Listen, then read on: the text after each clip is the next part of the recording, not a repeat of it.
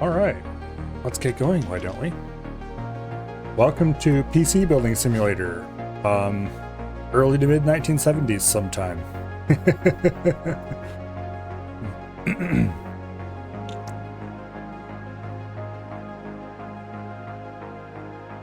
All right. The last time we made it all the way up to this point, where we actually start getting more and more complicated. We started from basic logic gates, and then made it through basic computer memory and arithmetic. And we've been working our way through combining those bits to make more and more complicated logic engines, until we get to, quote, working computer, end quote, and just a couple puzzles away.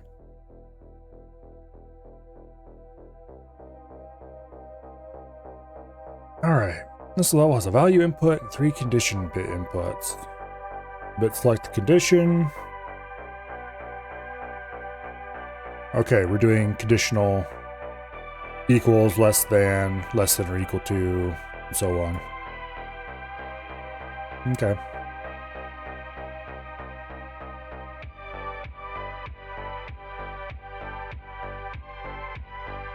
Let's see. Some of these are relatively easy. For example, less than, you could do some subtraction and check to see if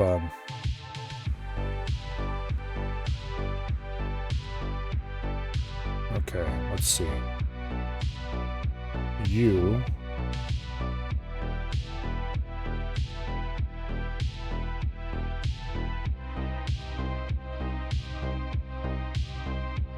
We're gonna need a decoder, splitter pair.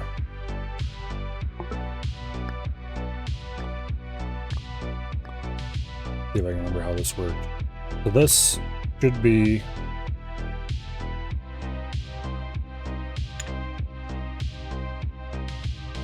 there we go. 2 inputs.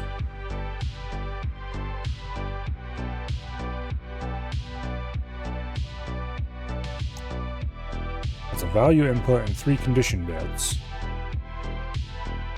Okay, we're checking if it's greater than, less than 0. Okay, that's easy. Alright. So we're doing conditional against a constant, which makes this pretty trivial. Let's see. Alt button allows you to drag. No, it doesn't. Shift? Yes, it is. Okay. We'll put that there.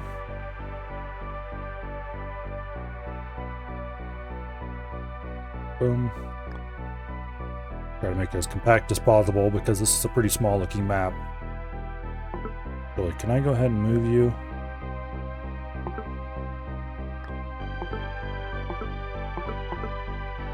Doesn't look like it wants me to. But I'm smarter than it is. It will do what I say. There we go. Hello, Dread. More of this confusing for me game? Well, that sounds like a you problem. I'm gonna turn the audio down a little bit. Just a little tiny bit. I do like the background music, but it's a little bit much, I think. There we go. Okay, we have a decoder. Now, what are the conditions we need to check? If value equals 0. If value is less than 0. Less than is equal to 0. Okay. So currently it's set to never. We have a never and we have an always.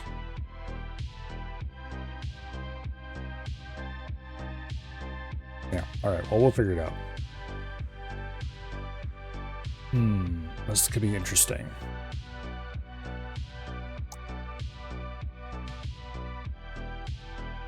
Okay, equals 0 is pretty easy. Conceptually. Do I have an easy way to check it with a single gate? I probably do, but the question is not, do I have one? It's, can I think of one?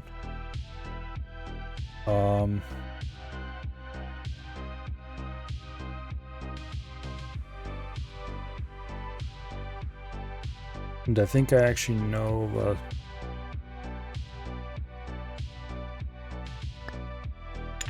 basically what I need is an 8-bit OR gate.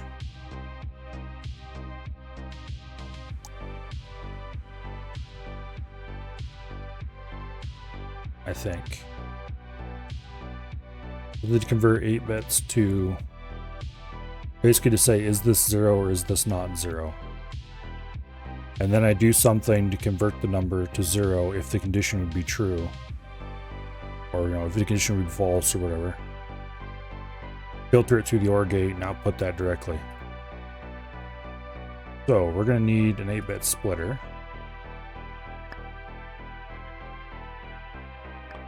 And then we're going to need a heck ton of OR gates. We'll use 3 input ORs because it'll be a little more compact.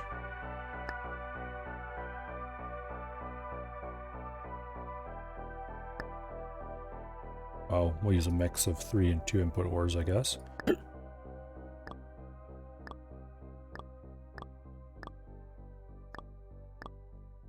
About the only time I've ever wanted to use 3 input ORs in this game. Not quite true, but feels like it. Okay. It will not allow me to move that. However, if I'm smart, for you, can do it anyway. You will do what I say.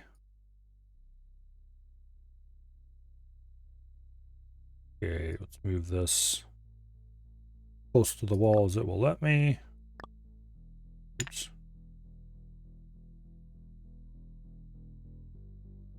Okay, I guess that's as close as it'll let me.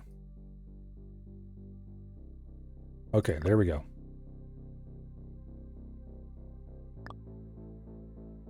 This should... Actually, do I want this direct connected or do I want to invert it? If any bits... This is basically, if the answer is not 0, then I might want to put a NOT gate in there yet. But if I do, I'll just delete this and run the wires down and back up.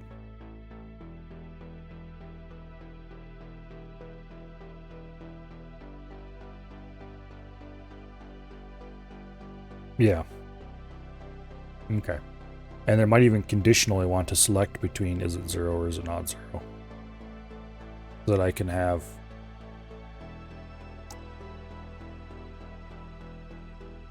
the inverted results without... Okay, value less than 0, that's actually really easy. Because if it's less than 0, then it's a negative number. If it's a negative number, then we know the first bit is set. So all we need to do in the case of is it a negative number is take a byte splitter and check the value of this bit, I think. The high bit.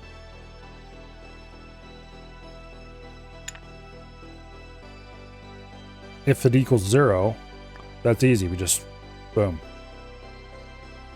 Well, this would be not equals 0. But invert the output, same deal. Which does indicate to me that we are indeed going to have to insert a switch, or a pair of them.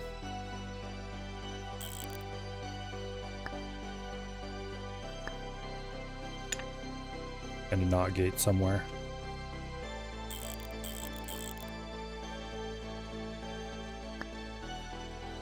Shit.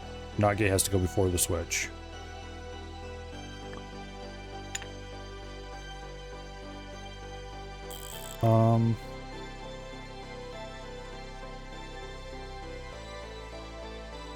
Okay, we can't put the switches in this configuration then. We'll move them down a little bit. Boom.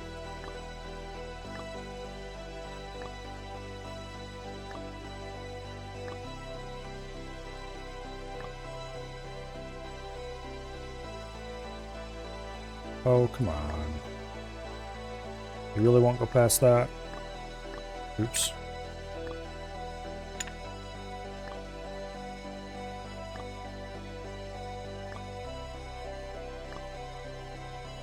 There we go. And then we have basically a selector, whether we want output is true if it's 0 or output's true if it's not 0.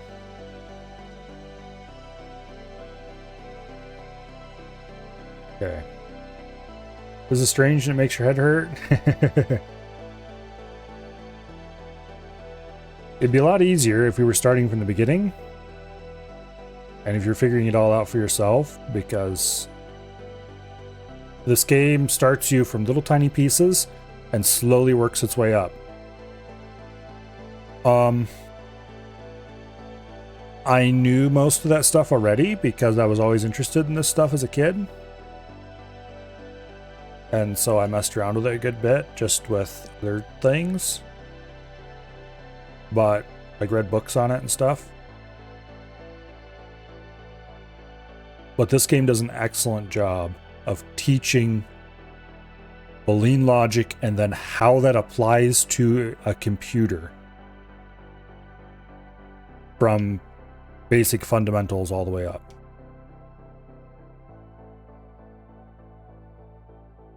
It's pretty impressive. I strongly suggest this game to anyone who has any interest at all in how computers work at a lower level.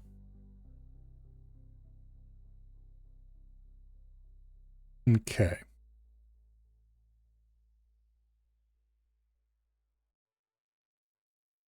Looking at this simple decoder setup, I don't know if that's even the right idea. Because if we look at the instructions for the level, we have 4 instructions. And then we have 4 more instructions that are exactly those instructions but inverted. And the only difference is this first bit. I think we don't hook up this first bit to the decoder. And we only decode the second bits. And then we take this first bit value and go do something else with it.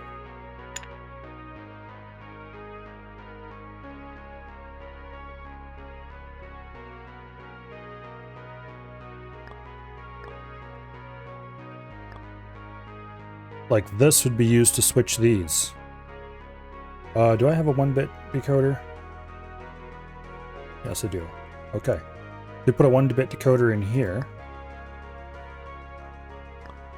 And then we go... Yeah, that's a terrible place to put this, but... we'll put it over here instead.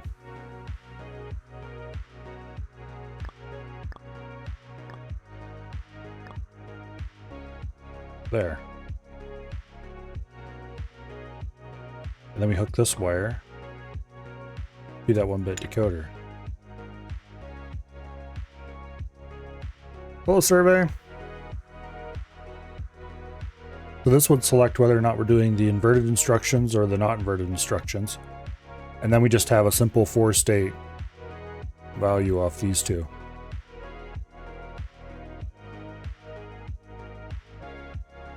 Yeah.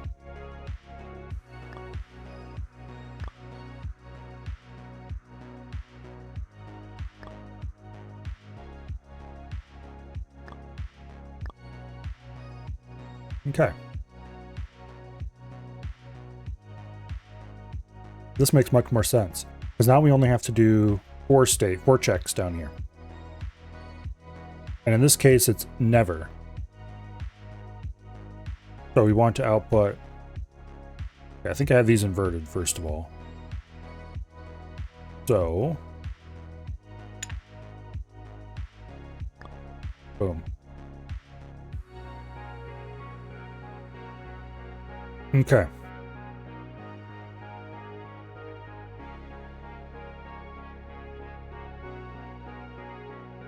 This one doesn't get hooked to anything, because that's for never and always.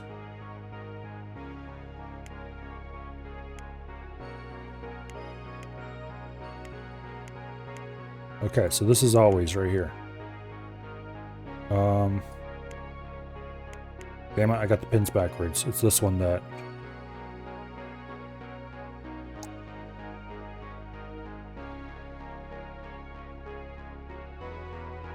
Okay. It's the forest place that shouldn't be hooked up. But still, the idea is the same. We just need to scooch this ahead one.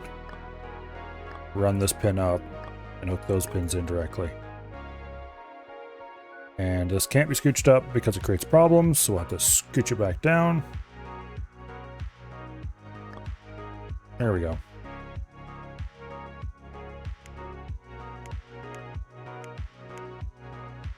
Wait a second.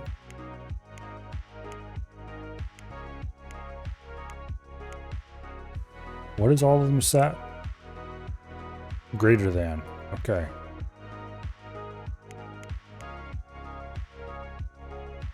Yeah.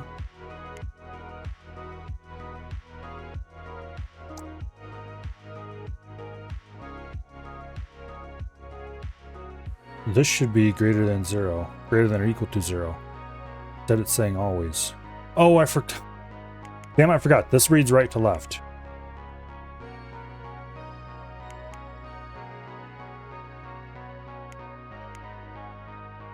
Okay.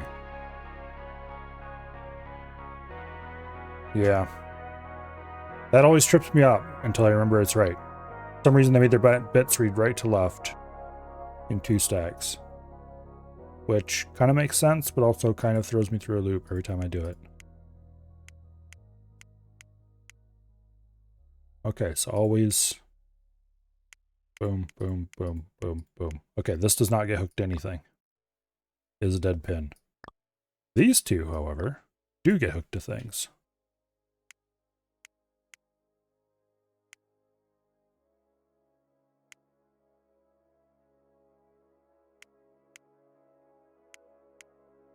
Actually, these 3. So we have equals or not equals. We have less than or greater than. And we have both.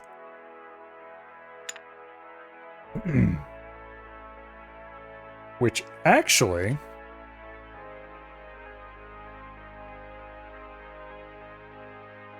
if I tied all 3 together somehow...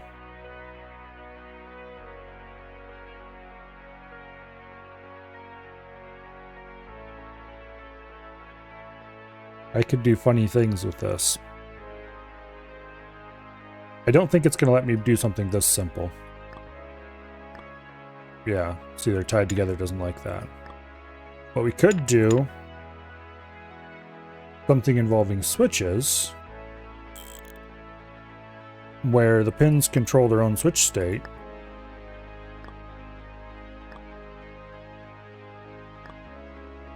I think. Let's see if this blows up in my face or not.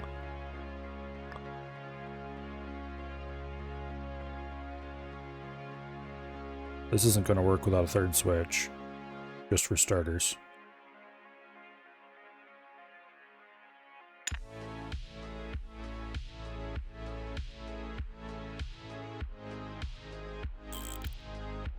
We'll go ahead and add a 3rd switch. Okay. And then... what I really just need is a diode. Then what I want to do is configure it so that both of these are on when this one's on. But that's a dumb idea because I also need to turn other things on when this is on, and yeah, let's not get overcomplicated here. Overcomplicated has made many puzzles harder than they should have been.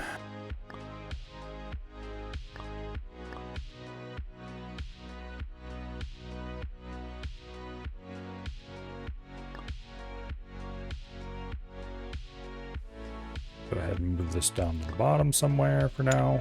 I'll probably move it again later. But we need to add two operations. We already decided that doing is it negative is easy.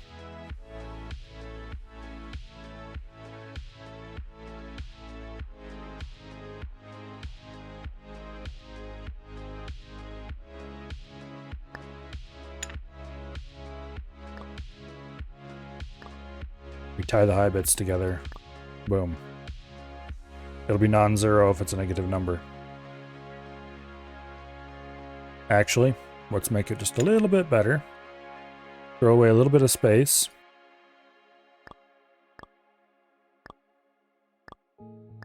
And let's set the output to 1 or 0 depending on if it's negative or not.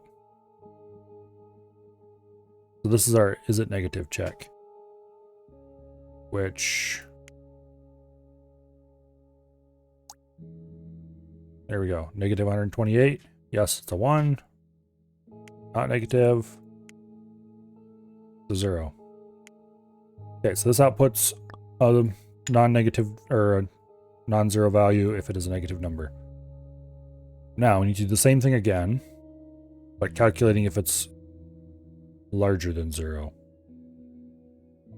And for larger than 0,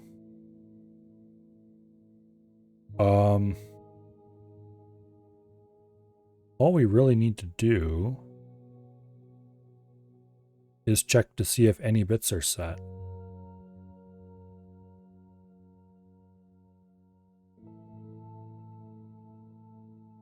Yeah. Not larger than 0. Okay, what exactly are we doing again? Doing greater than or less than, which this handle solves. This is an automatic less than 0 check. Equal to 0 is just feed it straight in. Boom. We already have an equality to 0 check. And by definition, we also have a oops. Did I rig that? Yeah, I did rig that right. Okay, good. We already have a check to see if it's also not equal to 0. All we need to do at this point is add a couple switches, I think. 8-bit switches, of course.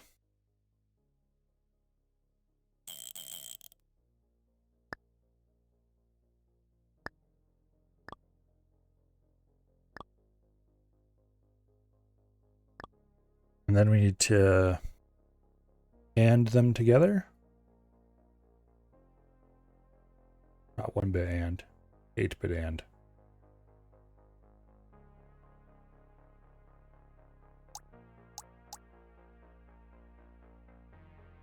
There we go.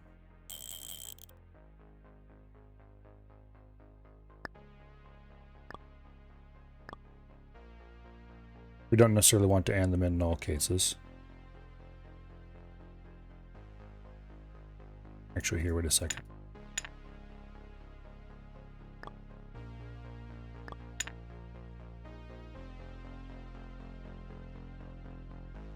Let me think about this for a minute.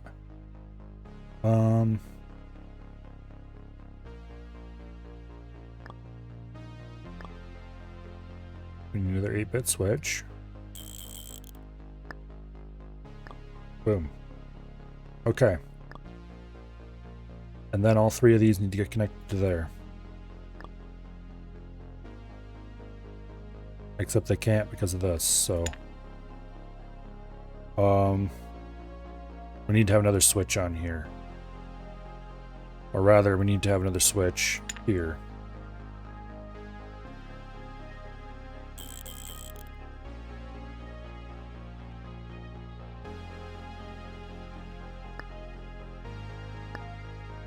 Let me think about this for a second. So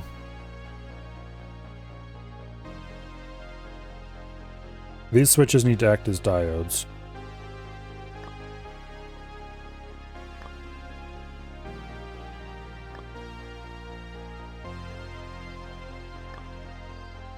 Boom. Okay, these three are tied together. Only one of these can be on at a time.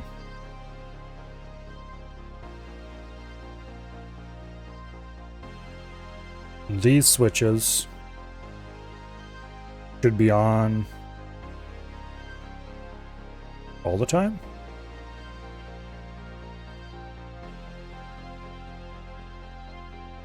I think so, actually.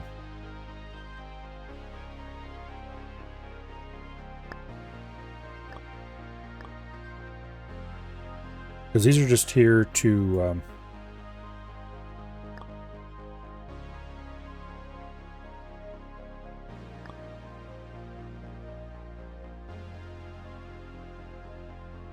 stop improper touching, if that makes any sense. Do these even serve a purpose anymore now they move these up? No, I don't think they do.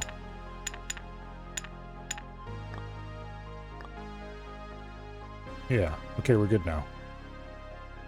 These just had to be upstream of that instead of downstream of that.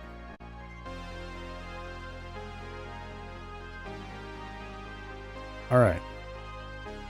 So this is the output for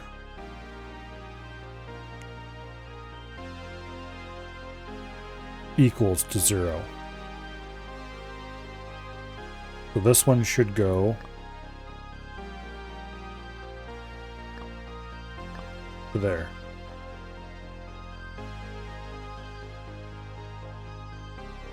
And if this was working properly, it would be outputting true right now. Why is it not outputting true? Because it is hooked to the wrong, the decoder's hooked up wrong.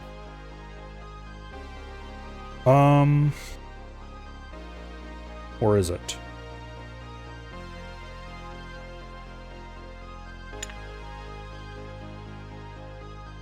I'm probably goofed something along the way. Well, let's just hook it up like this for now. Now. Does not equal 0? Equals 0. Okay, less than 0 should not be true right now. So why is it?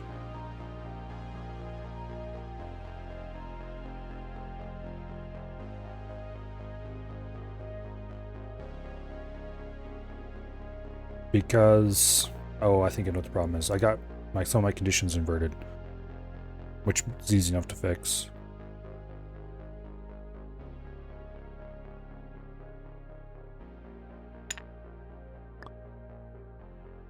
Okay.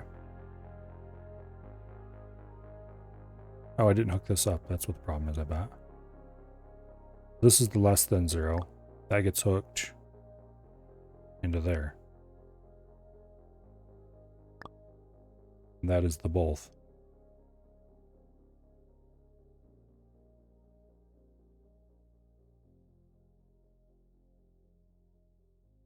Actually, maybe I didn't need that NOT gate there. We'll put it back and see if it breaks things horribly.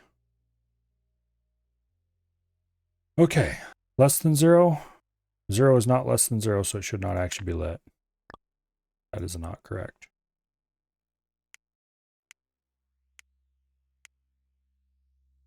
Never, always working properly.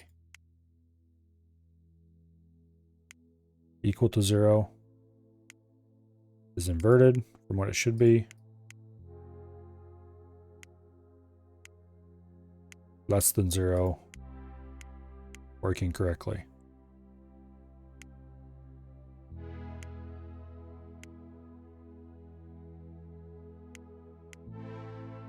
That is greater than or equal to 0.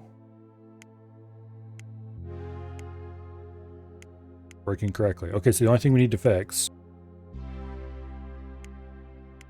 is that equal to 0 is not working.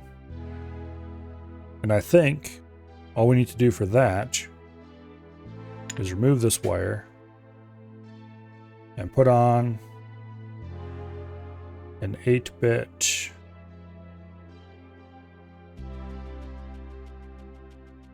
notch.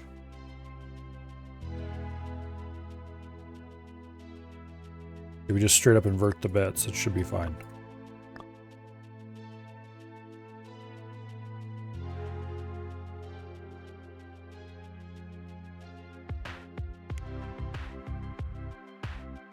Does not equal 0. Equals 0.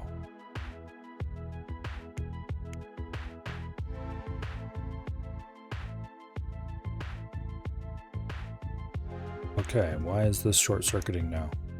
Oh, because the knot is upstream of the switch. Derp.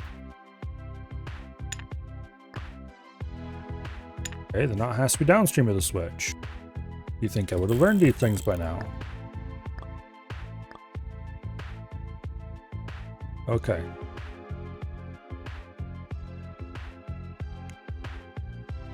The problem here is, though, that 0 is not greater than 0. Actually, is that supposed to be greater than or equal to? It's hard to tell. Yes, it is.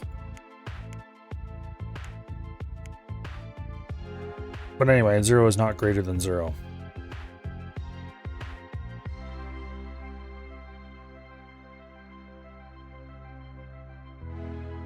Which is a bit of a problem. That means I need to put this knot farther downstream. Of course I do. It only makes perfect sense if it was farther downstream.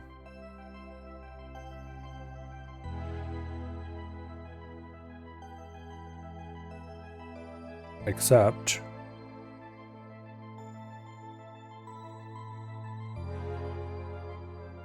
I think this needs to be an OR.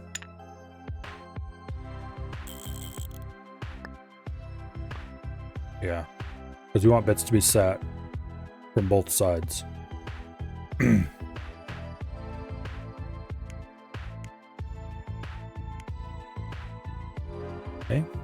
0 does not equal 0. Indeed it does not.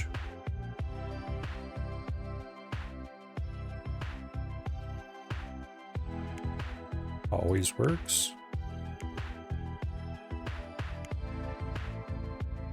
0 is indeed greater than or equal to 0. Okay, I think we're ready to run the test. Nope.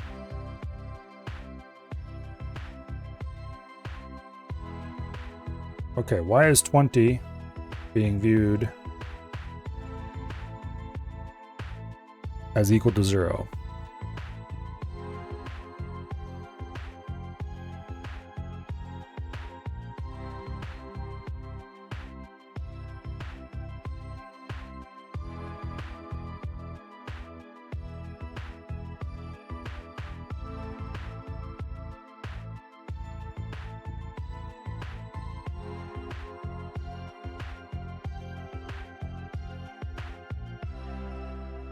Oh, what fun. Okay. 20 is being inverted, which shouldn't matter in this case. Even if we deleted the knot, I wouldn't care. And then it's going into the OR check, which detects that indeed some bits are set. And so it's outputting green for some bits are set, which it should.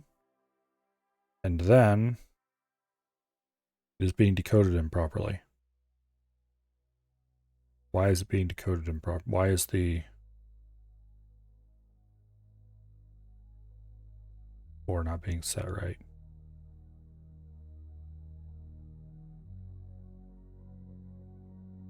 Because I bet it detects it.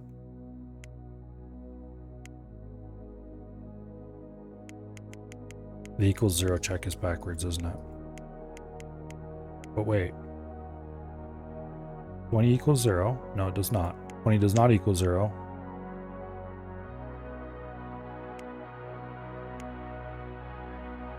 This should be true. Okay.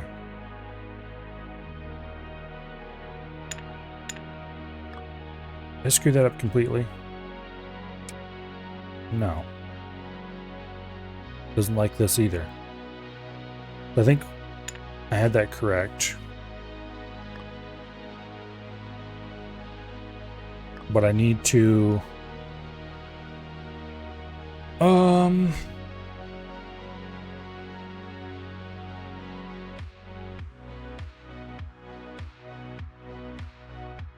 Do I need to invert the decoder direction depending on if it's... No, because we're starting to get too deep into the weeds there. We're doing something. Something's wrong here.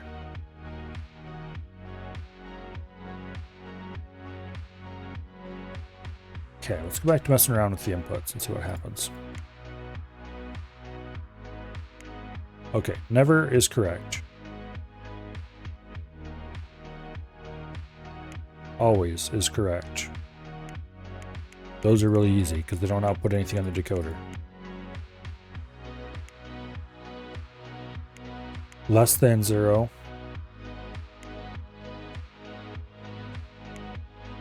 Okay. 0 is not less than 0. 0 is greater than or equal to 0. How much is self-evident? Let's run all this checks with the value set to 1. It never and always works. 1 is less than 0. No, it is not. Okay. 1 is greater than or equal to 0? Yes, it is. 1 equals 0 is incorrect. 1 is not equal to 0 is incorrect. 1 is less than or equal to 0 is also incorrect. And 1 is greater than or equal to 0 is also incorrect. Okay, now, is it incorrect because it is using the wrong output switch, or is it incorrect because the logic is completely wrong? So, in this case,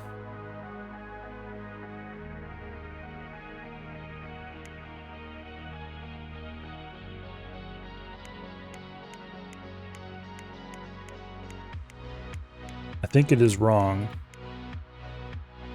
because it is using the wrong output switch. So we need to invert the switch if and only if the first bit is set.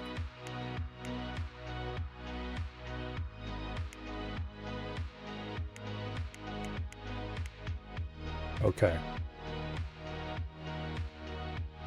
Wait, I don't need to use 8-bit switches. I need to use 1-bit switches. Need a pair of 1-bit switches here. And a NOT gate.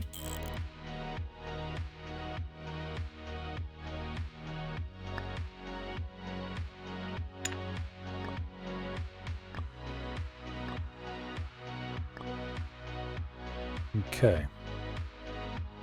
And then we need a 1-bit decoder.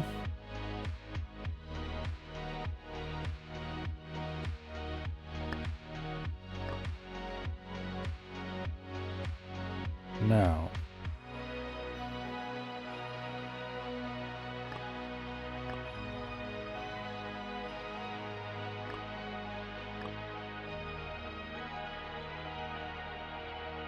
okay.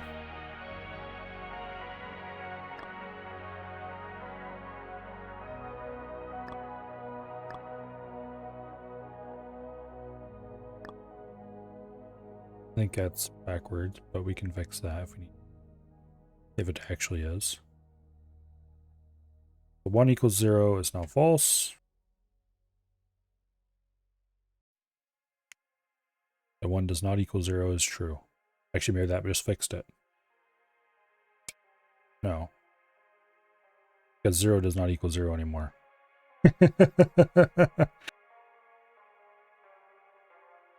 Of course. Um,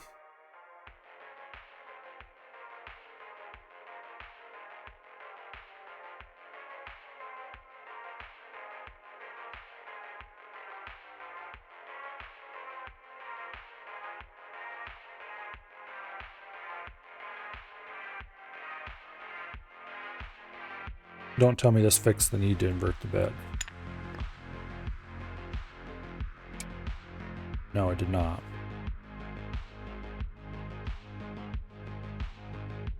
Actually, I think our problems are more fundamental than that. Now.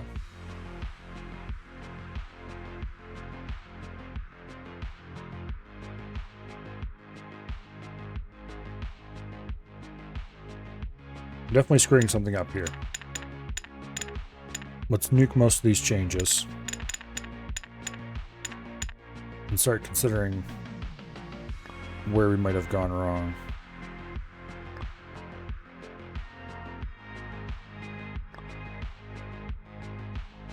Okay.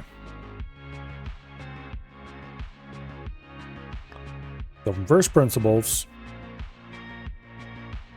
or starting from the beginning, I guess maybe I should say, this thing is checking if a value is negative or not, and that works.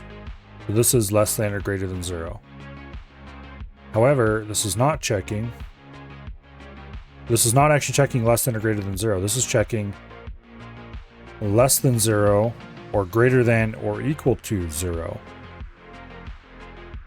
So we need to filter out the case where it's equal to 0 before it enters this, actually. But you know we don't. Yes, we do. No, we don't. So this only outputs true if it's less than 0.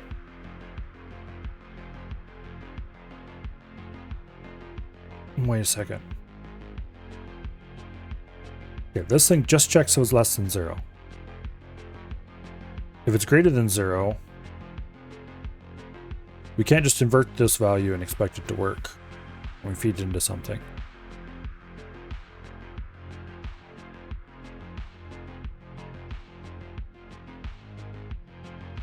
I think that's where part of our fundamental problem is coming from.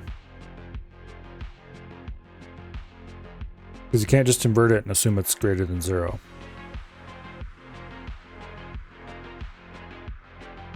What we actually need is a more complicated circuit here that calculates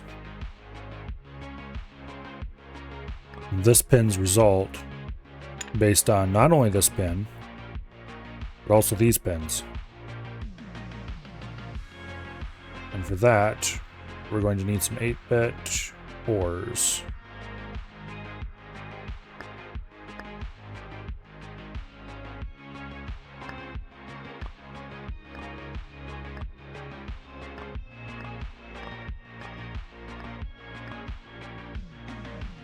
And then we'll use another OR.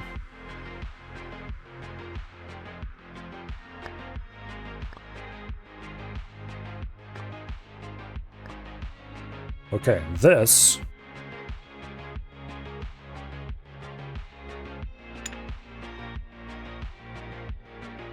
we need to invert this signal, I think, upon second thought.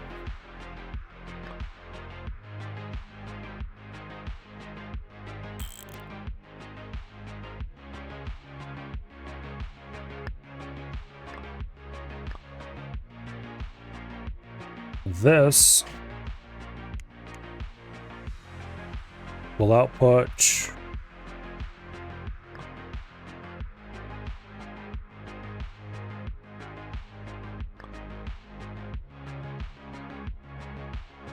a non-zero value if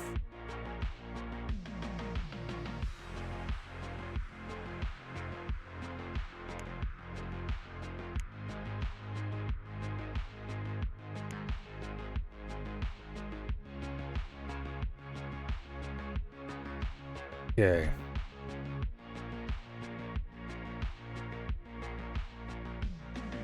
It outputs 1 if it's 0 or less.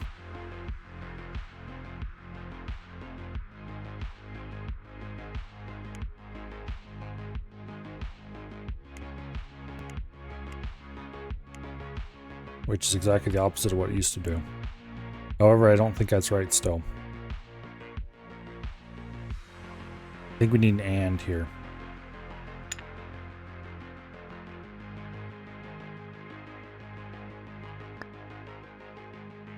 And then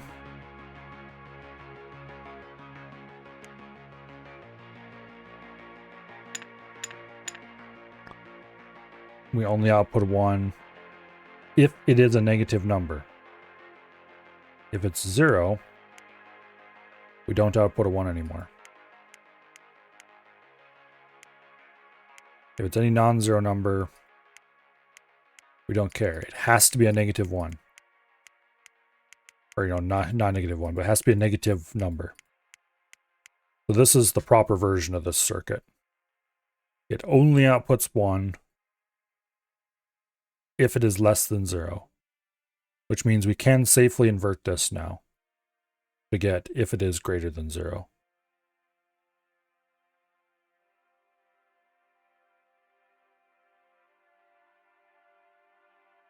No, we can't.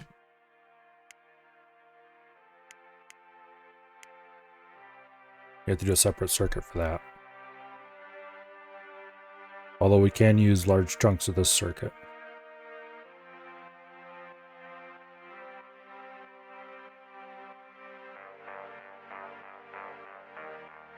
The reason we can't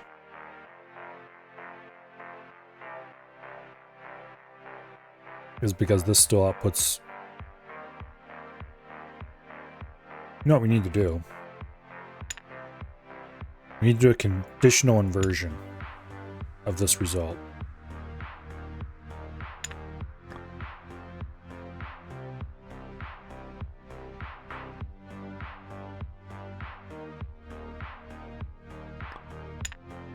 Think about this some more.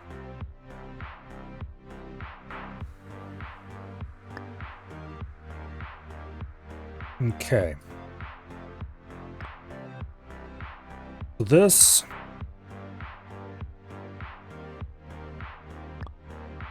will be true if and only if the number is negative.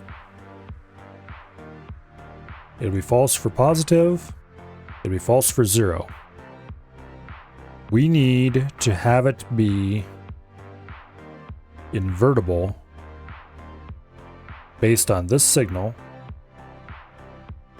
so that it does exactly the opposite. AKA, it only outputs for positive and outputs false for negative and false. The easy way to do that is to put in a switch ladder before the AND.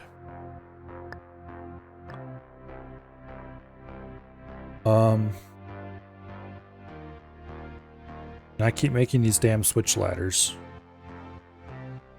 I wonder if it's possible.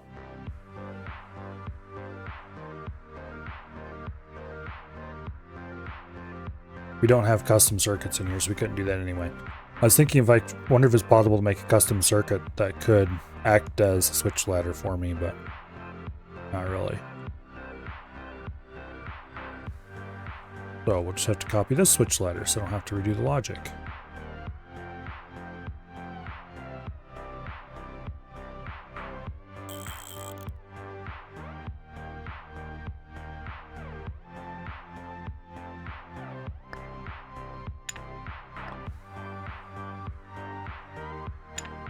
Not quite that simple though. One of these needs a knot.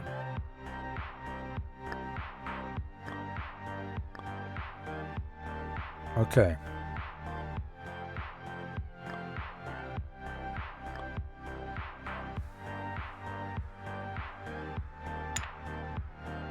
And we need a 1-bit decoder.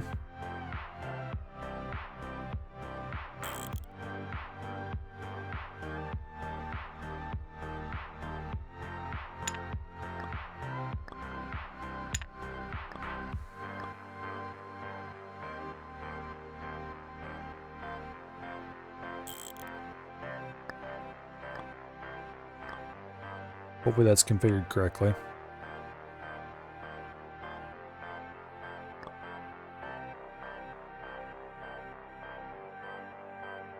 Okay. So this is how it would be configured under normal conditions.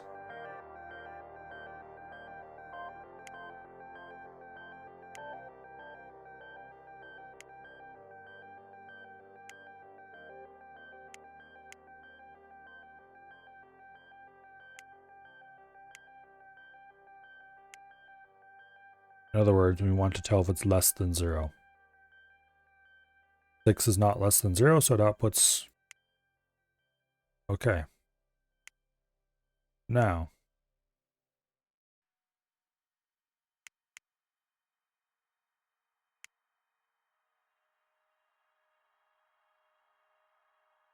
do you know what I just realized? Yeah, we'll worry about that later. Okay. Now 6 is greater than 0, so it's outputting a 1 like it's supposed to do. But if it's 0, it outputs 0. Okay, so that part is correct. We'll run it. It's not going to work, of course, because 20 equals 0. Now,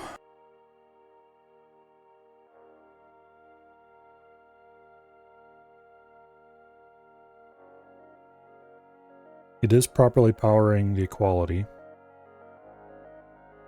So that part is working as designed.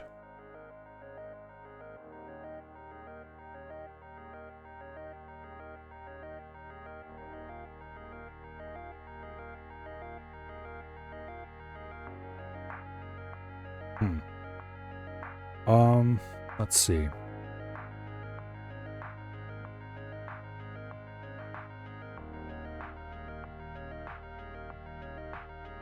I think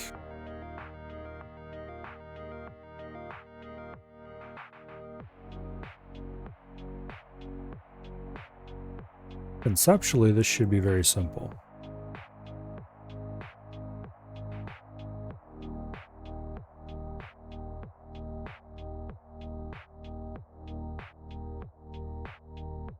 I wonder if just adding in that not again would work.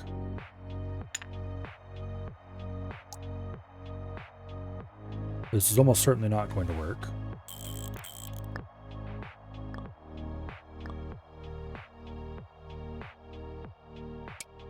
Yeah.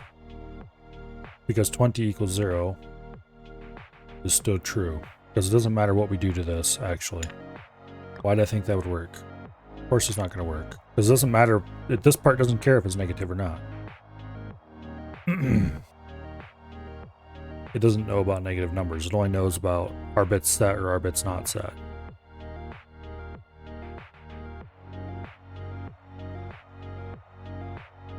All of the checks except equal to 0 probably work at this point, if I had to guess.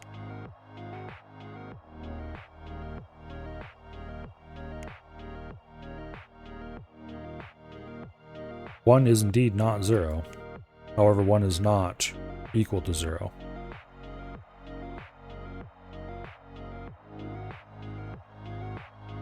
So, in the specific case where this wire and this wire are on, maybe we should invert this.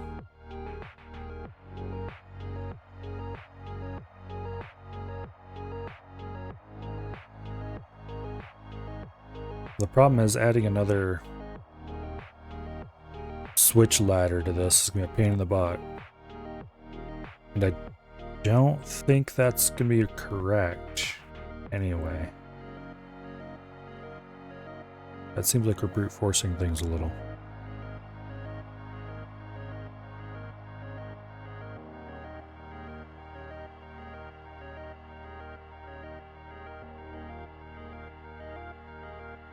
Let's try something stupid.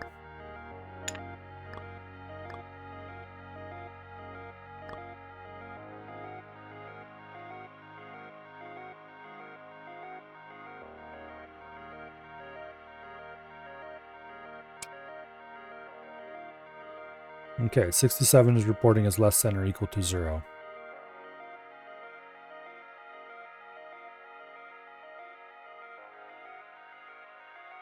which is interesting. In this case, our little OR hack would never not change anything.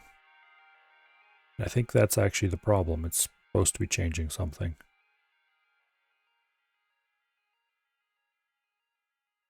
Which leads me to think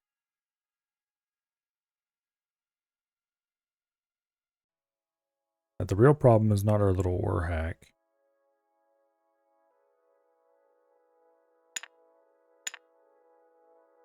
It's also not the real solution. What we need to do is have this be always inverted and flip it back when it's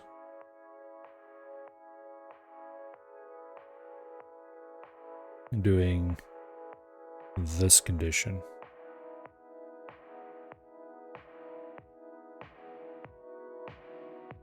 Except that also wouldn't work because we need to flip on both. Yeah, you know what?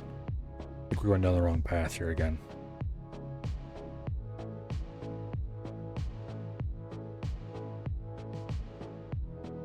Let's look at those instructions a little bit more. Okay.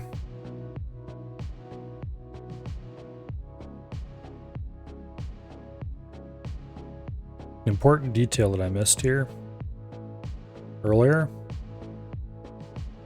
and I think this has been tripping me up a little bit, is that these switch from less than to greater than or equal to. So we might have screwed ourselves by building this more complicated version of this down here.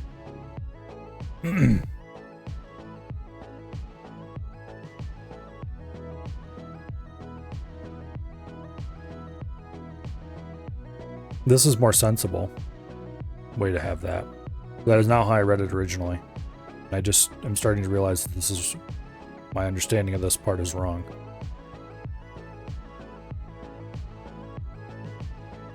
Okay. Yeah, this makes more sense actually because it inverts the meaning of that.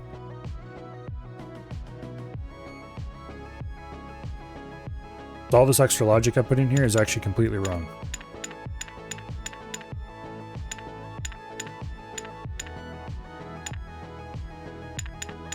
We don't want any of this.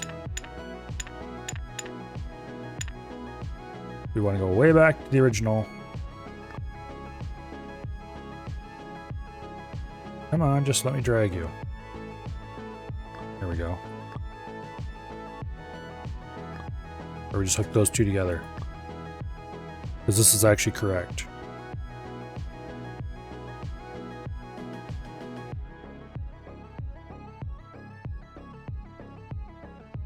That's not going to make it work though. Because we're right back to the good old 20 equals 0. You're finally figuring out the bit code? Resistance is futile, you will be educated.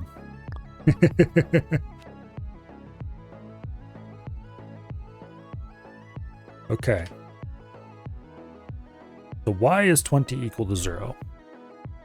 It's equal to 0 because the wrong branch is being selected here. Why is the wrong branch being selected here?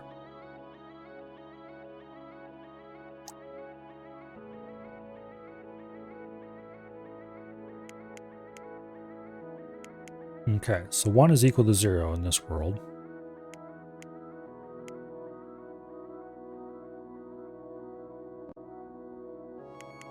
For this specific case, the wrong branch is being selected.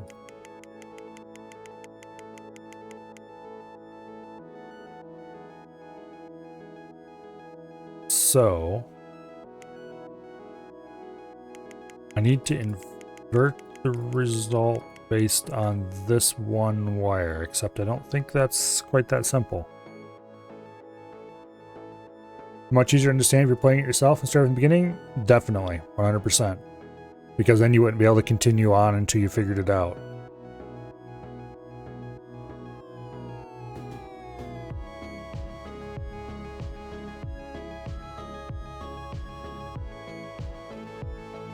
Is this the last level of this game? Building an entire set is the last level.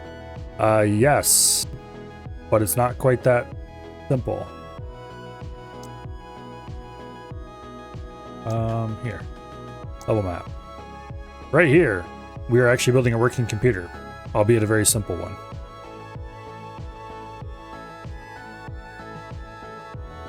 These are about programming that simple computer we made. This is making more complicated versions of everything we've made up till now. Even more complicated versions, including more advanced computer concepts, and making all this into an actual usable computer and then programming it in assembly language.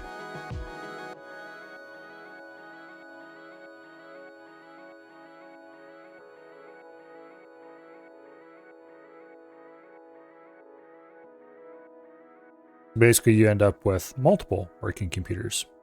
You make this one and then you expand it a lot.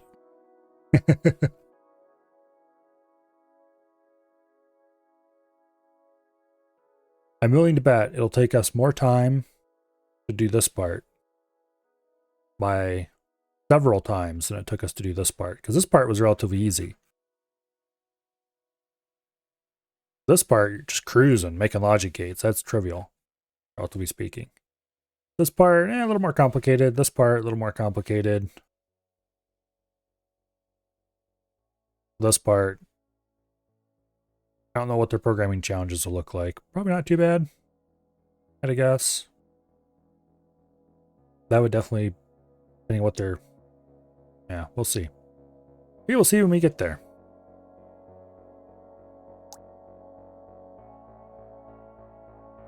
You were joking, but have fun with that. Oh, I will. I will enjoy the heck out of it. I love this game.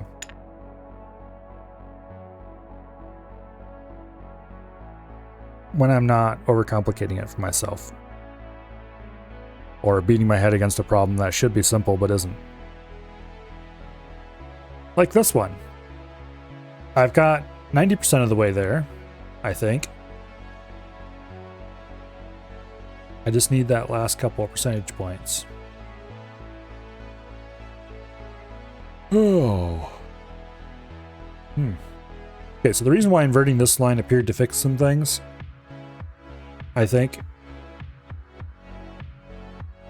is because it was fixing a symptom.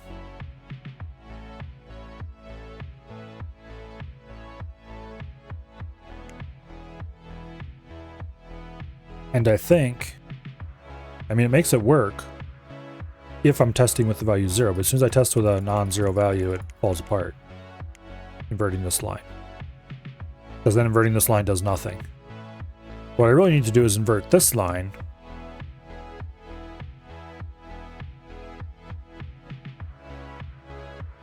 Based on this. I think. So, to do that,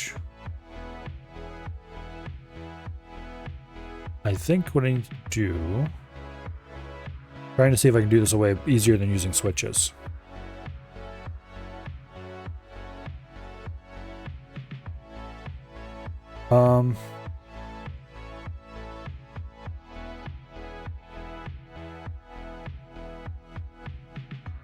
Don't think I can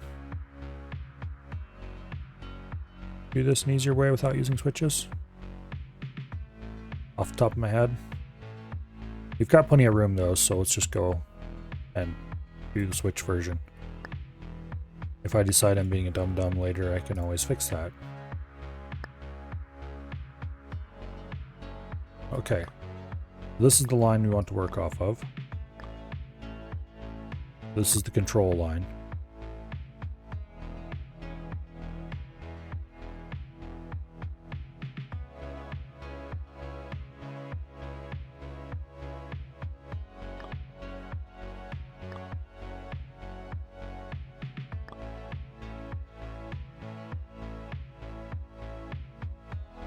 And one of these needs to be invert. Actually, no, I don't want to do that at all. I'm being an idiot again. We need to use a decoder. We could probably invert one of those lines and make it work. But why would we do that when we can just use an inverter? Or just use a decoder? Okay.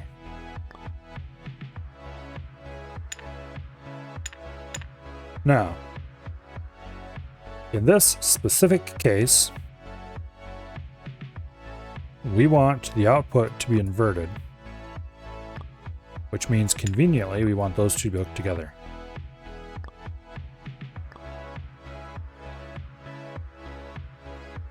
Zero equals 0. Okay, let's try run that. Okay. It falls apart if value is less than or equal to. Because of course it does. And this was perfectly foreseeable. And this is not going to be easy to work around.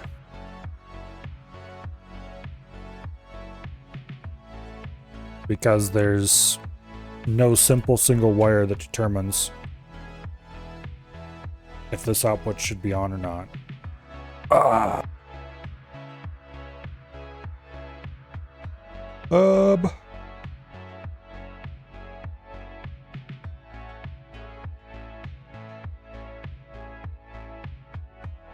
Okay.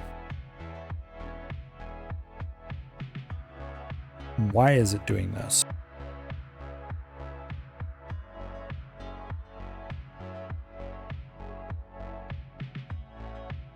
I think I do need to invert this line, but I need to be smart about it. I can't just bitwise invert. Because that's what makes it fall apart.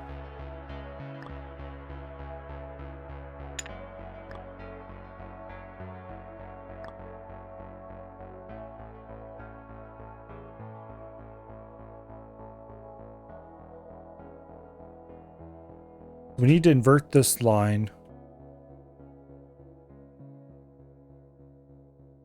as in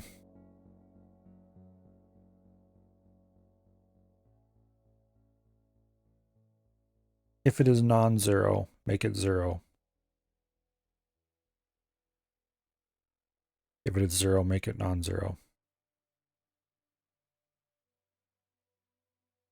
And also, then if we do that, I think we just need to move this earlier in the system.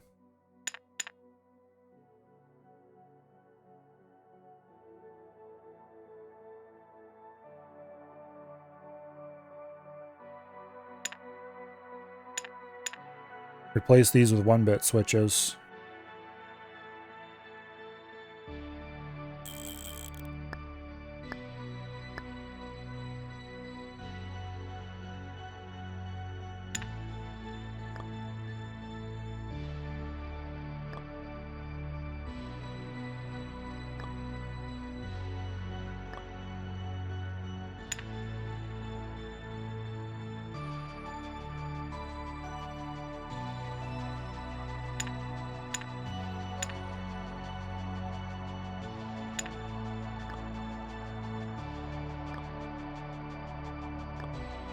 Tie those all together like that. And then we just go ahead and select this whole mess right here.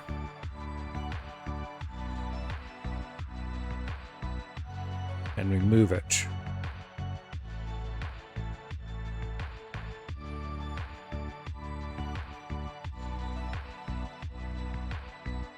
But not yet. First we need to move this whole mess, I think. Because we need space.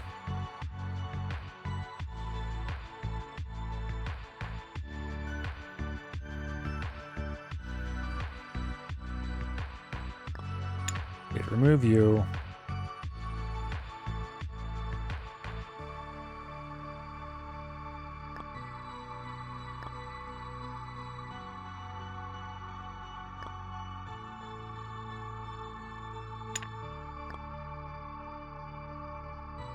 There. That should create less havoc.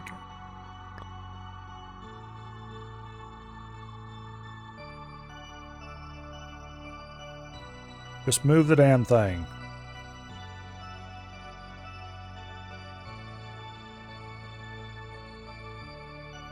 There we go. Now we need to fix up these wires so it's less of a horrible mess.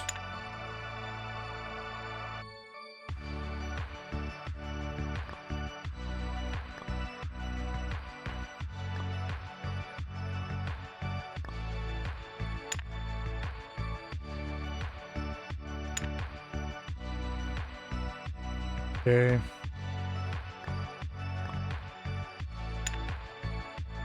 Run that a little straighter. Makes it all much neater. Then we grab this up here.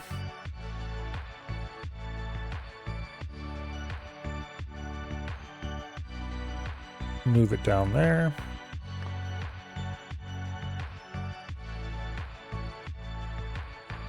Okay. This needs to be a 1-bit ore.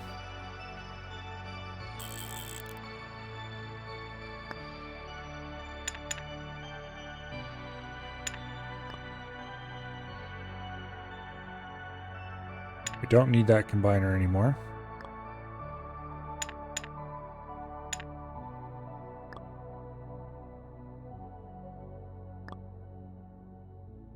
Okay.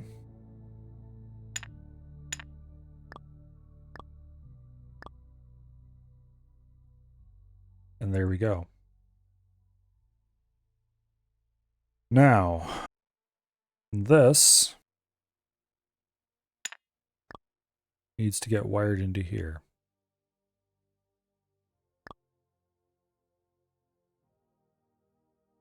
$67 is not less than or equal to 0, however. Despite its insisting otherwise. So we may still have a few bugs in this little program.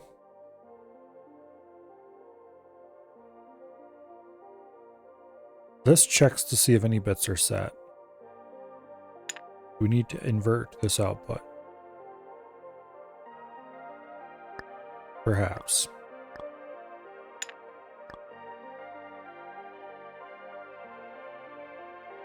And there we go. We're not moving on yet because it has been saved to the component factory, and that means I want to compact this thing as much as possible so that it has reasonable input and output locations and doesn't look like total shit. Actually, we do want to move on. We want to go to the component factory and tweak it there so we can see what it's going to look like. Where is the damn component factory anyway? There it is. Okay.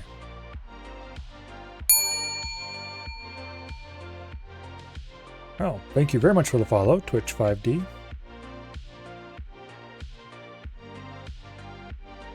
Okay, actually that's not quite as insane of a shape as I expected.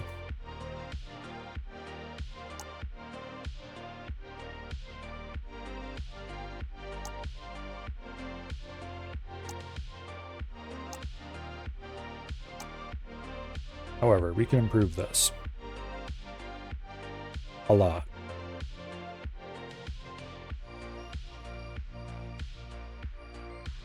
Starters.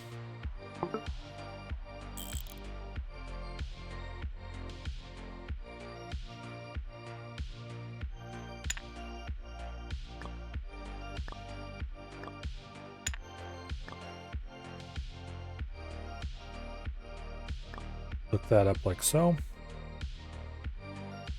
That removes a little unsightly bump at the bottom. Additionally, you move up to there. It gives us a better input position.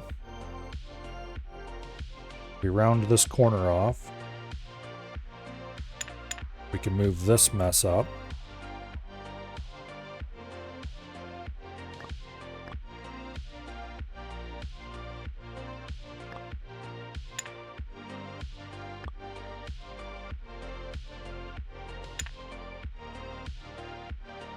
And that gives us a much nicer result once again.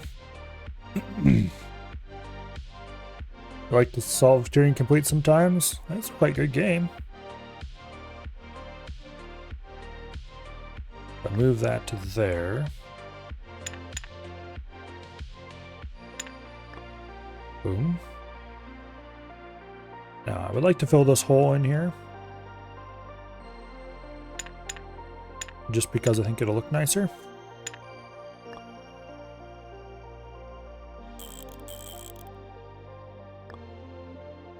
Problem is that creates a new hole here, which we can solve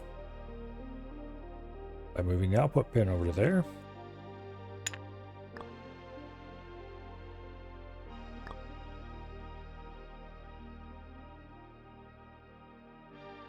Which of these was hooked to negation again?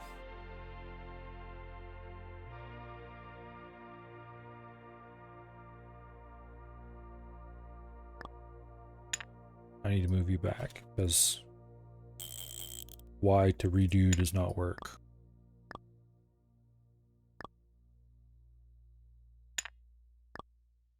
Okay.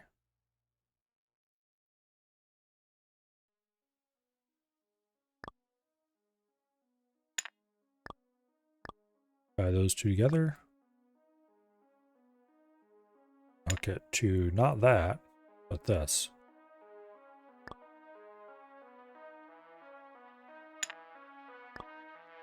So. Okay.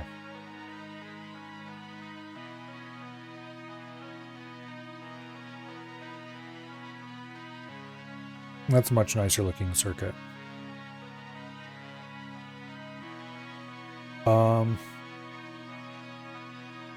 Tempted to move these out a little bit.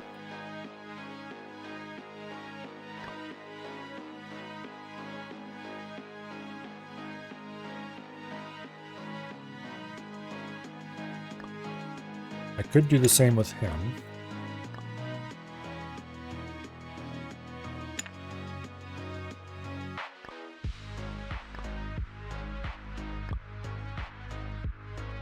There we go.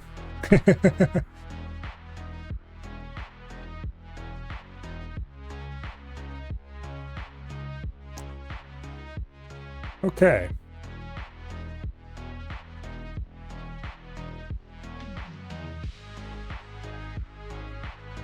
Hopefully I didn't screw that solution up, because it wouldn't fit in there anyway, so we can't test it that way. Instruction input component has been removed and has been replaced with a program component. Every tick, use the counter to load the next instruction from the program's memory. You must use the counter component you unlocked earlier for this level. That's nice. Okay. I think I had the instruction input over here.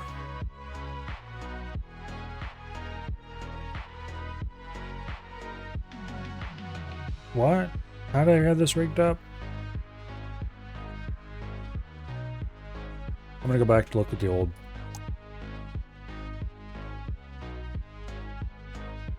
I think it was this one.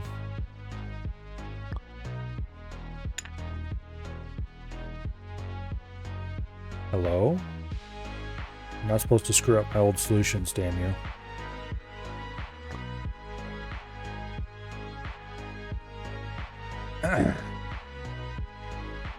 Okay.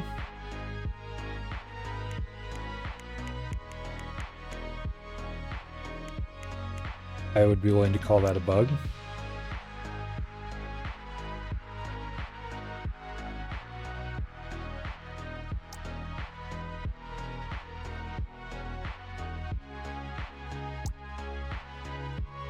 Oh well, we'll figure it out.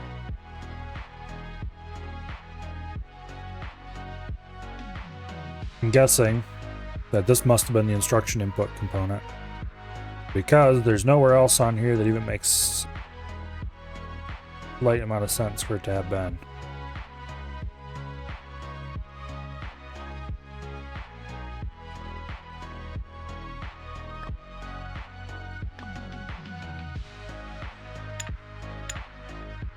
Okay, however, what was this supposed to be doing?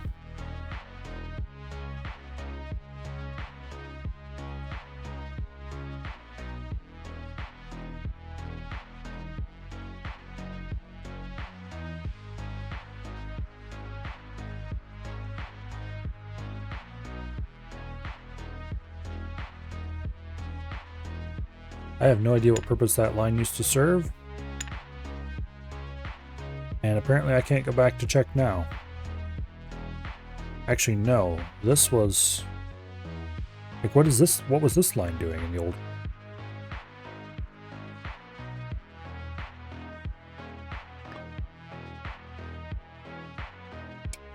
I mean, obviously it doesn't tick forward.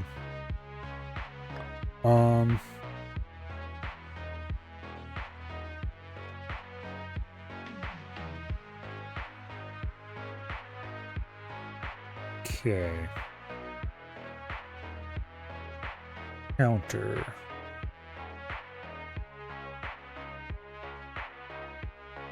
Got a good old 8-bit counter here. I'll just go ahead and wire that right up.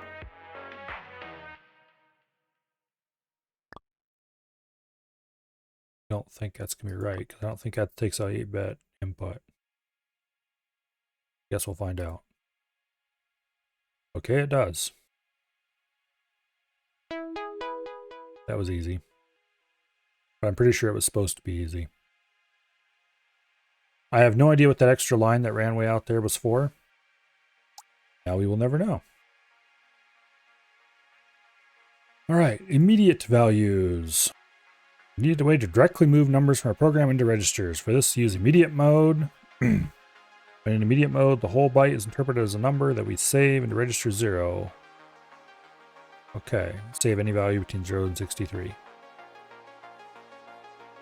Alright, fun. Some mysteries are best left unsolved, apparently. Also, like, for example, where was this line going? It ran down there for a reason.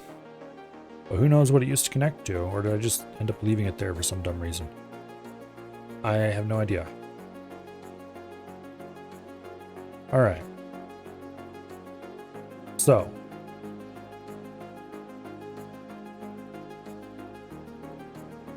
Now. We have to handle immediate mode. Which... Those are both on, then we have immediate mode.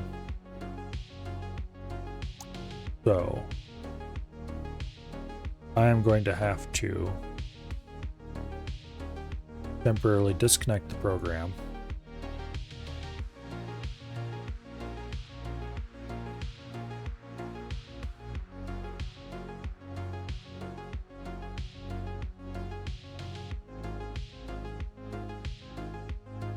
I add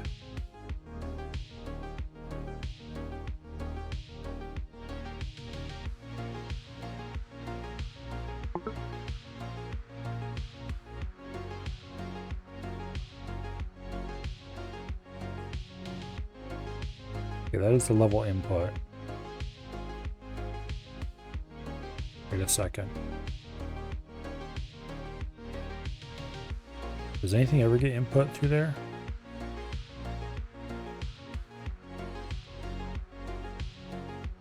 Apparently. Yeah, of course it does. Let me see. Guess we will use a 8-bit maker and an on bit and just rig it up that way. Because I need to be able to feed manual instructions in for testing. With the program in the way, you can't do that. Okay.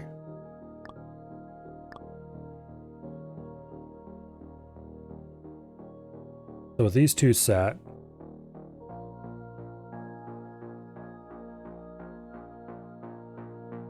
nobody does anything.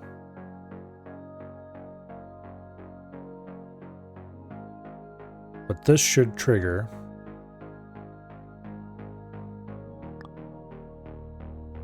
It'd be really nice if I could see what the instructions were on some of these wires.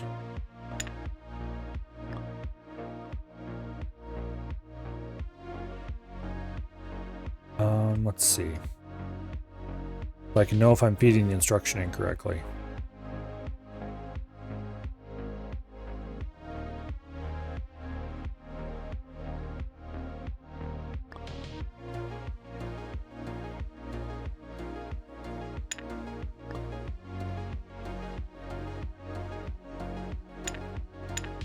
Actually, I might be feeding them in the wrong bits completely.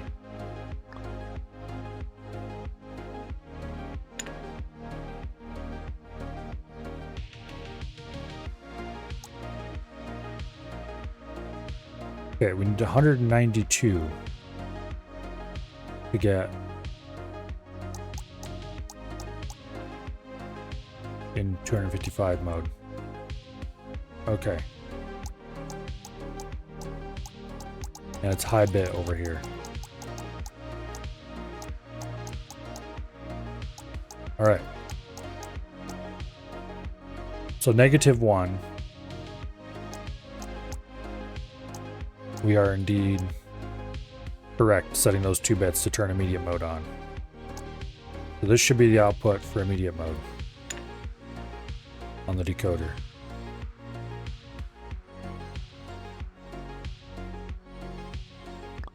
And setting these should not change anything on the decoder output.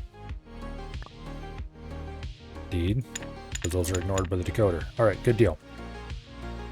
So this is the bottom one there is one we want to use to control whether we're on in immediate mode or not.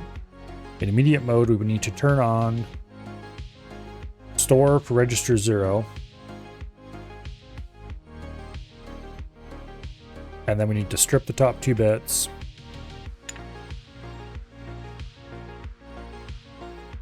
Okay.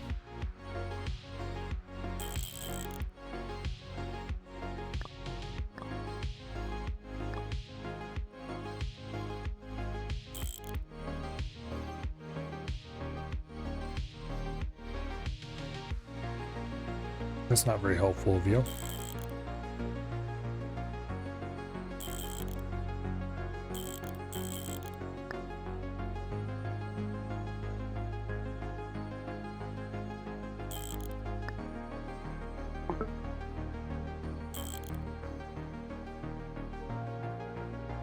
Why is this one fast backwards? Because it's the wrong type, that's why. You can just split it on a maker. Derp. Okay. We strip off the top 2 bits. And as a result,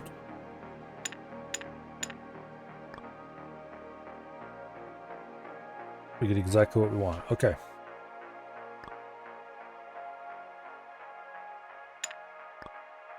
So in this case, currently the computer is doing nothing as designed. This should be register 0. So we need to store enable register 0, which we're going to have to do some switch funning games.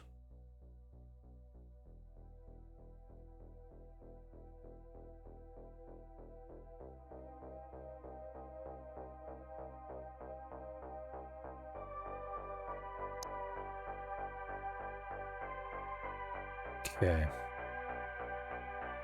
I am correct that this is register 0, right? I think.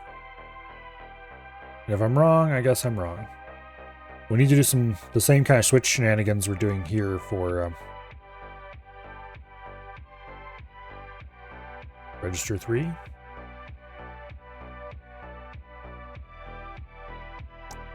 Please tell me that I can go back and look at... Of course I can't. What's the point even of having the previous levels if you can't go back and look at them? Well, I should at least be able to look at the instructions. Not that. There we go.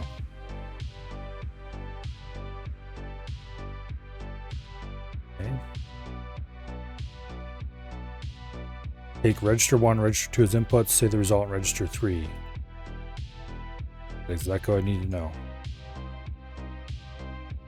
Okay. Inputs for the ALU are indeed removed from that one and saved to this one. So this is indeed register 0. That's what I need to know. Actually, wait a second here.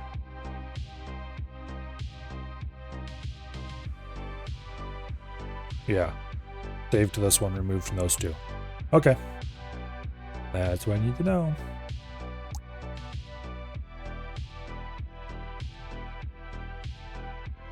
So we need to do the switch logic for the outer line here.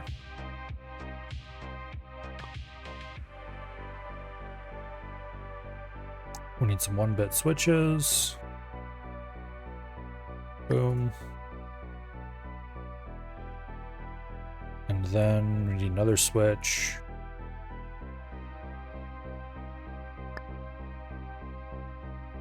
Tie those two together. I feed the result there. Okay. Now the value for this switch comes in from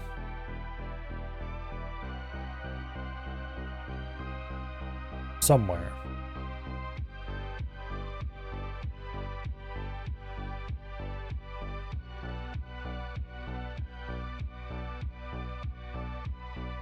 Wait, how are we doing this again?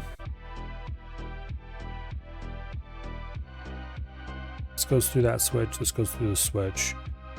This is hardwired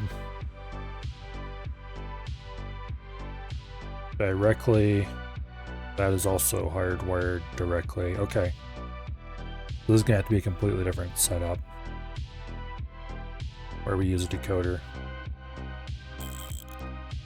Not the same kind of situation is the problem. Now, in this case, we are not in an immediate mode. We want to pass through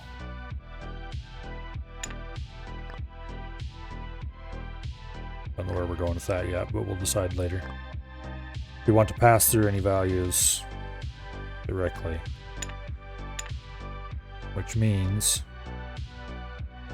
that this is pass backwards from how I want it to be. Oh well, we can rig that up, no problem. Now, if we were in immediate mode,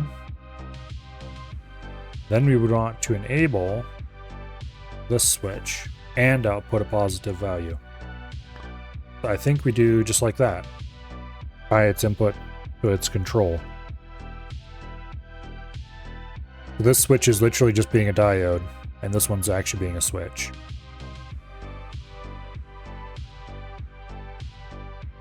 So if this is on, this wire is on. If this is on, then this wire is maybe on. Now, in immediate mode, we then take this value and we put it into this bus through an 8-bit switch, through an 8-bit switch. Because if it doesn't go through an 8-bit switch, we're turbo screwed, basically. Now, are there any way these switches will be on when immediate mode is on? And I think the answer to that is maybe.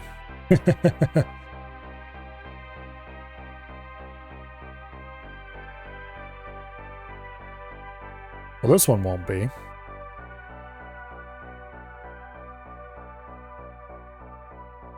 That's an output, so we don't care about him.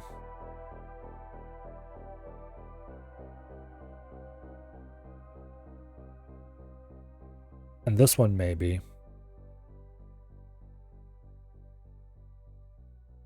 Fun. We might need to put another switch down here that is disabled in immediate mode. Or we could also just put a switch here and disable this line in immediate mode.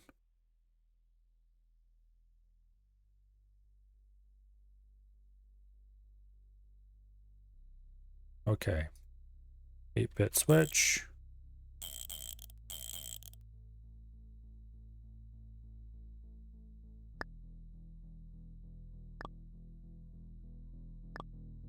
Boom.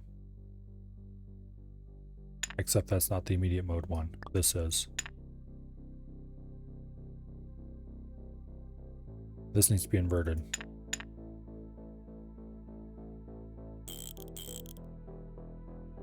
This needs to be enabled at all times except when in immediate mode.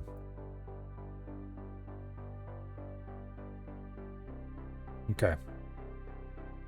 When we go in immediate mode, this becomes disabled, which means all these outputs are guaranteed off, which means this is guaranteed disconnected.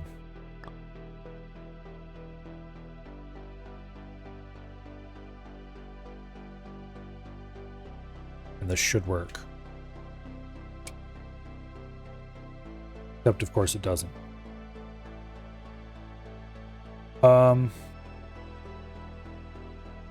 Wait a second.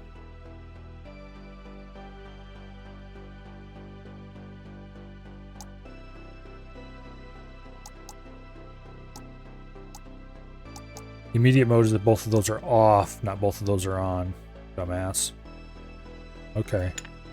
So this pin is indeed the immediate mode pin.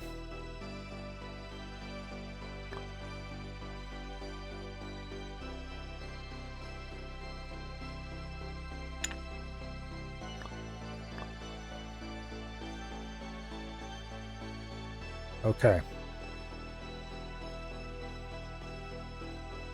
We have the save enabled on for here. 63 is on the bus. And there we go.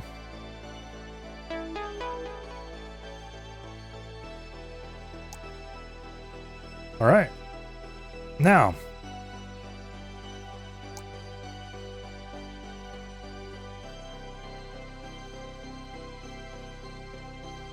conditional logic. Yay. Final thing we need to add is a mechanism for changing the program counter through instructions when certain conditions are met. When the two largest bits are in condition mode, the value in reg 3 is compared against conditions defined by the lowest 3 bits of instruction. Okay.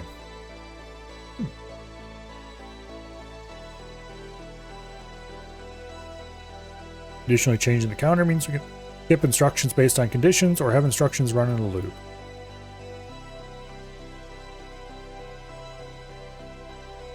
So, we are now finally dealing with this low pin right here, which will be set when we're in conditional mode. So those are both set. We're in condition mode. And here's our condition. These pins don't matter at all. They do nothing.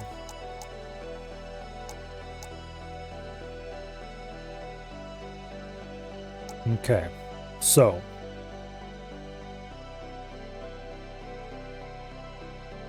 in conditional mode, we're going to be dealing with this counter, which I'm now going to move to someplace that where it makes a little bit more sense to tweak.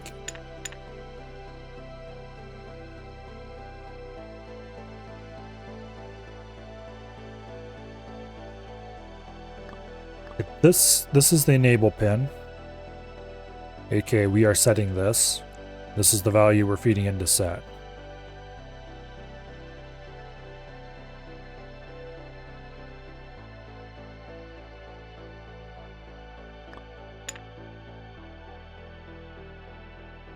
Okay.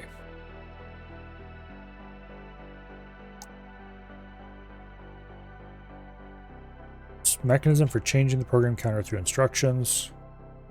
The two largest bit in condition mode, condition value in reg 3 is compared against the condition defined below 3 bits. The condition is true. We overwrite the counter to the value in register 0.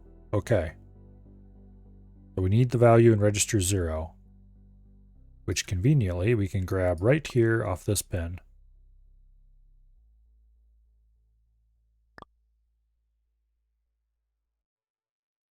And we run that way over here, feed it straight into there. Boom. Okay. Now, we can take our conditional logic pin, look that up. This is the input, which we're receiving from register 3. I do believe it said.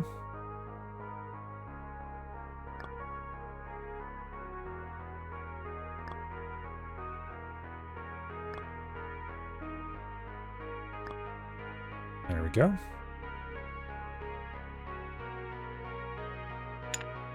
Oops.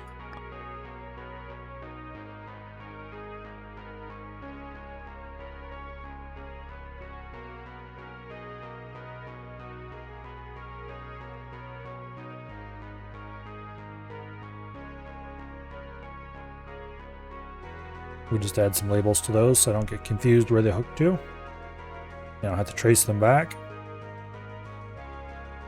Now,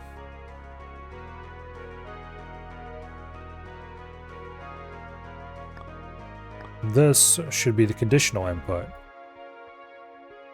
which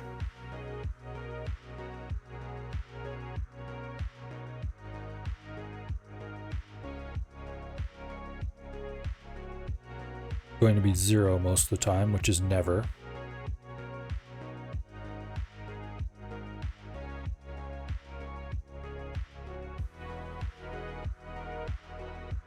We should probably rig up our own decoder for this.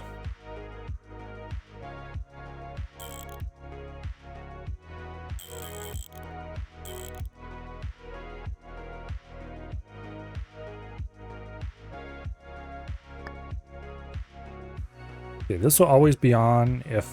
So this is safe to hook to. It'll always be on if we're not in immediate mode. And then...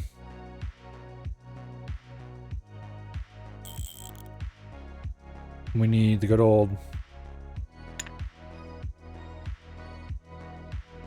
splitter maker combo to split out exactly the 3 bits we want.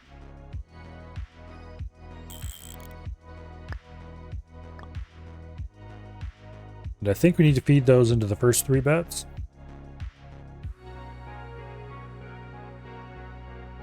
I don't remember.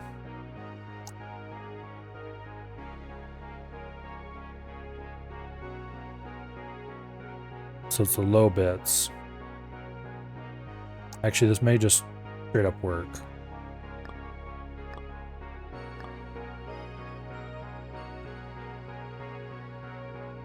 We need an 8-bit switch.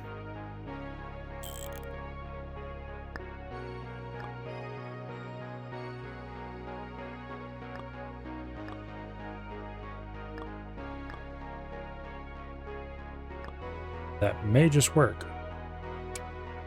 No. Next, take the counter value with 6, it should be 7.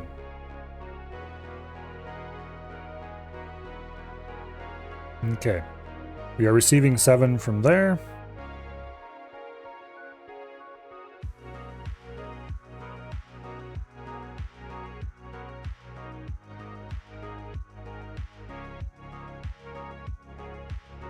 Okay.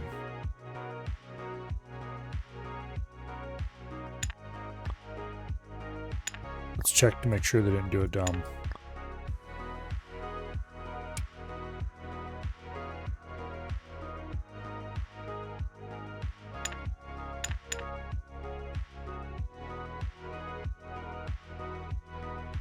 Okay.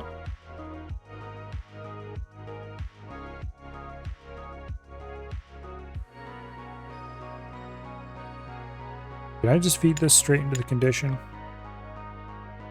No, there's no way. Let me go look at that condition chip.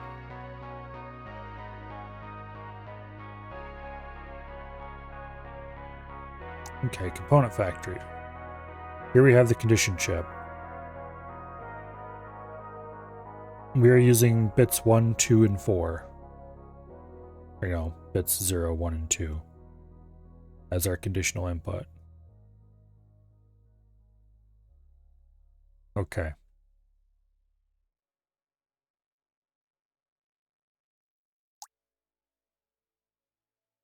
So.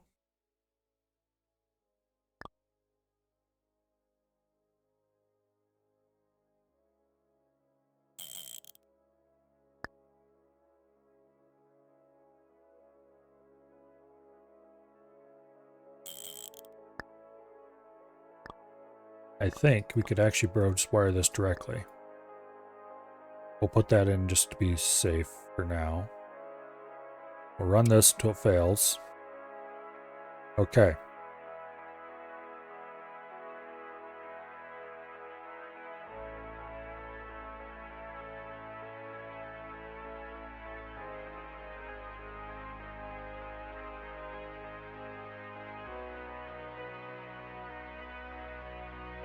So, this is correctly hooked up.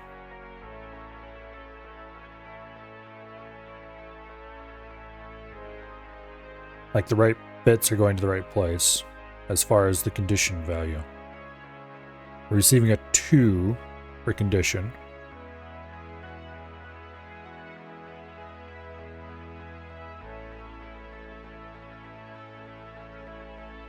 And we are receiving a 2 for the value.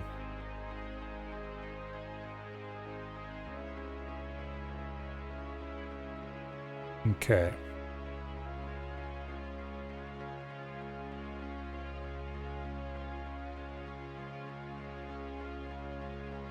And then it's sending a 7. What this should be checking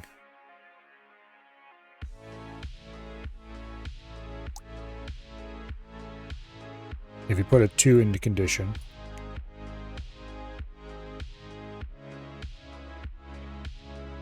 that means we are checking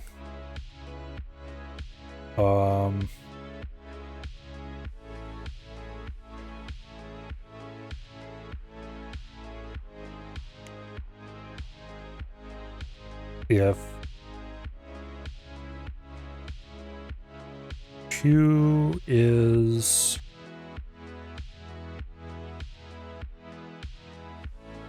okay, assuming, let's go back to the good old conditions level and feed those same values in. Okay, it should be checking less than 0. So it is outputting the right value.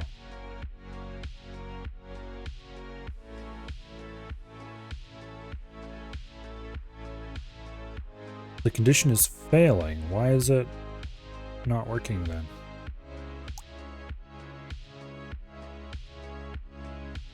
Condition is supposed to be failing. Also, those can be hooked wired directly. It'll be fine.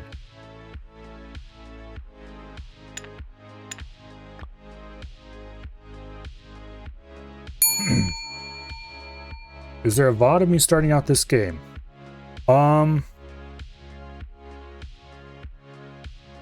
There should be one on Twitch somewhere. And if it's old enough that Twitch has aged it out, then it will have been moved over to my YouTube, where it might be kind of hard to find. Because my YouTube videos aren't very well sorted, to say the least. But I don't think it's been aged out, because I didn't play this that long ago.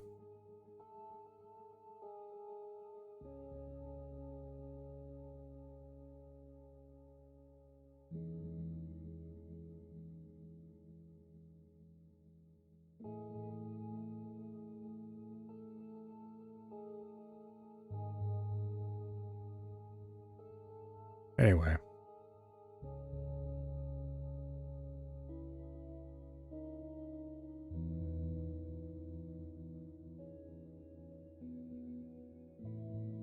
So if the condition is being set correctly,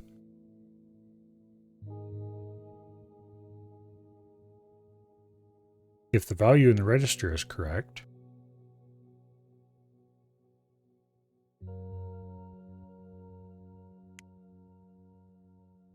okay, copy input 1 to register 1.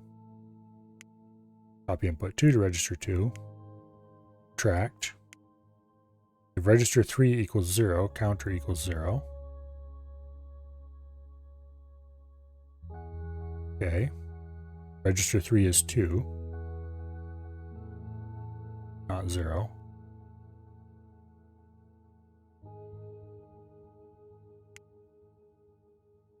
Immediate 7 to register 0.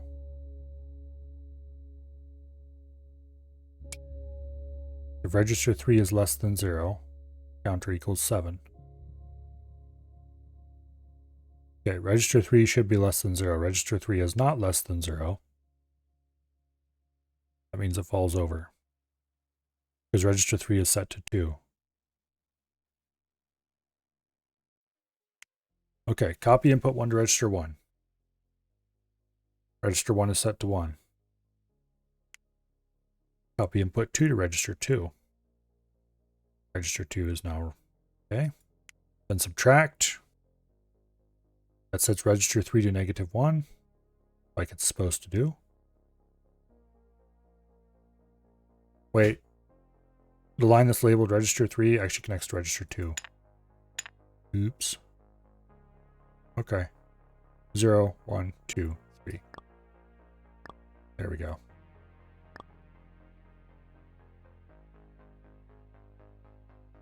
That fixed it. Okay.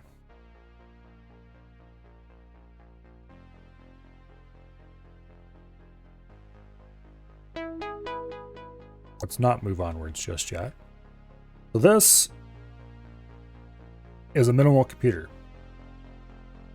10 days ago? Okay, that sounds about right. We have basic math operations. We have a few basic logic operations. And that's it. We can do basic looping. Basic conditional. Notice I'm saying basic a lot. That is because this is so basic as to be almost not very useful. However, it can do simple math on 8-bit values, in other words, less than 255, way faster than a human can. There's people in the 30s and early 40s who would have killed for this kind of thing.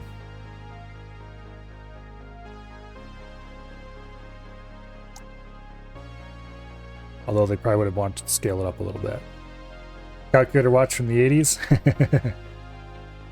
Probably a little bit dumber than a calculator watch from the 80s. Okay.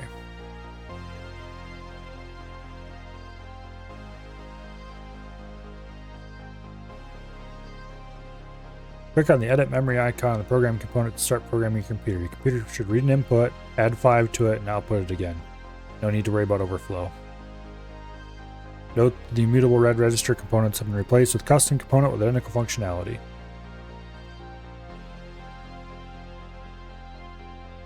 Okay. Read an input, add 5 to it. This is going to be a pain in the ass simply because I'm going to have to twiddle bits to enter instructions. Okay, can I still click on these while that's... okay, good, perfect. Now, read input. Beautiful, this is exactly what I need. Okay. I want copy.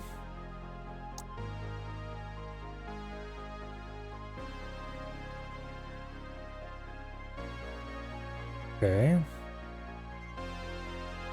Input to register 1.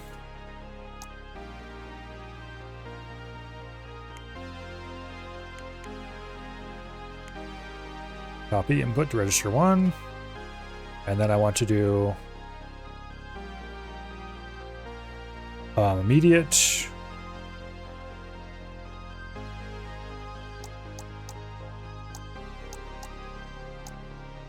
Five. Okay. I need to add a subtract.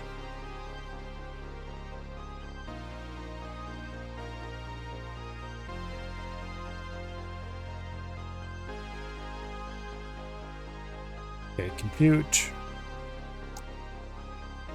Beautiful. Subtraction, which should put it into register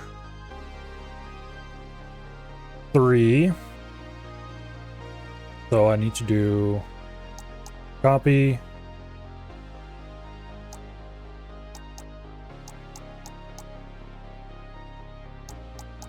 Register 3. Output.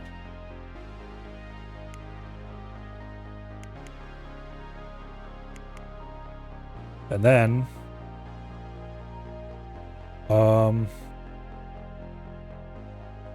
we need to do immediate. Let's see, where's immediate put its value again? In register 0. Okay. I'm not stumping on anything important by this, am I? Actually, I think I need to put a copy in somewhere. Damn it. I wish these showed the instructions underneath them instead of what it actually is showing. Okay, so this is copy value, register 1, and immediate 5, and then subtract. We don't need to subtract there, we need a copy there. So we need to move all these forward 1.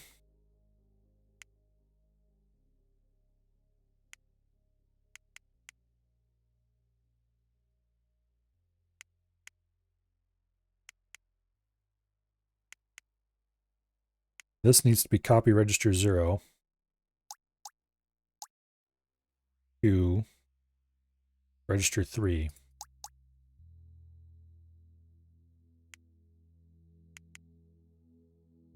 Okay, and then we can subtract.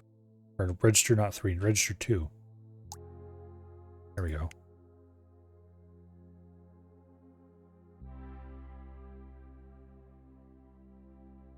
Okay, so this is copy input to register 1. This is load immediate to 0. This is copy that immediate value to register 2. This is subtract register 1, register 2, store it, register 3. This is copy register 3.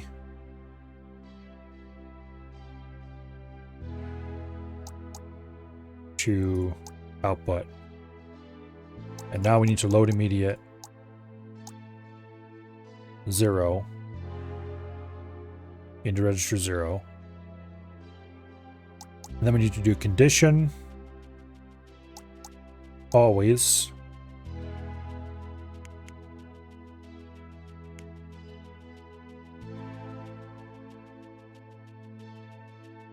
to load register 0 into program counter. Okay.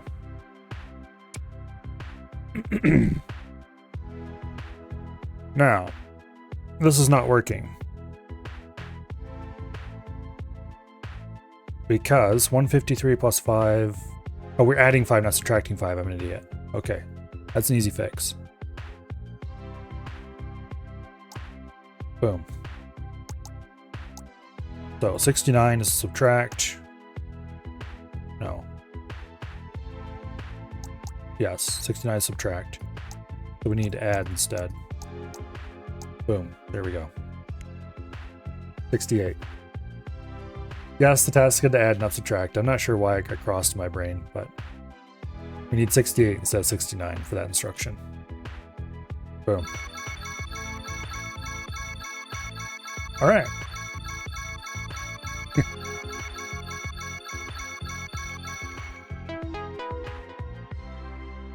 Believe it or not, people used to program that way. And it is surprising how quickly you pick up bit patterns and memorize them as this does that and that does this kind of thing. We've unlocked an editor and a manual entry for assembly.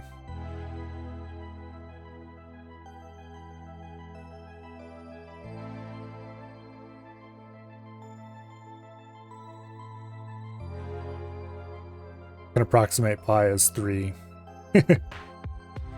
R is the input. We want 2 times 3 times input. We can add names for instructions.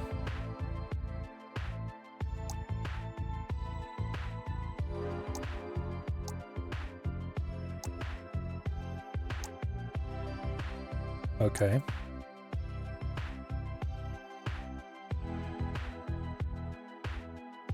Can I change the names for the assembly codes, please? Because these are really retarded.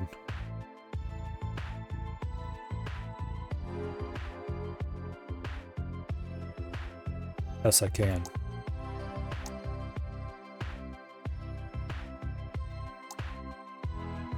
Okay.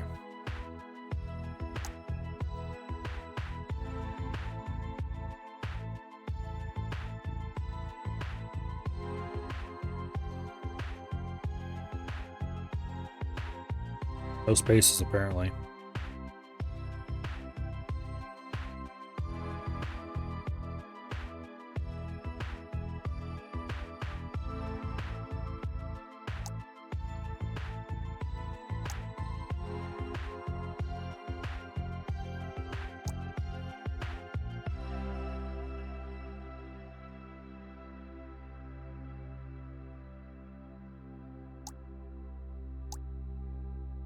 Okay.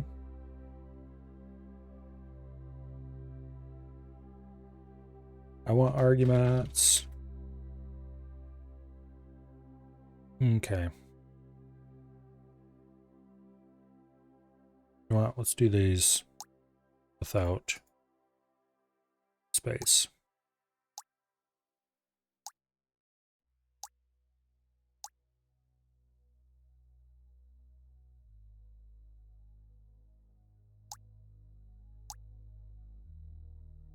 Okay. Actually, I probably want these to be, because okay, register 0 and register 1 and register 2 have meanings. I kind of want to name those registers. Can I change the names of components? Not sure what I'm doing over here. Okay. So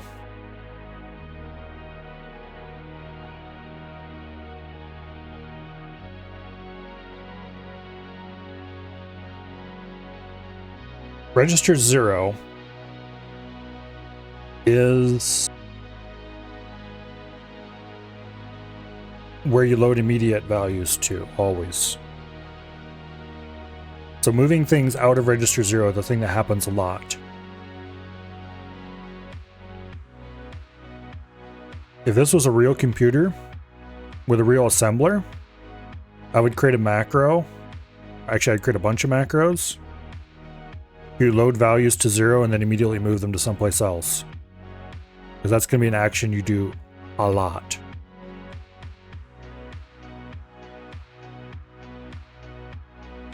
So,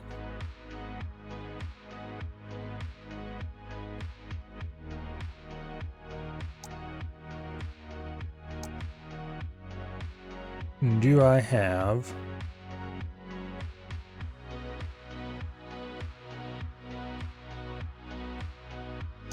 instruction? Boom. Okay.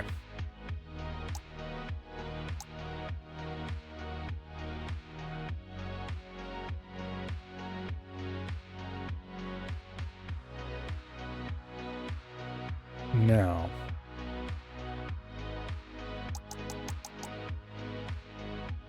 let's start adding some assembly codes. I shouldn't have done that.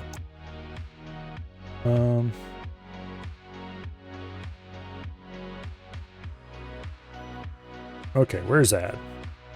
I shouldn't have deleted that, because I kind of need that.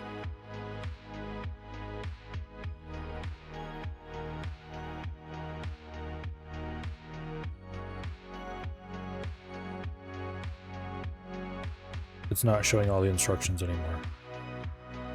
Thank you, I appreciate. Oh wait, no, there it is. Compute. Add.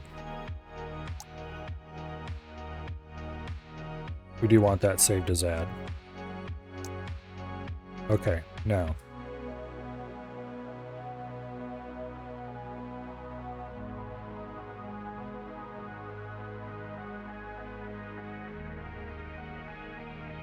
Okay. Screw it, we'll just do move 0 to 1, 0 to 2, so on. Okay, where are the move copy commands? Copy. Boom.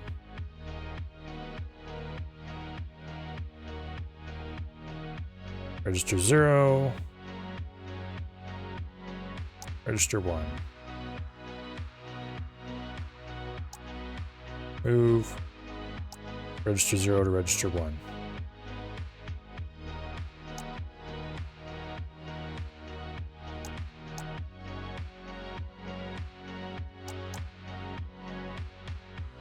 Zero to 2. Okay, we're also going to want to move 0 to... we're going to want to move 0 to 3, just because why not?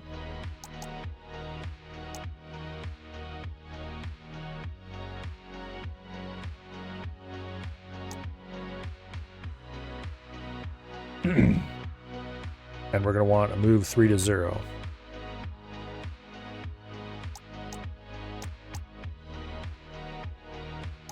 Just check to make sure I'm right here. Yes. Okay. Being able to move the result of a calculation to 0 for setting purposes is a good idea. Okay. Apparently if you input a constant, it just directly sends that constant through, because as long as it's less than a certain route, that works. Now, what are we trying to do again? 2 times 3.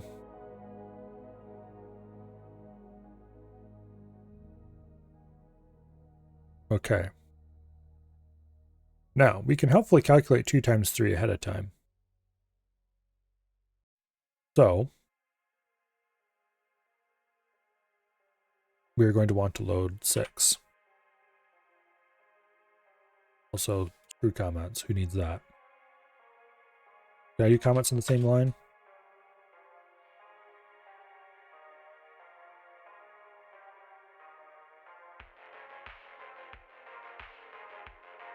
Okay.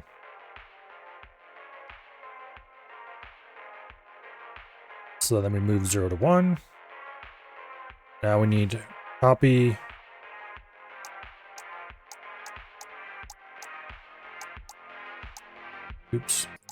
input Q. Damn it, why did I get rid of the add instruction dialog? There we go. Okay, copy input register 0. We could do that very easily. However, we're going to actually want it to be in register 2. Move I2.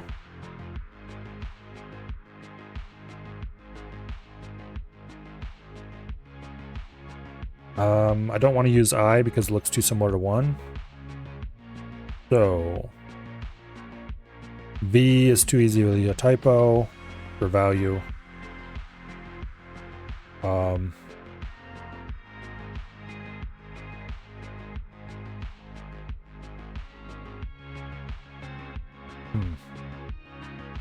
We're going to use D for data. Move data to 2.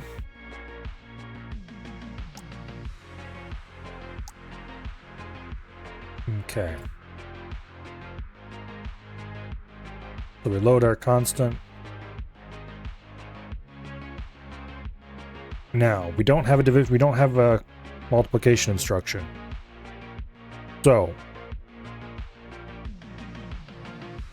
we need to simulate it by adding in a loop.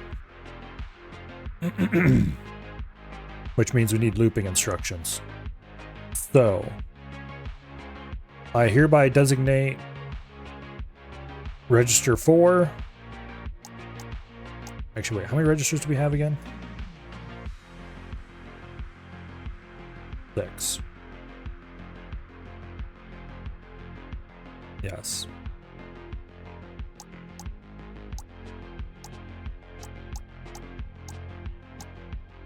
Yeah. Okay. Register 5 is our top register. So, why did I close that damn... Get that back. Register 5, we're going to designate it... We're not going to call it register 5, we're going to designate it counter. Also, we are going to redesignate 0 as S, I think. Actually, screw it. I'm not going to do that. 5 is a designated loop counter, but we're still going to call it 5 because consistency.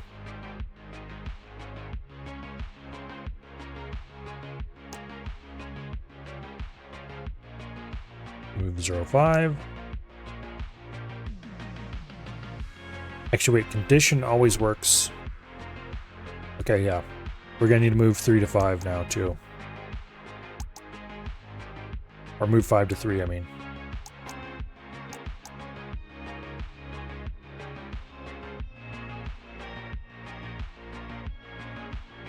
And we're also gonna need to move 3 to 5.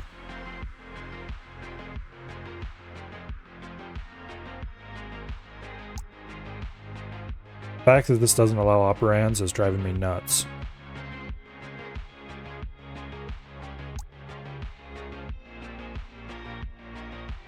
Okay.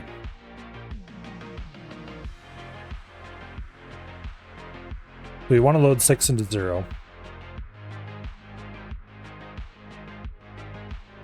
And then we want to multiply it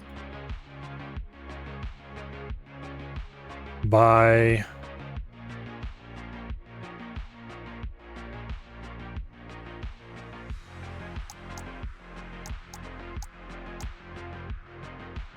okay.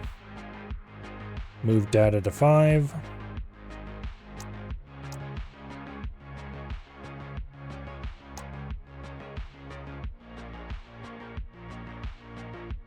We want to read the input so you get our value for R.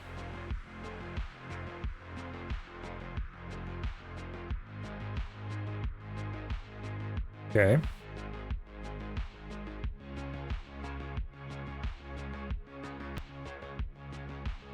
Then we need to load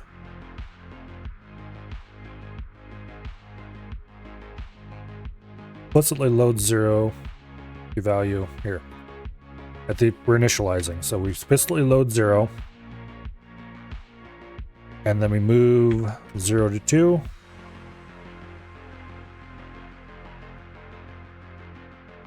Then we read our data into 5, and then we need to start multiplying.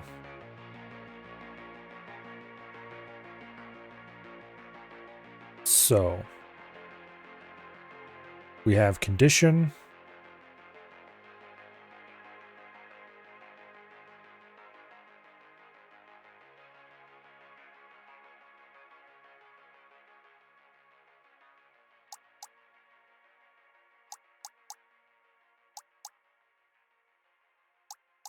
Okay. We need to now move 5 into 3. We can do a conditional check on it. And then we want to do if 5 is less than or equal to 0. Or, you know.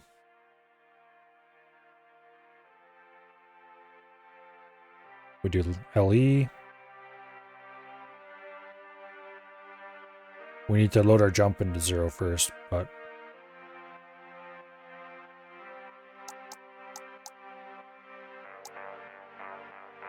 okay. So we move 5 and 3 to prepare for the jump. Now we need to load our jump destination, which I'm going to put as X for now. Then we do less than or equal to.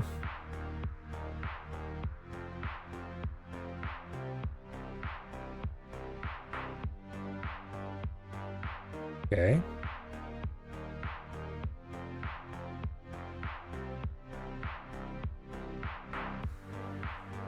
Now, for the part we're skipping.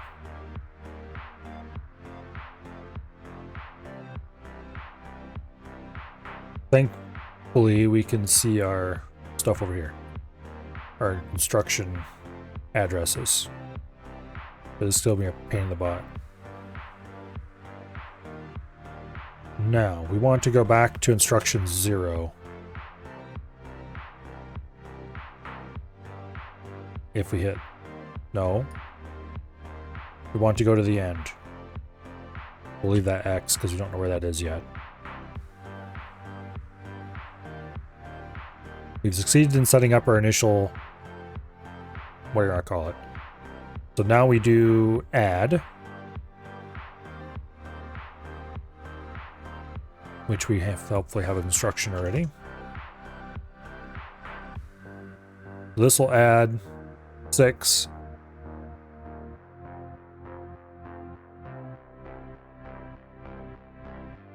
To whatever we loaded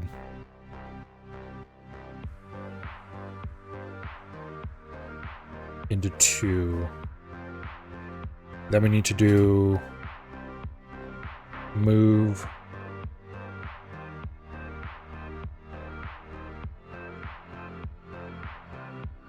three to 2, which is not an instruction yet.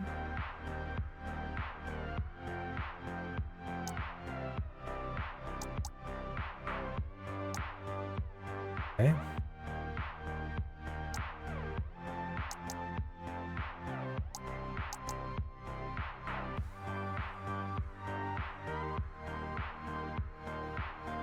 That almost looks like a proper instruction name.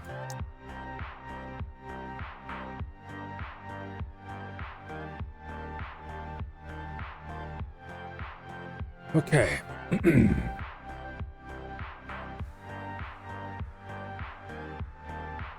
So we move 3 to 2. And then the next loop, we then add 1 to 2 again.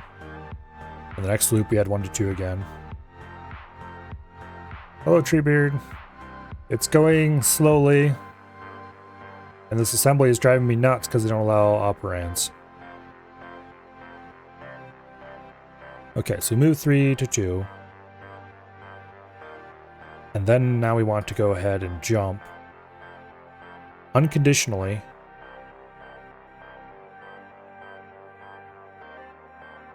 to line 6.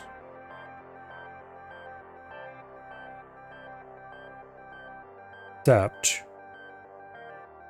I don't think we actually want to unconditionally jump to line 6. We want to unconditionally jump to line 7.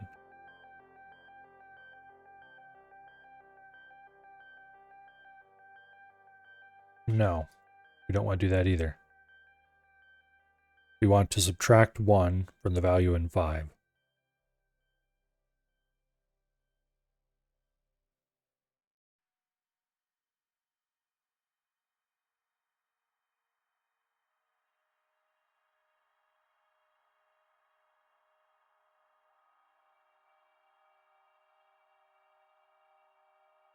Assembly language has a lot of comments, if you ever read it. At least good assembly language does. Because it's hard to read and reason about, comparatively.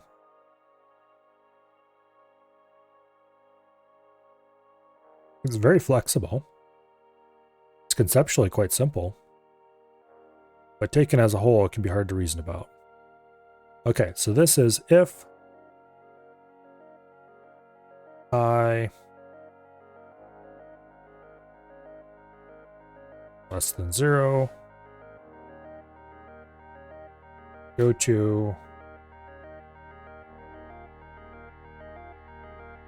end.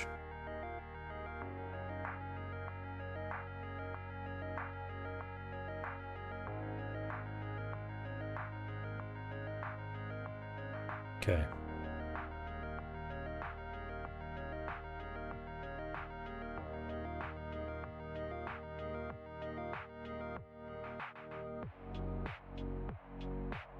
Here we have load immediate. And then we have, I could just type numerical values in if I don't want to do assembly code for every single one of them. I do not, however, want to do that.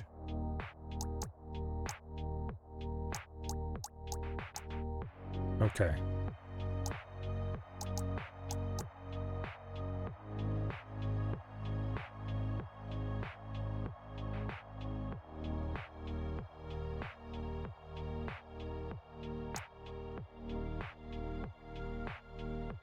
I'll just put a unconditional jump right there. Now, this is a horrible assembly language. Man, I want operands, if only to save my sanity.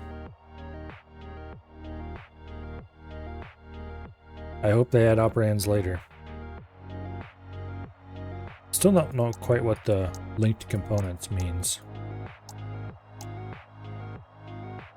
Like, what do you mean by linked components?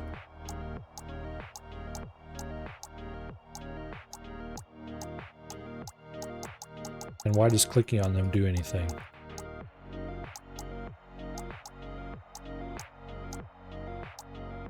Anyway.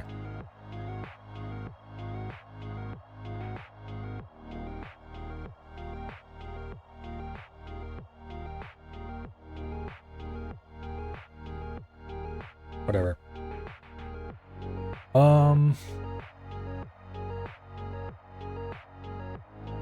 Now. We moved the value in 3 to 2. We're ready to do another addition. However, now I want to subtract 1 from the loop counter. What I really should have done is move the value in 3 to 4.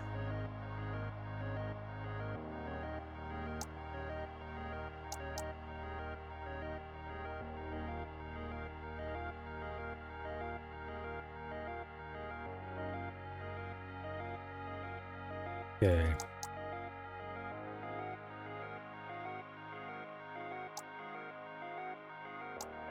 And then we want to do the opposite.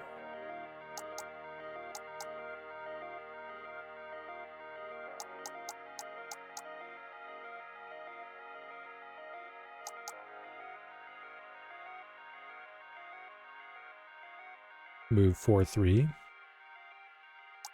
And then we need to do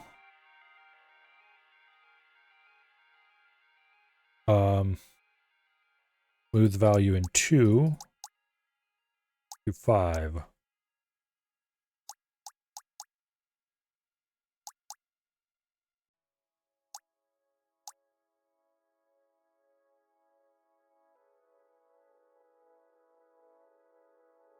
I should have done it the other way around.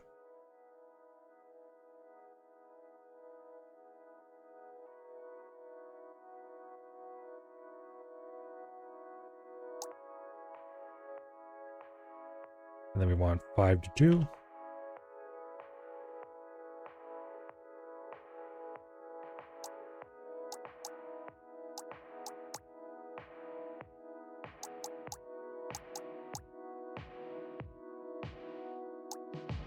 We can restore afterwards. Was giving you flashbacks when you're very young and thought it'd be a good idea to learn assembly? Yeah. Go for it, Sealith. It's fun. I'm really hoping that the later versions of this give you better options for assembly with operands, though. Because this single instruction without allowing me to specify my registers as operands, even though they're operands right here, is not happy making. Okay. So we want to move 3 to 4. And then we want to move 2 to 5, which is reversing the operands, but I don't care, it'll be fine. We just have to remember to do that. Now, I want to... Oh shit, we're already using 5. Yeah, we can't do that, we're already using 5. Because 5 is where we're temporarily storing the loop counter.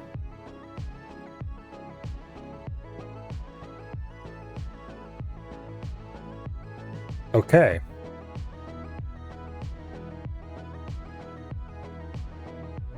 Who are we not using? 0 is where we load immediate values, because we're going to be filling that in a second here. 1 and 2 are the operands A and B.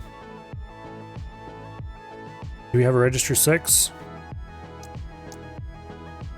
I don't think we do. Yes, we do. Okay. How do we access register 6?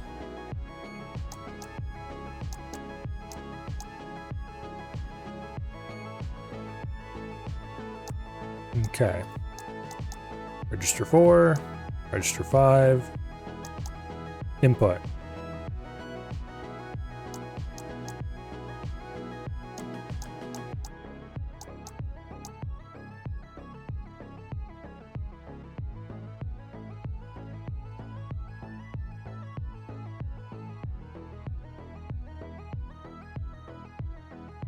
Why do we have a 6th register that's not wired up?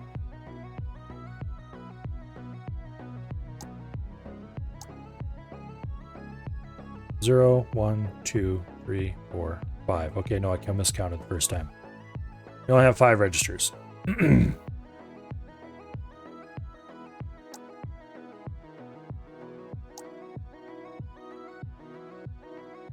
Oh yeah, we get that through here. No, through here. There we go.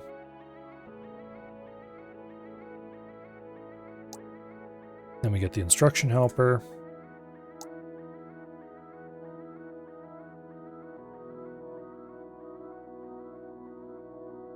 And the instruction creator.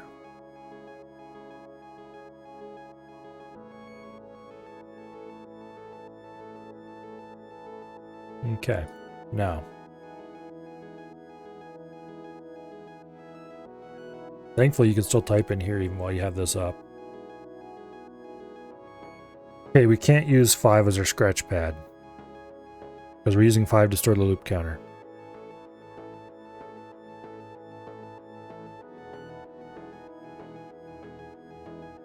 But that creates a problem, because now where do we store things off to the side?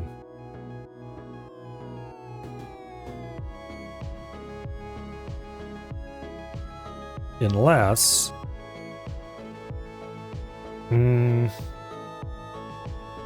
subtracting 1 from the loop counter wouldn't help if we're doing it early versus doing it late.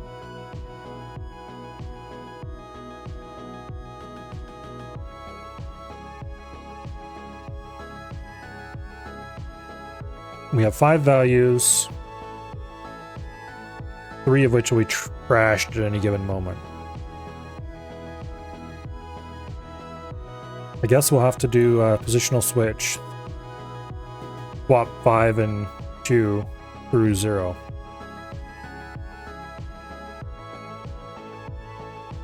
We move 2 to 0. We move 5 to 2. And then we move 0 to 5.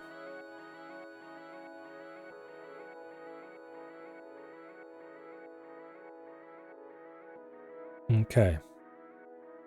And then 0 is freed up. Then we load immediate 1. And then we move 0 to 1. We subtract.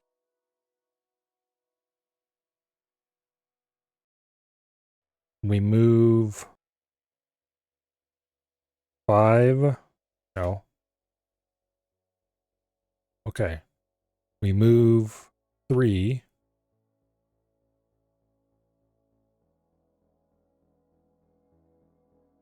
Okay, what is in here?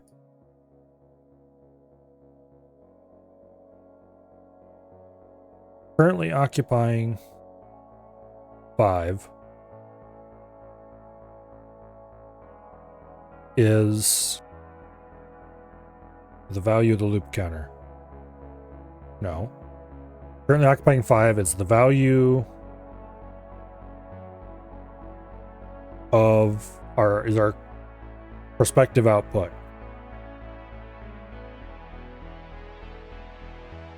So we need to move. Currently outputting 2. 3 holds our loop counter right now. It needs to be in 5. Currently in 5 is our prospective output. So we move 5 to 0. We move 3 to 5. And then we move 0 to 2. The white instructions are ones that haven't been added yet. We just need to go through and add those later.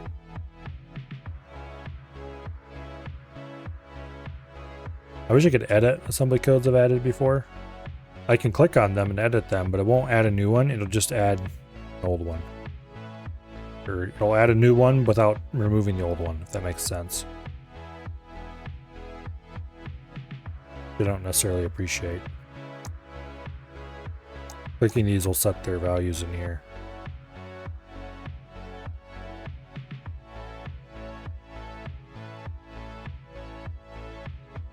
Okay. So we want to move 5 to 0.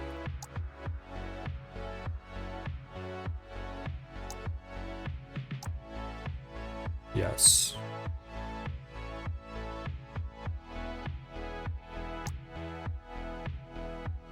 You want to move 2 to 0.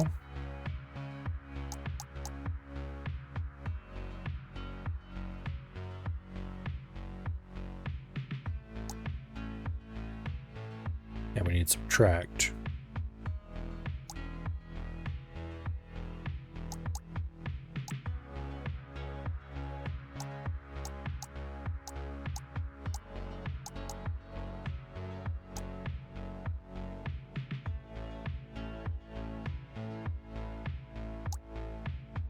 Okay.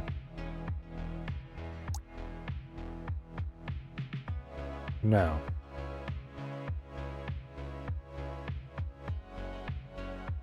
we've added the values together. Namely, we've added 6 to the counter. Then we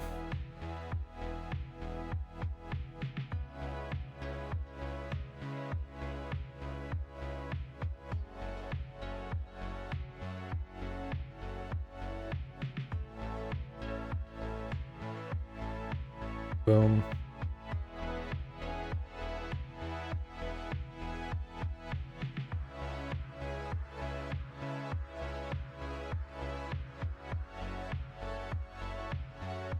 Okay.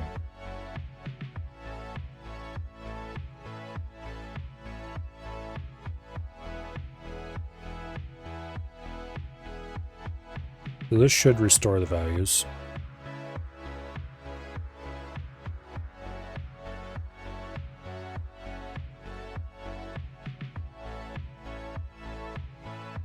Except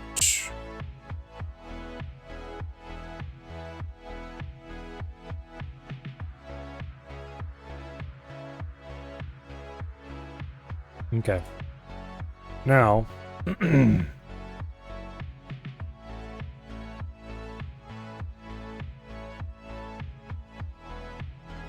we need to move the value of 4.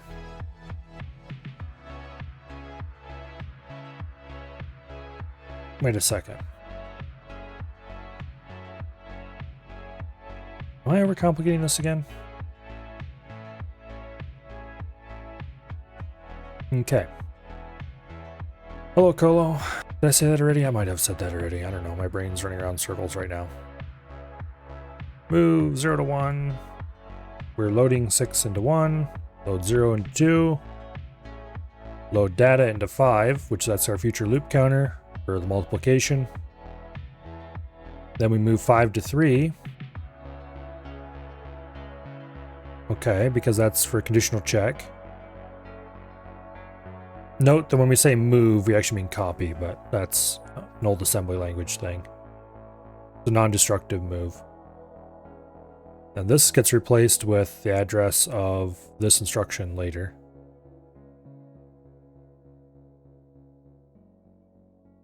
Okay. Then we do, is the current loop counter less than 0 or less than or greater than less than or equal to 0? Then we add the values in 0 and 2, or 1 and 2 together, which overwrites 3 destructively.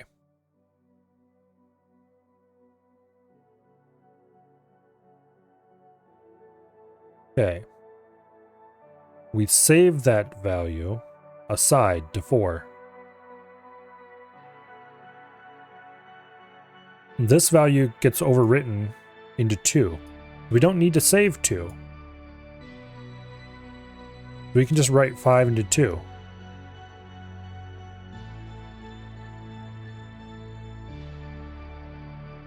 Because the value in 4 is going to go into 2 later anyway.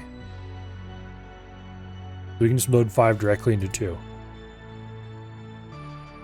Then, we don't need to mess around with any of this bullshit either. Now, the value in 1 is known to be 6. It's fixed, so we don't need to worry about saving 1 either. So we just load immediate 1, move it to 6, or move it to 1, I mean. Subtract. You're gonna vacate the area? Was. Now, we do not need to restore anything from 0 to 0. So we want to load 4. Wait, no.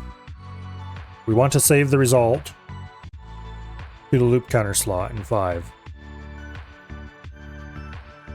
Except, before we do that, we want to move the value that is currently in 5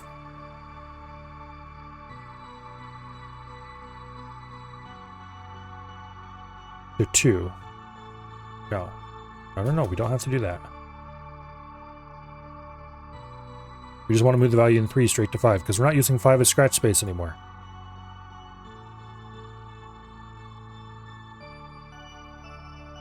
Yeah. Now, set up for the next calculation. We need to move the value in 4 to 2. And then we load immediate 6 and move 0 to 1. And then we want to jump back to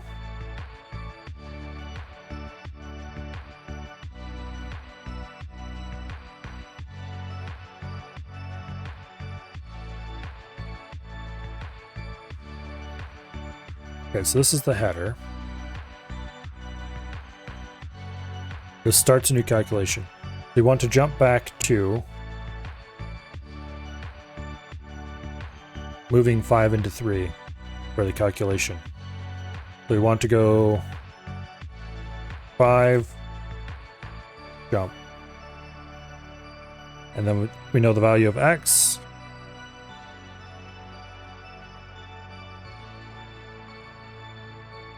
Is actually 0. Because we don't need to worry, we don't need this.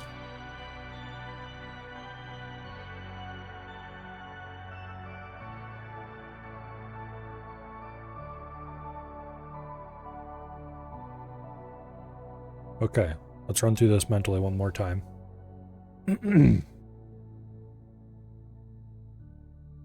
We load 6 into 1, we load 0 into 2, we load R, the data value, into 5.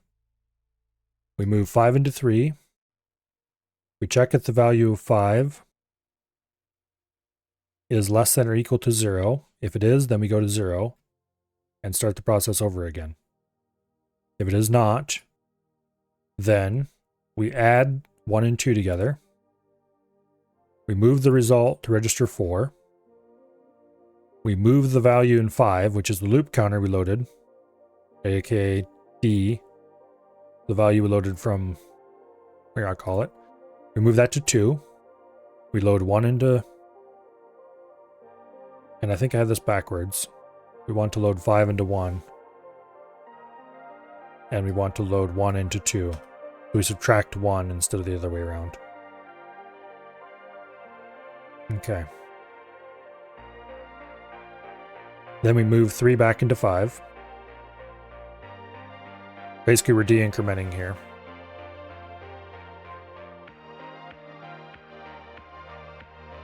This is I minus minus. where I is 5. We'll actually say 5 minus minus.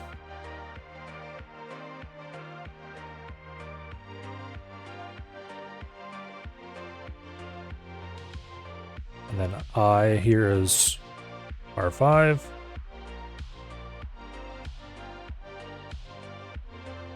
Okay. Now this is R4. We're restoring R4 into 2 where it belongs. We're loading 6 into 1 where it belongs. And then we're jumping to instruction 5,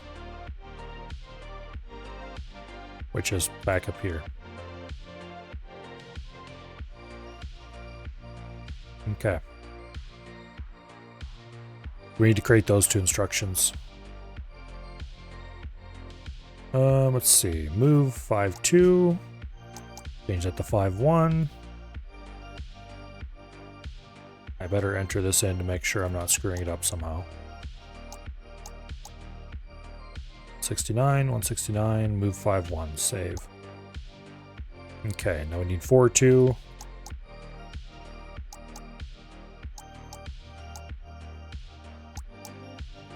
There's 162.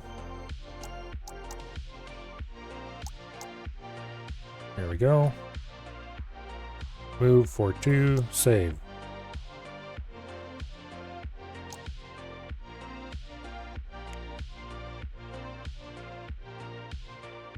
And it's working. All right.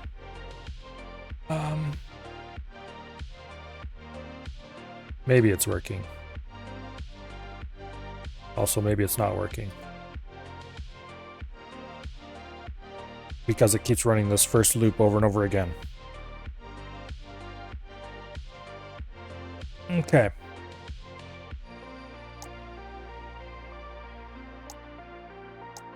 Condition less than or equal to 0.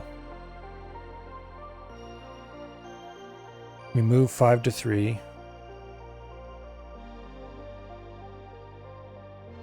I'm just making sure these instructions are actually doing what I think they are.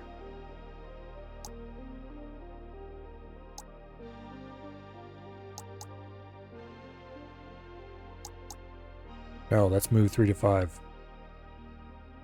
Oops.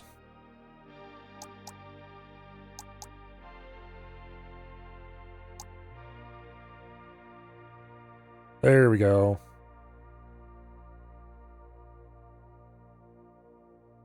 Oh, we never input an output. We never added an output instruction. Boom. Okay. Now, that's why we had the end thing. Not because we wanted to go back to the beginning there, but because we wanted to go to the end sequence. Okay, the end sequence. We need to have a save instruction.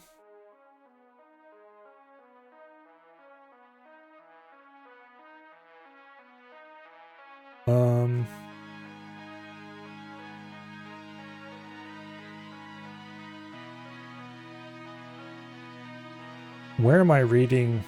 Oh yeah, move D. Okay. We're loading D to 2 and D to 5. Okay. We want to save.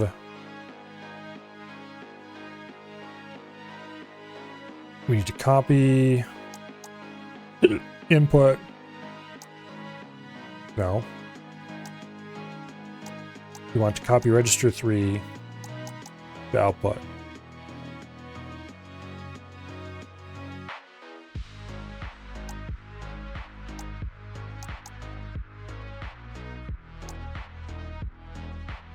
Okay. Move 3D.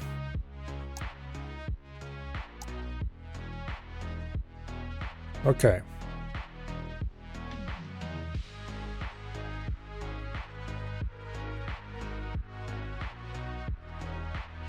That is line 20.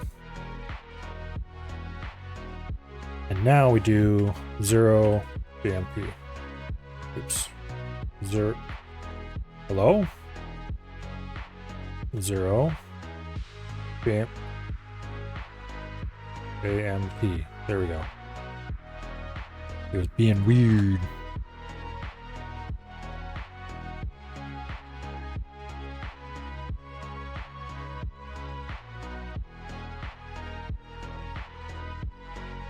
Yeah, so if you get up to the top here again, we've loaded 5 into 3. Actually, no, wait, we want to move 4D. Oops. Okay, where'd move 3D go? There it is.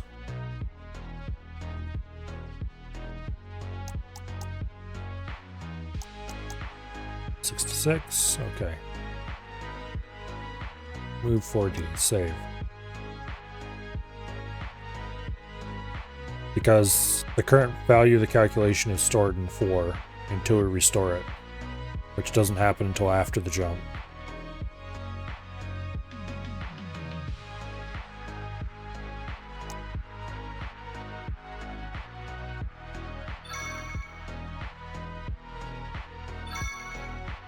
There we go.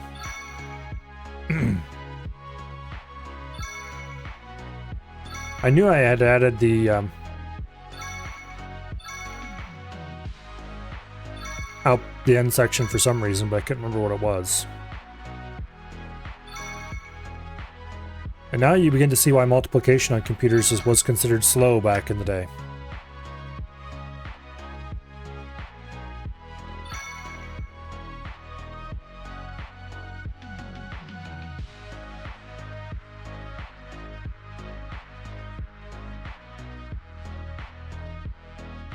Now, usually what you would do, instead of just dumbly adding a loop like this, is you would do bit shifting to get to the nearest power of 2, and then you would add in a loop from there, or do other similar shenanigans with bit stuff to get the actual value you wanted.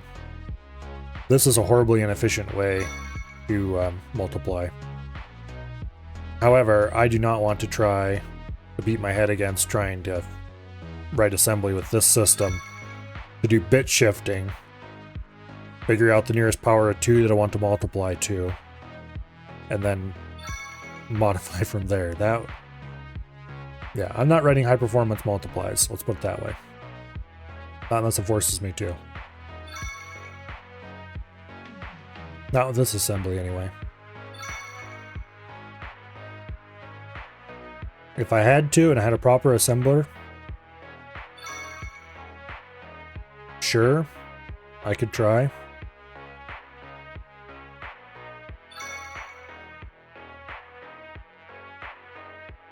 Wouldn't guarantee they'd actually be high performance, but they'd be more high performance than this.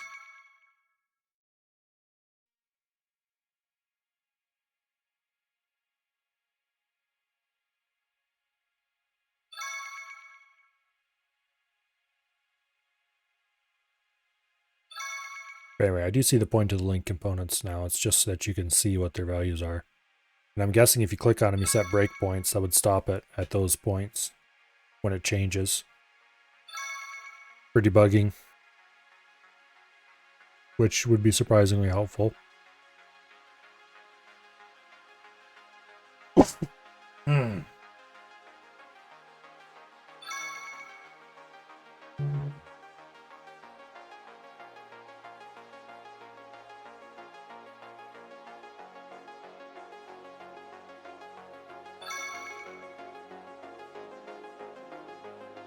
Yeah, like it's taking hundreds of ticks to multiply 6 by 38.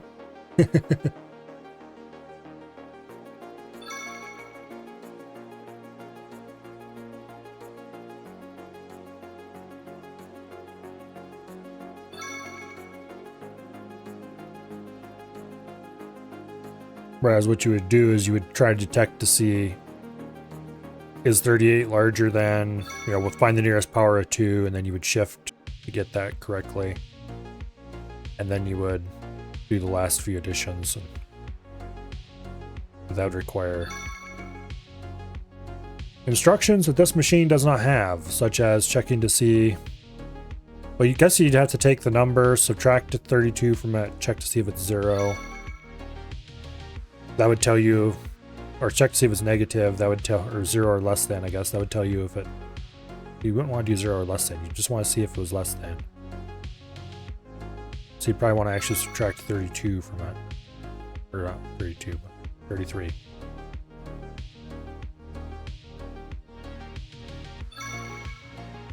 I'm not going to figure out how to do this. It's using its fingers to count? Quite literally, yes. You could actually write a more efficient algorithm for this using shifting. I'm not going to do it. I refuse. I'm going to stop thinking about it now, and I am going to wait for it to finish. Because if I keep thinking about it, damn it, I'm going to do it, and that's going to take hours trying to work around the limitations of the architecture. Is there a go faster button somewhere? I don't see one. There's go slower buttons. I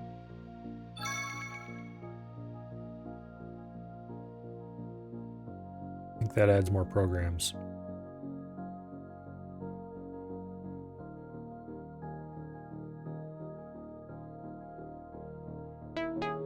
Yay! Get out of here before I... Okay. This unlocks something unknown and unlocks a manual entry. Okay, the cargo hall has become infested with space rats. We've hooked your machine up to an advanced robot and we want you to program it to shoot the space rats with lasers. Be aware the laser can only shoot when there are no other laser beams already in flight. Check the robot page for instructions on how to program them. There's a link to that page in the program editor as well. Okay. This looks an awful lot like Space Invaders at first glance.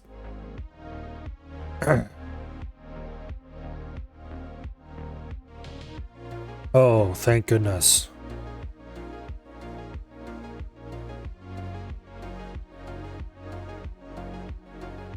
It looks like they're giving us parameters.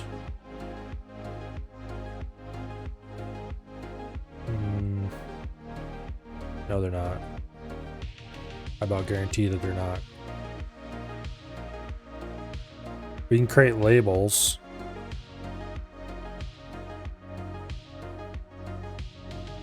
Also, you actually should take a look at the assembly manual entry. Alright.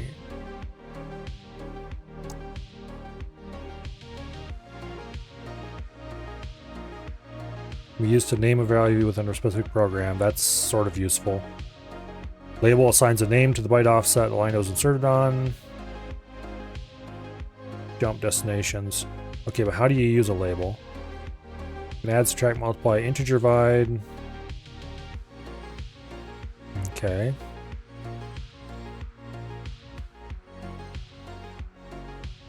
Breakpoints can be added by clicking left of a line number. Can also be added to link components. Finally, values can be specified in binary, prefix 0b, and hex, prefix 0x. That's pretty standard. However, how exactly do labels work?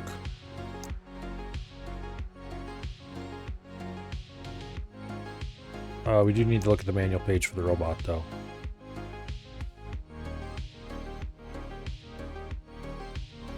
I thought they said there was a manual page for the robot.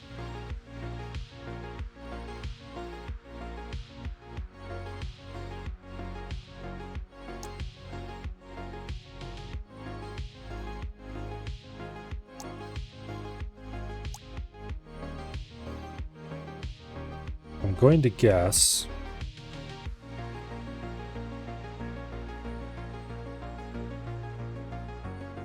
Interesting. It allows us to add new rules. What would that be useful for?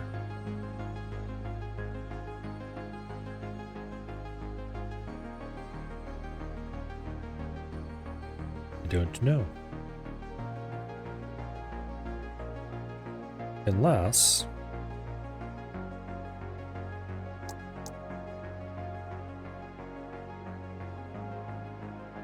No, this is just instructions.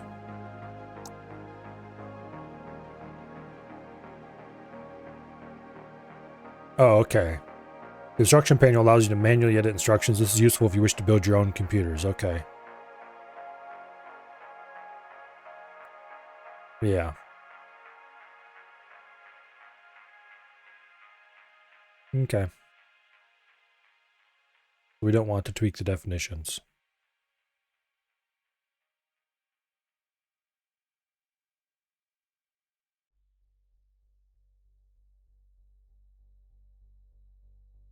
All right.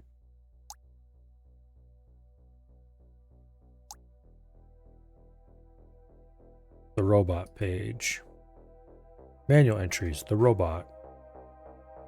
Well, it'd be nice if I could click on something over here and see the robot page. The robot sees one tile ahead. Name and ID are shown up here. This ID number is also computer's input. Okay.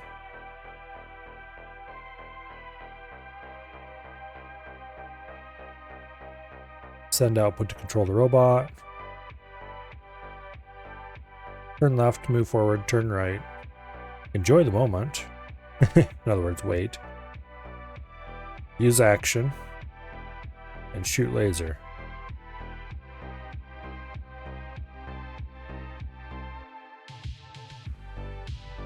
Okay.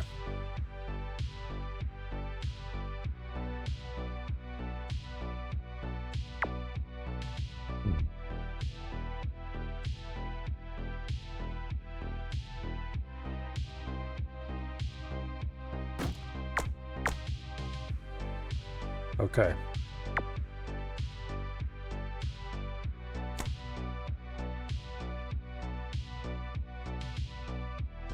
Oh no, we're dead. Okay. I have figured it out, I think. What you want to do is move the robot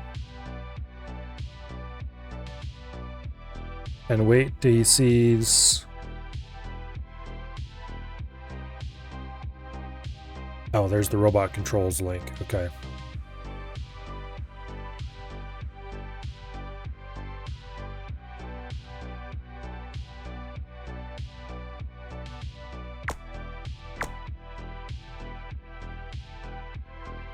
Now,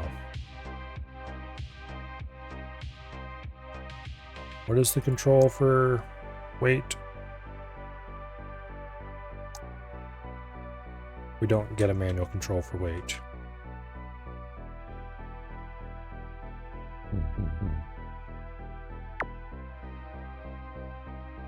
But I think... Nope. For the minigame, you should program Doom. That would be slightly harder. I'm trying to figure out if it's permissible for me to park in their way and just shoot constantly. Pew, pew, pew, pew, pew, until they're all dead. But I don't think it is. And we also can't just shoot upward constantly.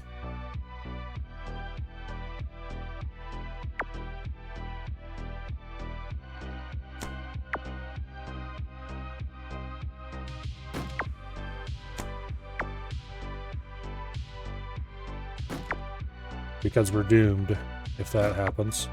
Because we're going to shoot once at a time. What we need to do is we need to move into their path.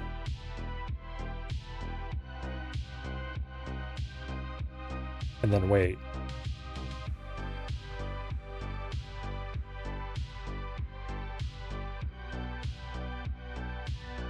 Oh, we had a thing on screen.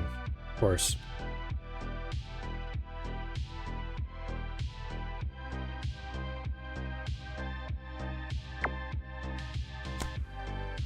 Okay, we can't do that either.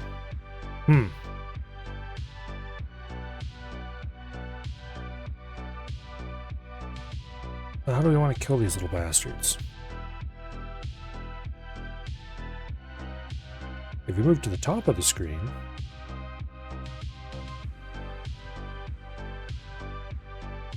then we have to somehow...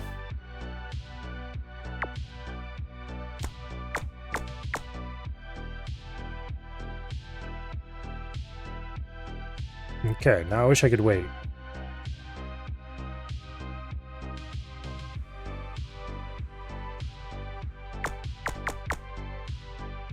I think that's actually what we want to do. We want to sit beneath them and delete a row.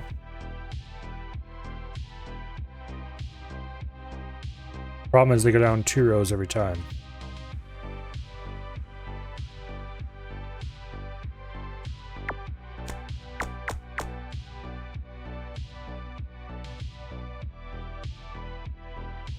We need to go down 2 rows. Okay. So what we need to do...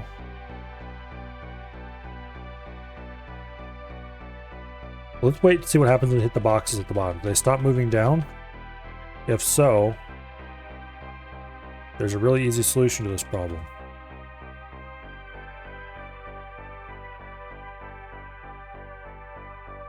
No. Okay.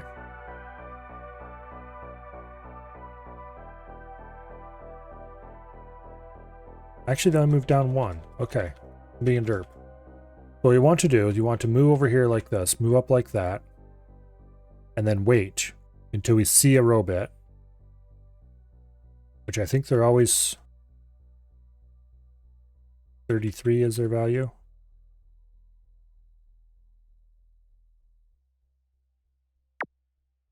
Okay, 33, Space Rat.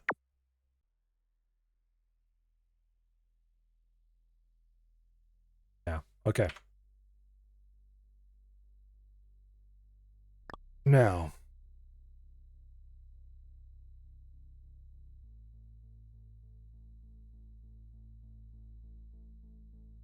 boom. We want to turn left,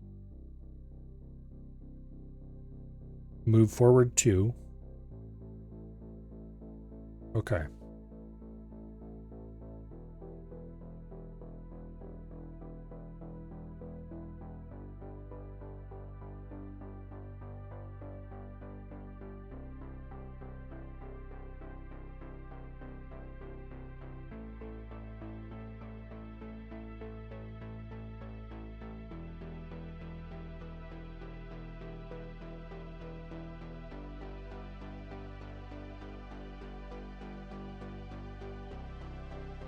Just go ahead and define a bunch of constants first. Can I use dot as the name of a constant? No, I can't. Okay. Wait. 3. And then 5. Oh. 5. Okay. Left, forward, right, wait, shoot. We don't need action as far as I can tell. Yeah. I'm sure we will later. Now, we can get rid of this now. We don't need it. Okay. We need a second set of constants. Const. Shoot me. It's 33.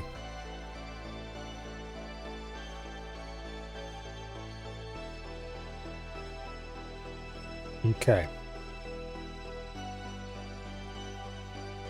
Load immediate. Move left. Or turn left. And we want to move 0 to D. And we want forward. Move 0 to D. Twice. This does not support the same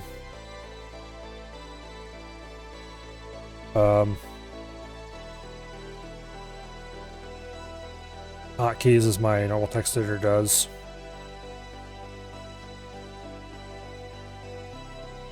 Let's see what I'm looking for.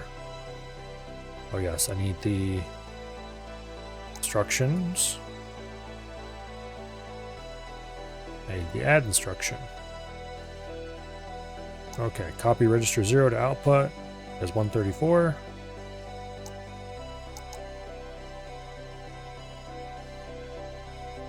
Move 0D, save. Okay, that should get us to here. Then we want to turn right. Move 0 to D. And then we want to go forward 1 space. Move 0 to D. Okay, this is the setup code. Now, what we want to do at this point is sit there and wait until the input equals 33. So, we move D0.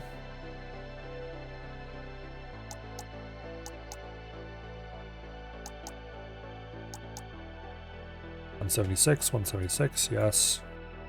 Move, added to 0. Then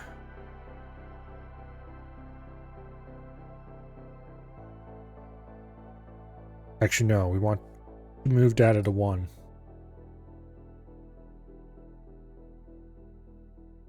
Then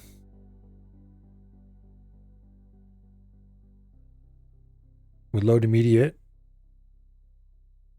the value of the robot, and we move 0 to 2. Okay. 177, move input to register 1. Move D, save. Okay.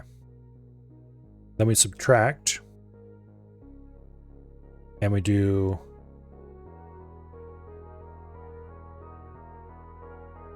less than or equal.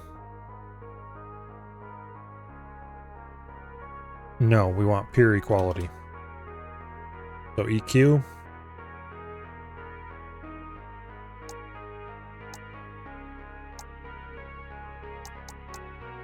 $193. Boom. Okay. So subtract 33 from the value in our current input.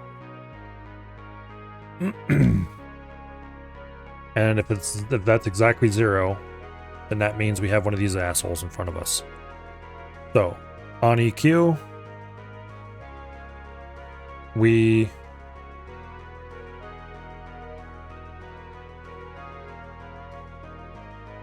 shoot.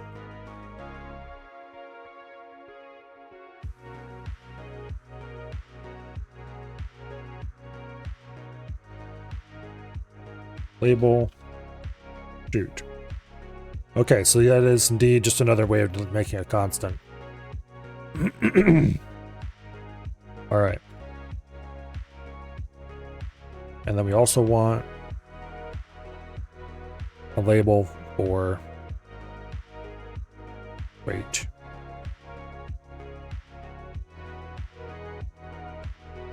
Okay, otherwise, shoot, jump.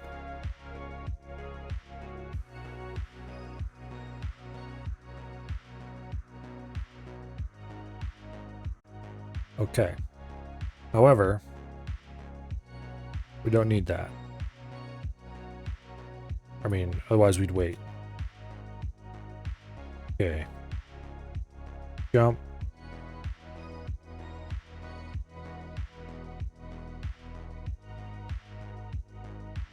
Label. Loop. Jump. Loop. Jump. Okay. Otherwise, you piece of shit. Just because I try to scroll with mouse wheel does not mean I want to have the game do shit. Okay. Otherwise, we want loop, jump.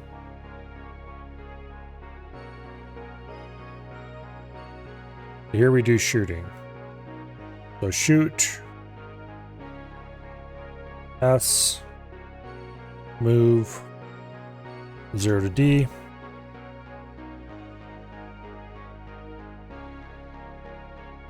Okay. Now,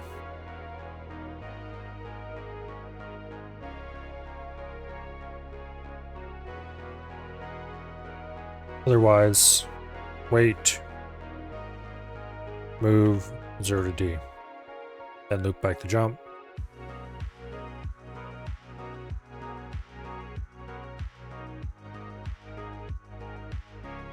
Okay.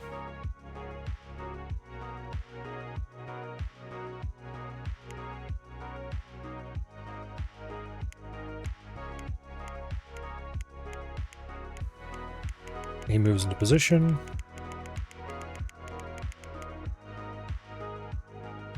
And should work. Guess we'll find out.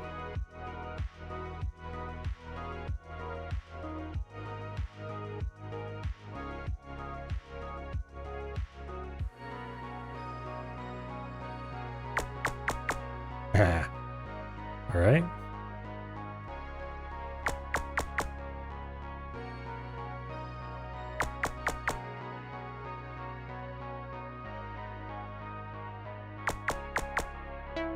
Beautiful. Okay.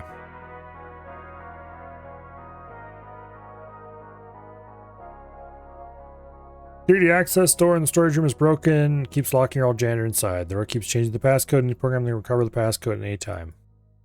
Easiest way to find the passcode would be try all combinations so you find the right one. Though the broken mechanism does make a weird beep when your guess is too high. You might be able to use that to your advantage. Win this level when you output the correct passcode. No output will fail the level. Additionally, the input will be 1 after a guess that is too high and 0 otherwise. Okay. If I was going to be very smart about this, this is screaming that I should do a binary search.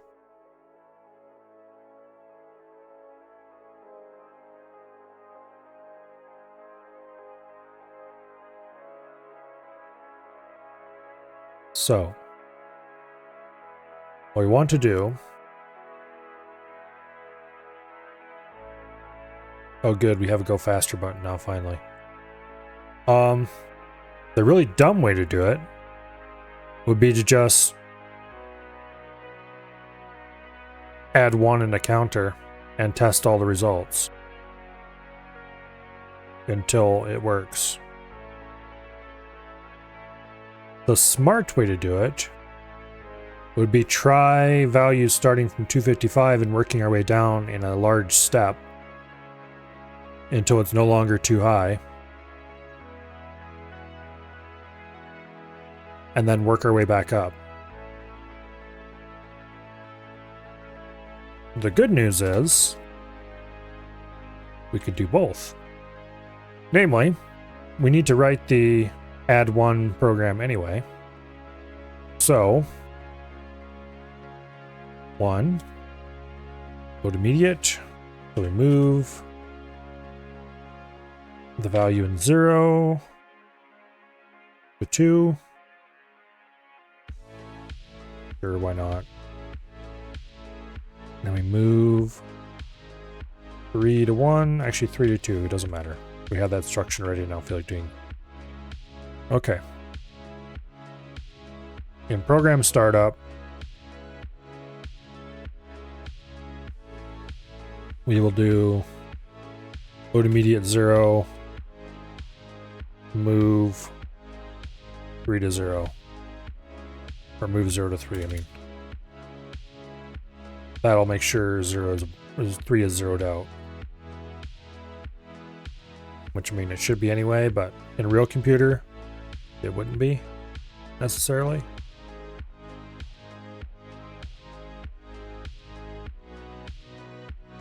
Memory can have all kinds of fun random values in them. Anyway, we zero out 3. We load 3. Okay, here, then we add. And then we move 3 to data. And move 3 to 2.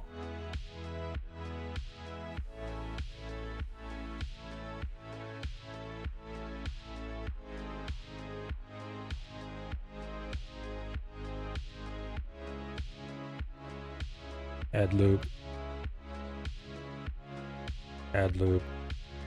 jump.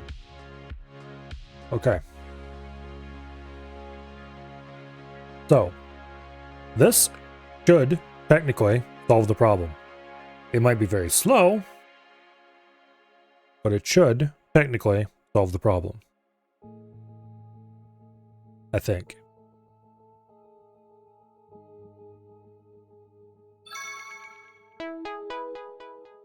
And it does indeed solve the problem. However, we can be much more efficient about this.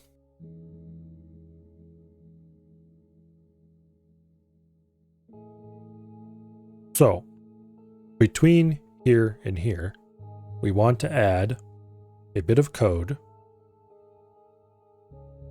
that starts us out from 255, aka the largest value, and we subtract by some larger step. Now we could do like a binary search, but we're going to do something slightly dumber and much simpler. Instead of stepping by 1, like we're doing here, and adding,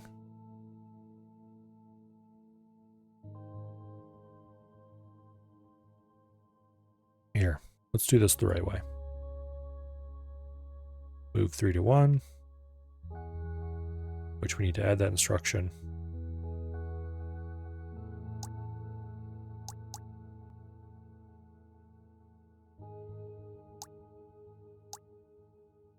Okay. Move 3 to 1. Okay. Now, we're going to go down by 10. No, by 16.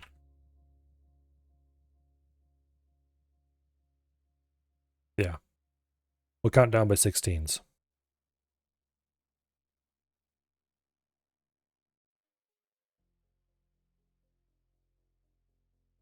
Basically, we load 16 into 2.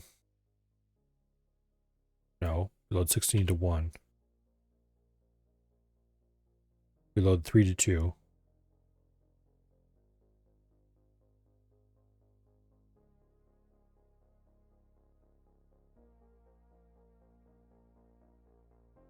We load 255 to 3.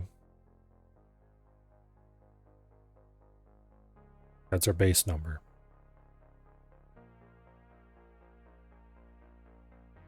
I had it right the first time. Then we load 16 to 2. We load 255 to 1. And that should subtract 16 to 255. Now, we don't want to move this out. We'll call this subloop.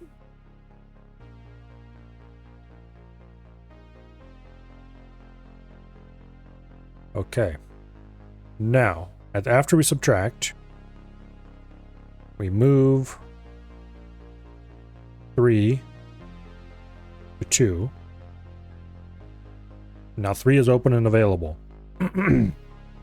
So, we move data to 3. And let's see. Level log says it outputs 1 after a guess was too high and 0 otherwise. So we want to do EQ. Oops. EQ. In other words, if data equals 0. No, we don't want EQ.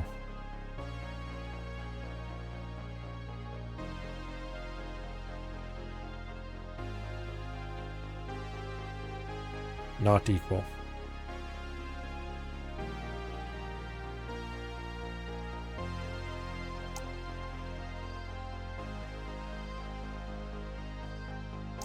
Okay.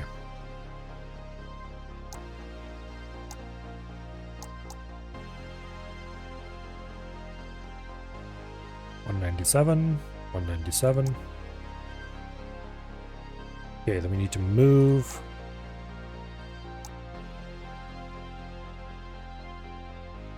data to 3.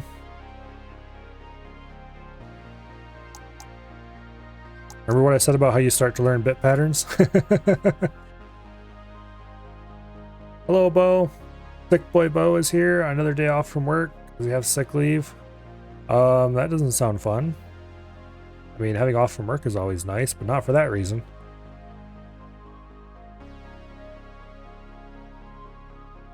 Okay. Move input to register 3. 179, 179. Okay. So if it's not equal to 0, then we go back up here. And we keep doing this until the data value is equal to 0.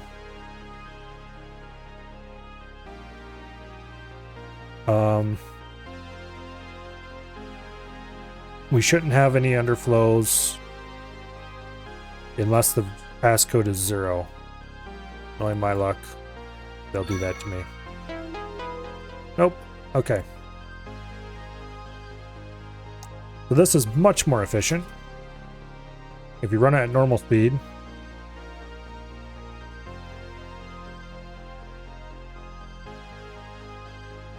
No, it is not. Okay. Fun, fun. Why is it not more efficient?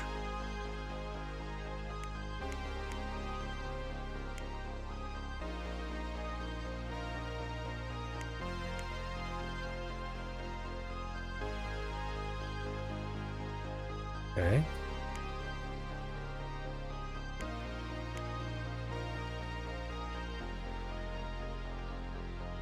Oh. No, doesn't make sense.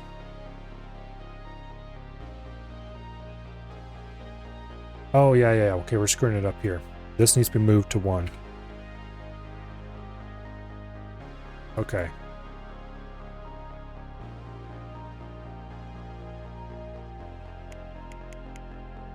Okay. It loads 16 into 2, as it is supposed to. It moves 3 into 1, which it is not supposed to do right there.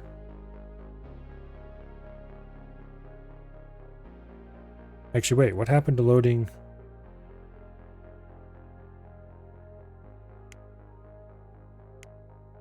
Oh, we can't load 255 immediate. That's too large. That's right. Okay. The largest value you can load immediate is 63, I think. Damn. Well, we're going to have to do some math to get that value then.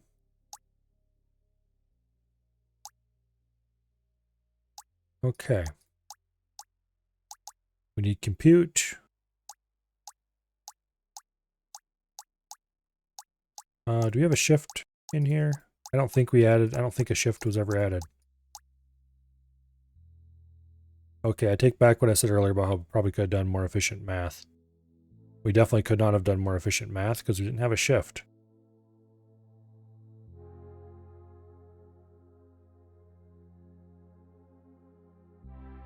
Okay, well without a shift, this is going to be really hard to get high enough value to be worth it.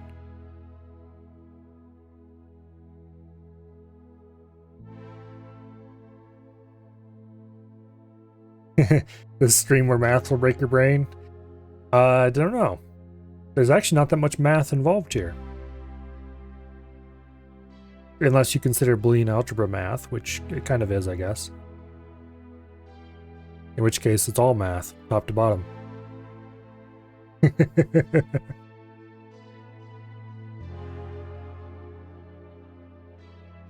Okay. So, we don't have shift, which means we can't easily make 255 to load.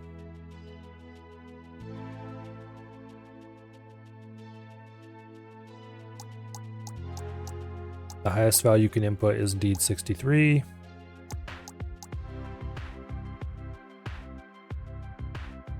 So,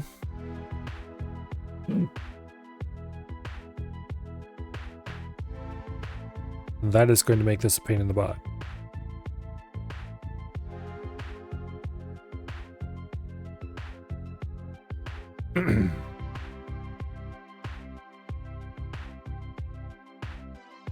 We could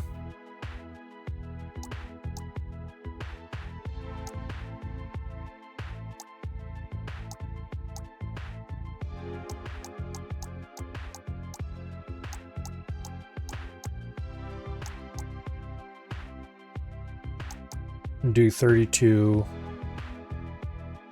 and add it to itself a bunch of times.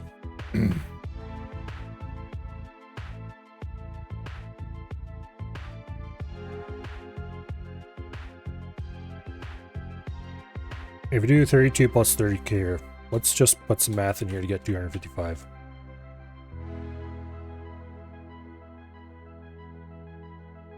We'll load 32, move 0, 1, 32, move 0, 2, add.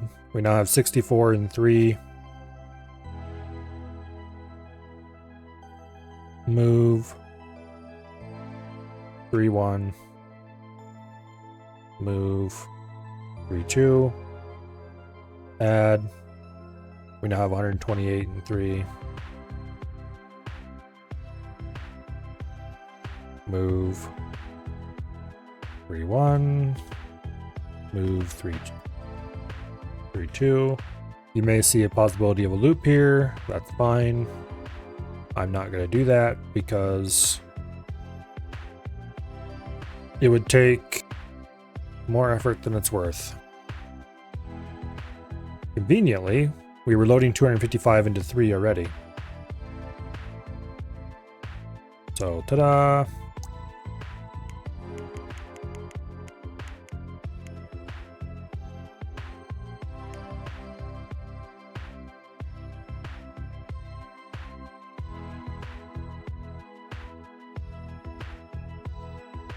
Wait a second.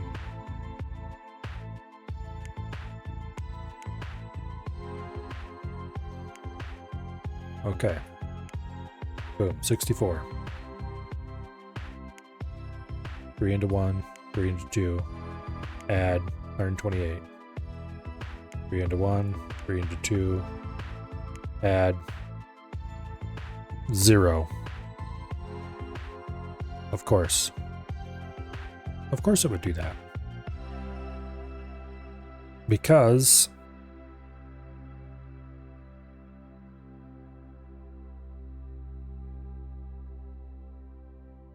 the math component is set up to do signed arithmetic.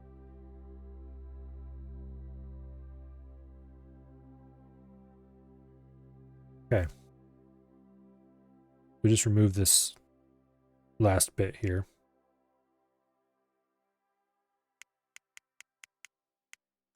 We end up with 128, which is the largest positive number we can get. Except not really.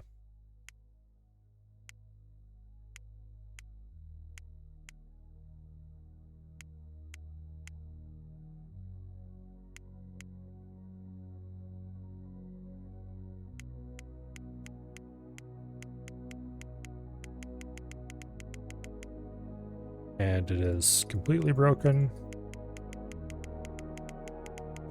No, it isn't. Let's start from the top.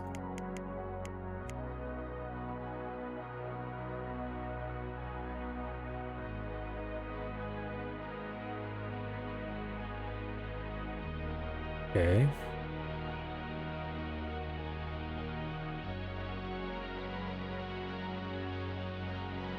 Zero.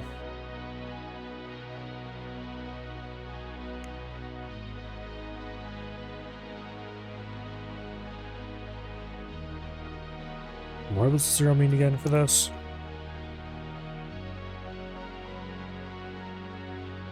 Input will be 1 after guess is too high and 0 otherwise.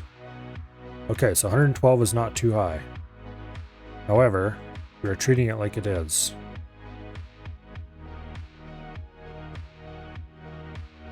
No, we're not.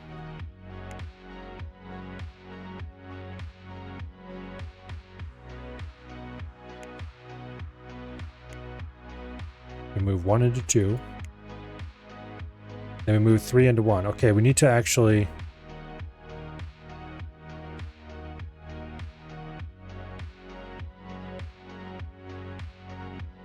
After we're done here,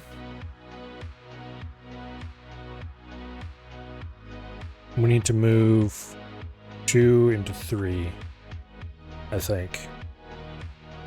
No, we need to move 1 into 3.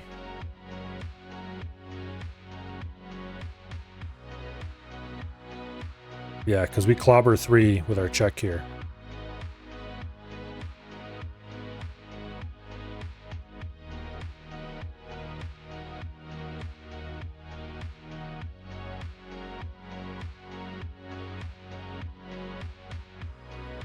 No. Wait a second. Why are we moving 3 into 1 here? Because that's important to restarting the loop. Yeah, we need to move 1 into 3.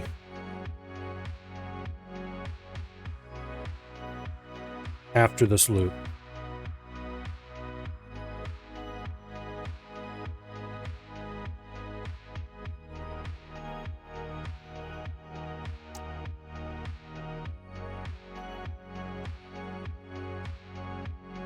Okay.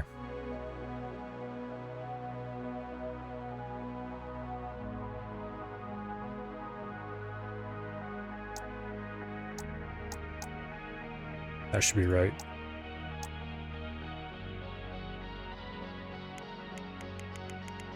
Okay.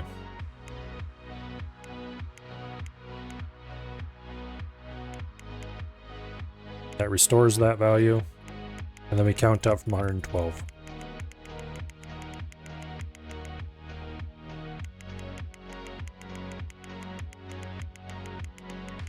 Except the value is greater than 128, so we actually need to set this to an even larger value.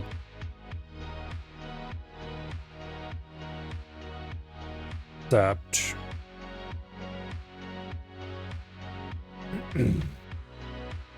back to playing Terran Command. No, see you later, Bo.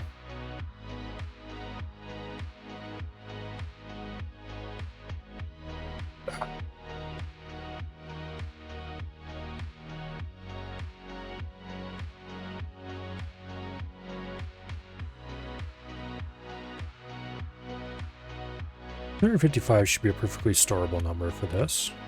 No, it... Yes, it should.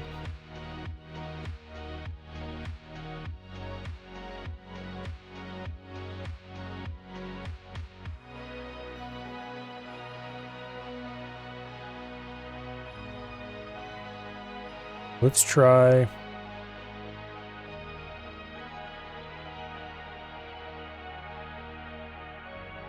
Move 3 into 1. Move...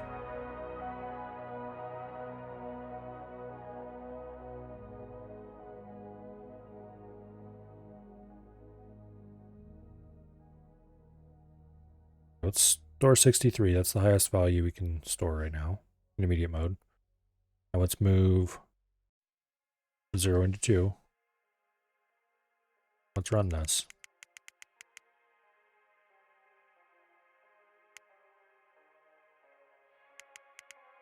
Oh wait, we need another add. Of course. I guess it's 191. Yeah. So...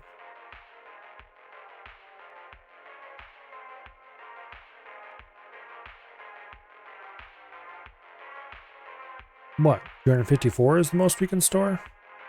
That doesn't make any sense.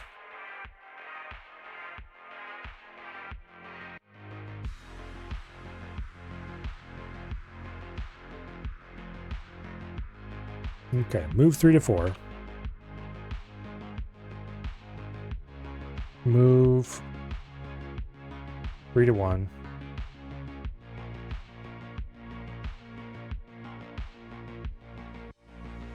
Okay. Then move 0 to 2. Store immediate 1. Sub. Move 3 to 1. Move 4 to 1. Move 4 to 2. Alright, move 3 to 1. Move 4 to 2. Add.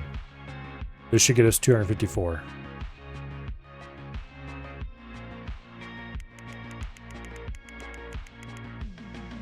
It gets us 255. What?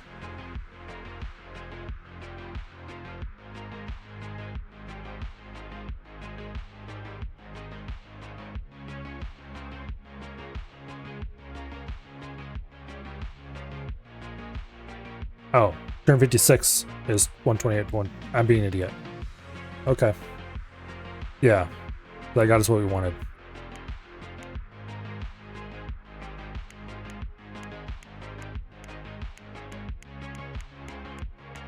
And then we start counting up from 239, which is vastly more efficient. Except it didn't work for shit. Okay, why not?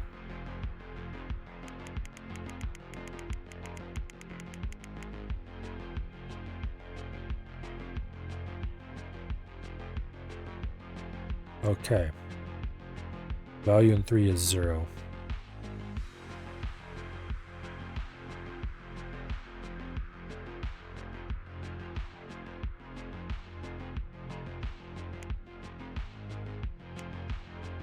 It should not drop through like that.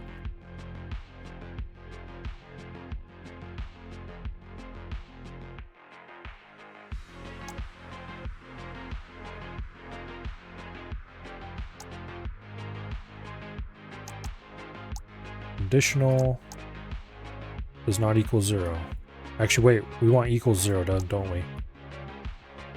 Oops. Does that fix it?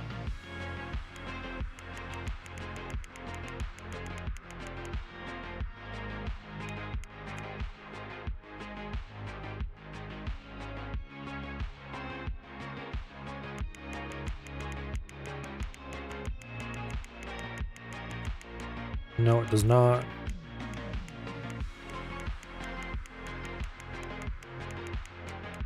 Because we don't save. Here we do.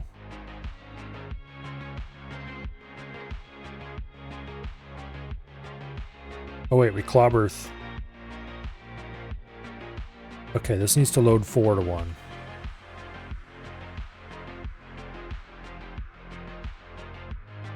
And after we're done... No. This needs to be moved up 1.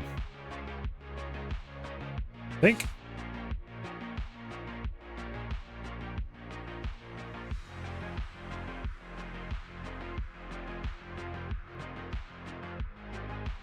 Let me think. What are we doing here? Subtract. Move 3 to 1. Move data to 3. Okay, 2 retains 16 throughout. Nothing ever clobbers 2. This should work. Okay, we have 255. We load 16. Subtract it.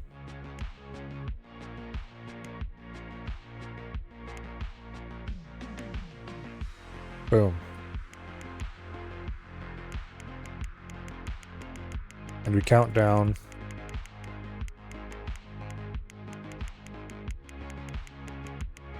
And count down. And count down.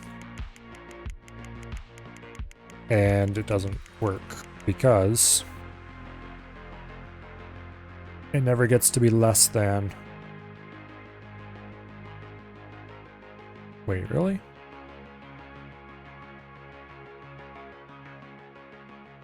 Oh, we never try the number. Derp.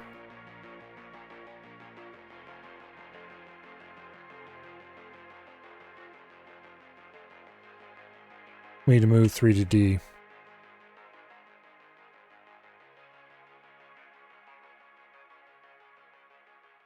and then we move the result of that back.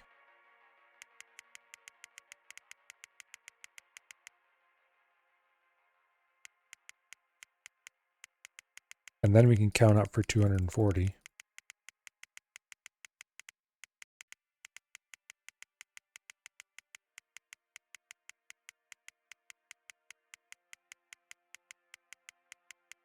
And it doesn't work because this actually did need to be not equals.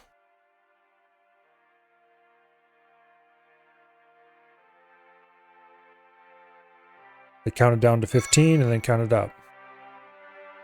Counted down to 15. Counted up.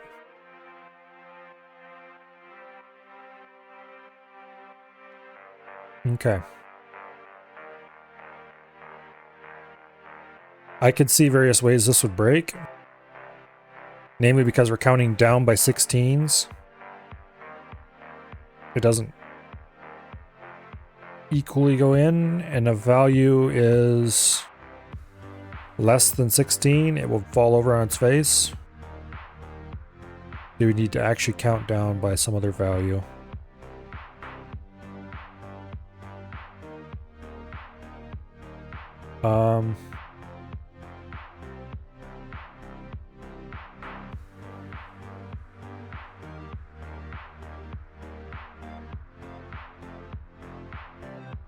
It'd probably be smarter to use some kind of count up and then count down system.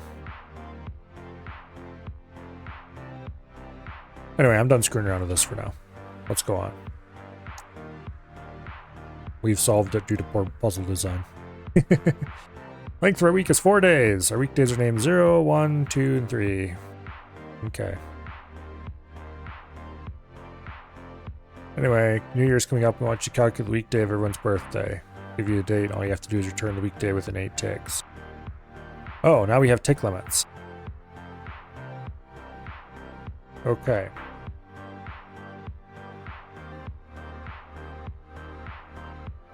Given a number as an input, you should return that number modulo 4 as the result. Challenges, you only have 8 ticks to output the desired result.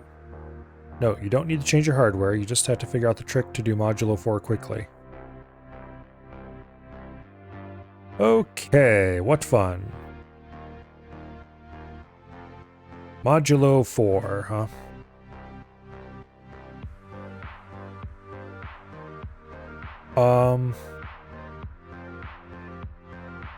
Within 8 ticks.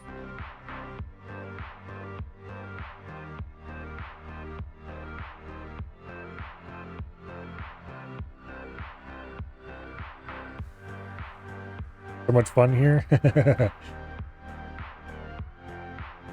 Let's see. Modulo 4. There's got to be some special property to it.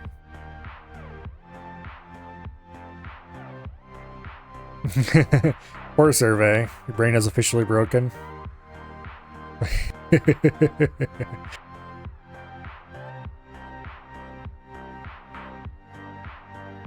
This is quite literally just coding. It is just coding on a very low level, though.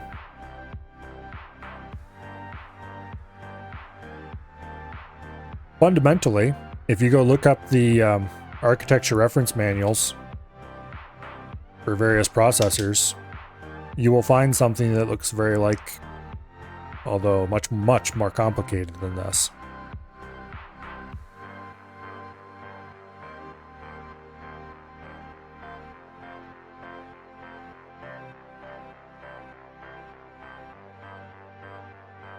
Okay.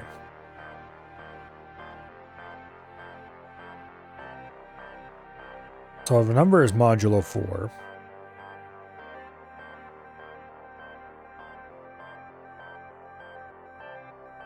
what properties will it have that are special? We don't have shifting, so it's not a case of shifting something around and figuring that out.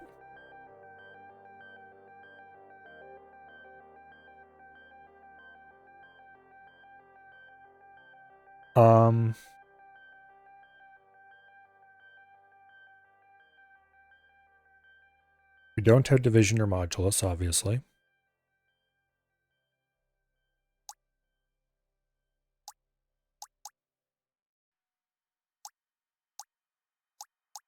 We do have bitwise operators.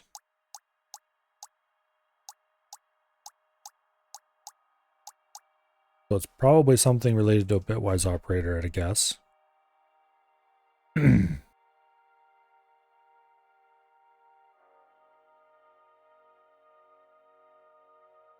So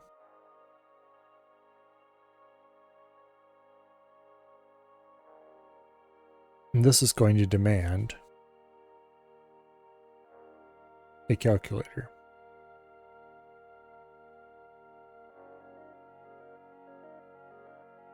Change mode to programmer. Turn on bit. I hate Microsoft's calculator sometimes. It's really bad at this kind of stuff.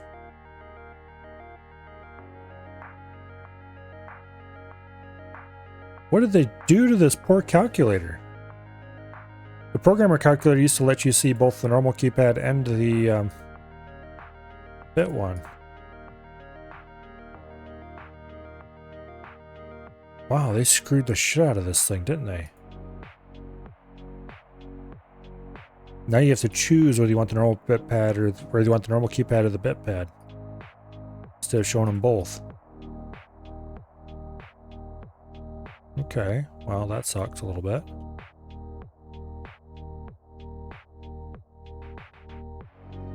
Okay.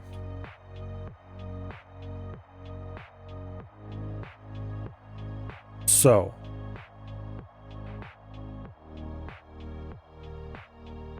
obviously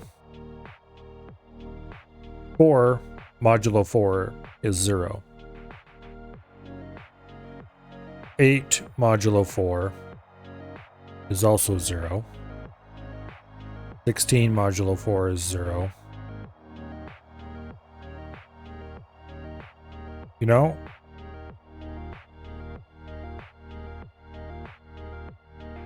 I'm willing to bet anything that has the bottom 3 bits set is not going to be modulo 4. Because of course it can't be. Let's just try that without going forward into more complicated stuff. So we want and. There we go.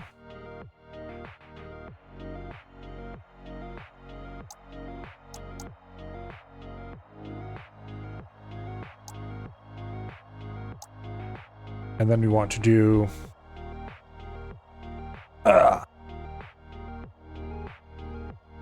const mask 0b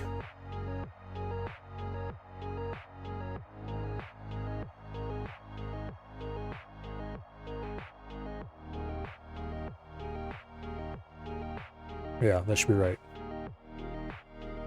Okay. Then we do move D1 mask move D2 and then we do EQ. Wait. Actually, either way would work. We need to set a jump destination.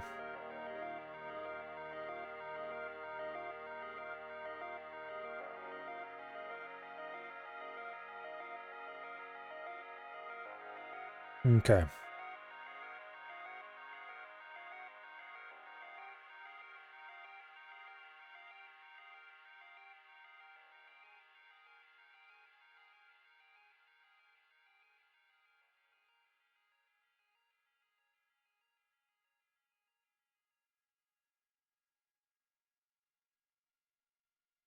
Now,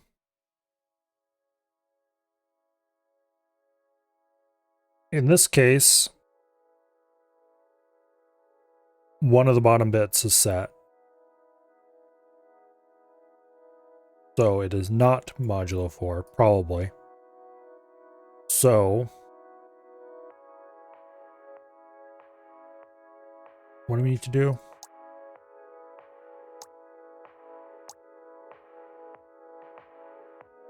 Okay. Return that number modulo 4. So we just return that value. Move 3D. Actually, wait, we don't need any of this logic. We just AND it and then move 3D.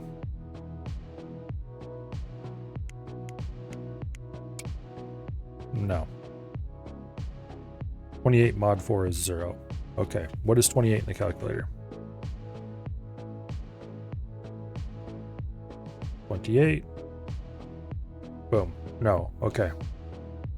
It is not that simple. No, it is that simple.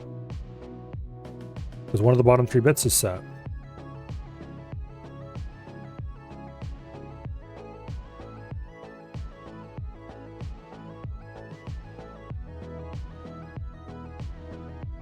No, it is not that simple because it has to be 0. And, okay. Okay, so that very basic hypothesis was immediately thrown out the window.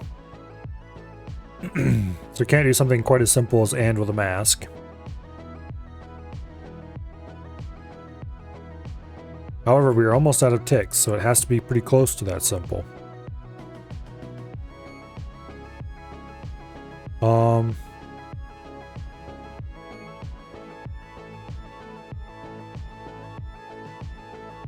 Anything that is modulo 4 will also be modulo 2.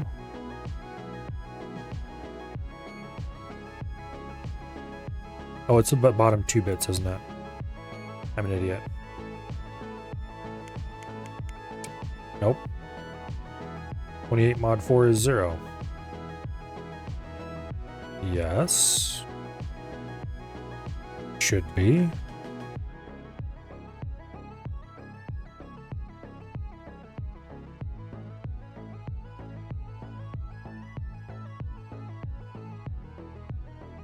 And that's what the output should have been.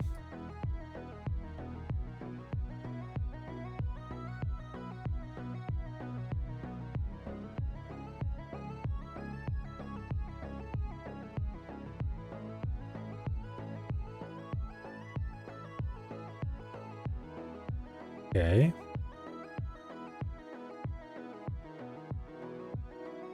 We're masking the input value with AND.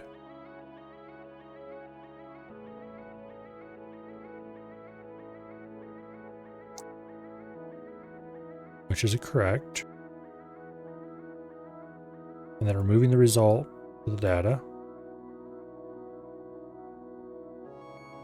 How did it end up with 3 in the output? How is it outputting 28?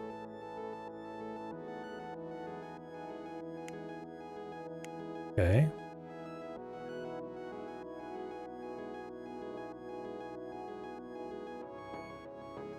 Okay. 28 and 3 is not 28.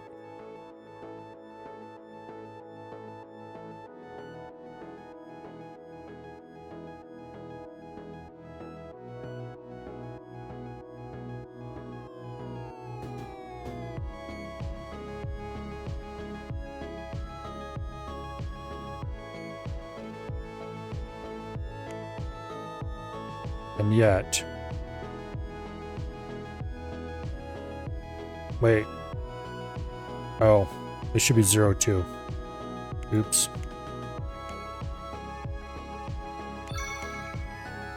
Okay. Yep, that was it. We just need to mask away the bottom 2 bits. Makes perfect sense if you think about it for a second. Because of the power of 2, we can just mask away some bits and boom. The maze. The fabled maze. If you solve it, you win the competition. Woo! Write an algorithm that gets the bot from the start to the exit. This level is hard. You probably want to write down the pseudo code for your algorithm before you implement it. Remember, you can't use intermediate values larger than 63. Thank you. A common mistake is try to jump to a label farther down than the 63rd byte. Because labels are just immediate values, of course.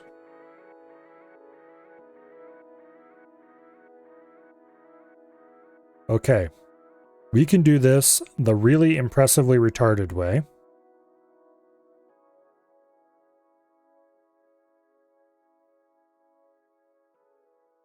And I think I'm going to do that. We are going to use the right-hand rule.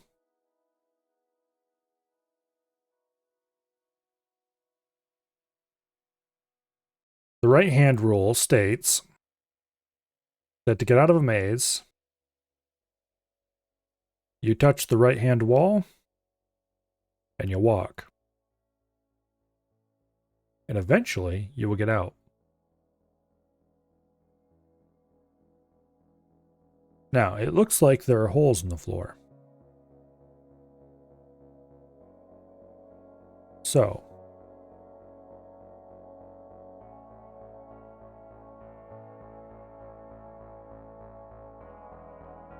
there are not holes in the floor. Okay, good. So what we're going to do, in terms of getting out of this maze, is we're going to turn until we see a nothing. Then we're going to turn right, check that we have a wall, move forward into the nothing, check, see if we have a wall,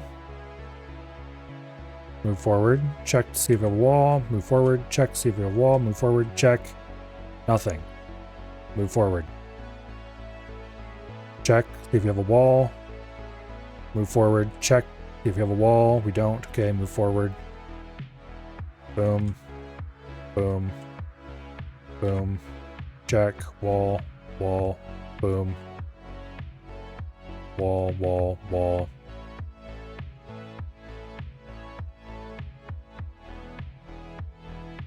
Except, now we need to think about what happens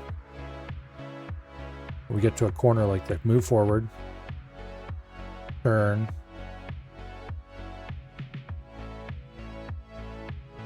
then move forward. Yeah, okay. Wall, wall, wall. So when we actually move ahead after turning a corner, we need to just turn and then move ahead unconditionally. If it's open, I think. Wall, wall, wall. Basically, every time after we finish turning right, we need to then go into a loop where we turn left until we no longer see a wall. And then we need to move ahead, turn right, and then... Okay. Go back to the beginning and think about this. Now, the rules are simple. Every time we move ahead, we turn right. We check if there's a wall. If there is, we turn left until we no longer see a wall and then move forward.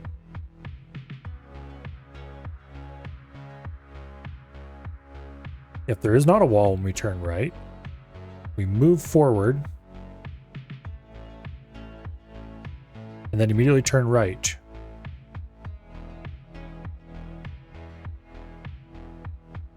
And then if there is not a wall, we move forward. Otherwise we go back to turning left.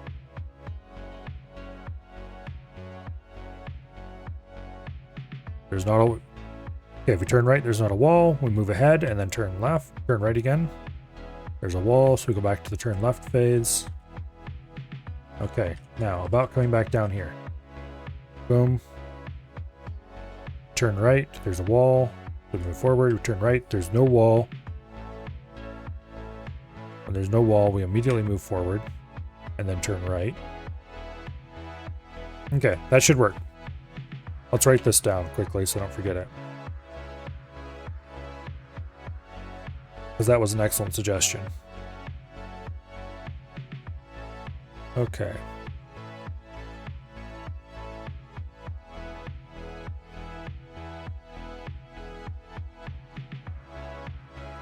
Each step.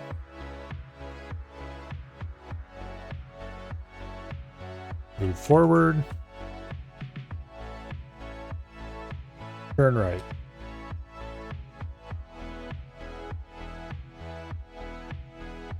turn left until, wait, I don't know. Yeah.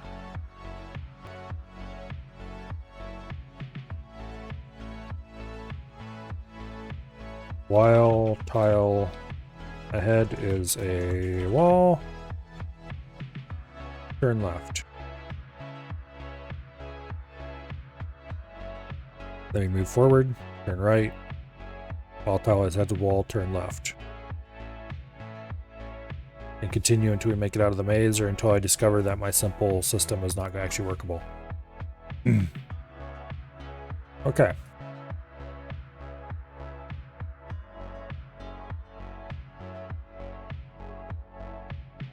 Const wall is 1.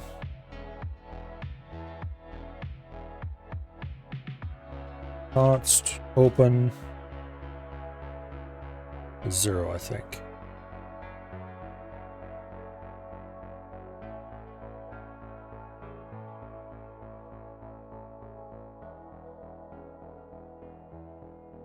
Please tell me it didn't overwrite my code for this.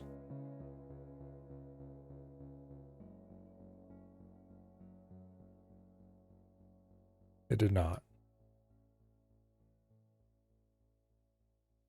Okay.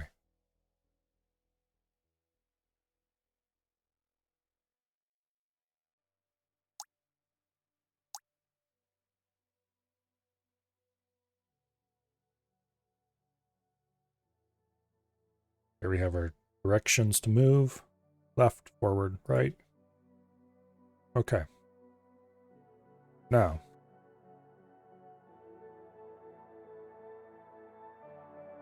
It's probably the simplest possible maze finding you'll ever find anywhere. So. Label begin.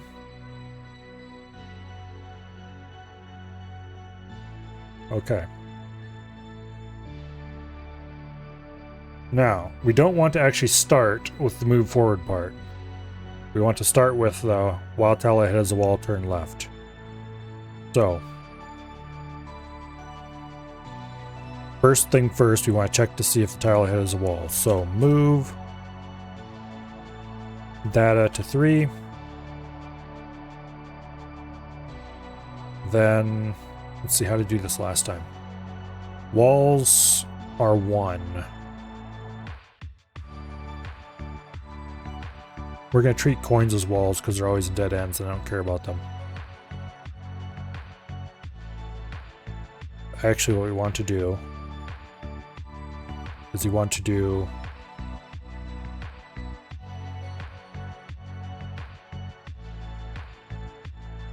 begin and EQ.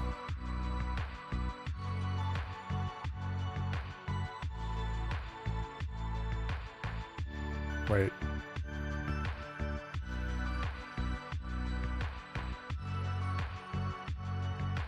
Want to turn left. Wait, no. Okay.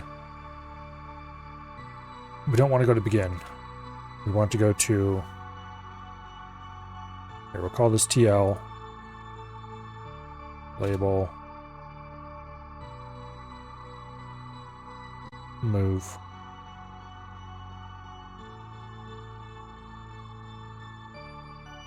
Move and turn. There we go. Okay. Move. All right. We load up the tile ahead. If it is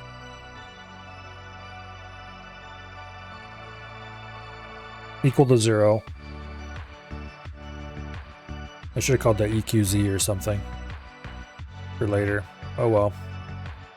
If it's equal to 0, then we go down to move. Otherwise,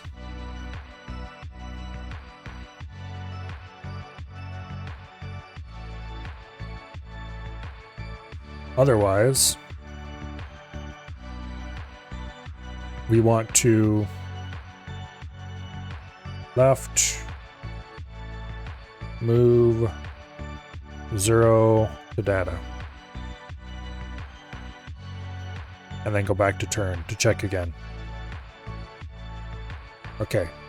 For move, you want to always move forward and then turn right. So we do forward.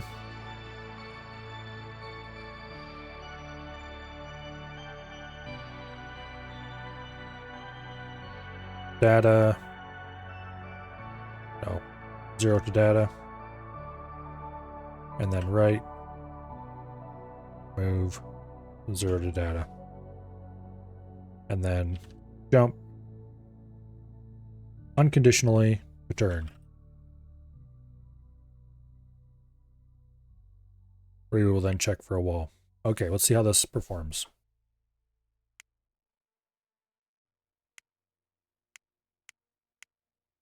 He turned.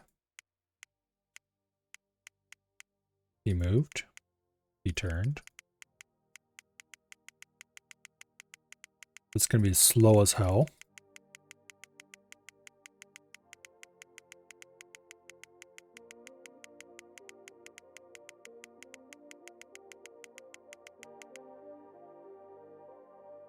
And he's going to visit every possible location in the maze over and over again.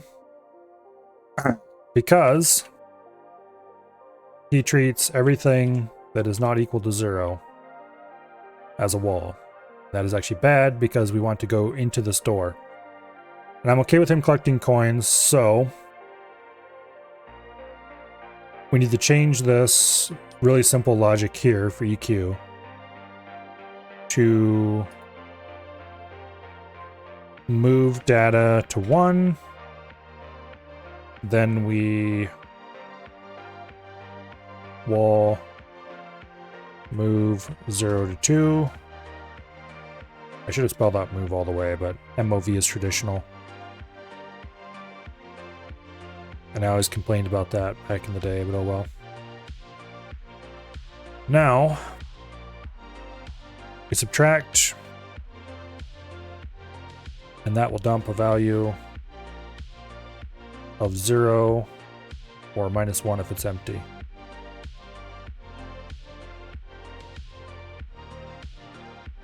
Or anything non-zero, basically.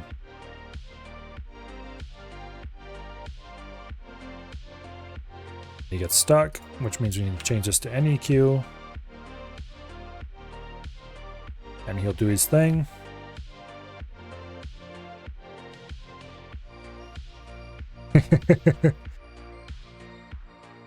This is the dumbest possible thing I could have coded.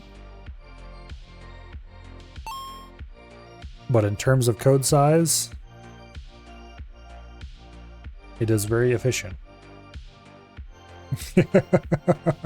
It's going to visit pretty much the entirety of the maze, but it's very efficient.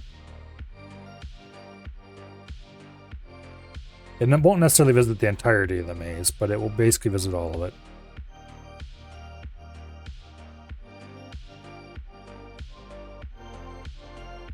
Like, it'll never get to this area down here. But it'll visit all of this up here.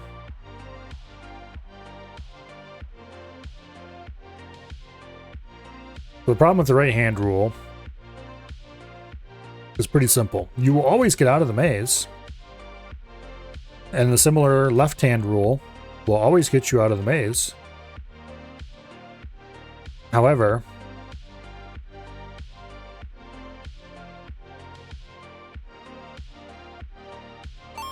it isn't very smart.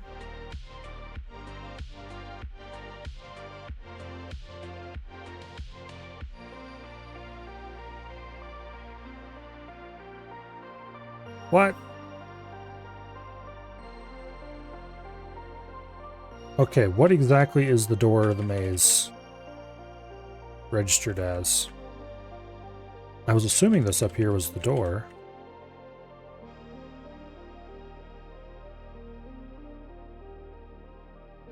Three, door. I can't move into it though. Oh.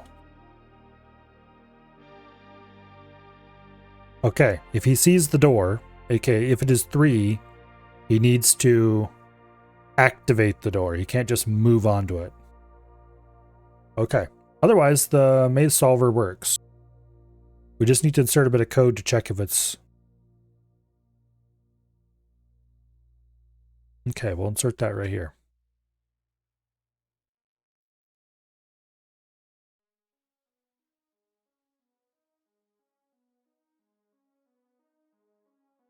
Okay. Move D to 1. Tract.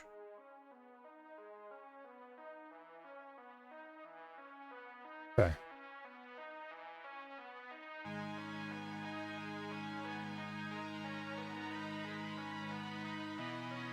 Then we do EQ, because if it's exactly 0, then we absolutely were on a door.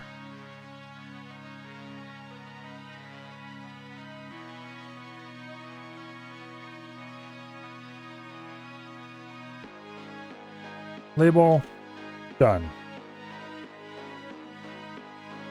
Done.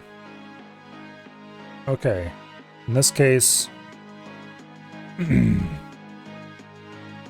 robot order for use action is 4.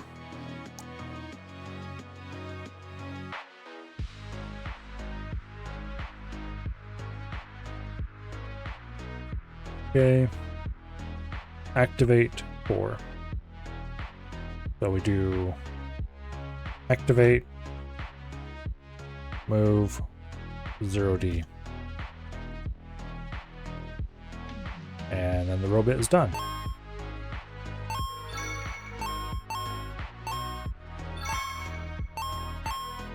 And for the people who thought they were smart by hard coding all the instructions, there's more than one maze. I wonder if there's a more efficient way to do this. I'm not going to wonder very hard though, because if you choose to go on to the rest of the levels, you teach about RAM, the stack, and function calls, and you get to solve more interesting challenges like this one. First, you would have to build a better computer. Overture was good as the first machine, but it's clumsy and programs get very messy. To solve the challenges I have for you without pulling out your hair, you need something more expensive. The leg architecture. As opposed to ARM. On the other hand, you could also retire. Be proud and enjoy your reward of not being eaten. Okay. So now we need to start working on the leg architecture. Oh.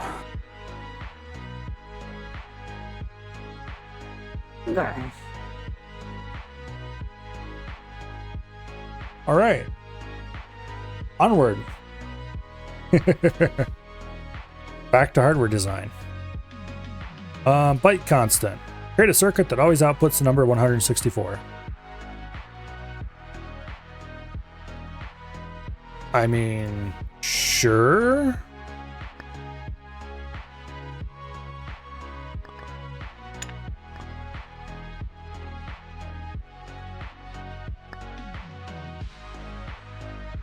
Okay, there's 128 in there.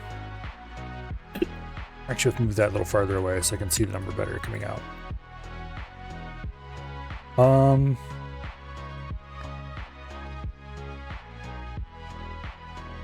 Okay.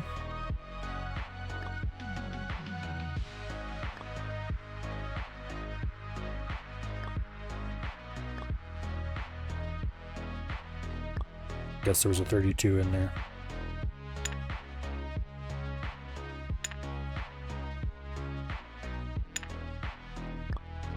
There we go. That was really difficult. Oh, okay, that unlocks the 8-bit constant. I guess that's useful. Seem to be enjoying myself? Oh yeah, this is a blast. Using the instructions of your computer, read the input twice and XOR two values together.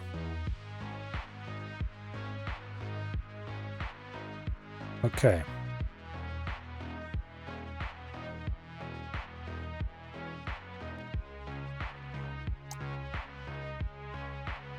Do I have an XOR instruction?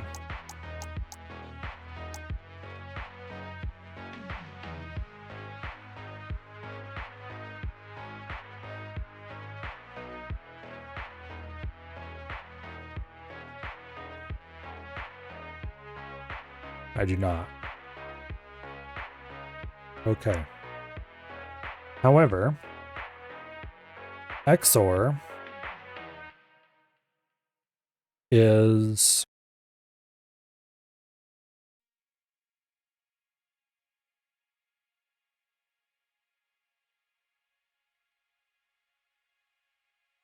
damn it, how would you synthesize XOR? I don't remember. But you know what? Instead of figuring it out, I'm going to be supremely lazy. Boom. And, NAND, NOR, and, OR. Okay. Very trivial. You just and, an and, and an OR.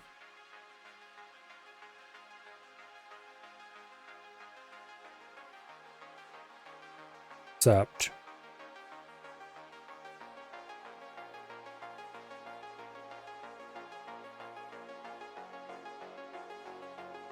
wasn't there a place where it taught you a more clever way?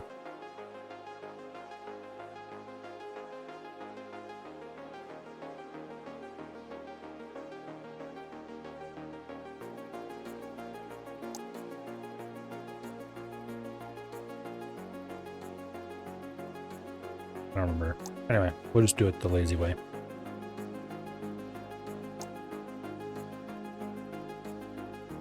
Okay.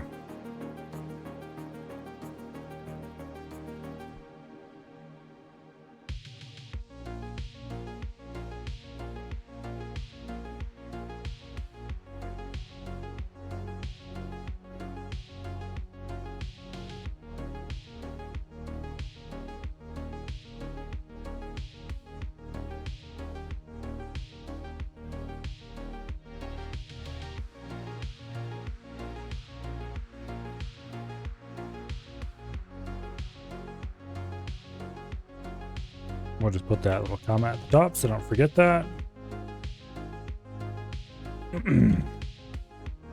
Okay, now.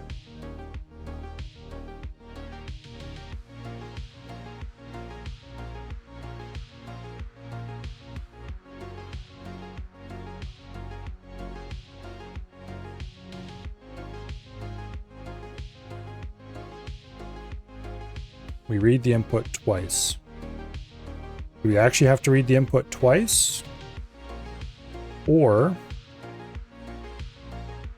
like, what, read different each time we read it? Probably better to read it twice just to be sure. So we want move data to 4. Move data to 5. Okay, data to 4 is not supported currently because I didn't write that instruction.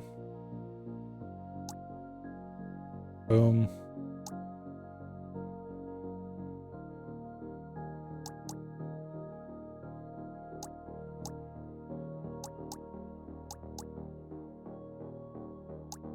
Go. 180, 180. Move D4. Save.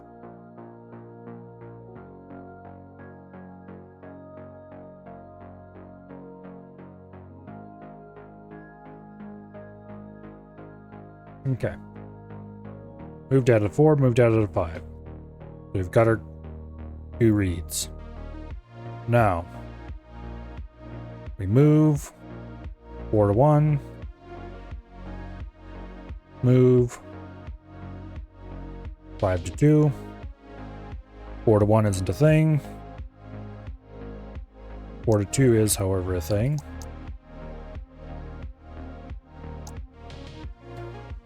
Then we AND them. And we move 3 to 0 for now. That's a safe thing to do. Then we move 4 to 1, move 5 to 2. I should have left that E in when I was making the instructions, and it's too late to go back and change it all now. Although I really should. I'm gonna drive myself insane if I don't do that, ain't I? Ah, screw it. Too late now. Okay, move 5 to 2. And then we OR, which is not an existing instruction. We'll have to fix that in a second here. And then we move 3 to 1. Move 0 to 2. Wait, this needs to be NAND, not AND. Then we AND those results together. And move 3 to data.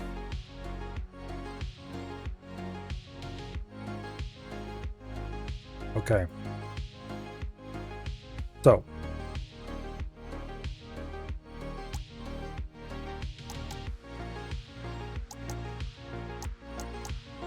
We have an AND instruction.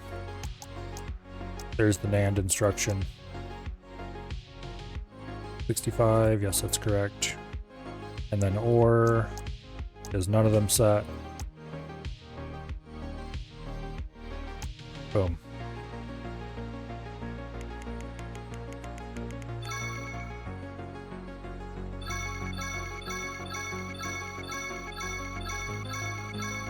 Very straightforward.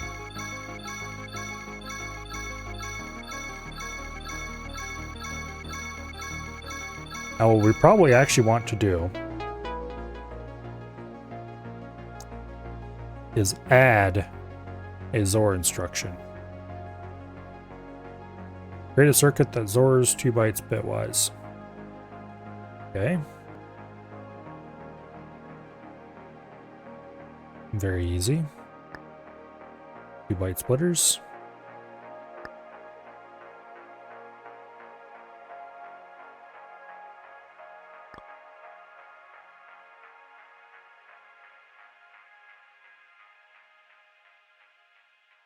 Then we grab the 1-bit XOR.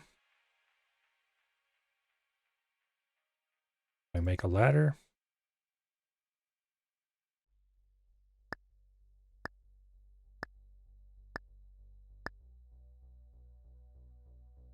Two, 3, 4, 5, 6, 7, 8.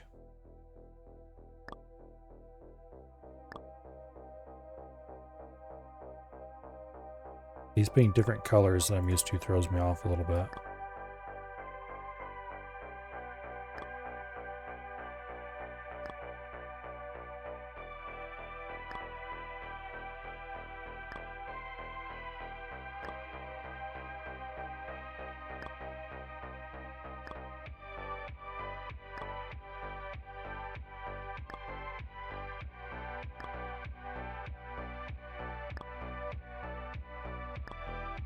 Okay. Byte maker.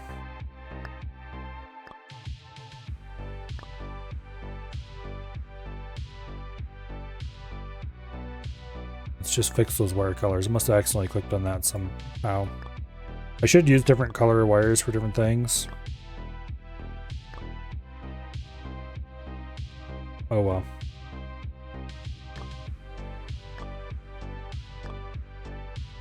I'm not sure when that happened. Yay. We should add a new instruction to the computer to do XOR. What was this again? Output, both inputs are the same. Okay. So what we want to do is invert 1 and then AND them to... No. Wait a second. Did you use bytewise and or not? Probably could have. Yeah, I could have. But I didn't. Because we did have NAND already. Let me think for a second here. Yeah, actually, if I invert them and then AND the results together,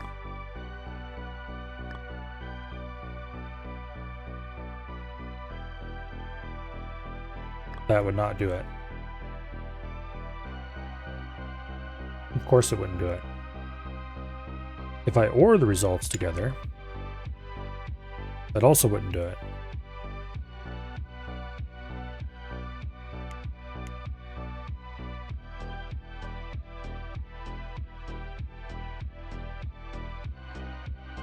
Let's just drop an OR in to demonstrate.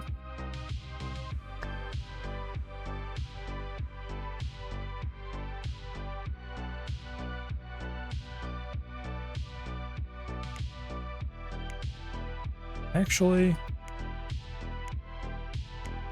no. It would work. I would just need to negate it again. And then that would give me...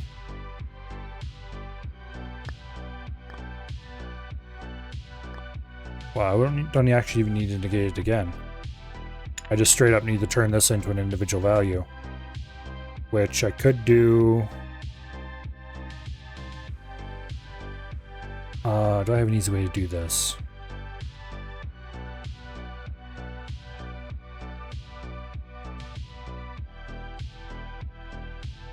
What I need... Oh, you know what? I forgot this was in here. This would have saved me so much wiring in some of the things I did. Oh well. You might want to go back and fix Overture to use that.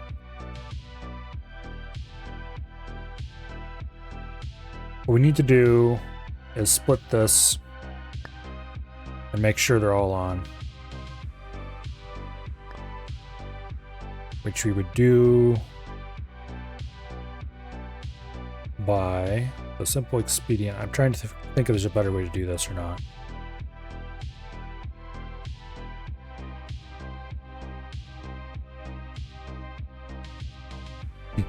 We could do the dumb and use an adder. Like a proper 8-bit adder. And subtract it from the constant value. Actually, you know what? That's not dumb. We do have 8-bit constants. Oops.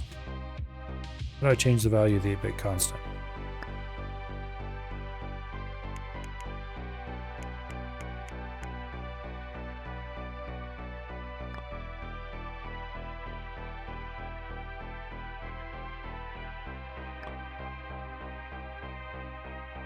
Hmm. 255 plus 255 is 254. I don't think that's how that works. Okay, so we can't use an 8-bit adder. But yeah. Exclusive OR would also work.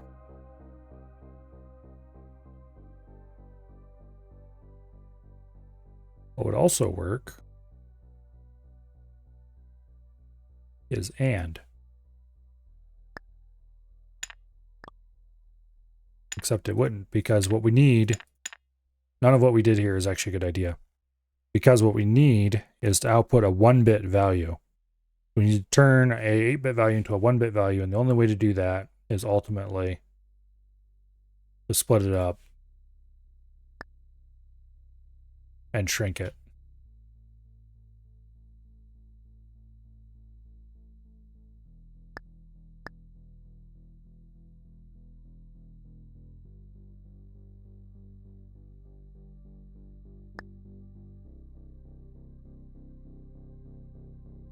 Now I need the 3-bit one. First time in the history of ever.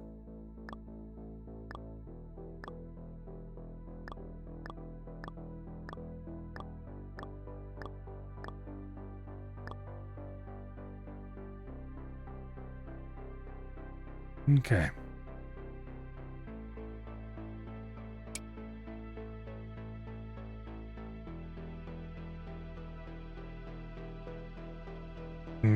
That is the problem with... Okay, yeah.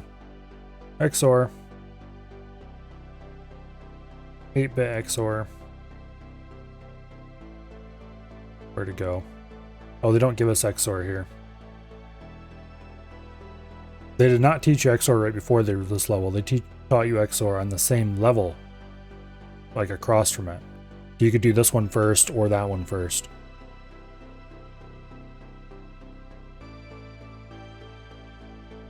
Okay.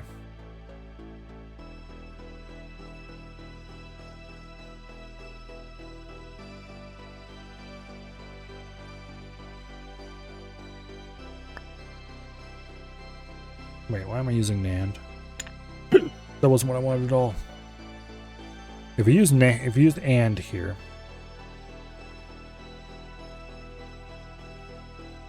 that obviously does not work with this.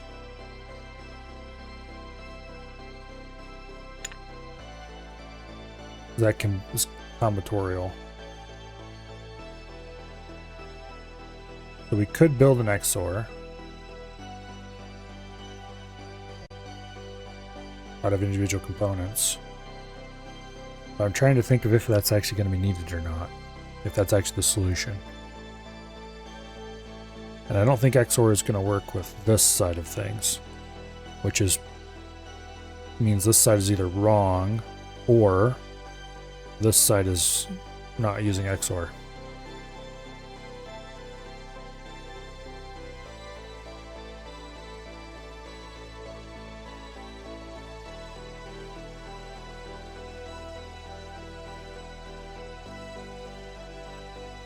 What we could do, as a matter of fact, what I probably should have done from the start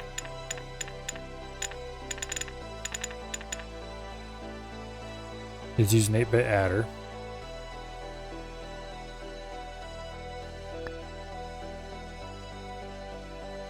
And then we want negate the second value.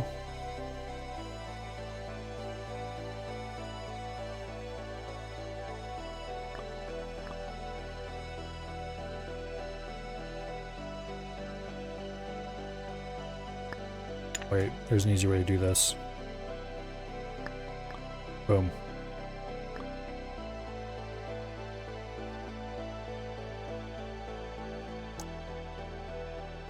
Okay.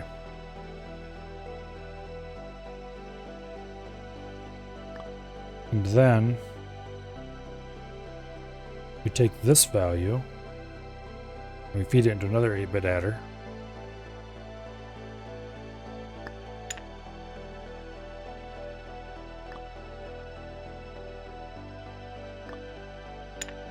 And that should give us the result of subtracting the two. And then I should not have deleted that checker, because we need to check to see if this is 0. Ah, damn it. Alright, what's an easy way to check if this is 0? There isn't one. We need to go ahead and split it up and do the AND tree again. Except I think we want an OR tree in this case, because we want to make sure it's 0.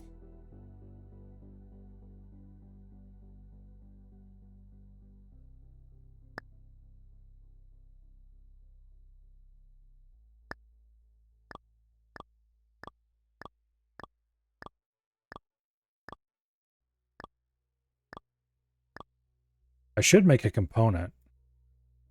It wouldn't let me use it here anyway, but I should make an 8-bit to 1-bit shrinker, either AND or OR variants.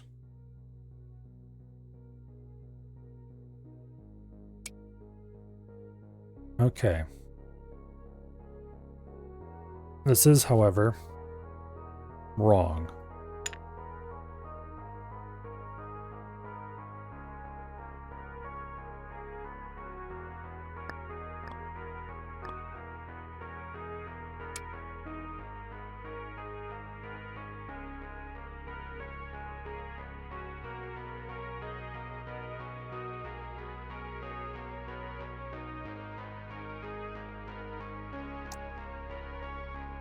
Okay.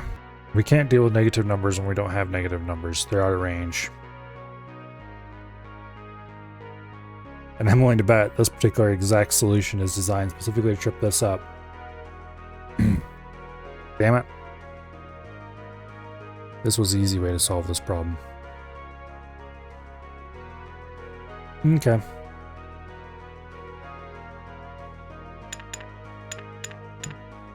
So we are going to have to build an XOR gate here.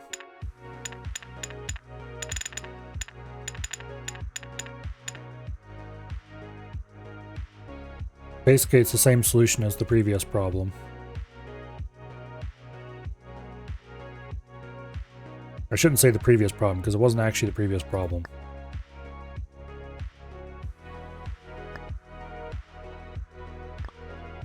The same solution as its sibling problem.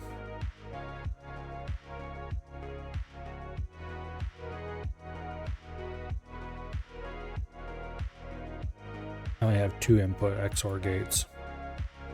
Once again, we have to shrink this down to a single.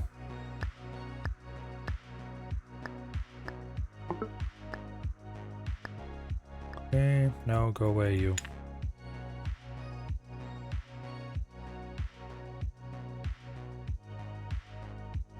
That should be about right.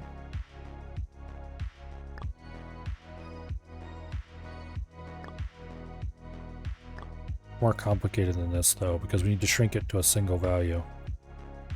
So we need to AND them all together. Wait. We don't want to use XORs here. We want ANDs. Okay, I can replace them after I wire it.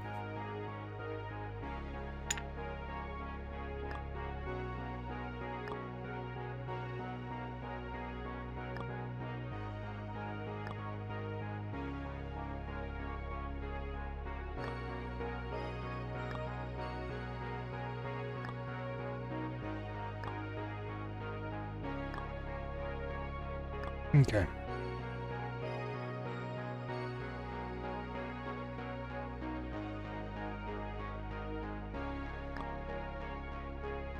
Now, let me think about this for a second. We don't want XORs. We need ANDs. I'm pretty sure.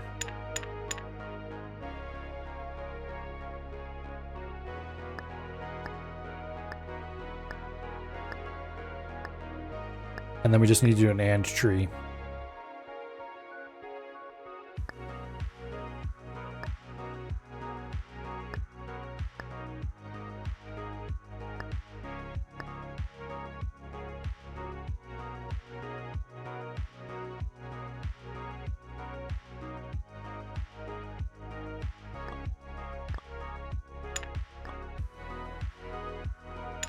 No. Because if any of them are off, more than just ANDs. Okay, so we need ANDs on the first level to check. Are the bit 1s matching? Are the bit 2s matching? Are the bit 3s matching? Boom. Okay. So if any of these are red, that either means both of them are off or both of them are on, which actually I think we do need XORs. Except if both of them are off, XOR will also still be off. So we don't need an XOR. We need an XNOR? No. Yes, no, maybe so.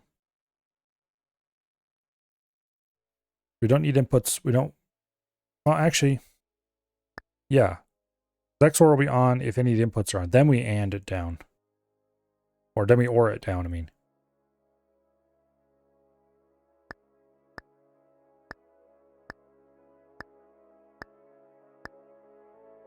Yeah, if any of these are on, then it means bits don't match.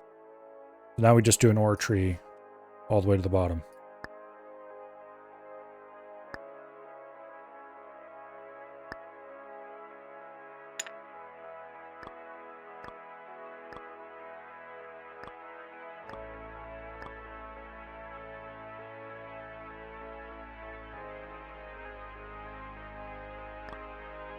Okay.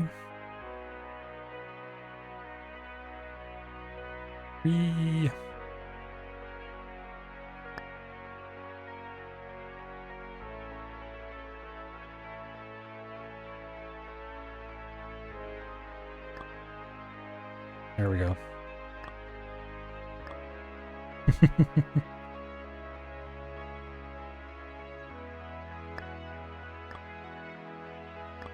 Okay, if any of these are on,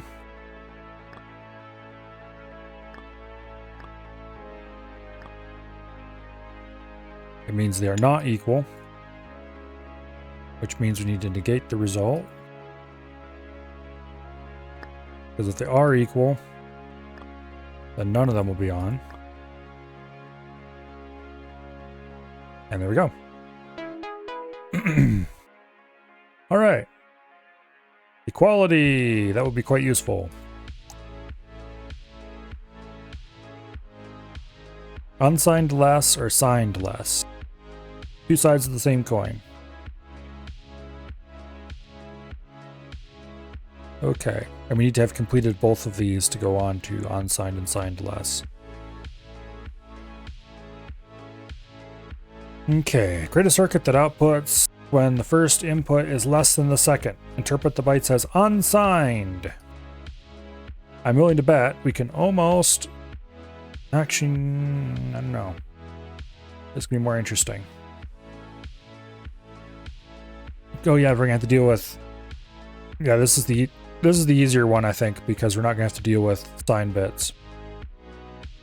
Or... Yeah, anyway.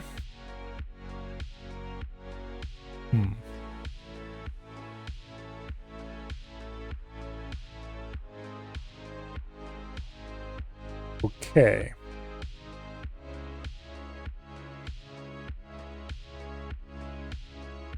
This one's going to be interesting.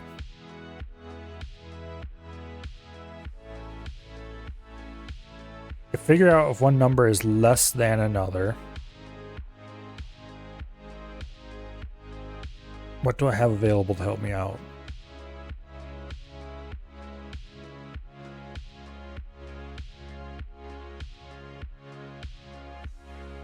If this was signed, we could possibly do some subtraction and maybe get some weirdness out of that. But there's no way we could do that here. I have a feeling we're going to have to operate on it byte by byte. Or bit by bit, I mean.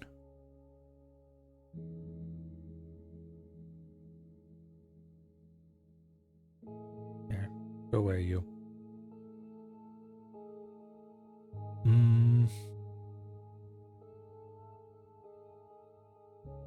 Okay. So, we want to look for set bits. And whosoever has the highest set bit wins. In case of ties, then it goes to the next set bit, and so on. However, I can't help but think that there's got to be a simpler way than that.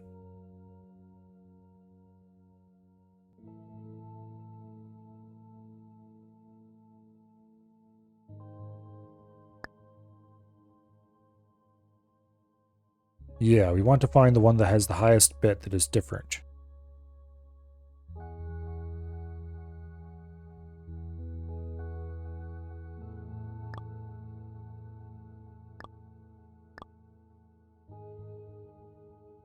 In the case that they are equal, then they are obviously not less. However, I don't think adding an equality check and just spitting that result out is going to be helpful. It would short circuit some things, but I don't think it's going to be helpful because anything we do is going to have to check for that already. So, I think we're going to start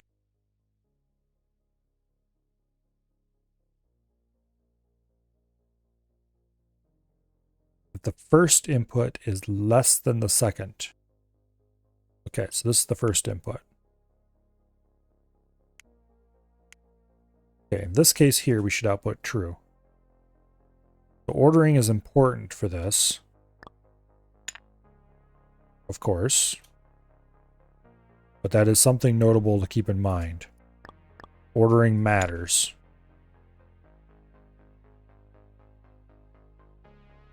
So it's not going to be just a simple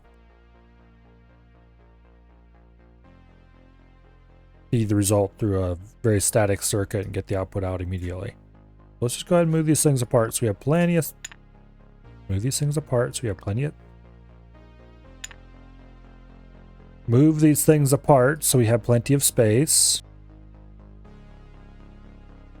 There we go. Now...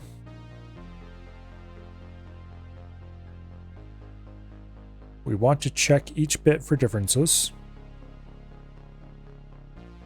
And I want to output true.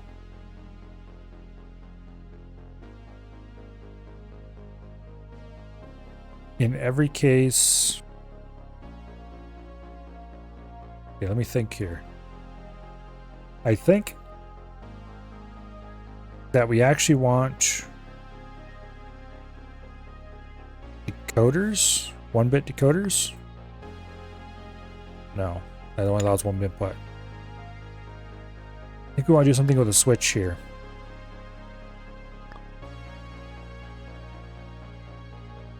Except no for that too. We need to combine the values in such a way that one of them wins.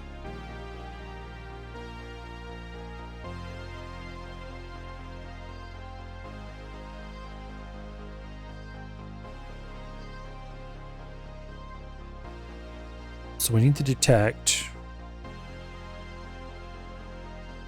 when 2 inputs match, which I guess this would do.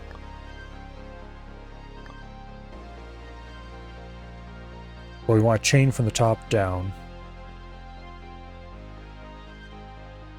We can't just do when the inputs match. We need to do if the second input has a bit set and the inputs do not match, output green.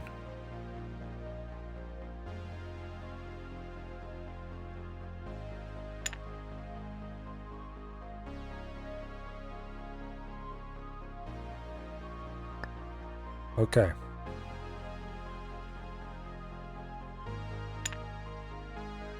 If the second input has a bit set and the inputs do not match, output green.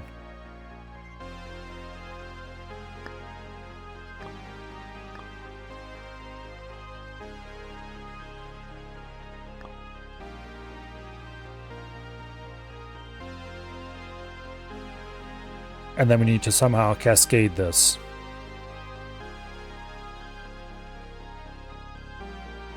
So this would work for doing less than for a single bit.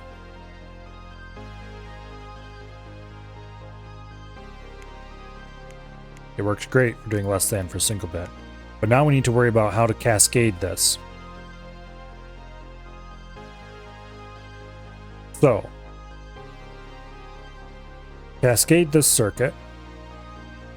And let's just delete these wires. This is probably going to be part of our solution.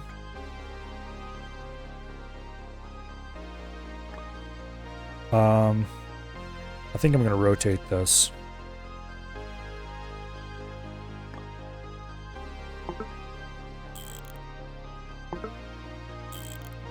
So that we can have a bus running down from the top.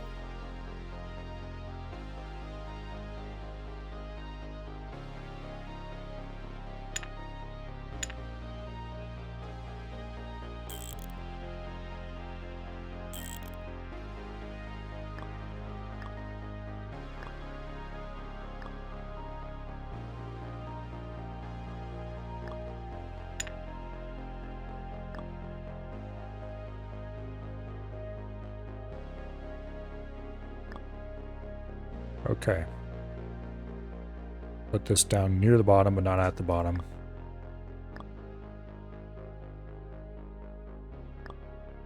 Boom.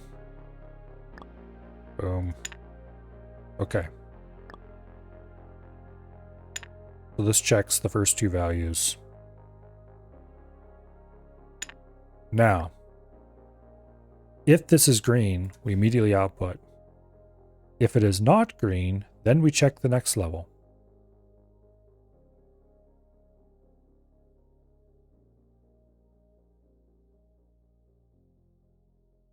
Two,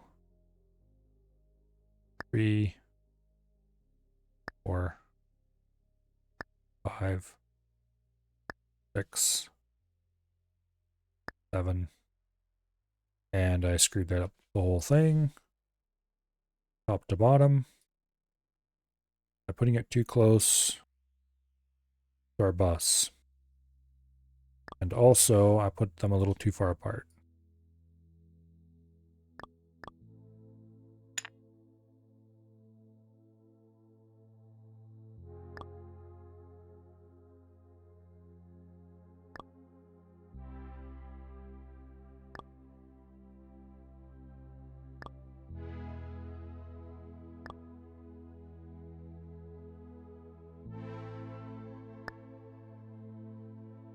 Okay, we've got 8 of these checks now.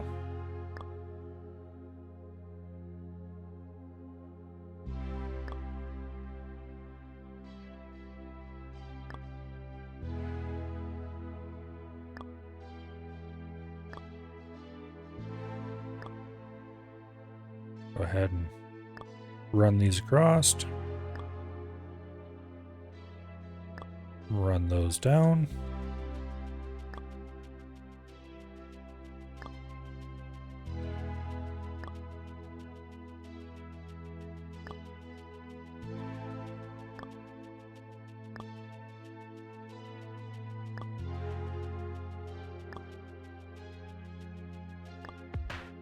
There we go.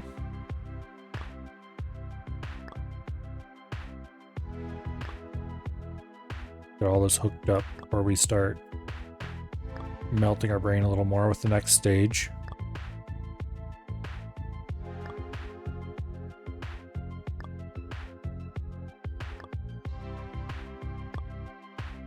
There we go. Okay. Now we can check if each bit is different. And what we need to do is I think actually cascade these. I mean, obviously we need to cascade them, but I think we use these actual components to cascade it. Because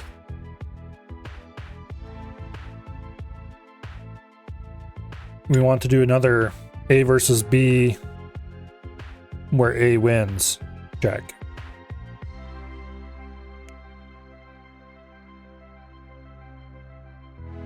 Also, this is backwards. Oops.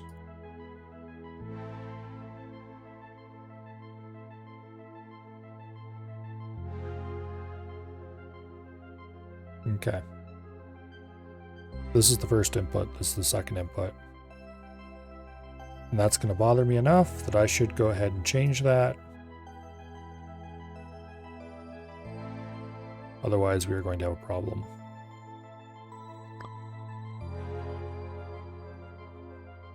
And yes, you're going to have to be angry for a while. I don't care.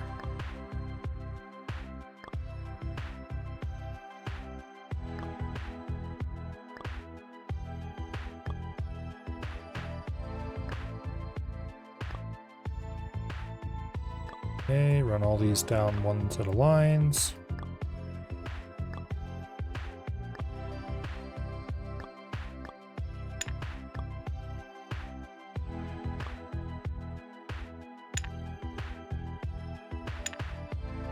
Damn it. Boom. Boom.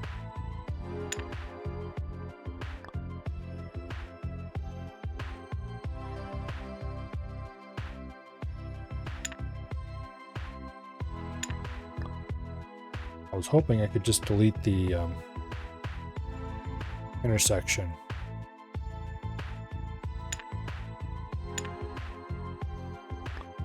I kinda can after a fashion.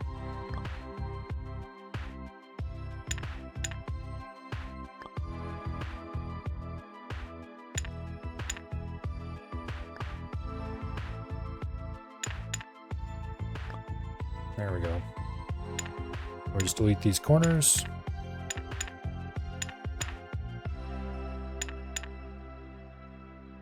And lovely.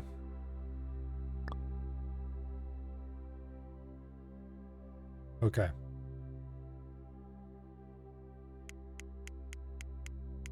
All of them should be off. All of them should be powered. Okay, good deal. Because the first number is definitely much greater than the second one. Now, if we turn all bits on here, all of them should be powered. Yes, they are. Okay. Now,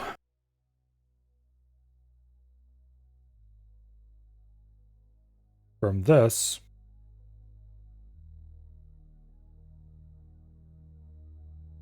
what happens if they're both on? Okay, if they're both on, then it's off. I think at this point we just do an OR cascade and we're done.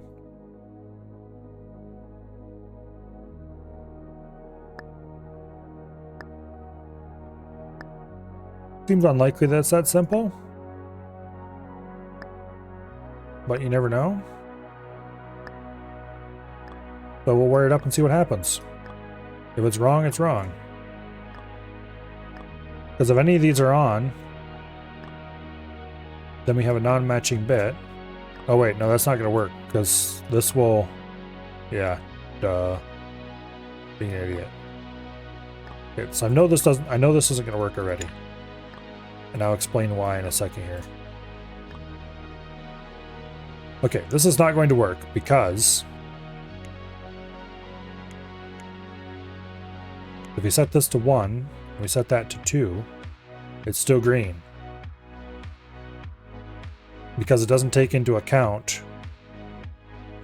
the fact that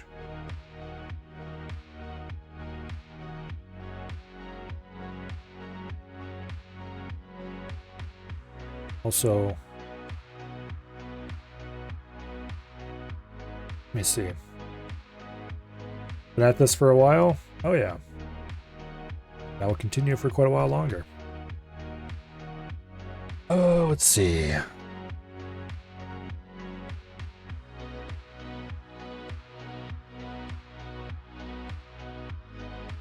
So this is the least significant bit.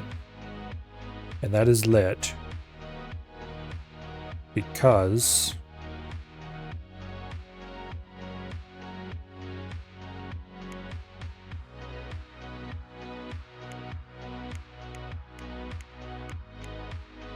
wait a second.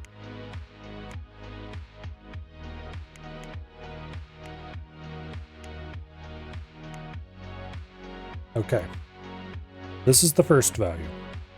We want to determine if the first value is less than the second value. In this case, it's working. However, it's also not working. What we are determining here is if the two values are different.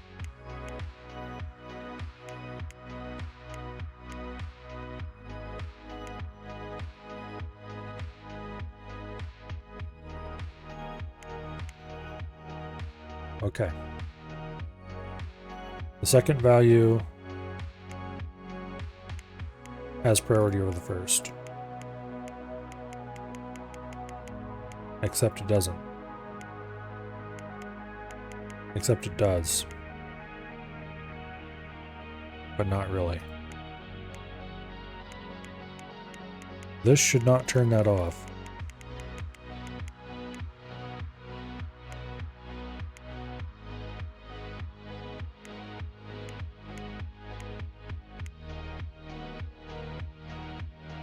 I think these aren't correct.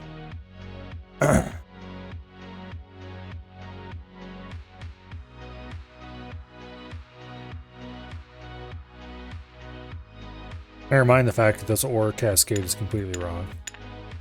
Which I knew it was wrong halfway through building it, but I wanted to demonstrate why, and that revealed to me that there was a bigger problem than that. So it's probably a good thing I built it.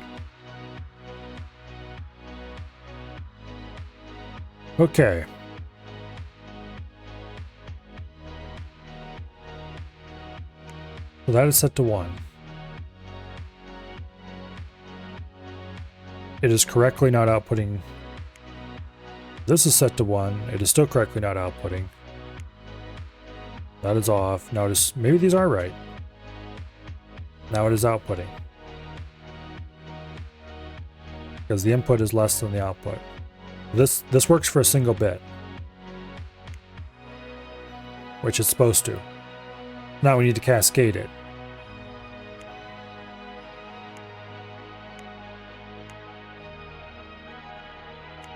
Because specifically,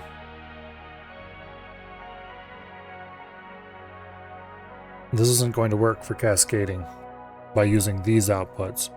We need to use this output for a cascade value.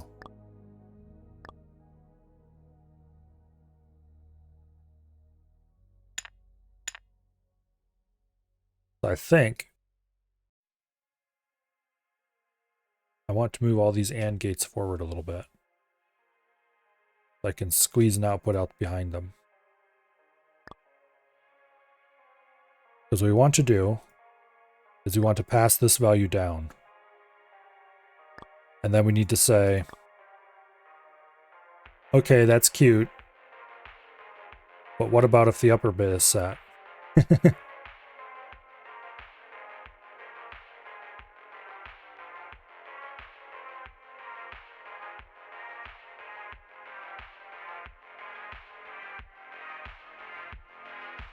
Except it maybe isn't that bit.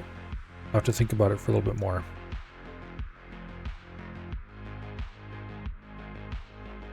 Won't an adder pass the value down? An adder will pass the value down. However, I don't think an adder is going to be useful here. And the reason I don't think an adder is going to be useful here is because...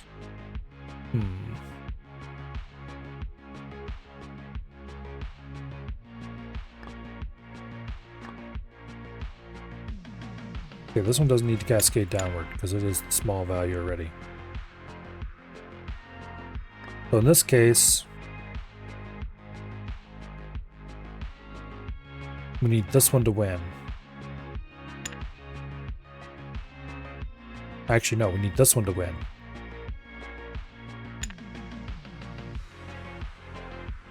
Wait. Not quite that simple. XOR and an AND gate is basically an adder? Yes. True. However,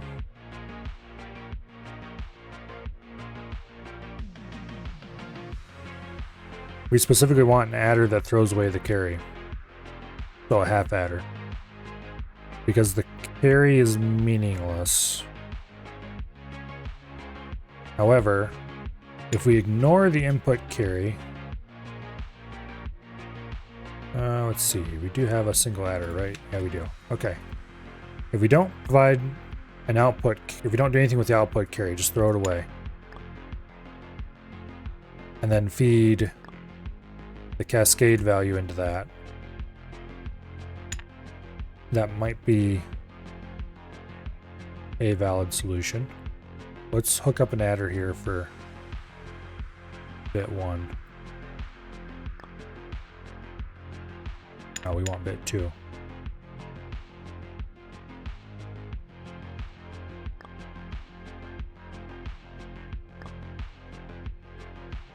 Okay. And then we want bit 1 from value 2 as the input for carry.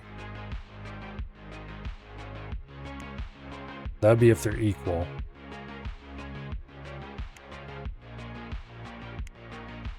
In the case of greater than,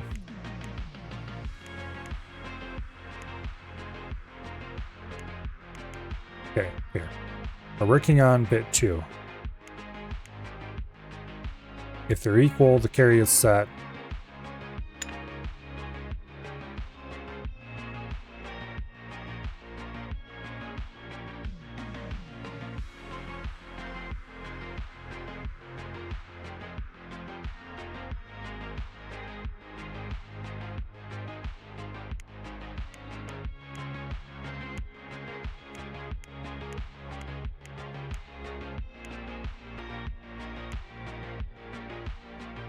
If they're greater, then the add value is set. Unless it's not with the... I think I might be going down completely the wrong path with this whole setup.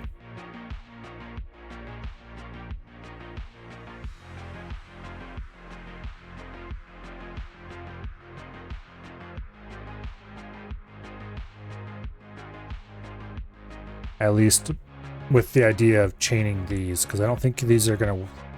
Because yeah, chaining this is kind of equivalent to using an adder, I think. But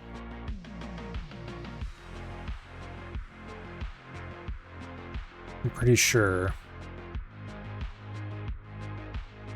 Okay, do I have this wired up the same way I was thinking about wiring that?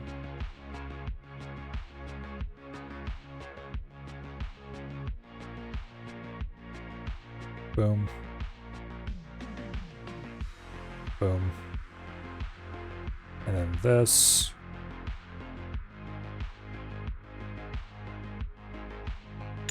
Wait.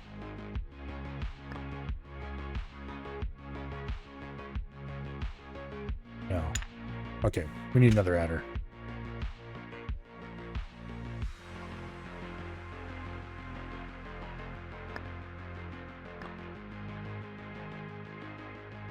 We wire those two together like that. Boom. Because it doesn't really matter which one of these is carried and which is what, because it's one bit. Boom. Okay. So these are comparing the first two bits.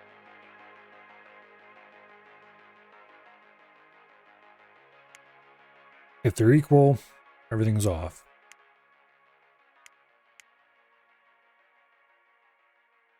This is greater than. Problem with an adder is we're not getting any reduction unless we ignore some of the output bits. So all I need to do is figure out if I can ignore any of the output bits. I have this wired wrong? Yes, I do.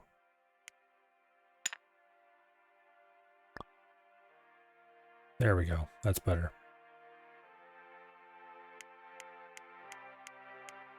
Okay.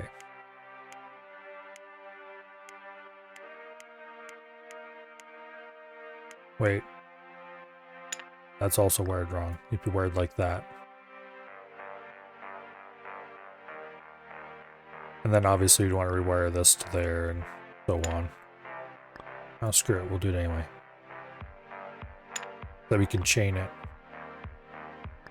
by just wiring back. We're chaining it backwards, basically.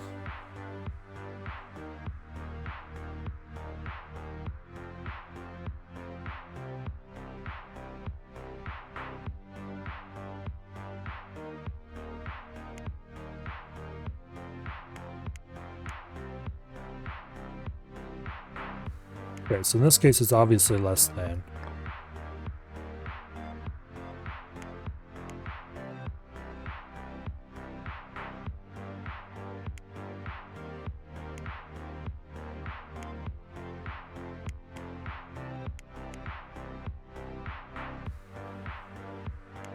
Is it that simple? But this bit will be the less than then? It could be just that simple. Okay, well, one way or another, we can use adders to replace all of these. So if I just delete this mess, boom, it won't hurt anybody. Except me later when I realize I screwed it up big time.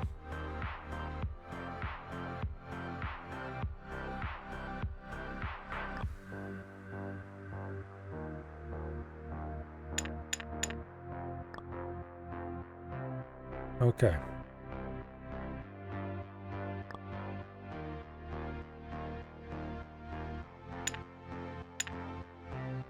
And then you. That's not how that was run at all. Okay, those are hooked up to the first bits. You hook to the second bit.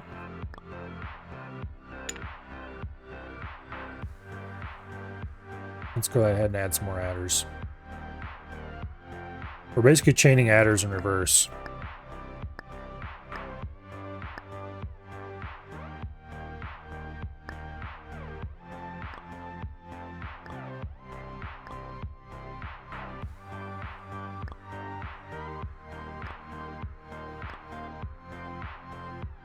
Very, very weird.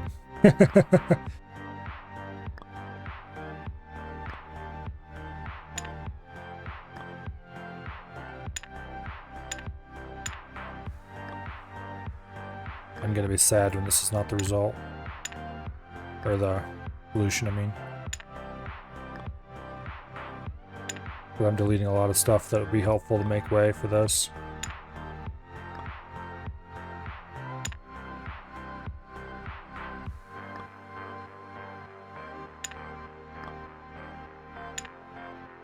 Okay. No. This does not work.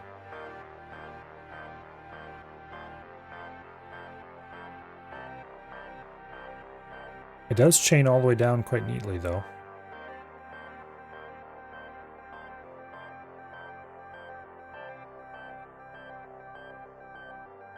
I do have an 8-bit adder available.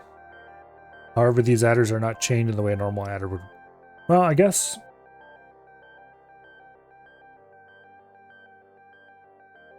No, it wouldn't work. Because these are very much not chained the way an adder would normally chain.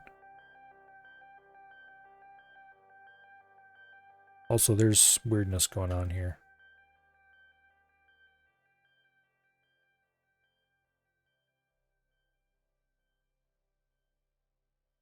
I don't think this is this. Well, I know this isn't the solution, but I don't think this is even close to the solution. Maybe it is. Would it help if I hooked it up? Okay. Let's try inverting the output. There's no way that's going to work either, obviously. But just in case. Yeah, no. Okay. So.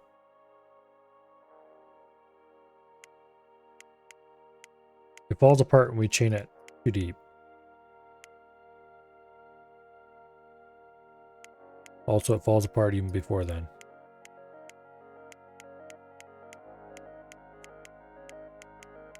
Yeah. Okay. This is not a valid solution to this at all.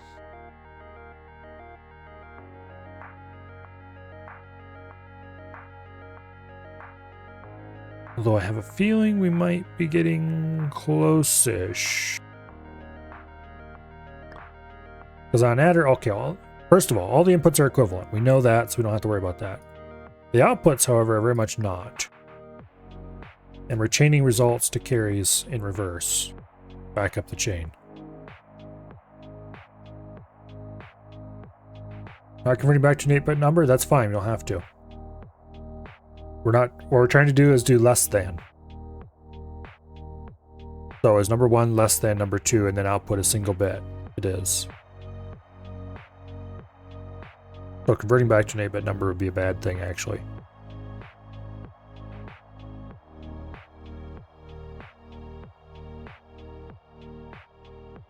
Now.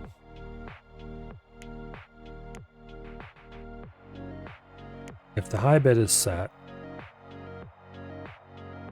that chains back all the way, just like I would want it to. If the high bit over here is set, they're equal. Boom. However, this also kills it. Which is why I think I'm on the wrong path.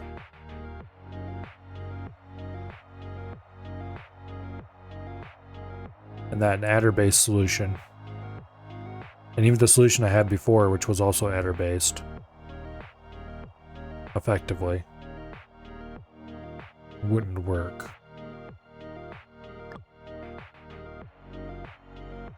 Well, let's go back to the solution I had before. Because that at least was closer. Even if it was basically just this solution, but bigger.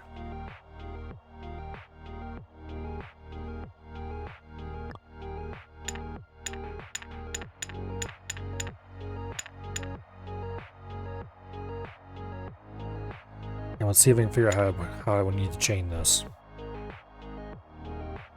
So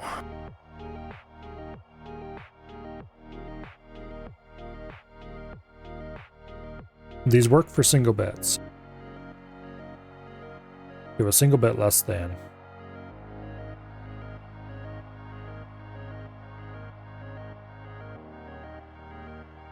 And this is effectively a half adder. Because we're throwing away. Except it's not quite a half adder because we crossed the wires.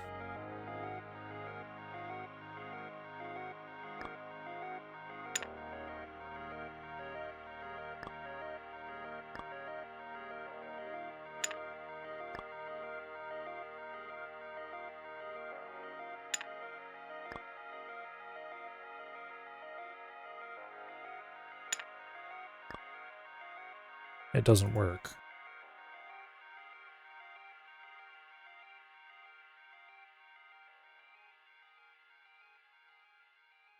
Kind of, sort of. Well, adders aren't perfectly.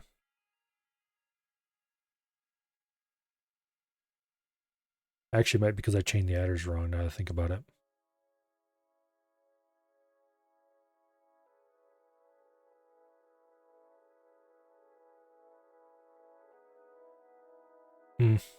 We'll worry about it here.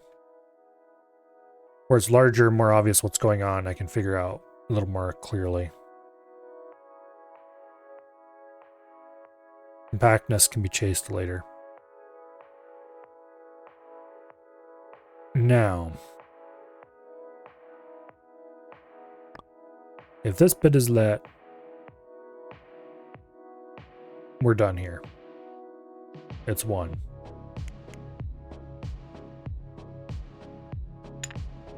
Doesn't matter what any of the rest of the bits are. If this bit is lit, it's done. If this bit is lit, if this bit is not lit and this bit is lit, that's the same deal. Doesn't matter what any of these are, it's 1. And so on, all the way down the chain. So effectively, what we need to do, if this bit is lit, we need to force this bit to also be lit. And if this bit is lit after that force check, then this bit also needs to be forced to be lit. And so on, all the way down to the bottom. And then we need to check to see if this bit is lit. If it is, that's the output. So, we need a chain of these things.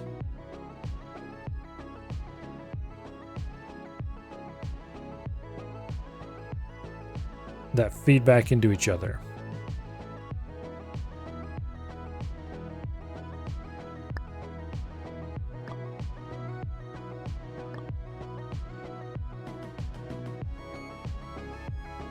Okay. Boom.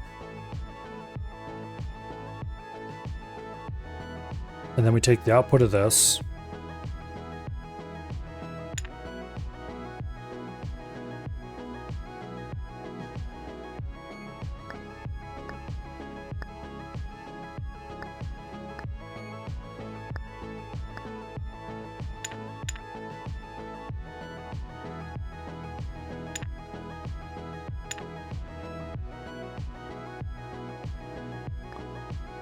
The output of this gets fed into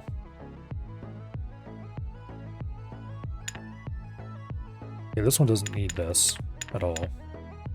I realized I might have just screwed this up again by putting these in the wrong spot.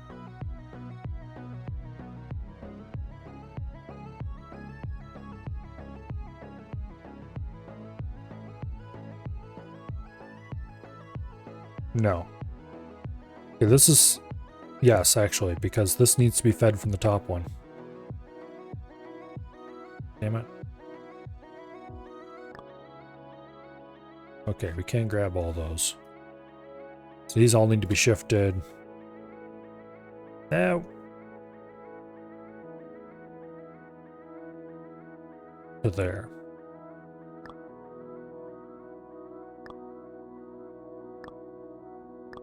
I think this will work. Once you tie everything together.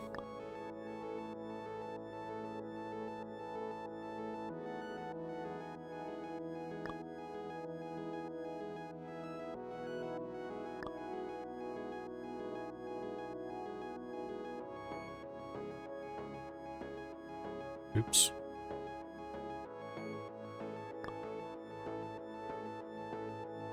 Apparently, as long as you hold shift, you can keep adding things to the selection. However, scrolling removes the selection.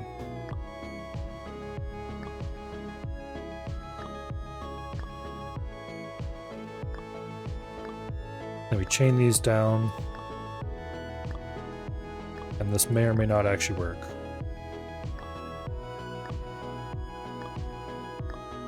But I guess we'll find out in a second when I test it.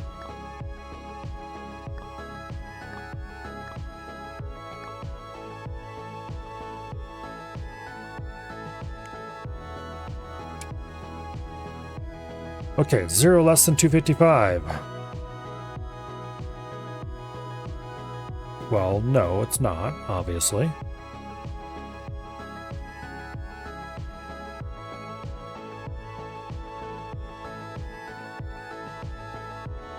And because we're not outputting this value anywhere,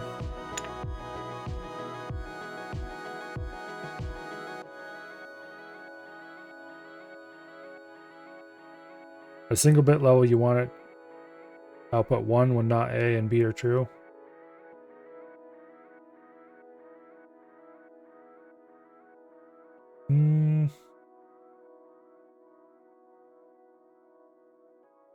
What it needs to do is it needs to check if they are less than using unsigned numbers.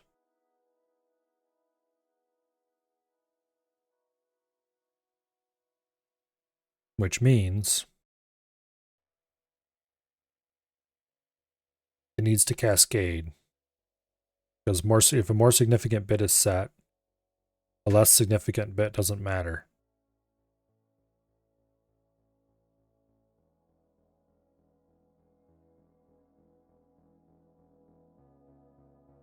I'm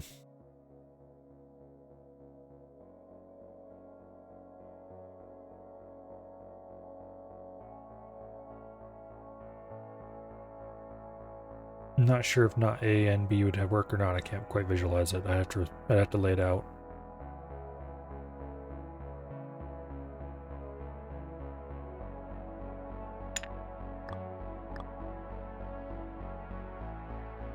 Okay, the problem with this solution right here, it's almost there. But the problem is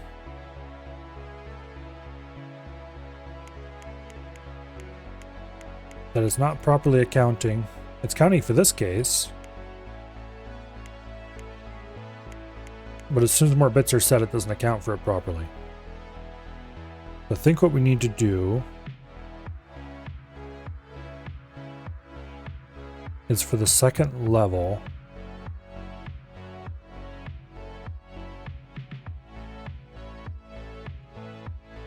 needs to be an extra OR gauge, if that makes any sense.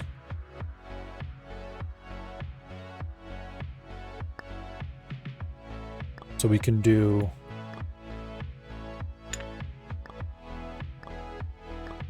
that.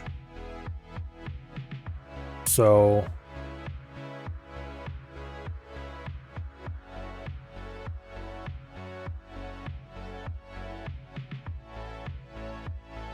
I'm starting to think this section, this stage is too complicated, and that there's got to be a simpler way to do it, if this even works.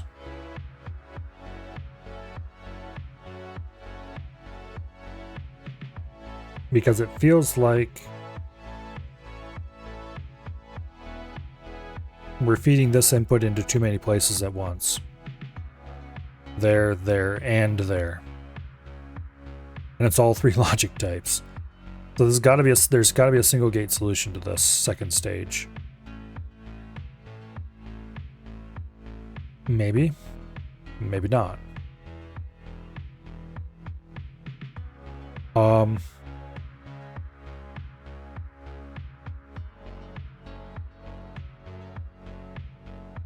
Now, what I can say for sure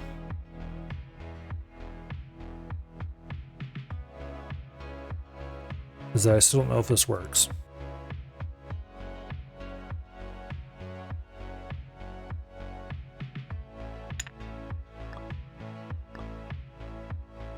And also we need more space in there if we're going to even find out.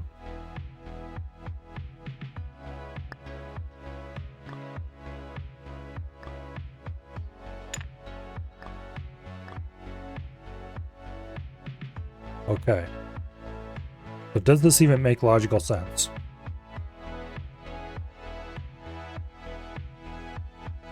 I'm treating these two as a unit. I probably shouldn't be. But what this is doing is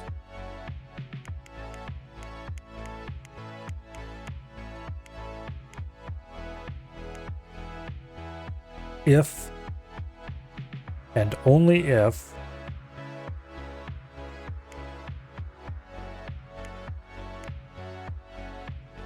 B is on, is it green? And are we actually completely ignoring?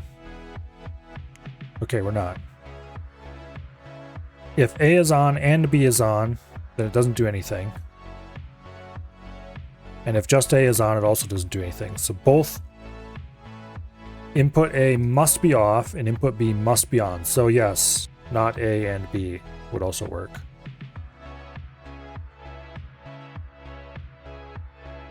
That would probably be simpler. And I probably should do that. Let's do it at least for the second stage, because we're going to have to delete most of this anyway.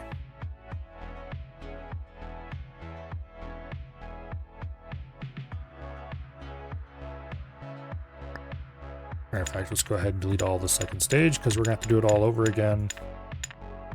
Does raisins. Boom. Okay.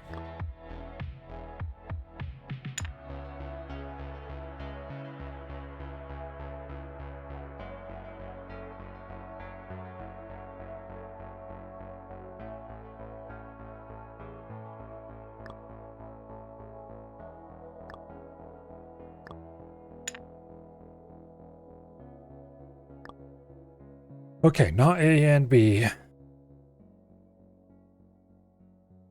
And then we do result of that, or not sure if we want to call this A and B, or A or B. B, I guess it would be. And the reason for this or is so that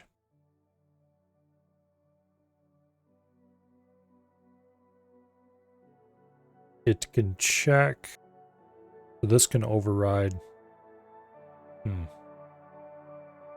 think that's wrong.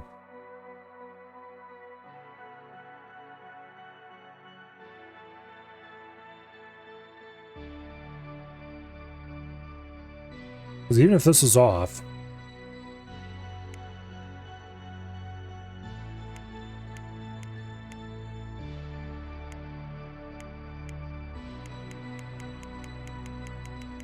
setting that does nothing. Okay.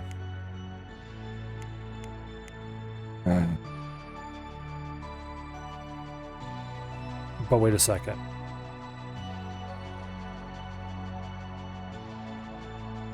That should cascade down to the next level then.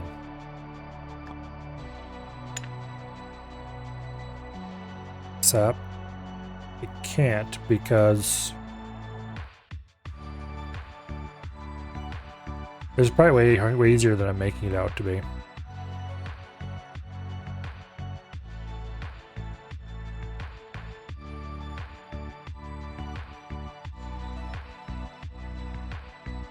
Let's move some stuff around a little bit so you have a bit of room. Not quite that much room. Oh, okay, there we go. It almost feels like we need to cascade with this value. But then what happens to this value? What's the purpose of that? That was the whole purpose of this, is we cascade it by feeding it back in. And I don't think we can, because this result should be true. And it's not. Because we're inverting it there. I think that XOR is actually needed.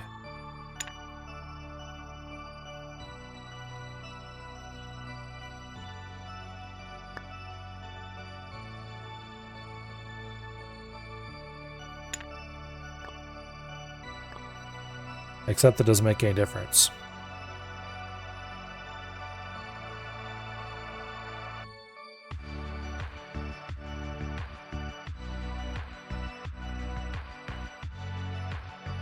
And the reason for that is because I'm coming about this fundamentally wrong, I think.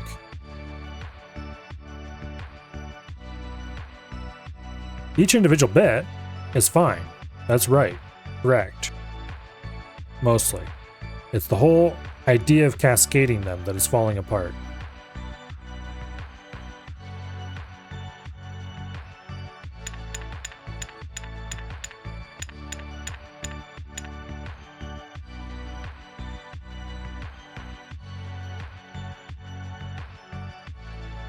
Maybe because I'm cascading them in the wrong direction, but even then it doesn't make any sense. I think I'm missing something fundamental here. Not thinking of something important.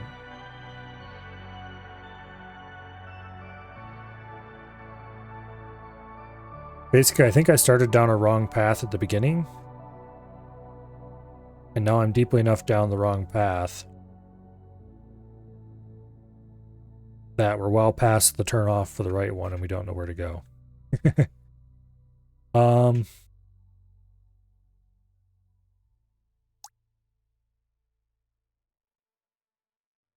Yeah.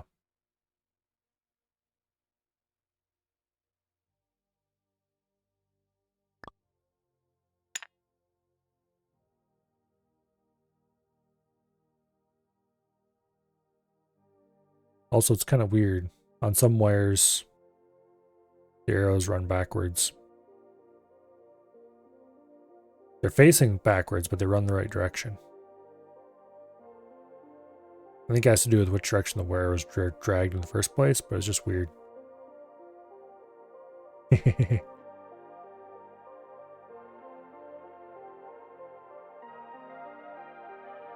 Now, if I truly got stuck, I could go probably look up how a less than, bitwise less than would work. But I'm also, for signed less than, I'm willing to bet we take the exact circuit and invert its meaning based on something, some logic to do with the top pins.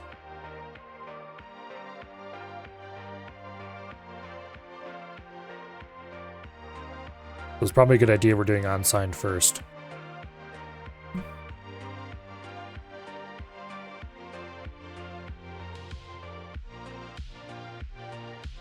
Because we would just treat the high order pins separately.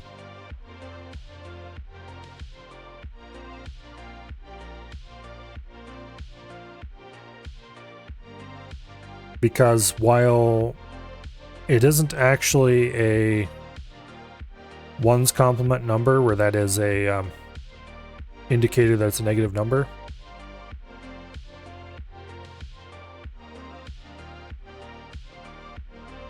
it can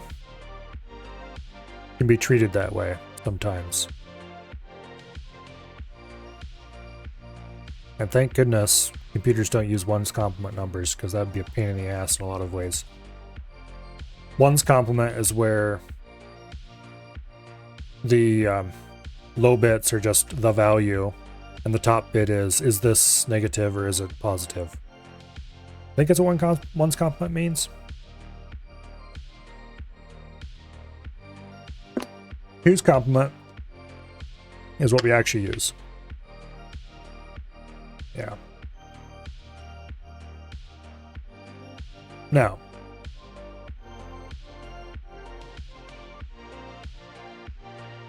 do I want to delete all this, or do I want to continue trying to find a way to make this cascade? First of all, let's see if we can simplify this.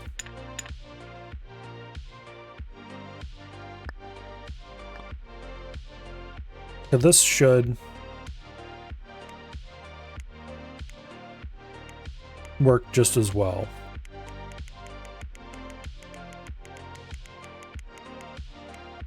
Maybe.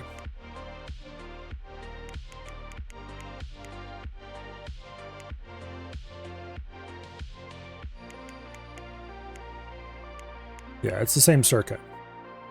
The problem is if it's the correct circuit, and I'm beginning to think it is not.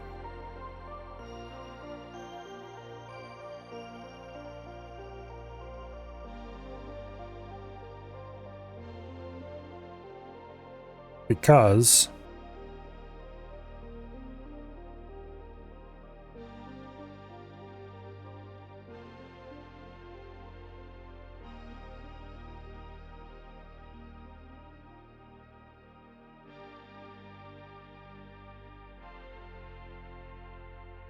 I don't know.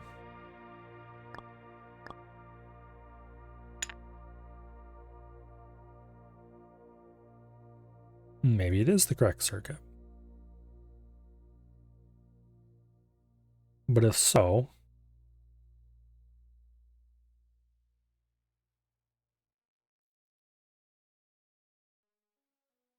I need a way for the upper bits to override the lower bits, but only if they're set. So that's starting to sound like a switch.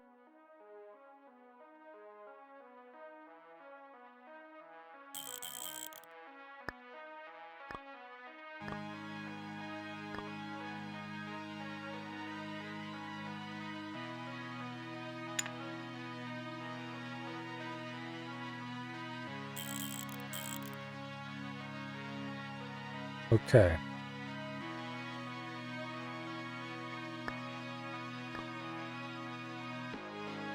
Except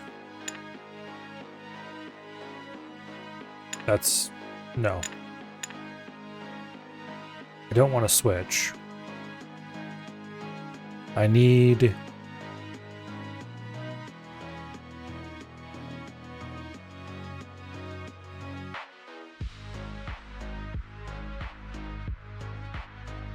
XOR can be used as a conditional not? Yes. That is true.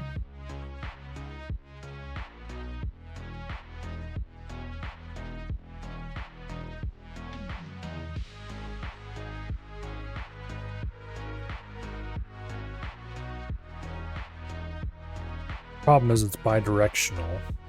I guess as long as you're always controlling the one leg, it doesn't matter. As long as you're directly controlling the one leg, it doesn't matter.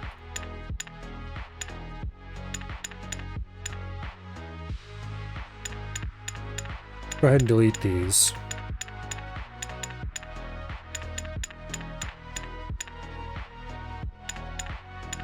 I think we've left ourselves plenty of space.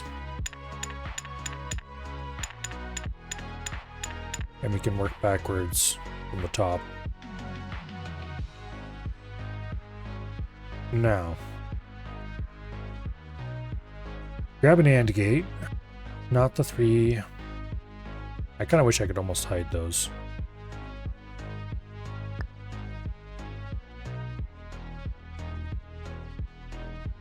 Let me grab an XOR gate. We connect the AND gate to there. Connect the XOR gate to there.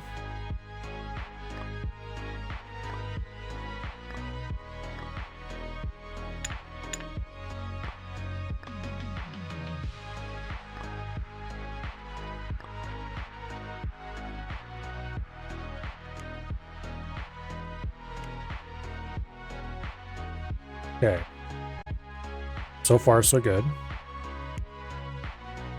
And there's where it falls apart. It doesn't chain downward properly. So this is effectively chaining adders. And it is not working because we need to have... If we set this bit, then we get a false positive. However...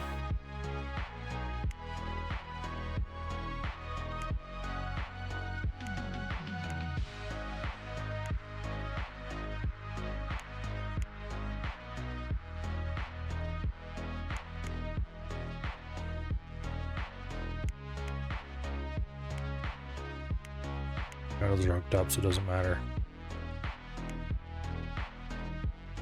We need to figure out a way to make this result output green. I don't think we actually want to chain this output to there. I think we want to chain that to there. But now the problem becomes, how do we chain these together?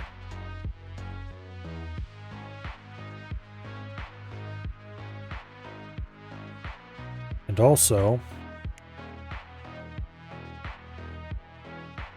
is this going to be correct in all cases? It's correct in our simple 2-bit case here. So let's add a third bit and find out how that's going to fall apart.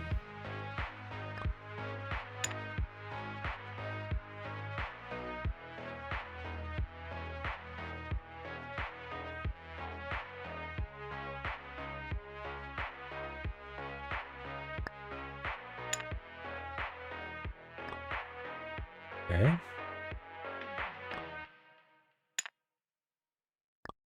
I should know those line up properly by now. Now, this one goes to there.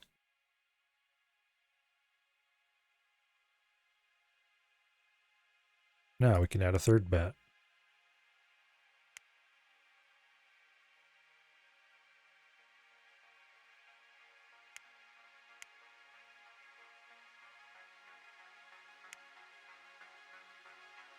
And interestingly, I don't think these AND matter at all.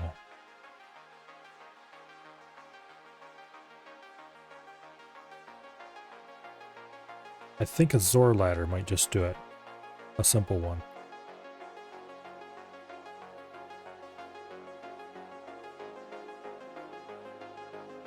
Positive and negative numbers do not use the same comparison operation? Yes. However, it's easy enough to make them work by normalizing the result.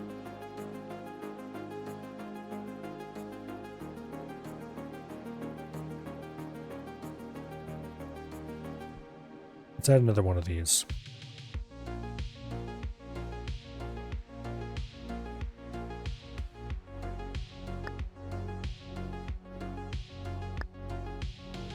In fact, let's add a couple more. And I'm beginning to think that most of this is redundant.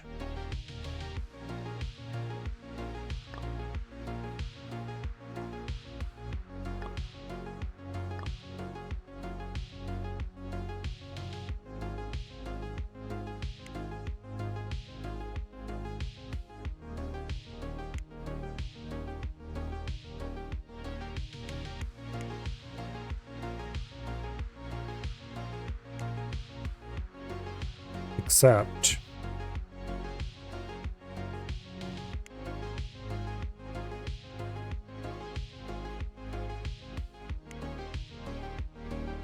it very much obviously is not.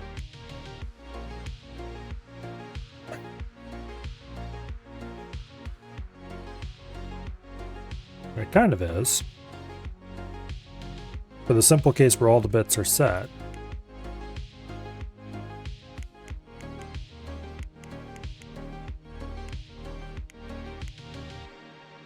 This tells us it's obviously greater than for the first bit. This tells us it's greater than for the second bit.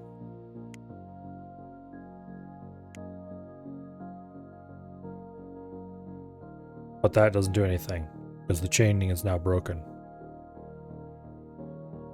So the chaining is going to have to be more complicated than that. But also, what could we chain down from this point that would matter? None of these are on, because all of them are being canceled out except this one.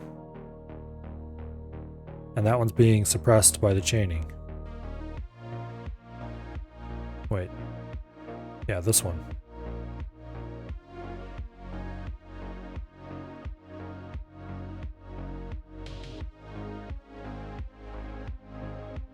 Wait a second. Is that wired right? I think it is.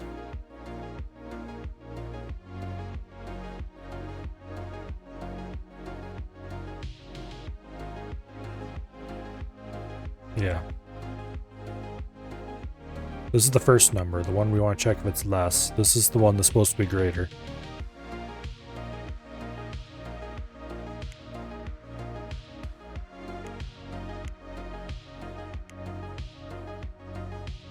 We only get a green light anywhere.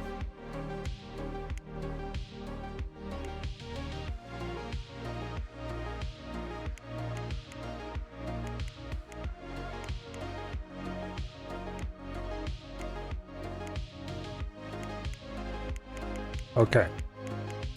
So this almost works, actually. In the case where you have an unbroken string of bits, it works.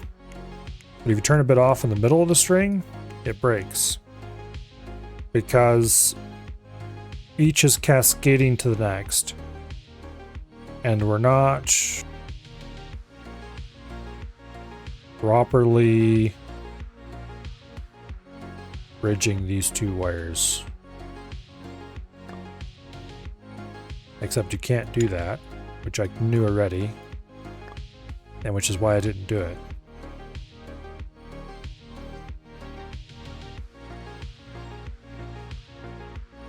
If we ORed these two wires together for the cascade down, would that make any difference, or would it be dumb? Probably both.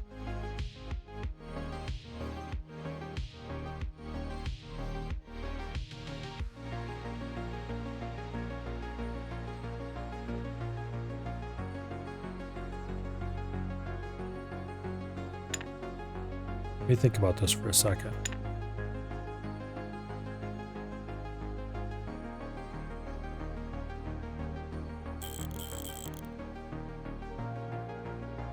I wish I could run wires underneath these.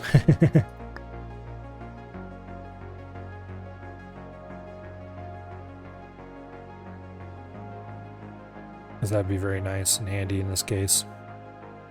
I didn't leave myself enough room.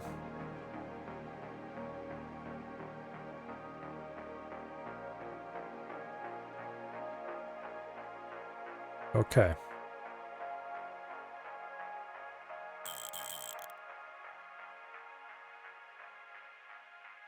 This gets wired to there. This gets wired.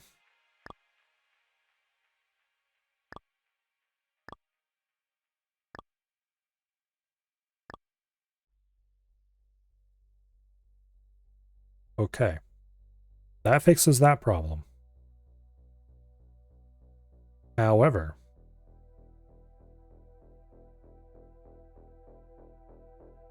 does it fix that problem in all cases?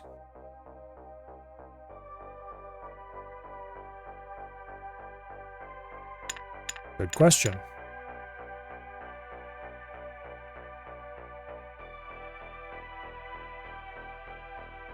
Also, we're completely ignoring this bit because we're not using any of these AND outputs for now.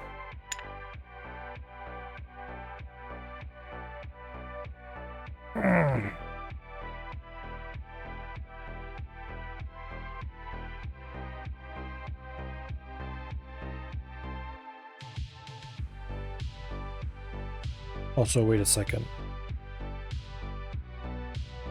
You don't get fed into there.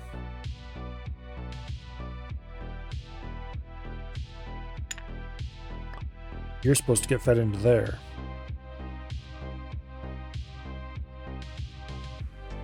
And then we do that again. The next level down.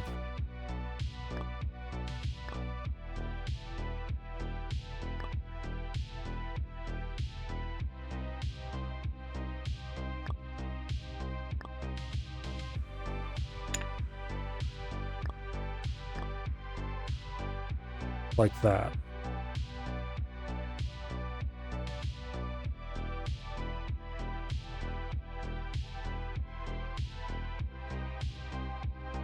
Okay, this is obviously still wrong for a multitude of reasons. Because, for example, this bit is not affecting the chaining at all.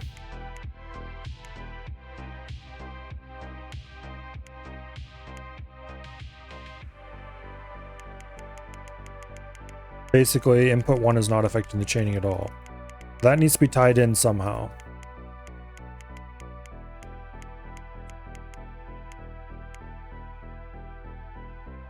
But this is basically how we would have to pass down the value of input 2. So effectively... I'm overcomplicating it again. But effectively what we're doing is we're forcing input 2 on.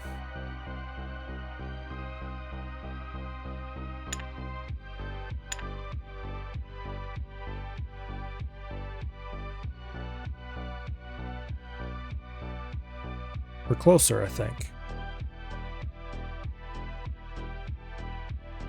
I really would like to think we're closer.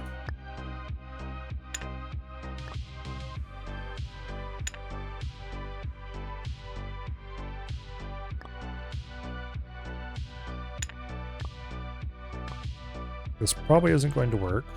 Or, I mean, probably is not correct. I need to think about why. Why is because it's using a composite value and ignoring this, which is the actual value we care about. Whether or not this bit is set.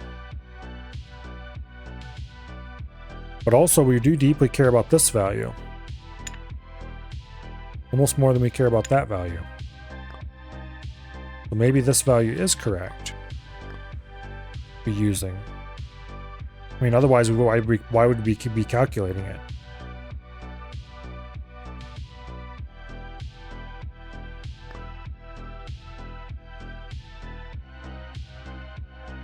And once again, if we're doing this, then the XOR can be replaced with a NOT.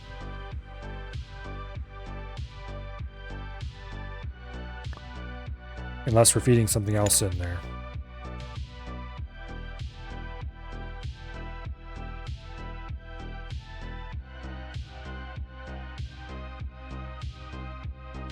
So for this result,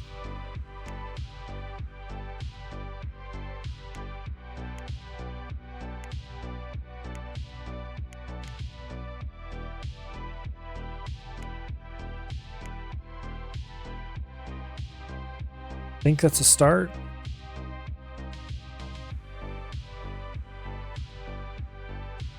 Perhaps.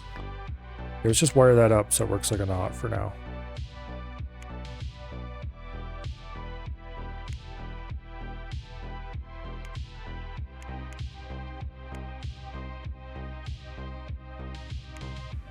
That actually might be not. It's not that simple, surely. Now let's find out.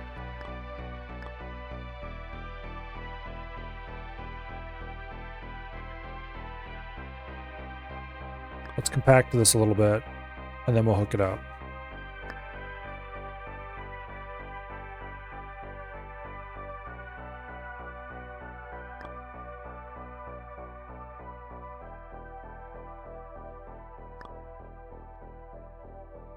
Actually, shit, that can't be in like that. Has to be out to clear this. Okay. This goes away.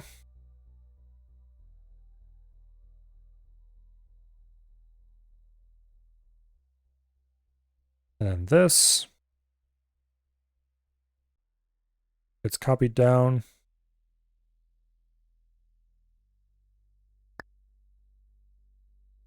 Like that.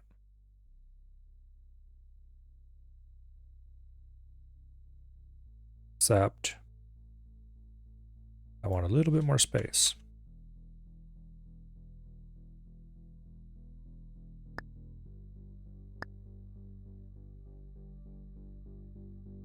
And we're still in too far.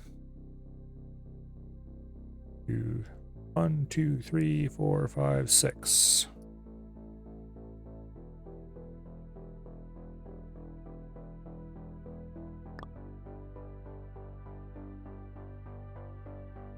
Seven, 8. Okay, it's highly unlikely it's this simple. If it is, I'm going to be annoyed with myself for wasting who knows how much time.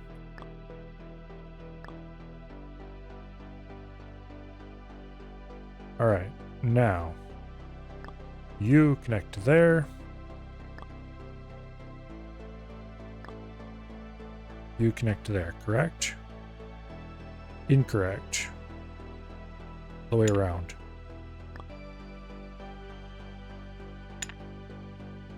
You connect to there. You connect to there.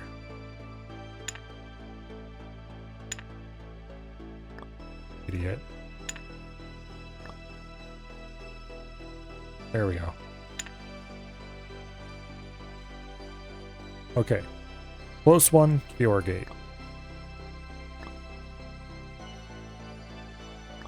So that's input 2.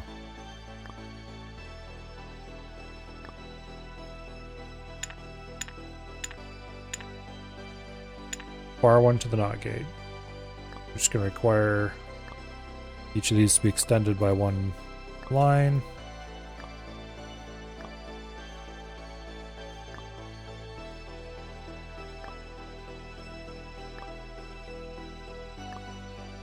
There we go.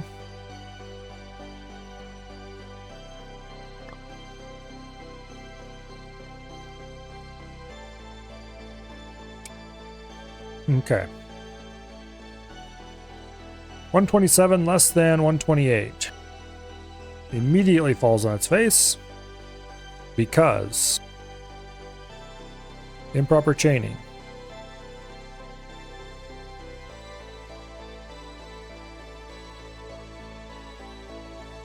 This value needs to override all the way down. And I thought I checked that it was doing that, and I didn't. It's very obviously wouldn't, and what was I thinking?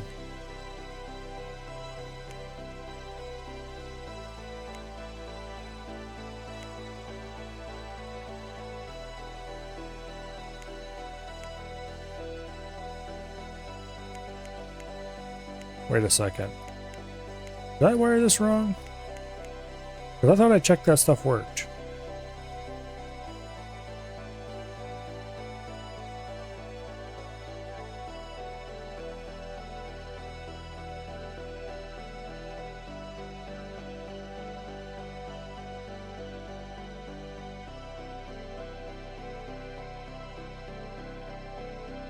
I very obviously did not. What was I doing? Okay, that's correct. That's correct.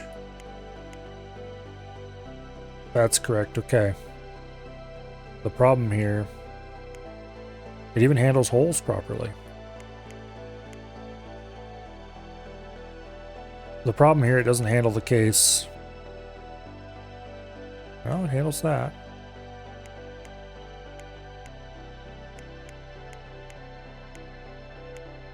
Wait. Something special about the first bit.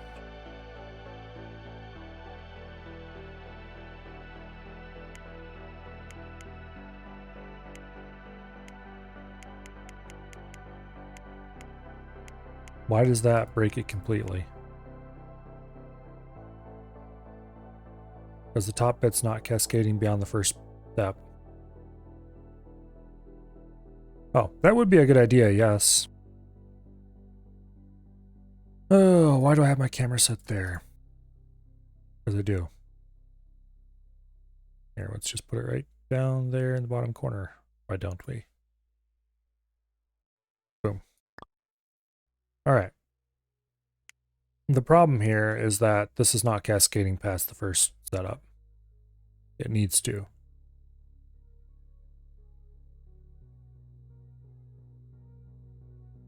And I can't easily make it do so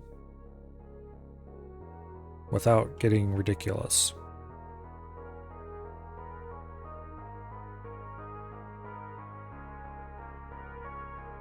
I could add an OR gate past the AND gate. And now I'm starting to wonder if I'm going down the wrong path again. AK, I'm pretty sure I am going down the wrong path again, but let's do it anyway.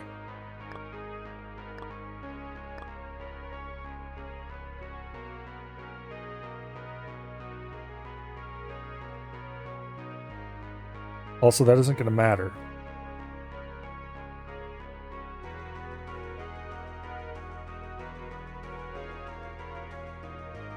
At all. Maybe it will.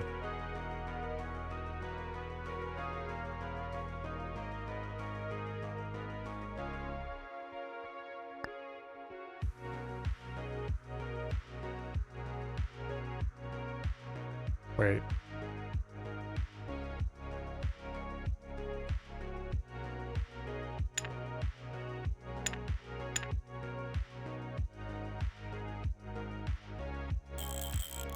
I'm being an idiot here with this, but I'm going to try it anyway and see what happens, because I'm curious.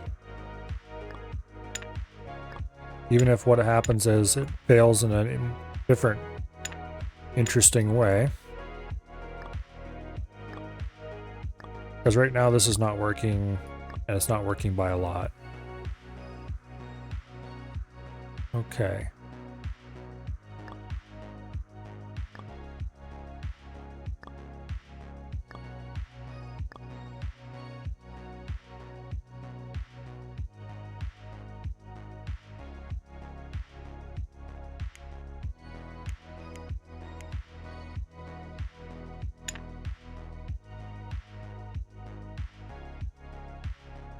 If this works, I'm going to be annoyed.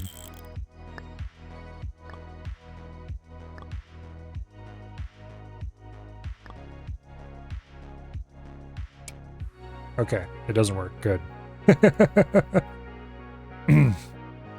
All right. This does not work because it falls apart due to the same reason everything else does. A red here should, this bit. Okay. This is completely the wrong, I'm now quite sure this is completely the wrong solution. Because I don't think there's any way I can make this cascade using this kind of detector.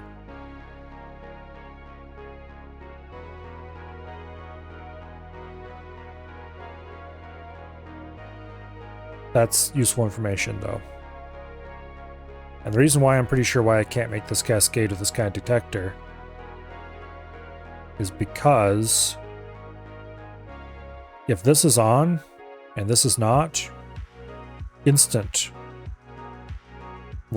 this should be off. So what we need to do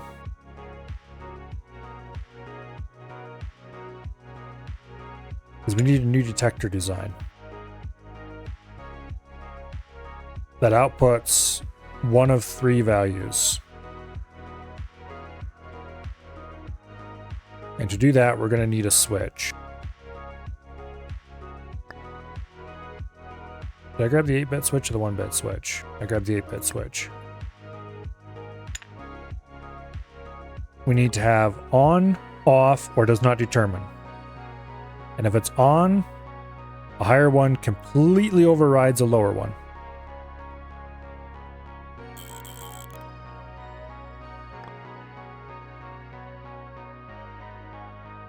Okay. So this is the most significant bit.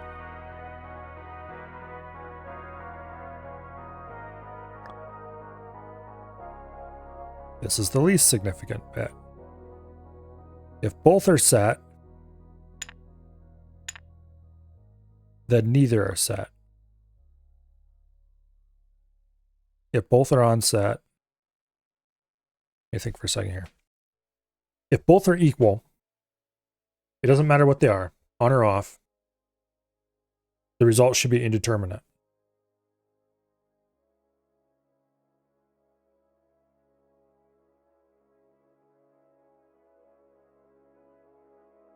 So an XOR is involved.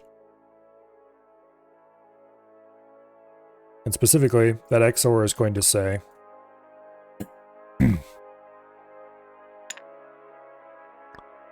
if this is green, then the result from this bit is controlling and determines the output of this.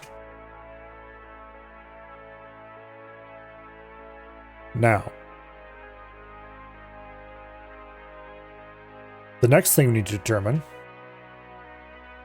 is if the high bit is set or if it's the low bit that's set. That is also easy. We do a simple direct check of the high bit, which is this one.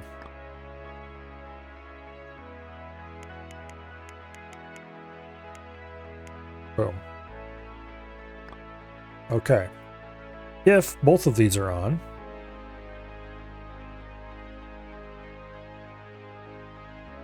give me a switch. Boom.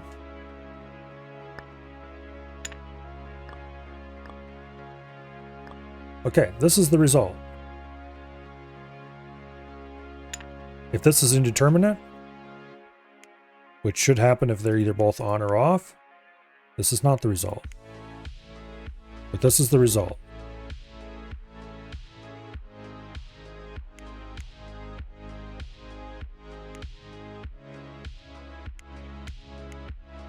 Unfortunately, we also need to have that driven high if the XOR is off. So this needs to be high. Wait a second. The XOR isn't the right one. We need an XNOR, I think.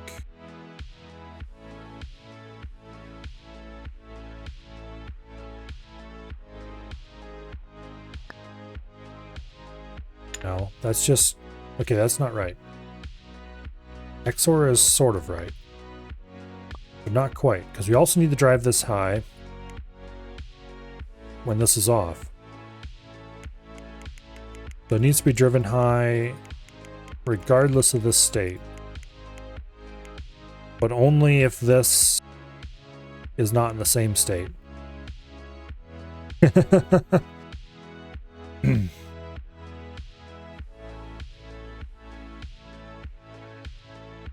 That's gonna be a fun problem.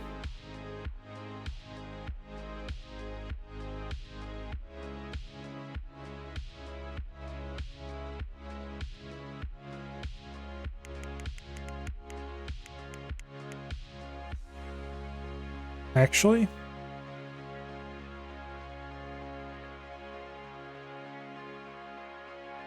not A, X, nor B. I think that might be pretty close to what we're getting at. We're going to have to do a separate... I think we need to do a second circuit to determine.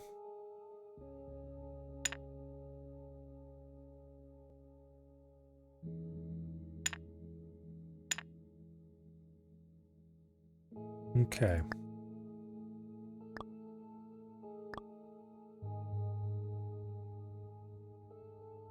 Where's XNOR? There it is. Now.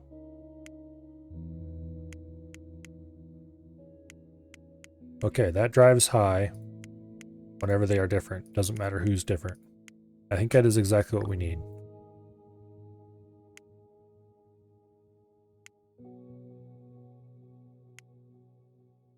Yeah, that is exactly what we need. Okay. So this is step one. Let's compact this a little bit. Step two is how do we chain these things? Because we're definitely going to have to chain them. Move this out a good ways so it's nice and clear of everything.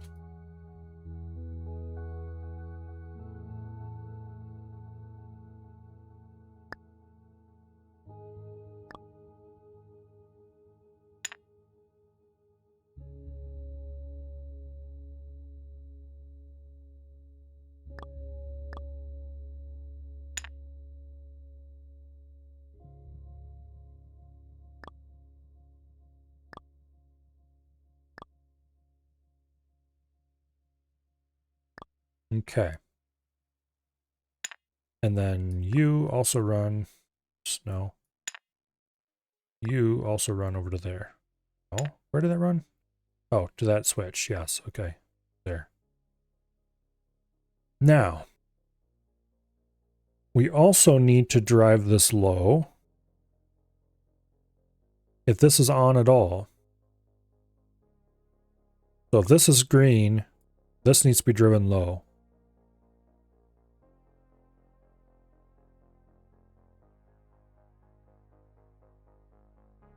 So I think what we need to do, move you out a touch.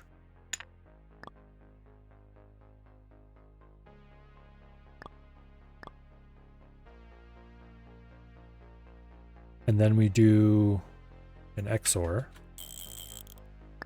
It's going to make this too fat to fit, but we can always adjust it later. Try to make it more compact. Matter of fact, I can see a way to do that already.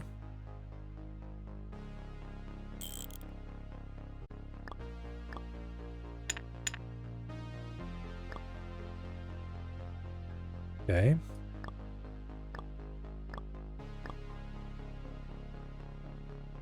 There. And then we can just wire all these together onto the same chain.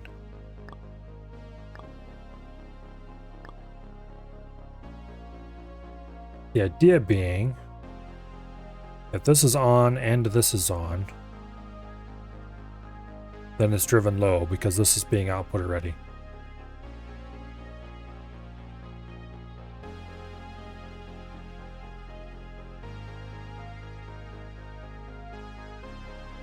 Move this end down. Okay, that is how tightly we can crush those together.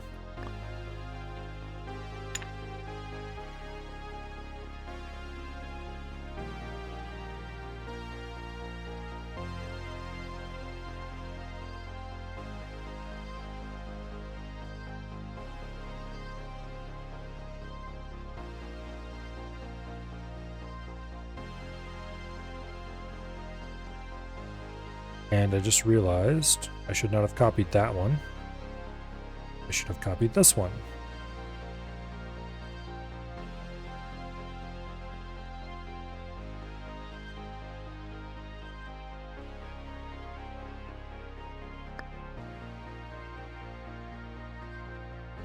And each one is being shifted ahead by one each time, which is not good.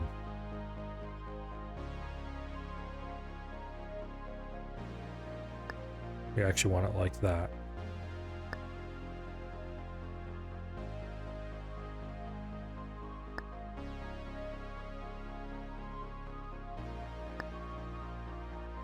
One, two, three, 4, 5, 6, 7, 8. Oops. Okay. And then that wire goes, oops.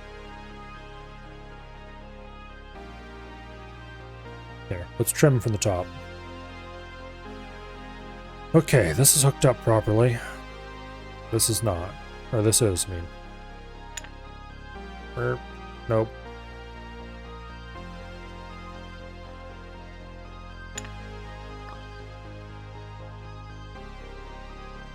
I'm making this harder on myself than I have to. I shouldn't have copied it with these connections.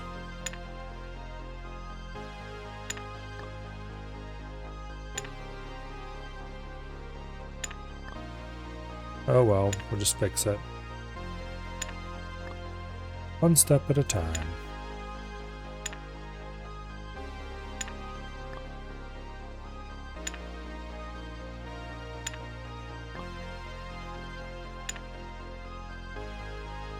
Okay, that's fixed. Now for the next stage. You, buddy, need to go there.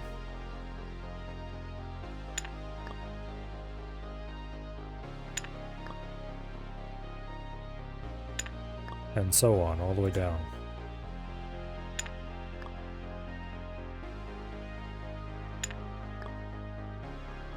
This probably isn't going to work, and there's going to be a ton of time wasted, but I ultimately don't really care. I'd really like to delete this middle bit without deleting the rest of it. But if I can right-click there, I'm going to delete both of those. If I delete here, I'm going to delete bunch of stuff. Okay, fine. Oops. Yeah, that needs deleting, doesn't it? I shouldn't remove those until the end. Here. Let's put a rip stop there, so to speak.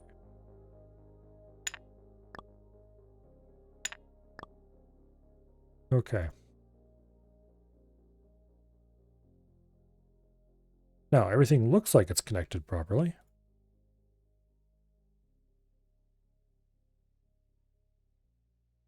We just wire all these up.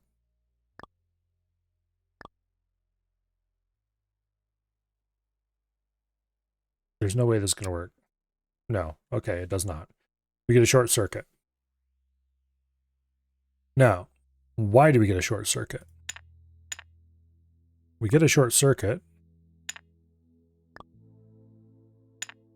because of the relatively obvious problem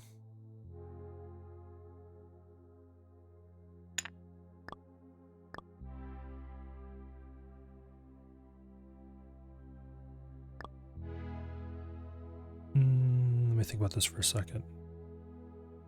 That's fine. Okay. That shouldn't be deleting that whole mess when I right-click it, but oh well. Okay. We get a short circuit because of the rather obvious problem of the chaining not going all the way down. Of course. Of course it doesn't. Why would it?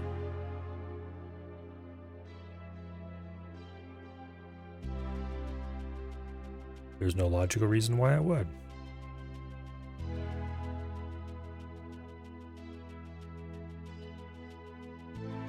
But the suppression... Why am I using an XOR here? Because it made sense at the time. Does it still make sense? Is that not supposed to be a OR?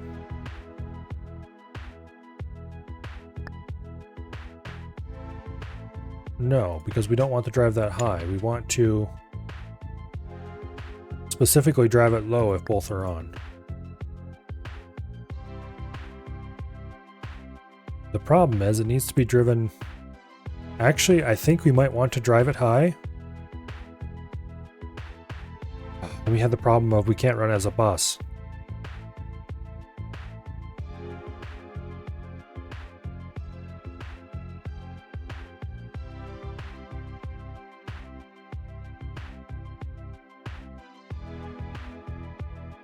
Okay.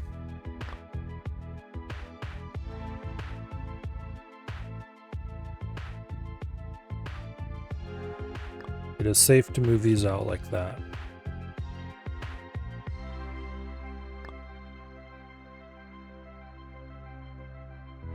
of fact, it's safe to move them out even farther. That'll give us more room to work with.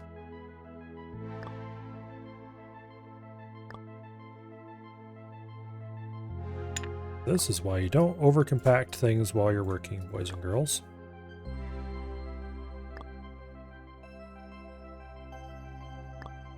I think what we need to do is we need to have effectively a wire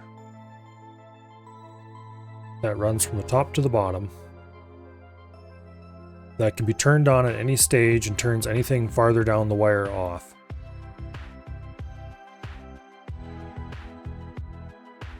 And the way to do that is by, instead of using... Wait a second. There's probably a reason this isn't going to work. Let me think about it. Here, first of all, stop that. Second of all, if I turn this into an OR, which was my first idea, was to put a knot here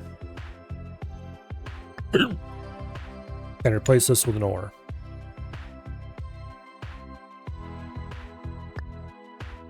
And the idea would be, if this switch was on, or this was calling for the switch to be on, I think we'd replace this with an XOR, because we don't want the X NOR there anymore.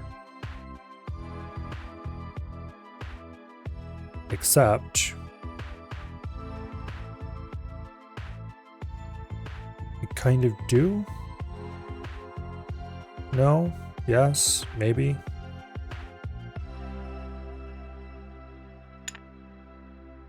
Let's leave it there for now. I'll have to think about it.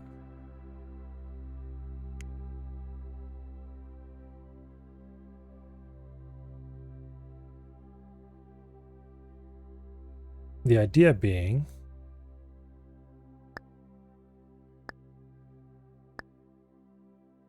go ahead and add knots all the way down for now. And then we'll add ORs all the way down. Yeah, I can't just overwrite them.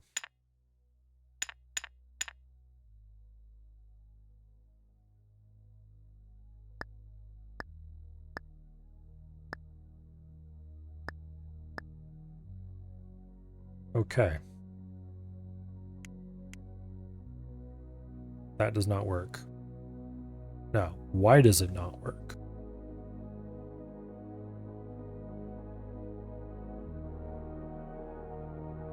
It does not work because it doesn't work. Duh.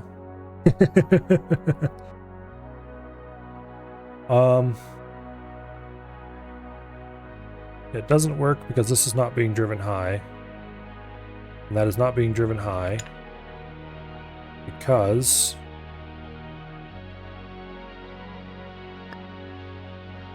this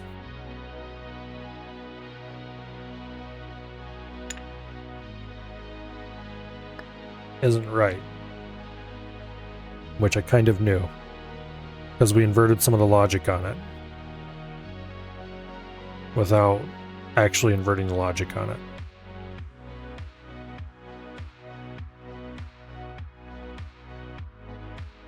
So the problem is now that this needs to go low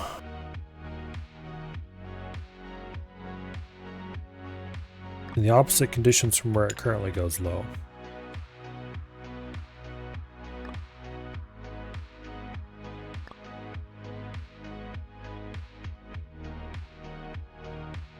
Except that also will not work because it's not that simple.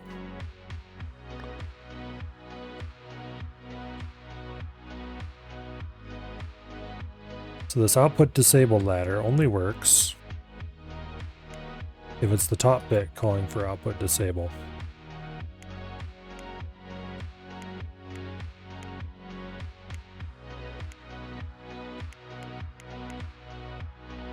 Because the top bit is not suppressed in the same way as the rest of them. So we are once again running into the same damn problem. of chaining.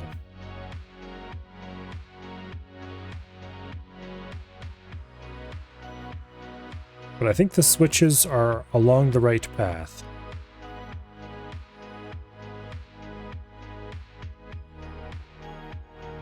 As far as we're moving in the right direction by using them.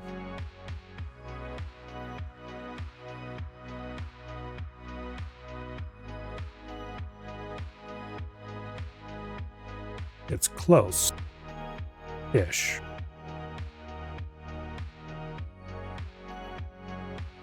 Just need to figure out how to make this cascade properly.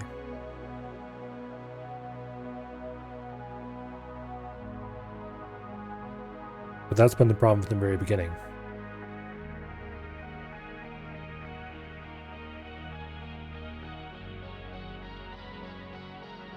They want not A nor B instead.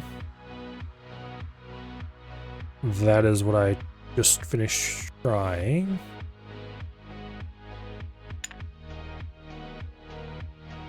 Actually, no, wait, I did not try that. I just tried XOR. Yeah, let's try it with NOR, why not?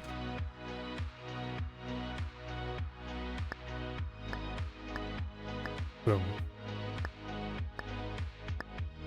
Okay. That fails because my chaining is now wrong. Okay. The chaining is wrong. Why? Because that is being driven high and that is being driven high. This is being driven high by the NOT because there's not somebody above it suppressing it. And even if there was, it wouldn't make any difference.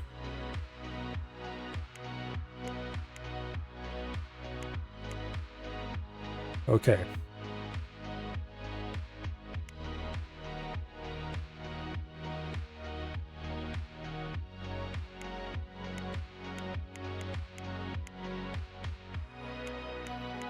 No, there's no way that was going to work.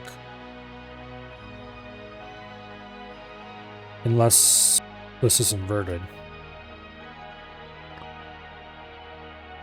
Which is actually a possibility.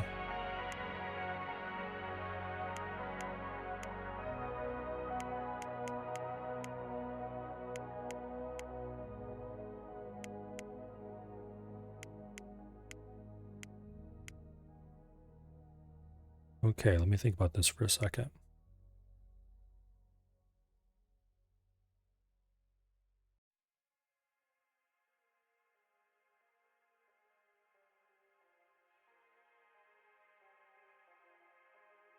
Yeah, that's not right.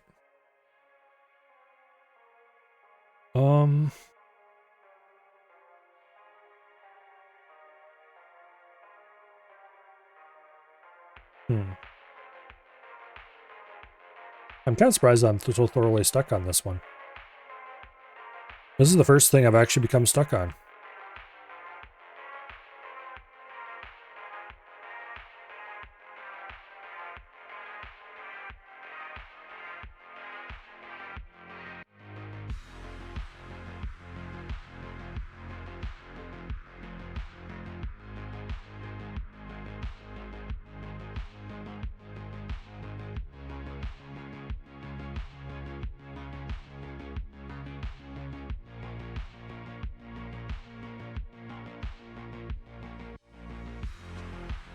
Okay.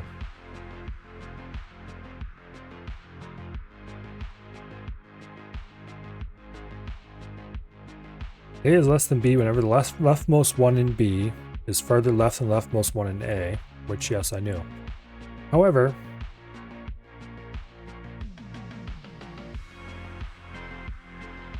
I wonder if there's an easy way to find the position of the leftmost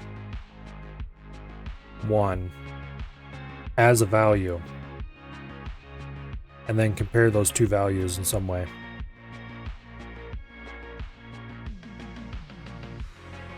What if you just keep the not A nor B or all the results?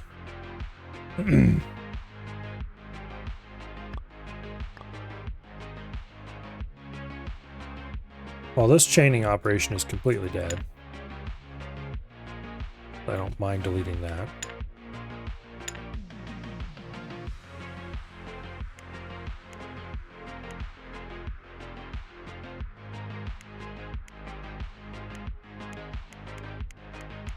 If I were to just OR the results of this, it would give the wrong input. It'd be completely backwards.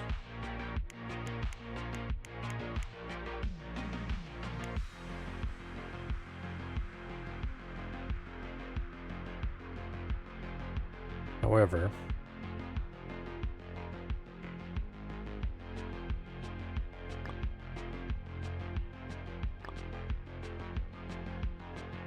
if I do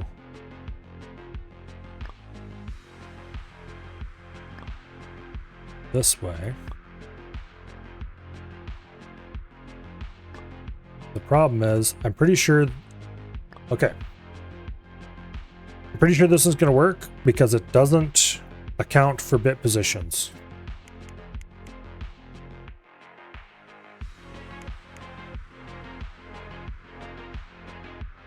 Because if you just ordered these results together, this would immediately fall flat in its face. Because it would be green.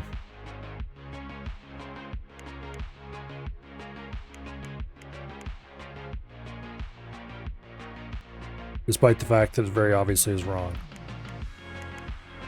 But I think I'm going about this completely the wrong way.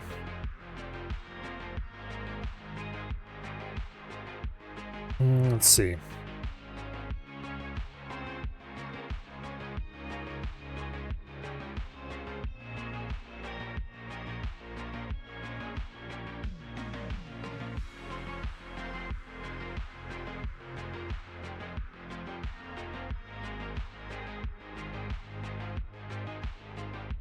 Mathematics stack exchange isn't being very helpful today.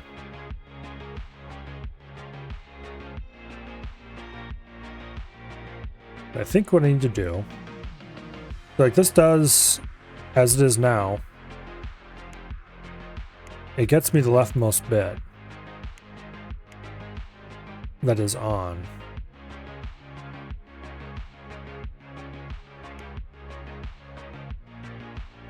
The problem is, I can't just go, I just can't pick the leftmost one and say that works, because I need to find the leftmost one where there are no others above it that are on. Oops.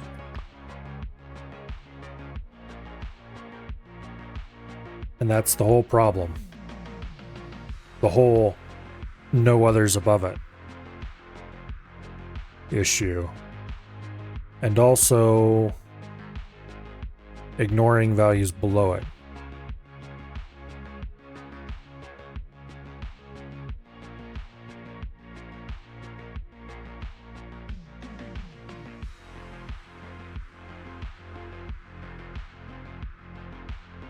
Okay, that answer isn't very helpful.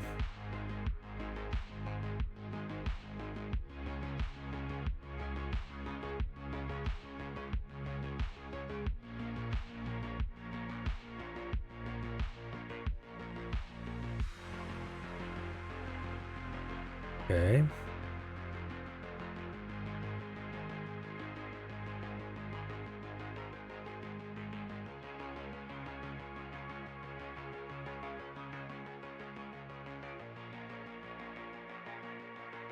Let's see. Do we have a working example here? This isn't terribly useful.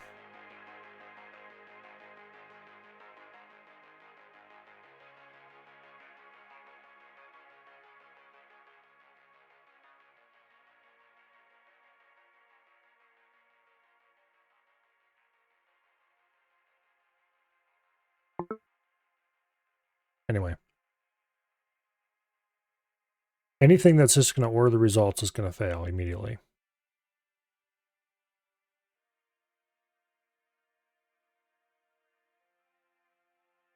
So I need something that chains from top to bottom.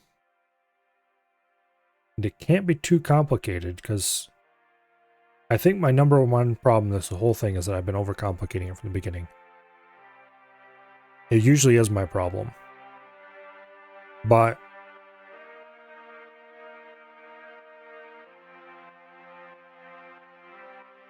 how to not overcomplicate it.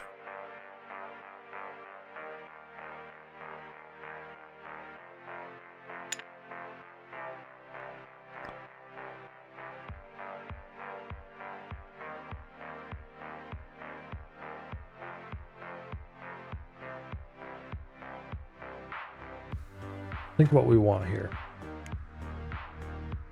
Let's start over from first principles, comparing two bits. If both bits are on, then this bit does not matter. Here, wait, actually, if you go far enough back in time, we'll find a much more workable solution that I had.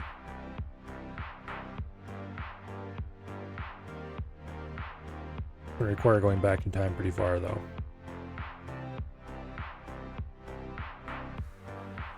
We want the switch solution that was the most compact. Because that one was close.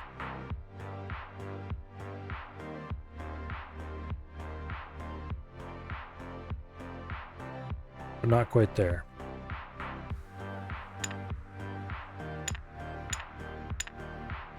Go ahead and trim these up a little bit.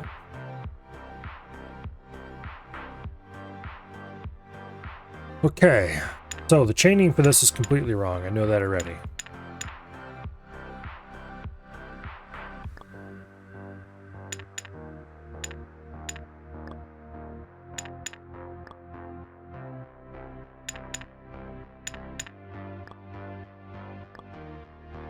Let's just go ahead and delete all that.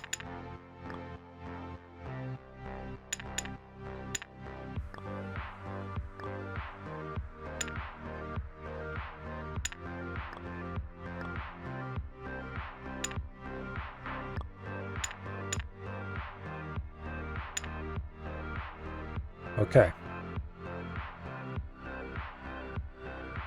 Also, this switch is in one more than the rest, which bugs me now that I've spotted it.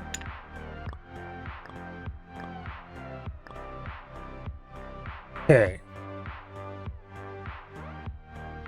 So this solution works per bit. However,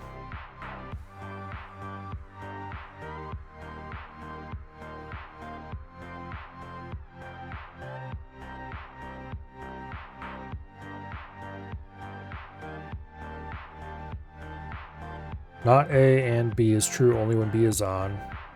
True when XNOR is true in both. You have three states. If you hand them all together, won't that give you the result? This is very positioned. This is very positional. Depends. The solution here is going to depend on the position of the bits. It has to, because there's no way it can't. If it doesn't depend on the position of the bits,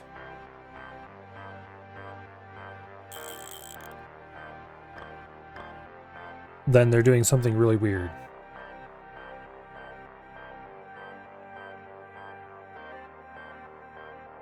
Because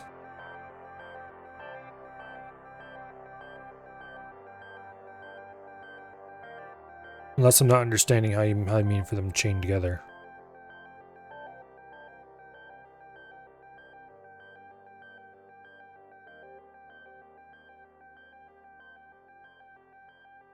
Okay, let me think about this for a second. So this gets the right result for a single bit. And more importantly,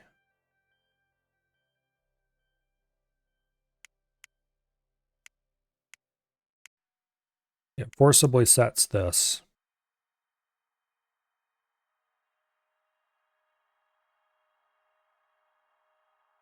If it's right or wrong. So this value needs to somehow feed into the next level.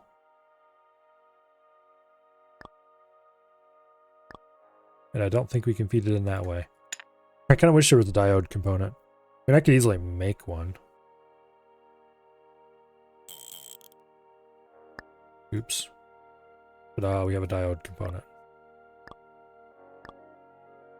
Except Now it's feeding back into itself. So you need to have a second diode component here.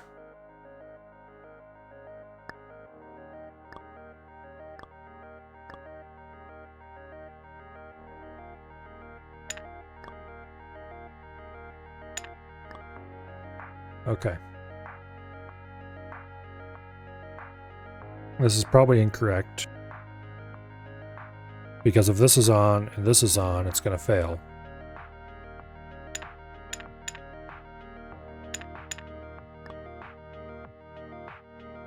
But it's the thought that counts.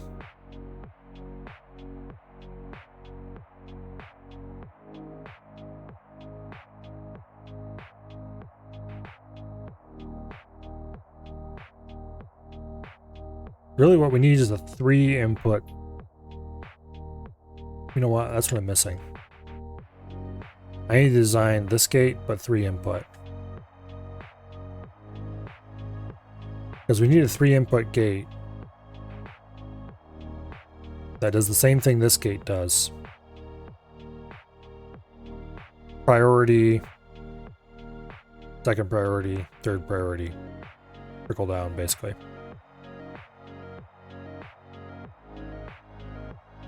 Now, how do I implement this the first way around, the simplest one? Okay. Got a bitwise adder. This has priority baked into it. It's got 2 inputs though. We only want to use one of them. And that's a problem.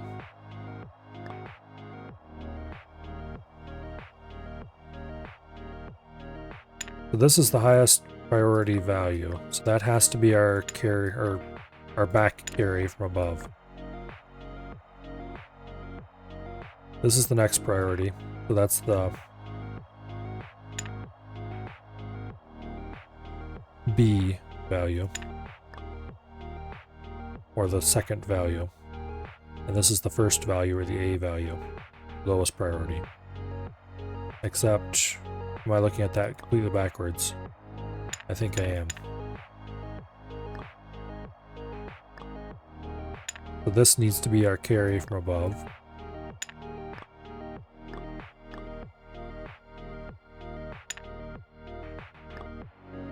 This is our B value, and this is our A value.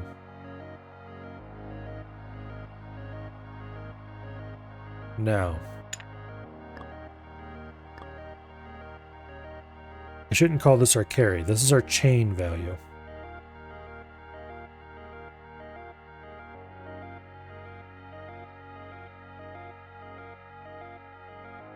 I wish there's a button I could just click on that would switch values for testing. I mean, I guess I can use this one, so it doesn't really matter. Let's go ahead and delete this.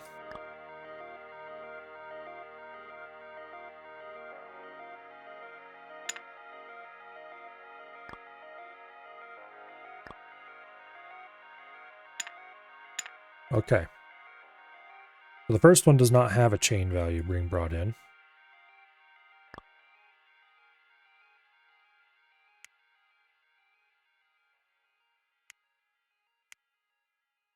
The problem here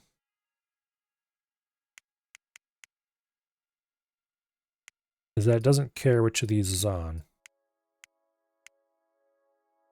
I don't think an adder is going to work. We can detect if both of them are, yeah, an adder's not going to work, because add is not, what do I call it?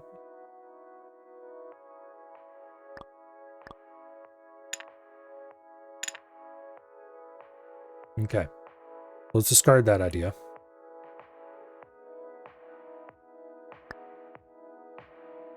Yeah, because normally if you were making an adder, you would do it like that.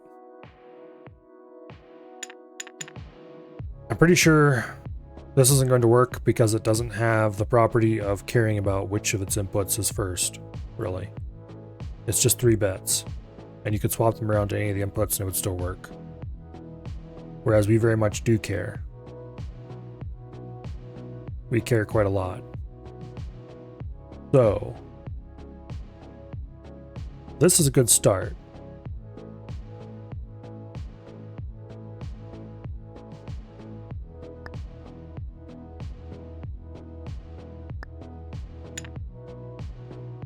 Actually, I think I had not XOR to start with. Here. Let's go ahead.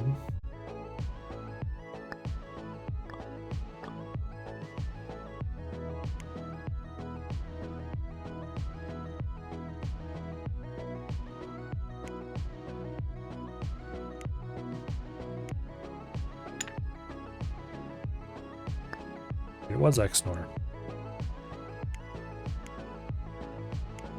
No, it wasn't. What did I just have an AND there?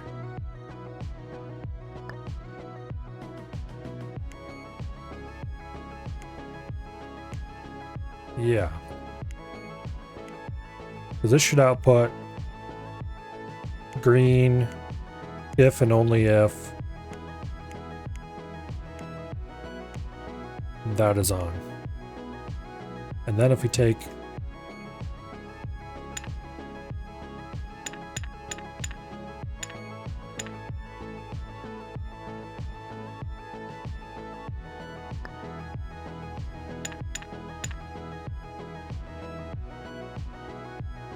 okay.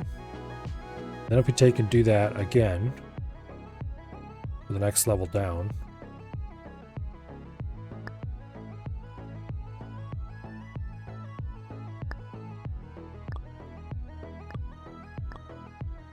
That's going to be wrong.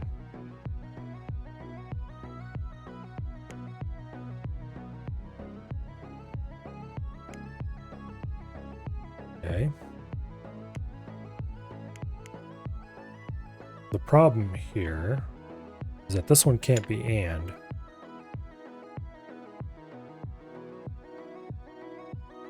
It has to be XNOR, I think.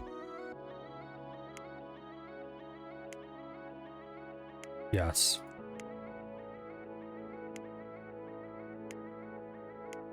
And then if we take this result and pass it in to the next XNOR down, and so on, I think we have it. Of course, I've thought that several times already.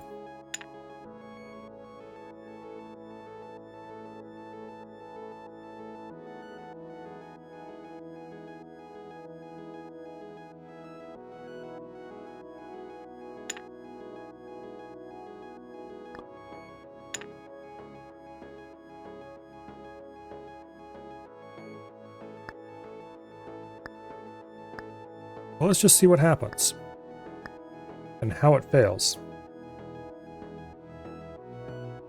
Or lose a NOT gate and use XOR after the AND? Maybe.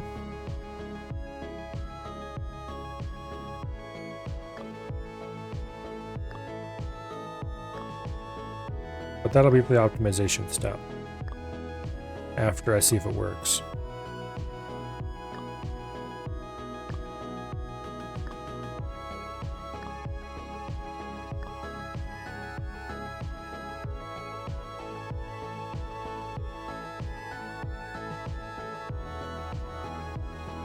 Okay. Now, this would be the output then. Okay, it does not work. Now, the thing to figure out is why it does not work, because that will answer a lot of interesting questions for us. And the answer to why it does not work is because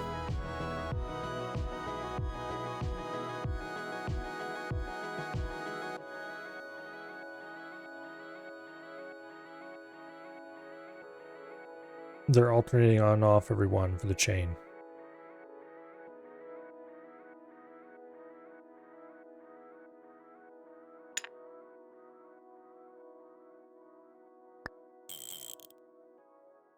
There's no way this is right.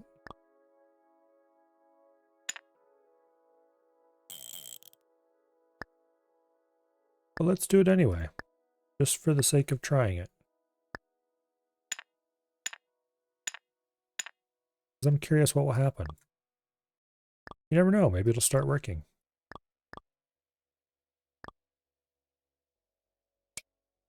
No, it won't. It does the same thing, because that's not connected. And there it does a different thing. Okay, 0 less than 255. It is not. According to this. Except it very much is supposed to be. Okay, why are you outputting?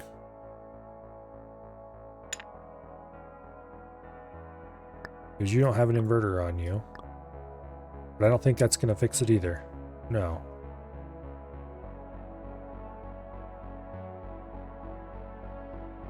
Because now we're back to the good old same problem we had before. All right.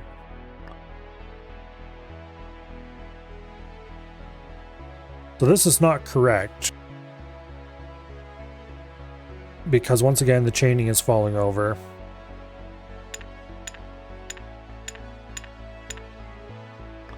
And possibly some of the initial logic is just flat out wrong.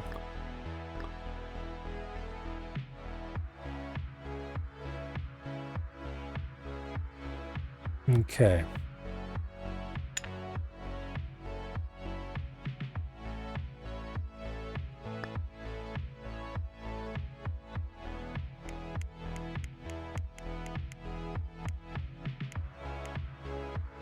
Yeah.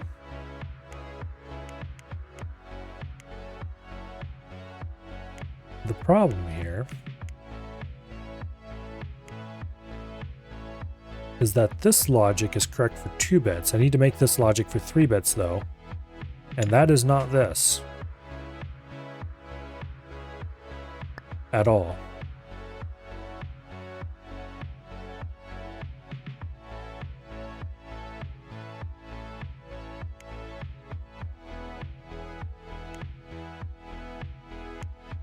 Correct for 1 bit, but not 2 bits.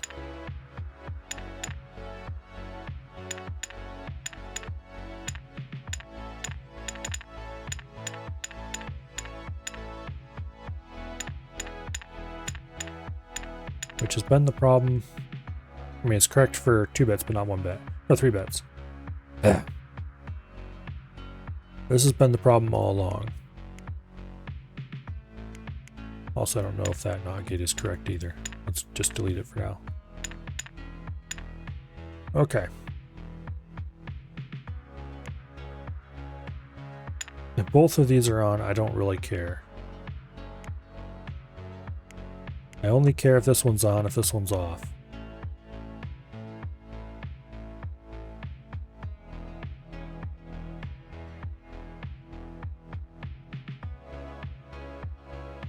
However, that property does not cleanly chain all the way down.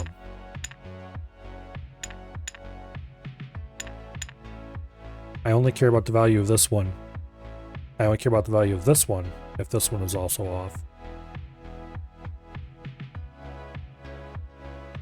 And so on down the whole chain.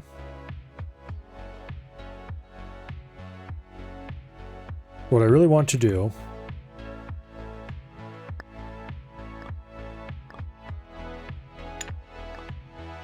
is this. However, that isn't going to work because it'll work for suppressing the off value, which is half of the battle, I guess.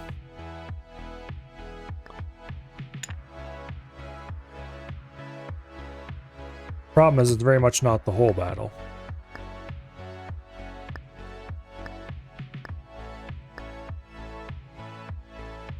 Because multiple of these can be on.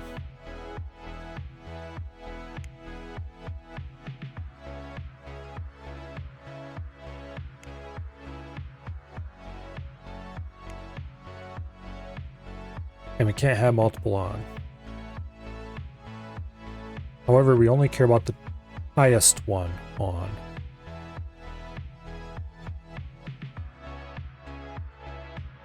I can't chain direct from one to the next because any one that's off will break the chain.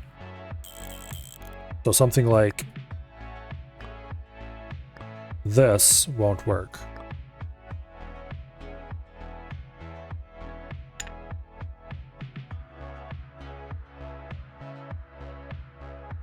Because what if this one is also off but that one's on. Boom, chain broke.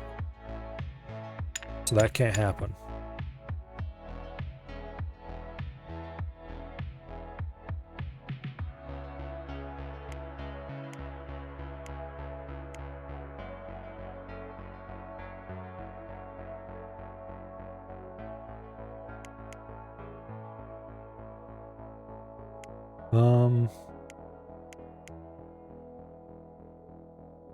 Okay, so there's the three plausible states.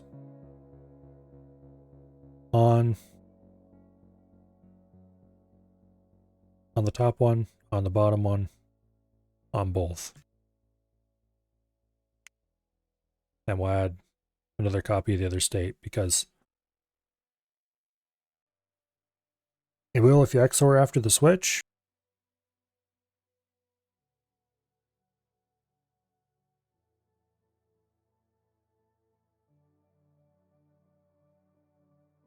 Maybe.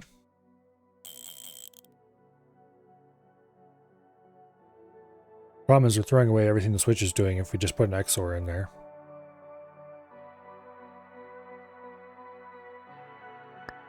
Because the switch isn't here. The switch is here to turn this into a tri-state, where one of the states never appears. It's to turn it from on and off to on and not there.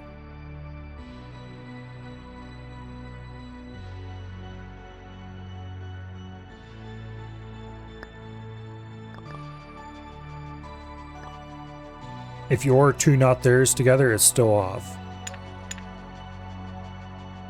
Although I guess you could put another switch after the OR to get back the original result. Because if the switch is driven low... Actually, wait, can we do that even? If I put a switch after this...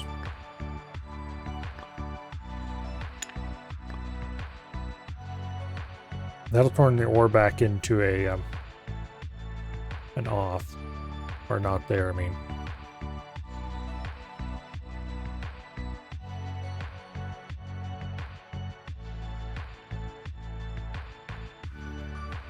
But once again, we're throwing away important information, namely the position. Because just because this one's on doesn't mean the result is correct. We are not looking for a green light, we are looking for specific green light. Matter of fact, I think this is wrong to have a switch like this, because it is actually important information if this is off in this state. So this needs to actually output red, not indeterminate.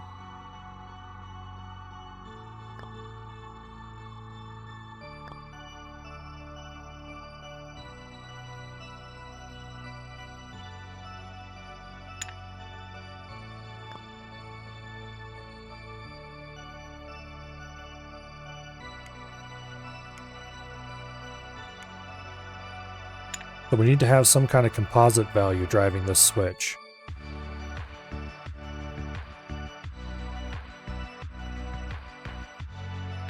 How did I do that first time I made one of these?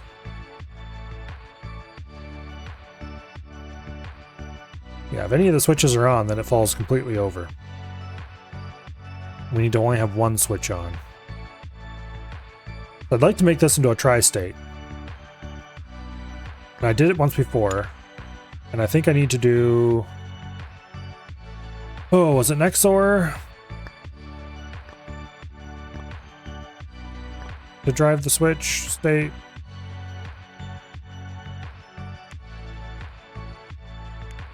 Because it doesn't matter who's on. The only case I care about where the switch should be indeterminate is where both are on. Or both are off. I guess XOR is actually the correct choice here.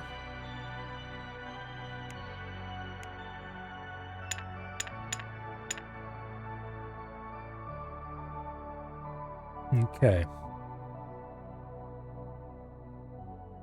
Was that why I had an XOR instead of a NOT on this originally?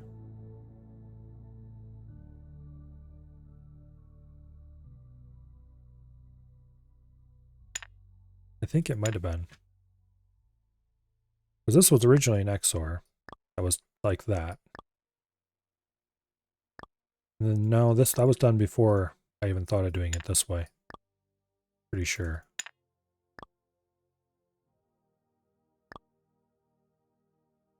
Okay. Is this going to drive correctly? It's indeterminate unless at least one of them is on.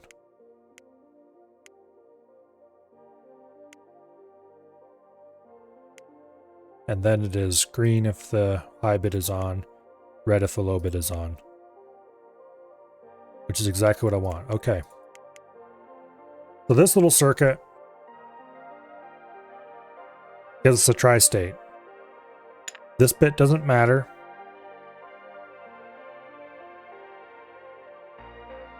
This bit is less than, this bit is greater than, or equal. Or greater than, less than, equal as a tri-state.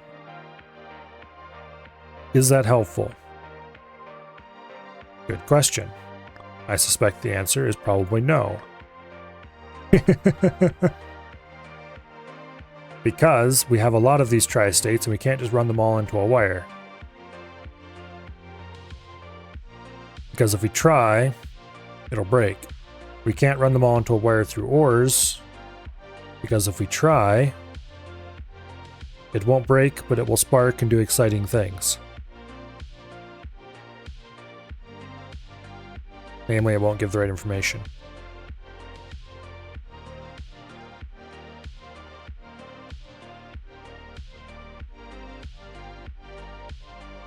So, I think this is a dead end. However, I'm going to continue down the dead end for a little while. Just like I've been doing for the last who knows how many hours now. At least 2 or 3.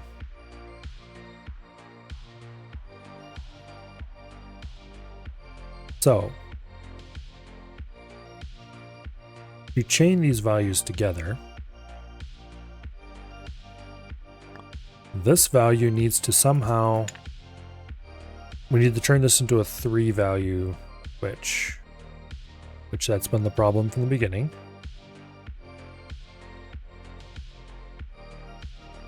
And I keep losing sight of that goal. If I do this... Does the presence of the switch matter at all? No, it doesn't. We're throwing away our best result. Our best bit of usefulness.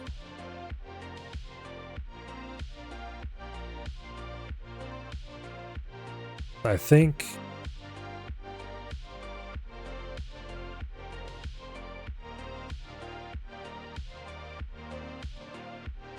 we have once again set off down the wrong path. It's just the wrong path with sprinkles instead of the wrong path.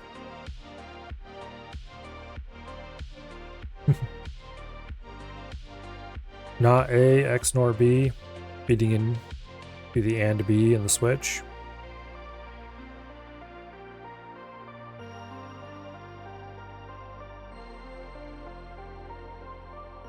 Possibly.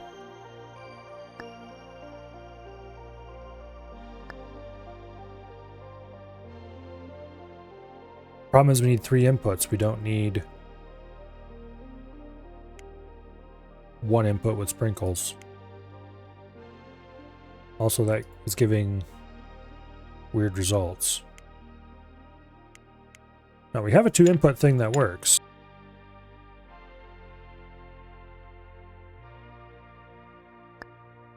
We need to expand this to 3 inputs.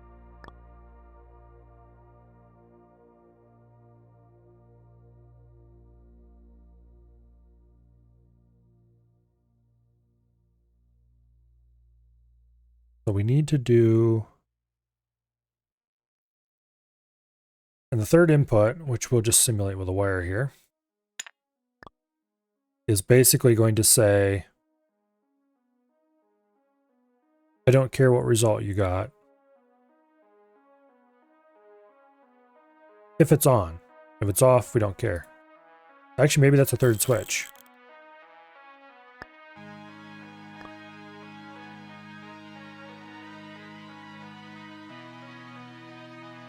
Obviously we wouldn't put it there, but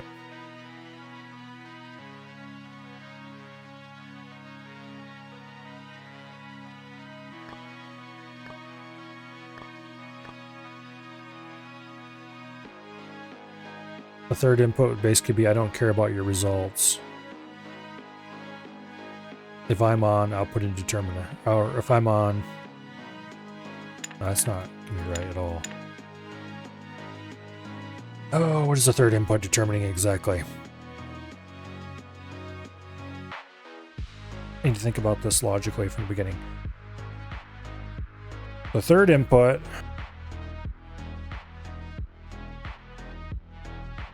is going to be on if the previous bit was green.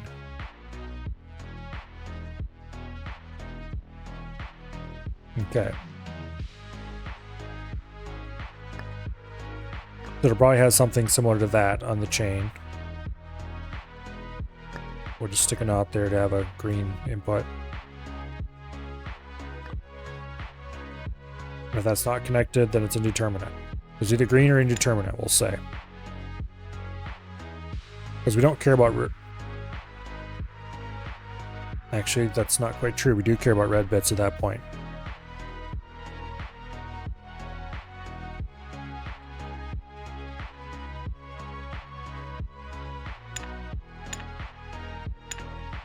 Okay. If this is outputting red, the whole circuit is red. If this is outputting green, the whole circuit is green.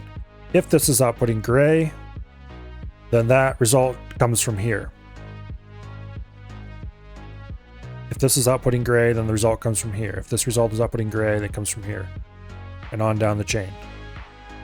No matter what, if this is outputting red, the result is red. If this is outputting green, the result is green. Every single time. So we need to have a system that detects if this is gray and turns this bit on if so. And I think the way to do that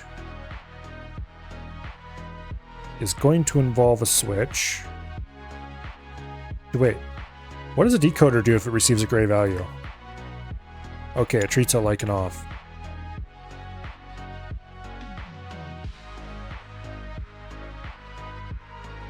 That's a problem. But see, it'll output red if that's on, which is what it should do. That should be going straight to output. It'll output green if that's on, that's what it should do. We need a way to go do a tri-state, which is anti-ethical to computers, but I don't care, I'm trying it anyway. Switches attached to this are off and output gray, no matter what their input is. That's the only way we're going to be able to trickle down a switch value. The 3 into 8 decoder shows green if all inputs are off. Yeah.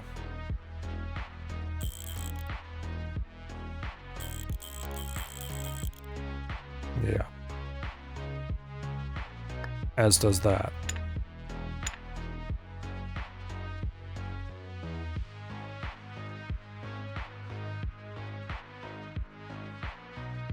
I think what I need to do, so whatever I do is going to involve a switch at some level.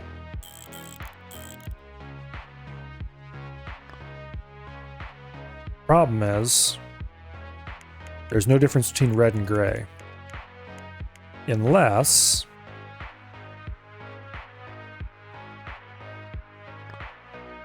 I was to put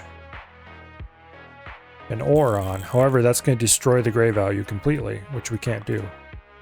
Because once again, there's no difference between red and gray. I don't think this is going to be workable using a tri-state system like this. Unless we can somehow ensure that all of these are gray if anything above them is gray. Wait. There's only 8 of these.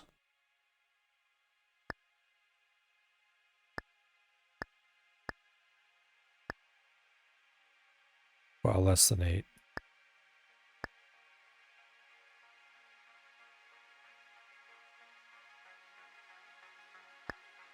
I am thinking evil thoughts.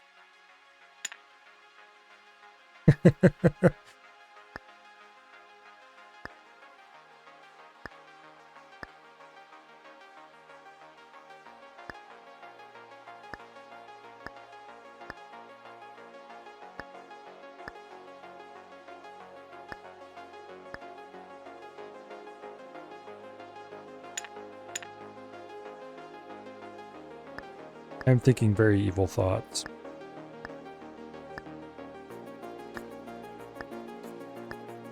This is probably the dumbest thing I've ever done. Now, could bring Frankenstein to life? Probably. Can I actually do this? And if I do, is it going to work?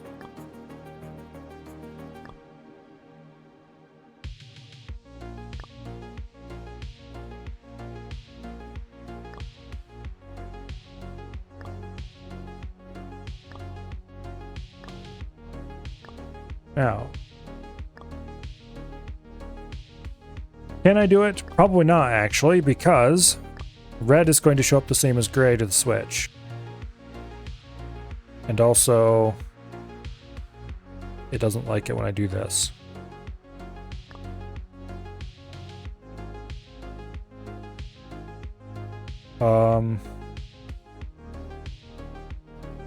Why not?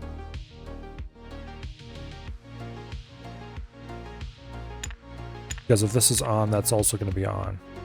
I need to invert that. Problem is, if I invert it,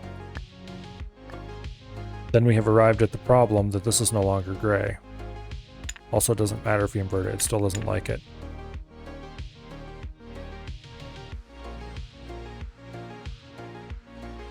I don't think this is going to work at all.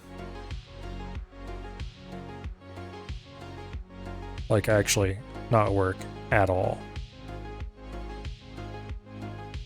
Because this needs to be in any state other than gray. It needs to be driven high.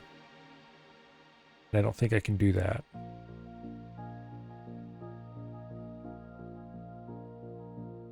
So this whole idea is a giant bust. Including this basic circuit, which does the tri-state logic.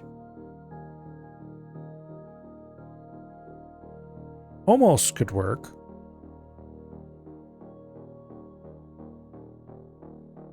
But that's not good enough.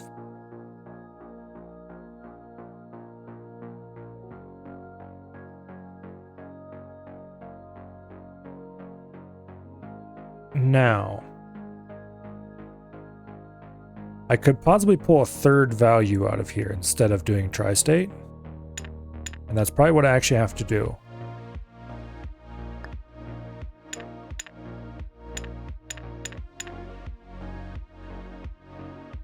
And the third value that I pull out needs to be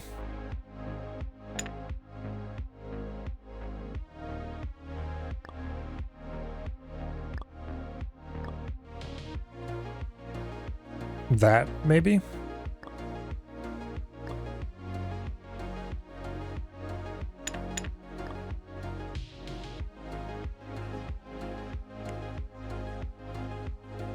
Basically,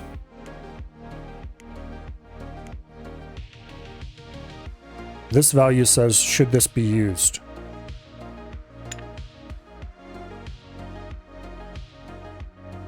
Wait a second. I think I might have it. I said that a few times already. Becoming less convincing every time I say it. We're gonna need a switch here.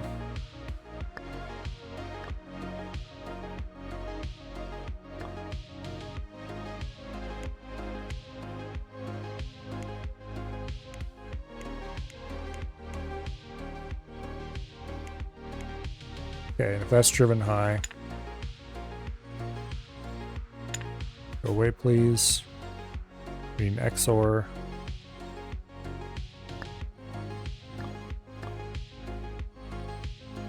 Boom. Oh, shit, that's wrong. Boom. Boom.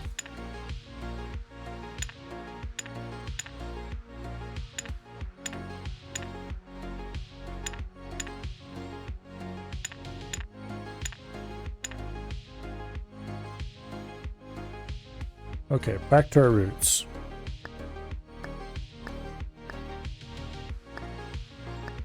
This time with more advanced chaining. Possibly. I'm not going to build the whole thing out, I'm just going to build part of it out.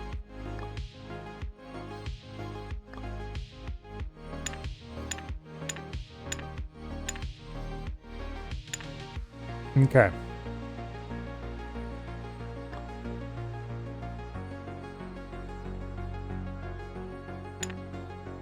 Damn it.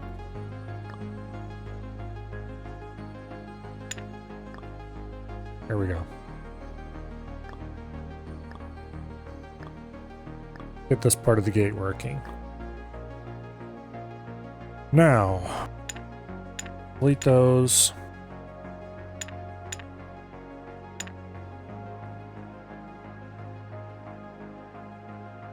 Move it out a step. Okay. Now, in theory,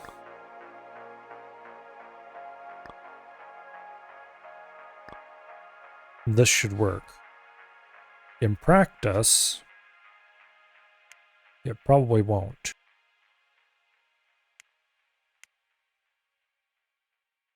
Because those are both on right now. And that is bad. And now all three of them are on, which is extra bad.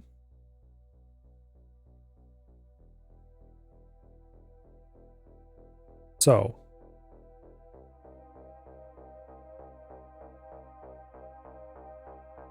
how do we solve this problem? And I think the solution to how we solve this problem is I don't know if we can.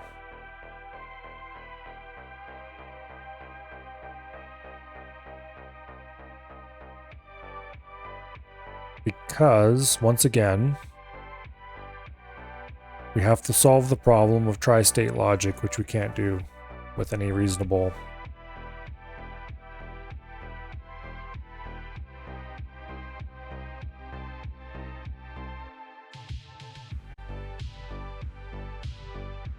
because this needs to be low if this is high. But it doesn't need to be low, it needs to be off. And then that still doesn't... Actually...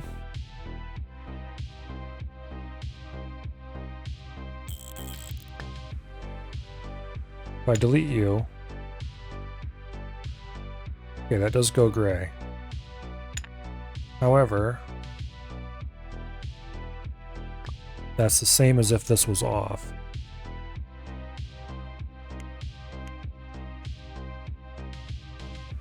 Which if you were in this state, it should be off, and this should be driven low. Maybe? No? Maybe yes, so, maybe no?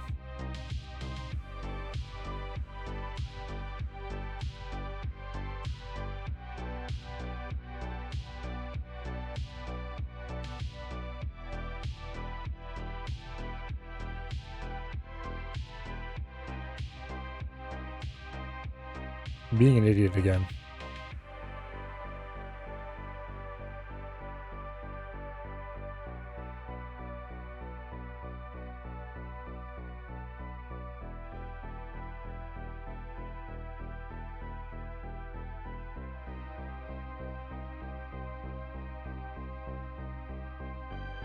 Yeah.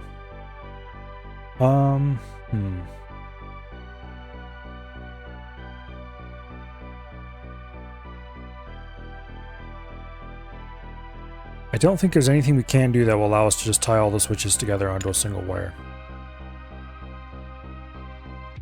But also, as soon as we start adding OR gates or anything like that, we immediately lose the positional information that is extremely valuable about this. Because if this is on, the whole system must be on. If this is off, then the whole system must be off. Except not really. If this is on and this is on, then the whole system has to be on. Basically, if this is on, then this pin must drive the whole system.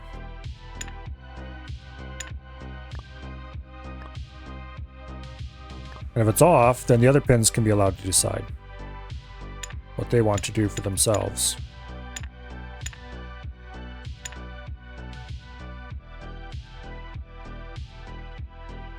Won't the adders give a tri-state cascade?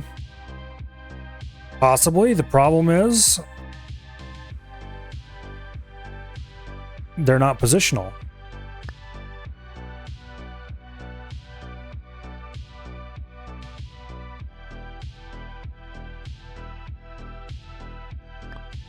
So it doesn't matter if I feed them in like this.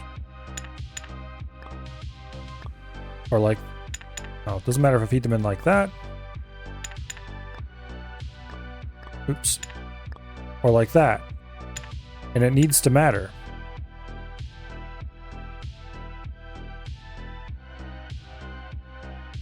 Because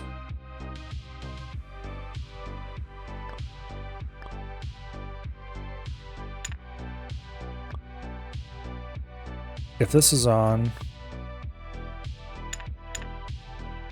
let me think. It needs to matter because the position of the inputs matters. Position of the bits and the number matter.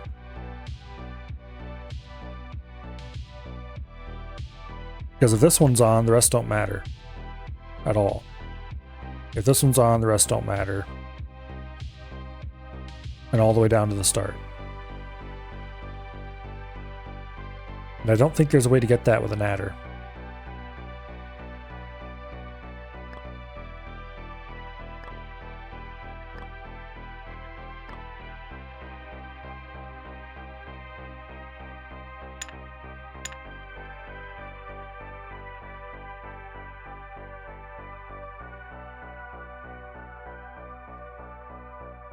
It does turn, and also, it does turn two values into, or three values into two, which is kind of what we need to do. But I don't think it does it the right way.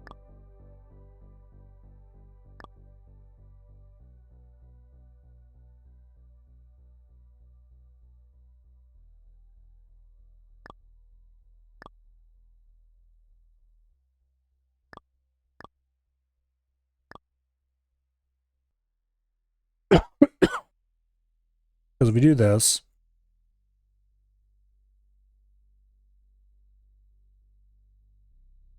and then we tie an adder together. I've already tried adders as well, and they didn't work.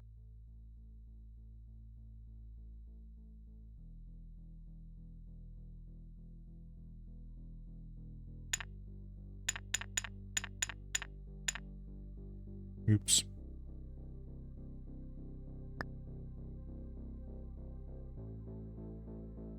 Let's delete the bottom three and just put in a three adder cascade. Or the bottom several. I've done this before. Okay, we've got three adders. We copy some value down. Now the other problem is, which value do we copy down and what do we do with the other value?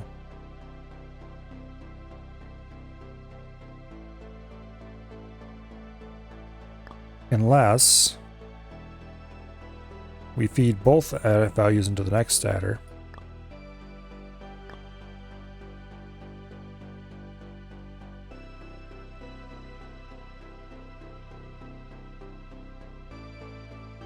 Okay, which one's the high bit for what I've deleted here? This one's the high bit. Okay.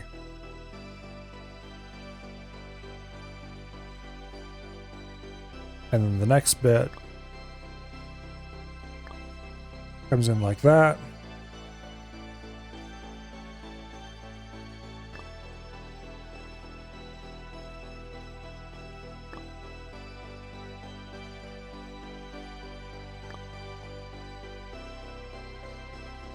And the next bit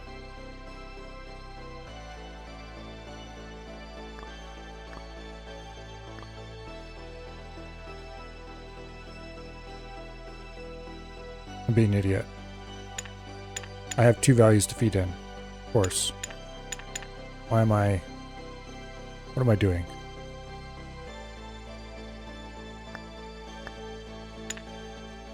Okay, one of these values gets cascaded in.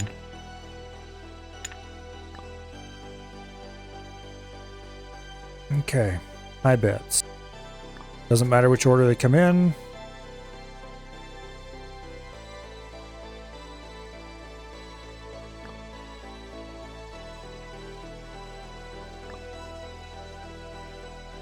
Because adding is transitive. It does matter which order they come out, though. Wait, why are you attached to there? You don't attach to there.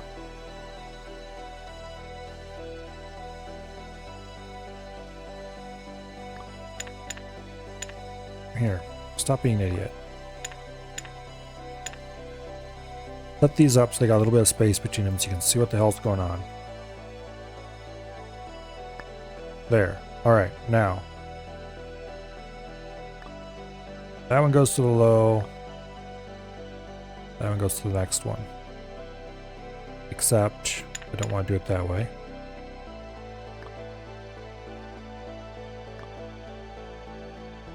Okay.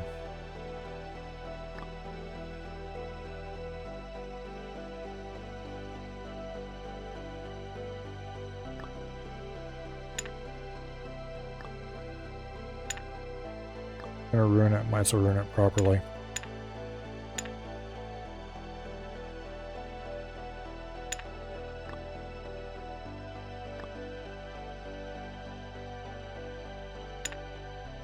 And of course I screwed it up again. No, don't do that.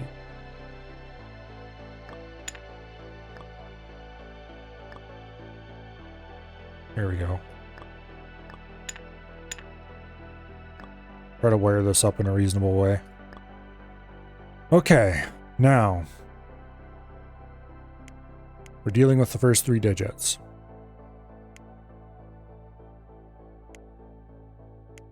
So this is the new high digit. If this is on,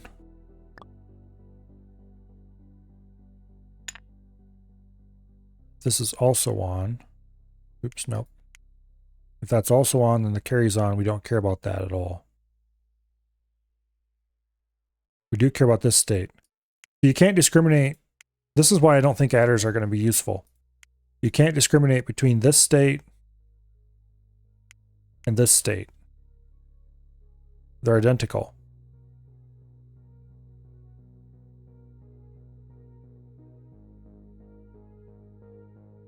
They will, as they treat the outputs as 2 entities, you'll be combining Zora with and you get false. Both Zora and A are full. Except, this state here is fundamentally and very importantly different than this state here. And the adder output's the same for both.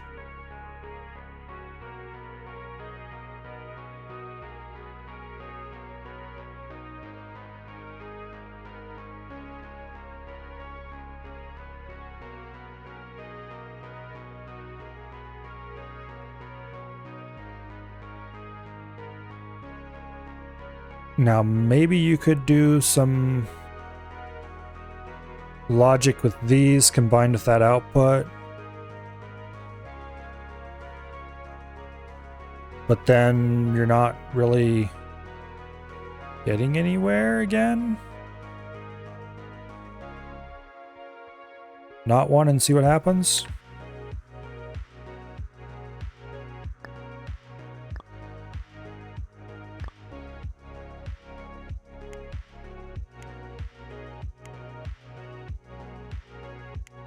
Okay.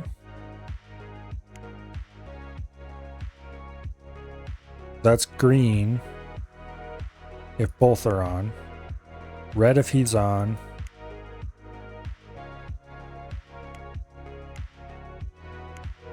Okay, so the first one's red if both are red. If he's...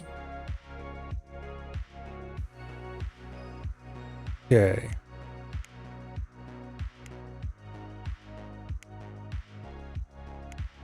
If I detect the both red state only. Oops.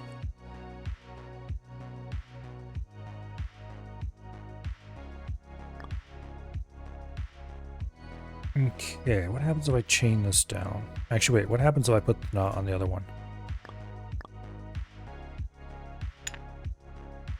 Now in the both...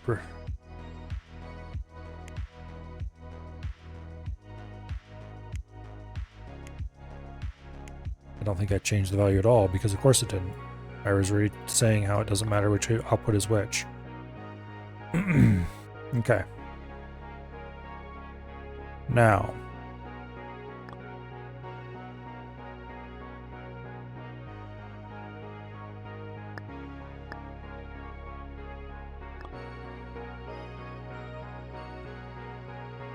I think I need to actually do something with both values and then chain that down. But for now, let's just see what happens with when we tinker with the second bit. Okay. Actually, we don't care about...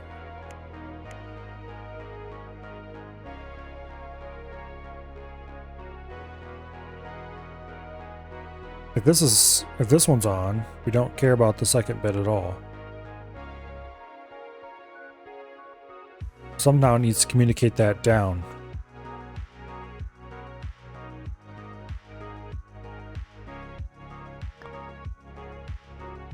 And I don't think it's going to do that.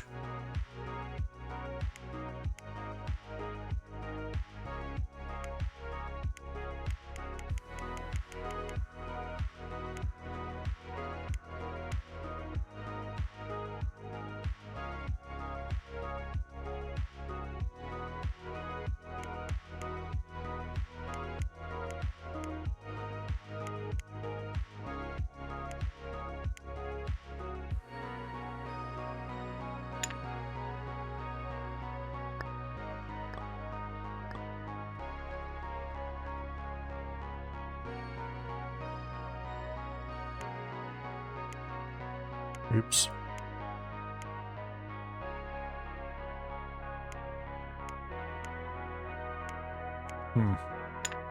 Actually a problem.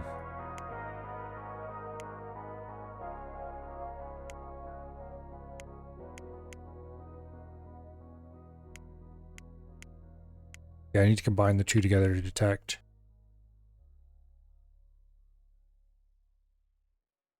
Get a true comparison of the two, you have to knot on the different inputs on two adders from the same bit.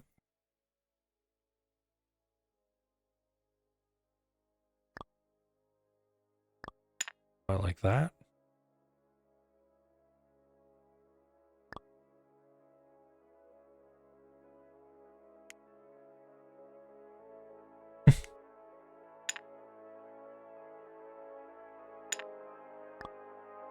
Gotta say, that didn't seem very sensical.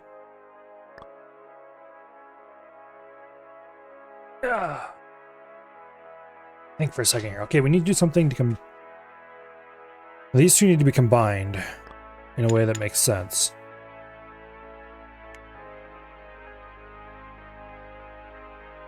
So the output needs to be on if both are off. Or does the output need to be off if both are off? Either way, we need to do something that only detects if both are off. So...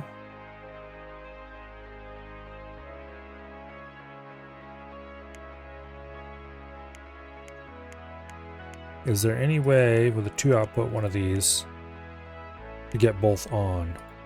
It doesn't look like it. So an XNOR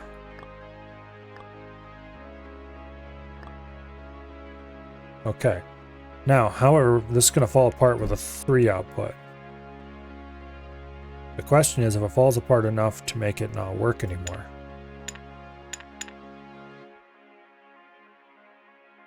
No, XNOR.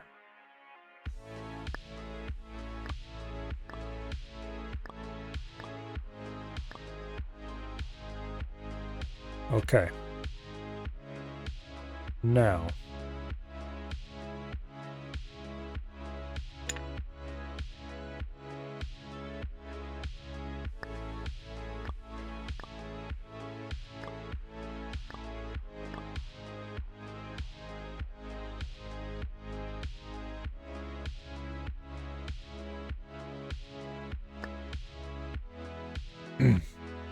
I have two adders, both connected to the 1 bit.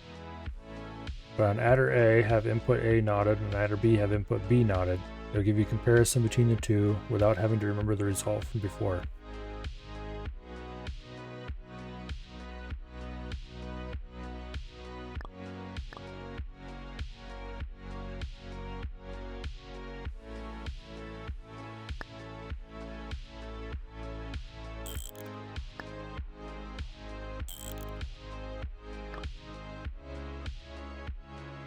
Okay.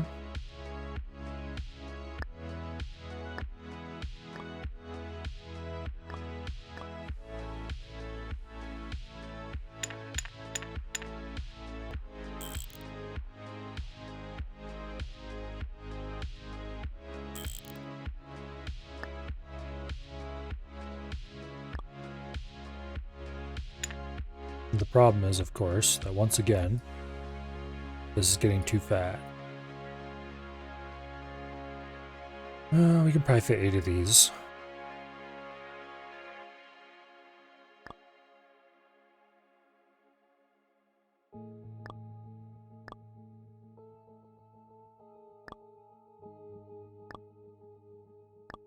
Don't know if we can fit 8 of these, though.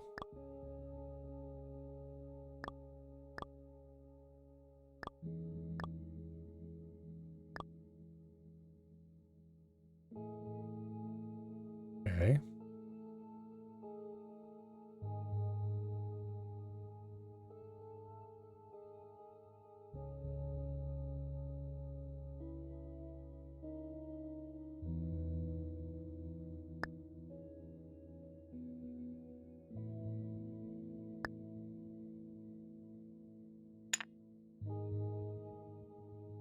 Okay. So we ignore the output bits and only pay attention to these bits.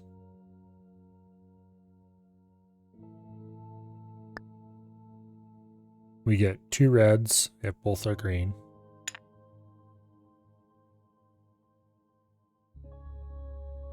A green and a red. Okay, then we have a third carry input coming in.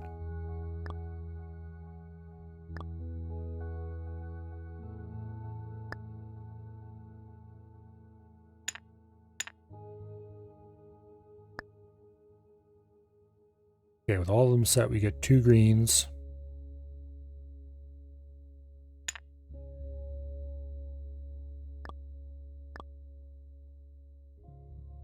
And if we OR this result together,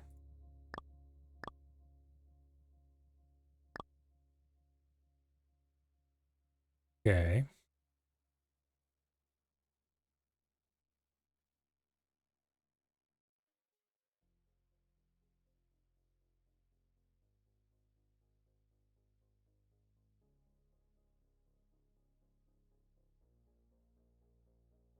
I don't really see what this is going to gain me.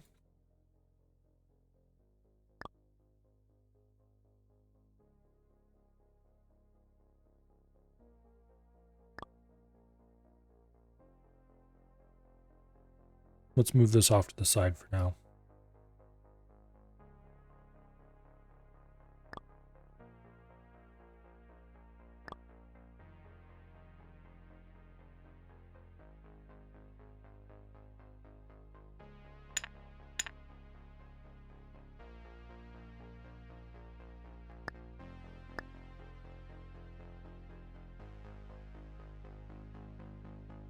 Okay.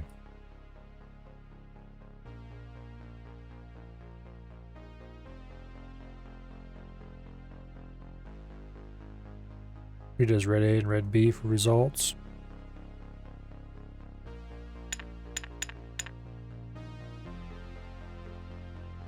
That's not really getting us anywhere, though.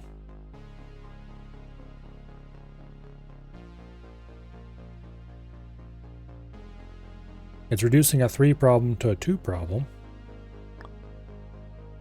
Maybe.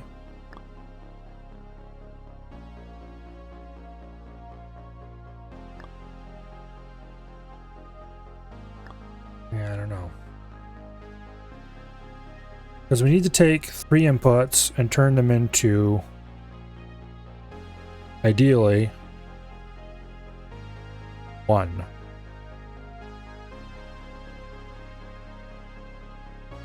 Somehow.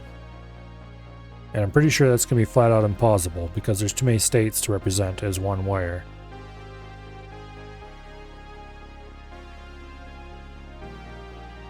So we need to think of a solution that doesn't do that.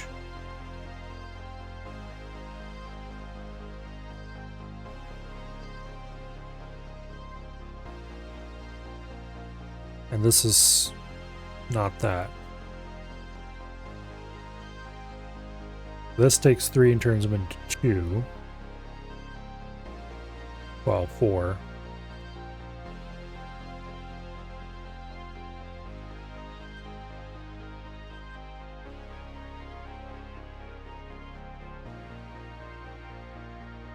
We'd have the carry input.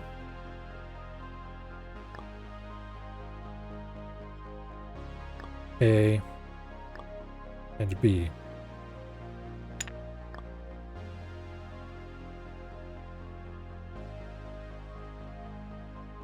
And then from this, we need to get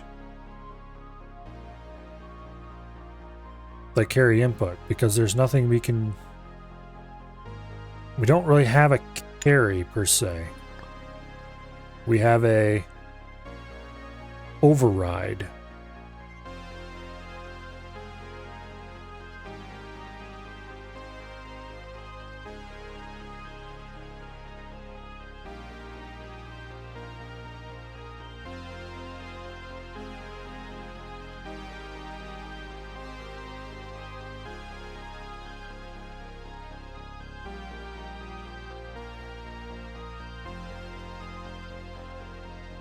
Because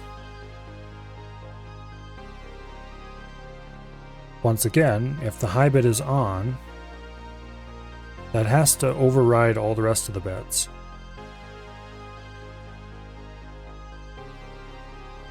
They really can't be involved in the solution.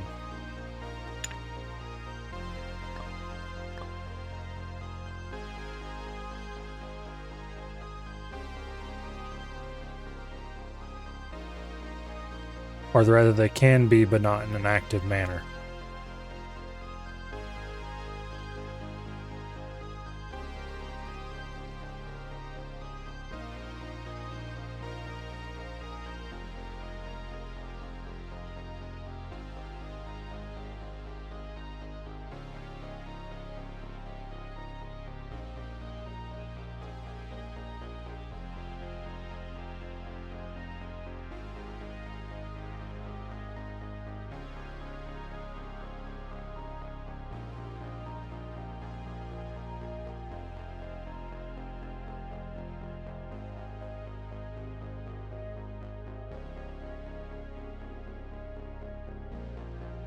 Not useful.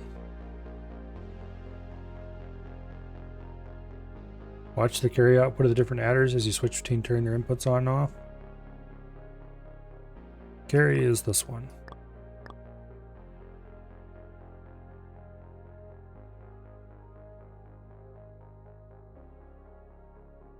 If we feed this in, they're both on.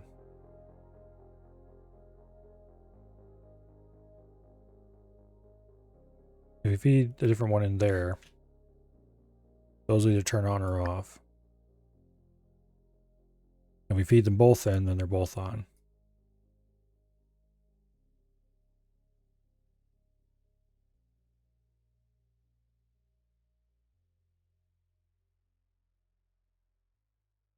Okay. However,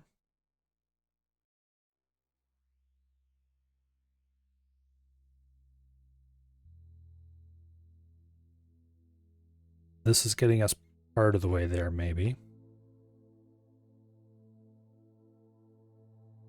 The problem here... Oh, let me think.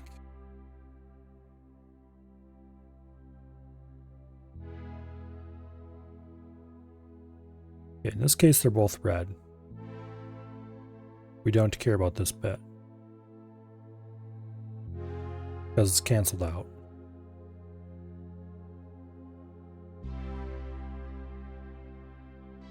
We'll call this the high bit result.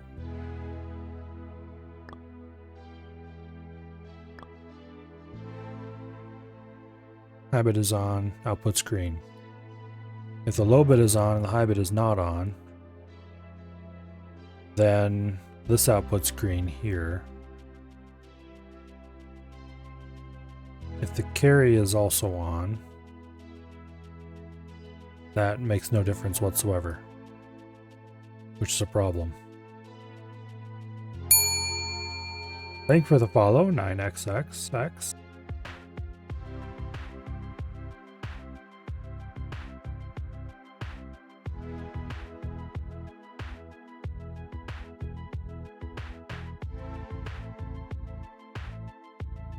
Sub forgot to follow. Oops.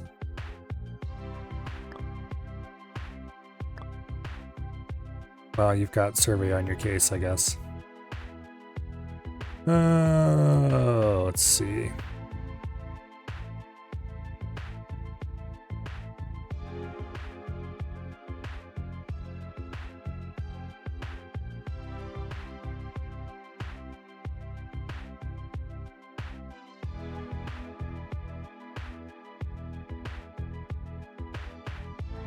Yeah, I really don't know.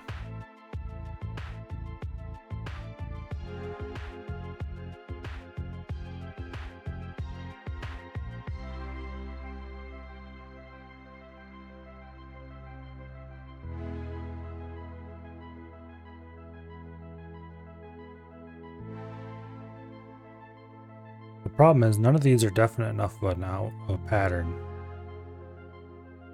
Like this result is exactly the same as this result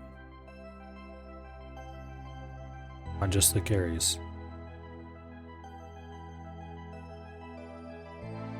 Which seems possibly helpful. But then this result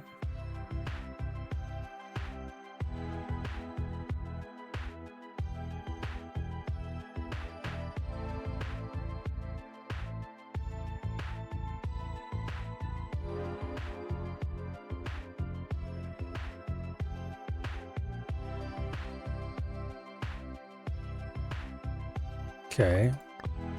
Both of those being on provides the same result.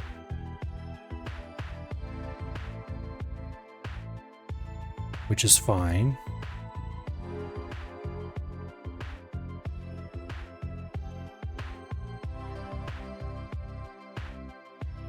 So if this pin is on, then either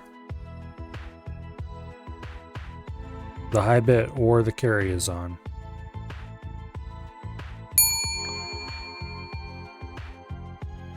Oh, and thank you very much for gifting us up to survey. Really appreciate it. And I'm sure survey does too. The adder on the left is the result for input at B is higher, and right is input at A is higher. Yes, but however, that part is obvious. What is not obvious is how that is any more useful than any of the other gates we've had, and how that is going to be any more chainable than any of the other gates that we've encountered.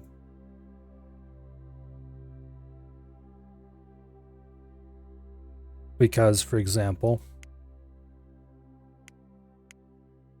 this gate gets us a similarly helpful and pretty much identical result. Well, not identical, but close enough.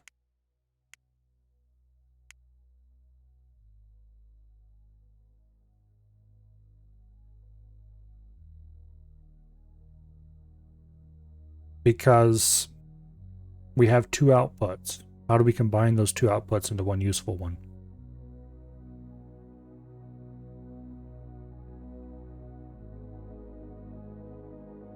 I don't think there's a way to do that with this kind of logic, because somehow we need to combine pin 1, pin 2, and an override together into the override for the next pin.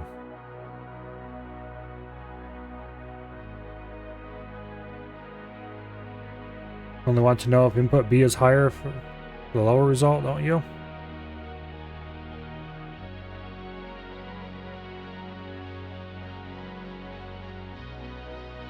Kind of.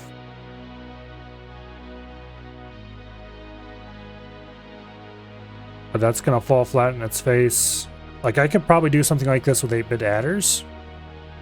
However, that's gonna fall flat in its face as soon as we get to signed.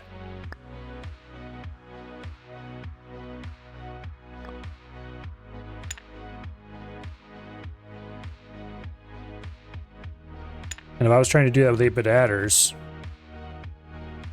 I could probably use 8-bit logic gates throughout. And just make an 8-bit adder that way. No, I couldn't actually.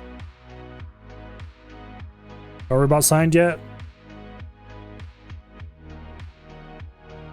I want a solution that is generic for any number of bits.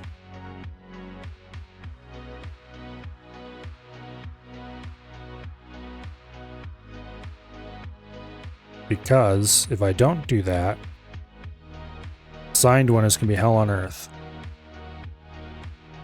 And we're right back where we started.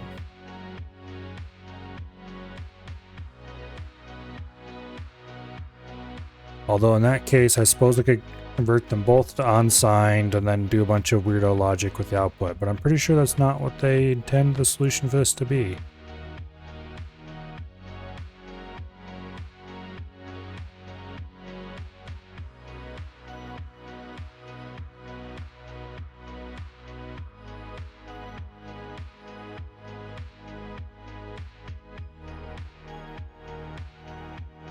Unless they do intend the solution for this to be that. In which case, that's not very helpful or useful.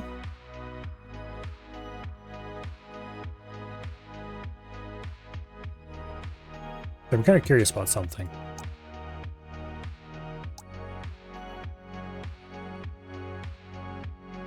Okay, they don't provide you any more guidance for the signed one than they do this one.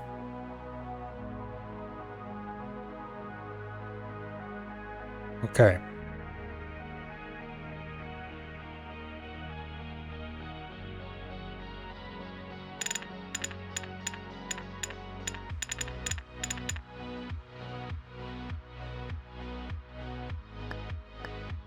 Let's just throw together a tiny little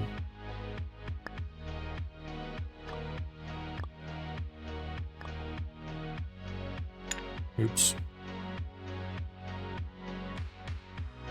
8-bit negation, 8-bit constant. Okay.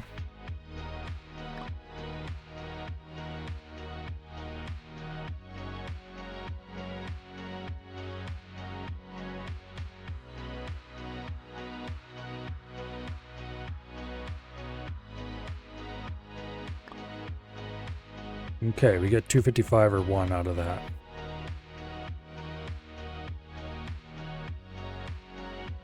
We put in a second adder.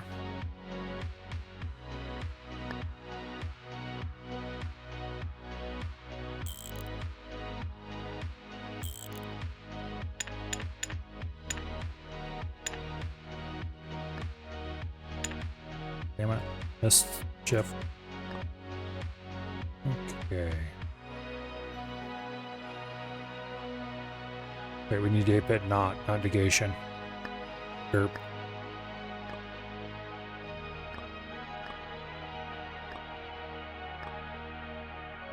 That's arithmetic negation, which is not useful here.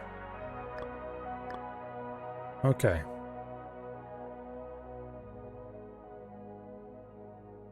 So this is value, that is not value. If you set this to 2, boom, this is not value, this is value. So we're getting a value on this. This is 1, this is 2. I have decided.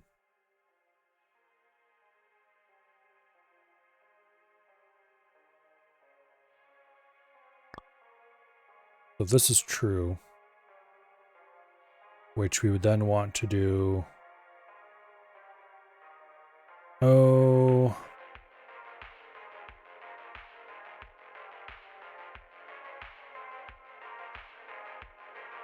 Let's see, do I have an easy way to compress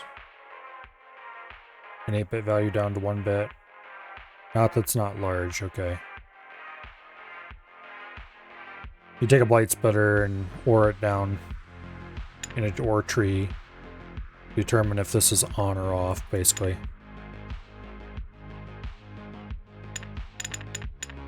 That should be redundant.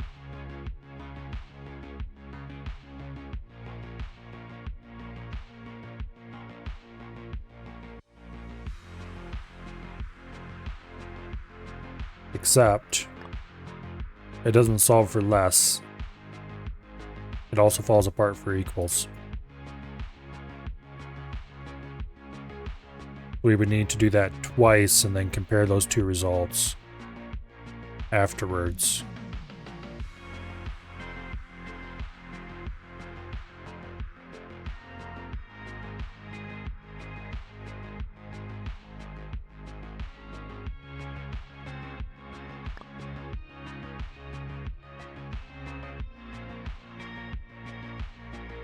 But I did both of these into ore trees, and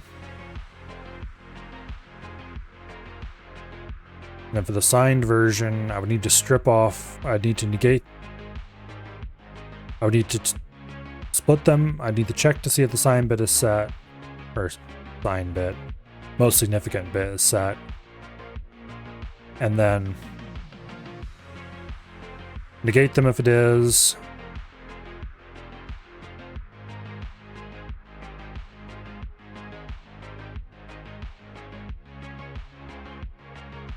and invert the meaning of the thing. In some cases.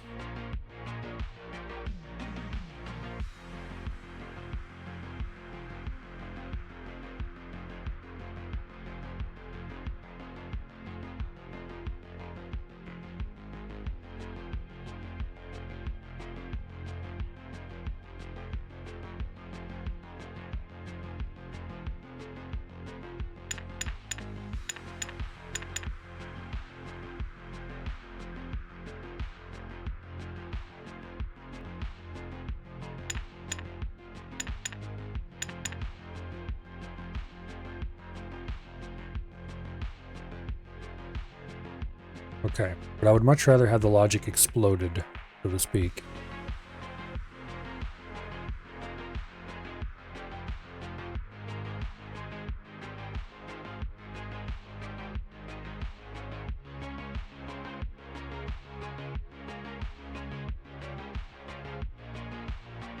So...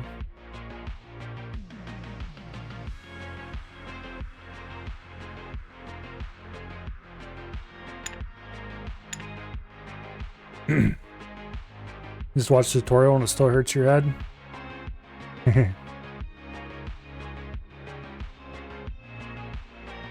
Yeah.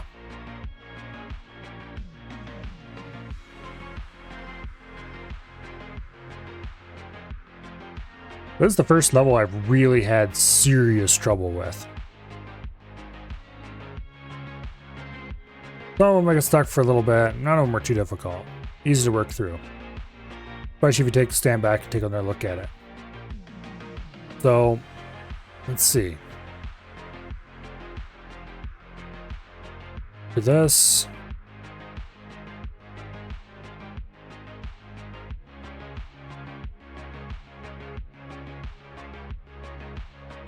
I'm going to want to do...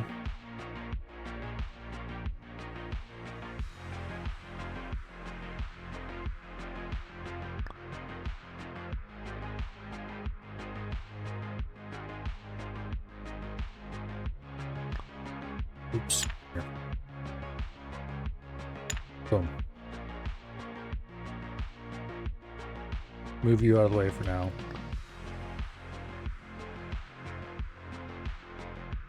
Move you over there.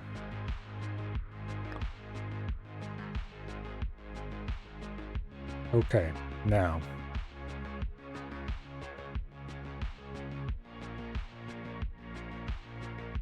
There's a 1-bit adder.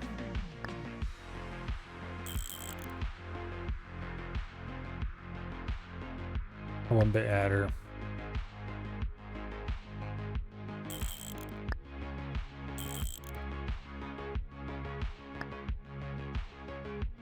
Okay.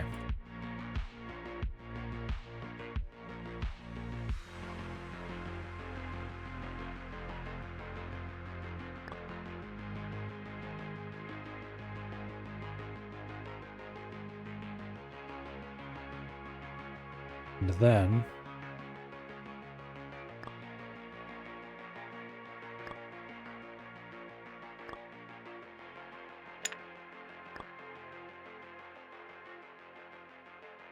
okay. I think that's right.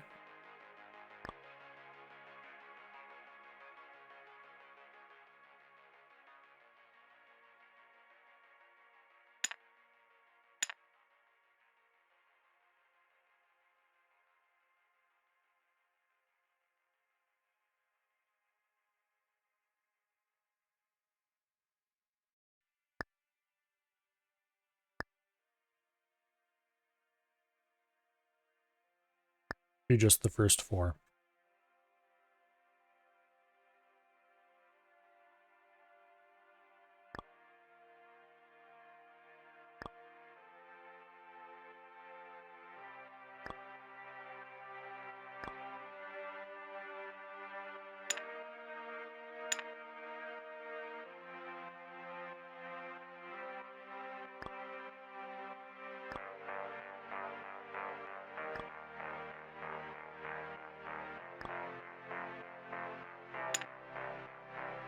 Okay.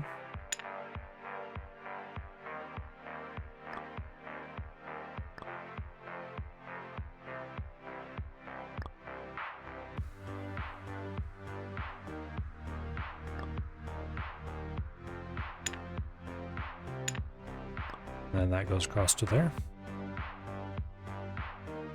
Okay, the first 4 plausibly resolve. Now, to combine them together in the middle.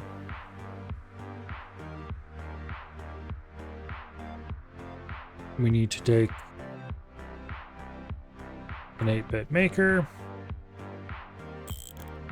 We'll just put it right there in the middle for now.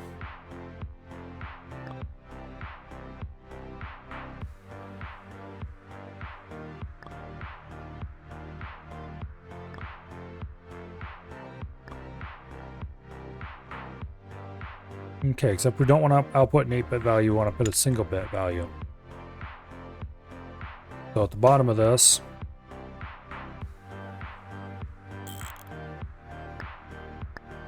we want an OR tower.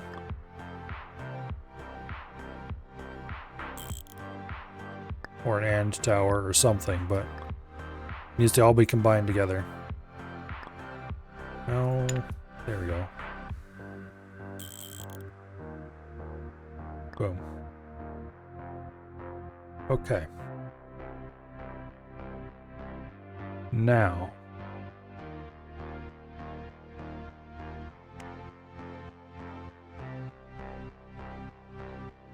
in this case, the output should be off.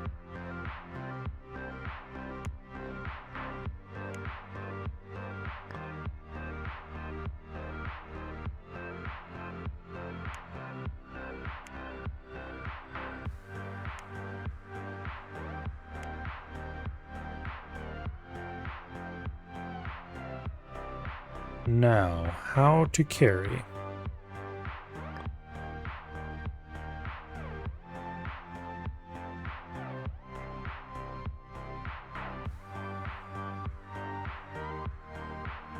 And which value to use as the carry? That is the question.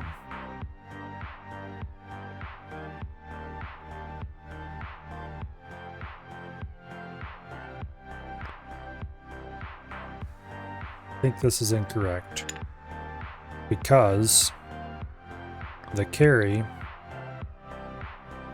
should go to the input of the next one.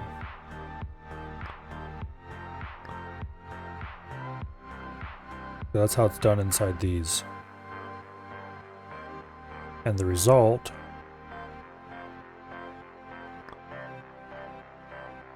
one of these results needs to go to the output. The problem is neither of these results makes sense for the output.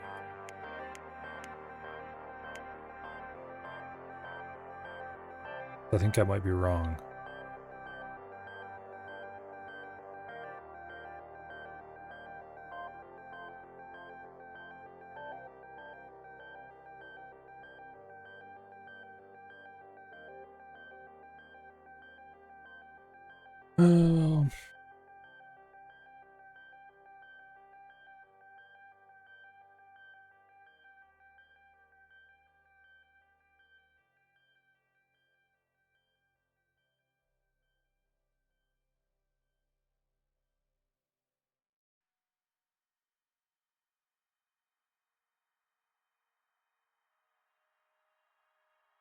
Yeah, screw it. Let's just get this stupid thing out of the way. We'll solve it the dumb way.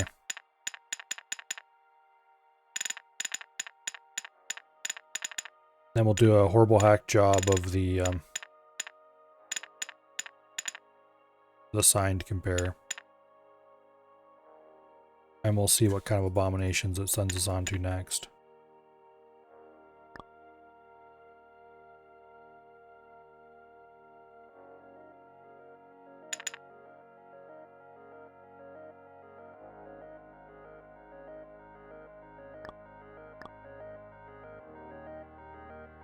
Okay.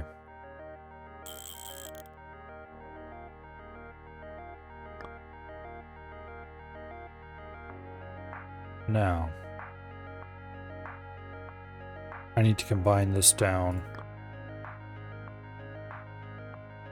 How did I say this is going to work? We need to use 2 splitters and do 2 separate chains.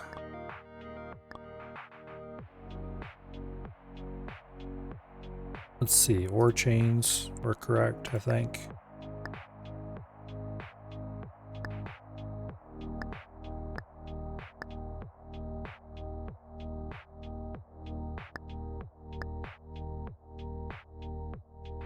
Use the carry.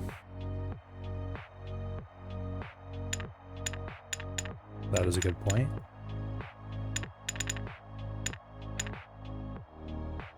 Okay.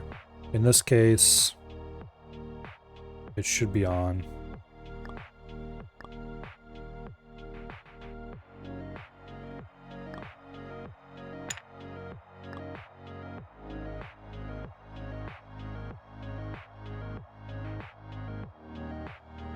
Okay, gate sizing is correct. In this case, it should be off. In this case, it should be on. In this case, it should be off.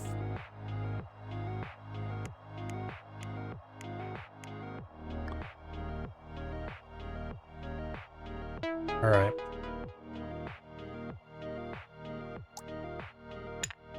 So this ad does nothing right now.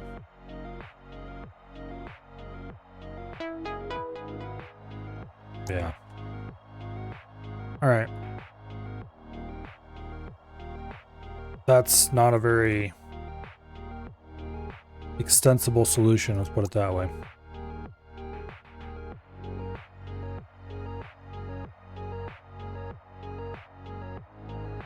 All right. Let's do that again.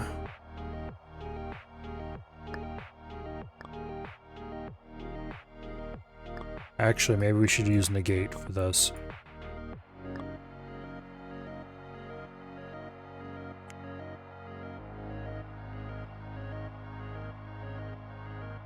Here. It's input 1 that's negated.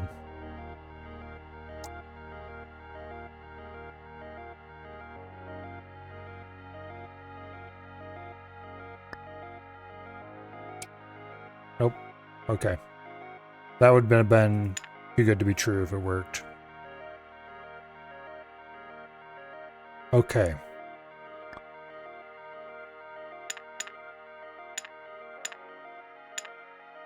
So for this, we're going to have to detect if it is signed or not.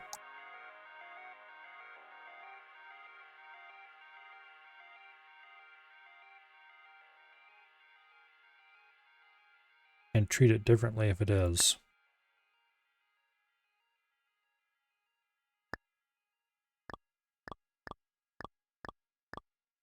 So there we have the absolute value.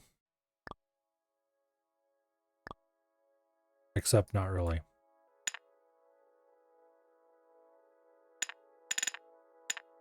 We need to invert it if we wanted to do that. So the easier way is just to use a negate. Also use a byte splitter so we can get whether or not it's okay.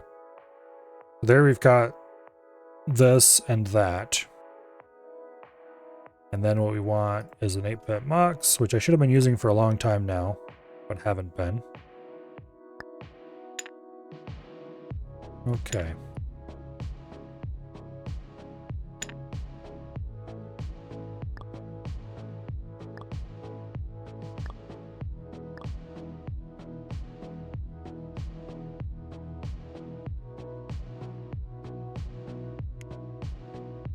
Okay, this gets the absolute value, this little circuit. And it also gets us a handy little is it negative value.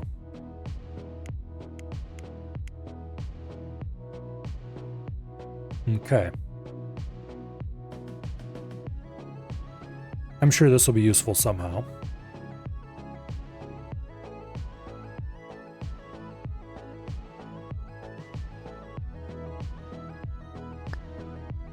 He says, completely unsure how it will actually be useful.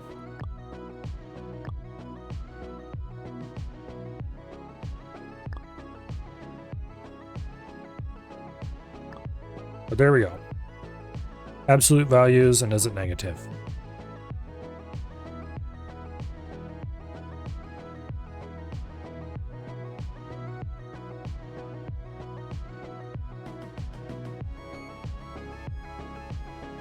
Now we can do a logic tree.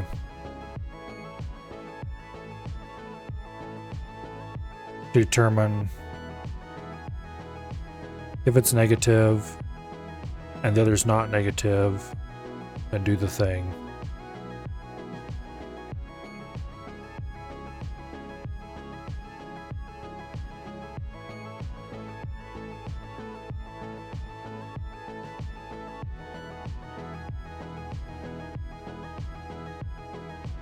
Now, is that a good idea or not? Probably a bad idea.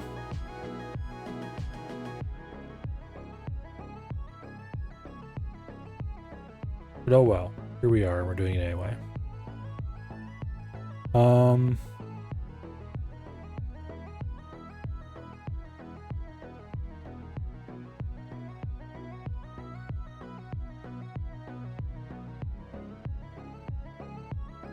We need to do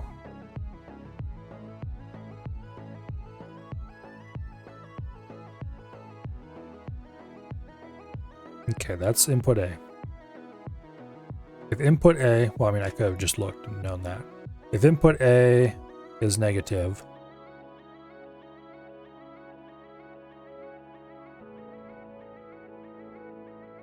and input B is not negative, then ta-da, that's the result.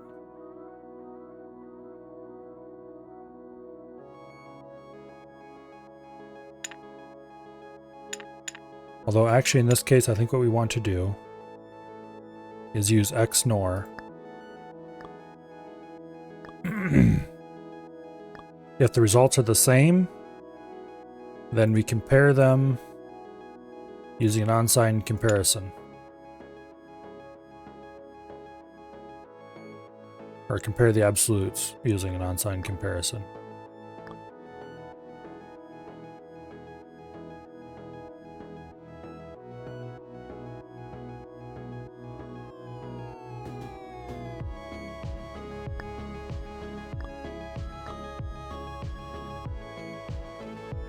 And in this case,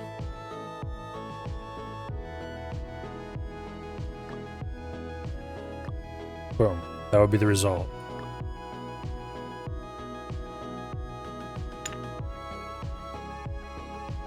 If, however, they are not the same, then whichever one is negative wins. If they're both negative,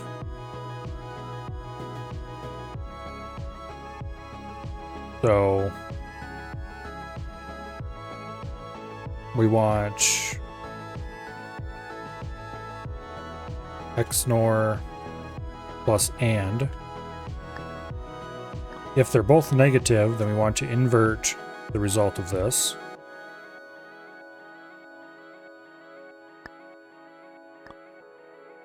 And send that out. Otherwise, you want to send this out directly. Although, why am I doing it this way?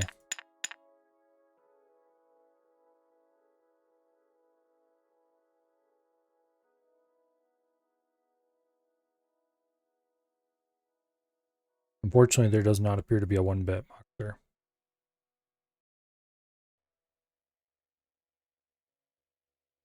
There's an 8-bit, but not a 1-bit. Which would make my life much easier.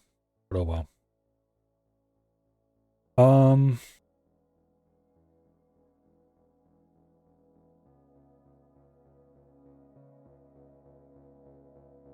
So if this is off, it's basically saying that they're not both negative.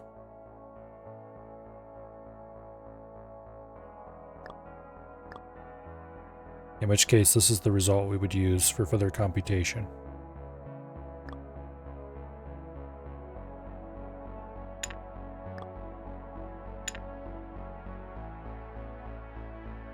Okay, so this is the result we go forward with.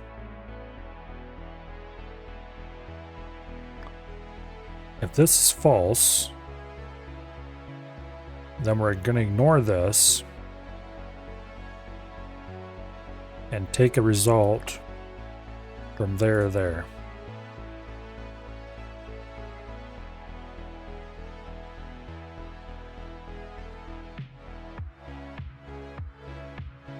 I think.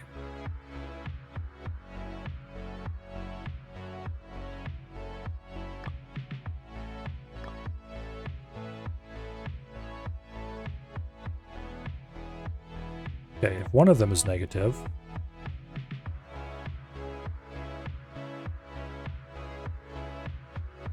then we just need to do a little bit of logic in here to detect which one's negative and go from there. I think a 1-bit. We can do the same damn thing this is doing. Well, the 1-bit adder.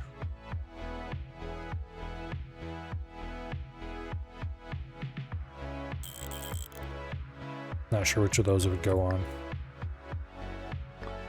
We'll just stick it on 1 for now.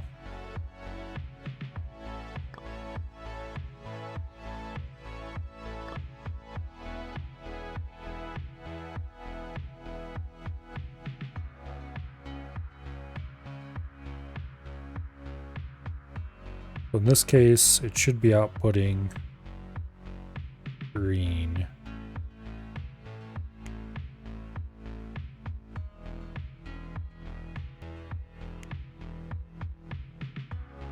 Okay, I think that's right.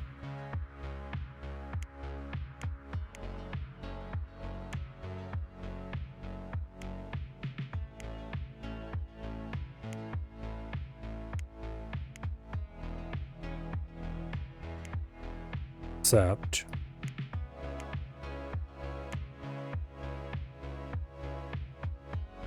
this is supposed to be putting out the absolute value. It is not currently outputting the absolute value.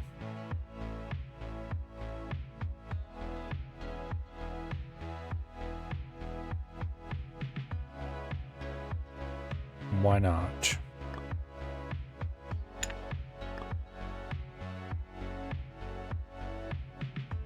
That's interesting. The result after negate is... Hello? Negative 128 negated is not negative 128. What is going on here?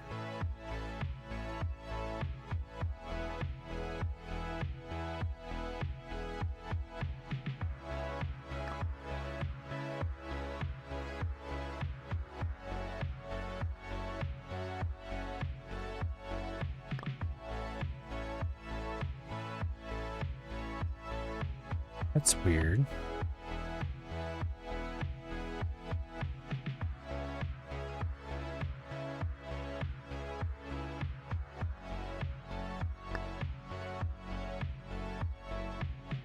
Unless this is not doing what it's supposed to be doing.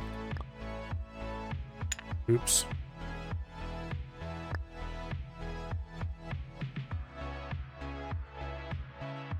No, that's outputting positive 5. Why is it doing that?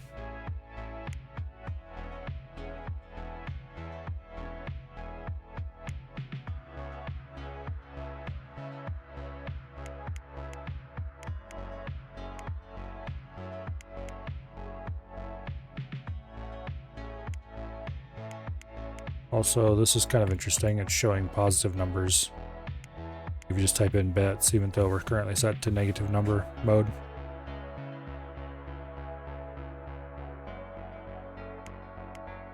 I wonder if that's a bug.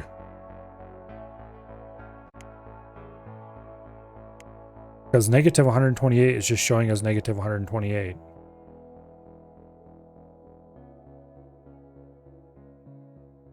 That is concerning. Okay, well hopefully that's not changing the actual calculations. If it was just a display bug, then we're okay. Oh no, negative 128 would not be valid because it'd be 127 to be the max. Yeah, right. Because that'd be the largest valid negative number. Or largest valid positive number would be 127. That would be why it's being weird about that instead of displaying.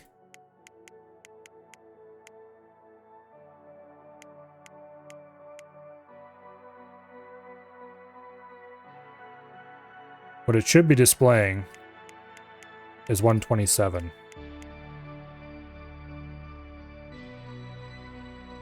With an integer overflow flag set.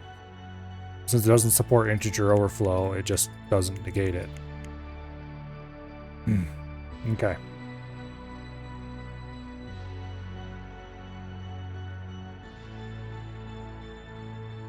Because this really does, the negate thing really does need an integer overflow flag.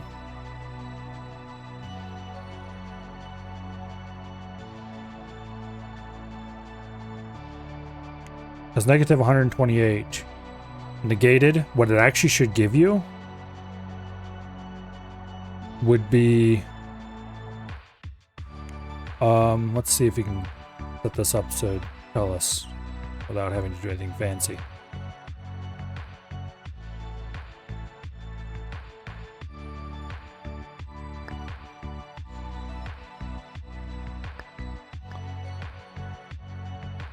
Okay. Then we want notch. 8-bit constant. Set value.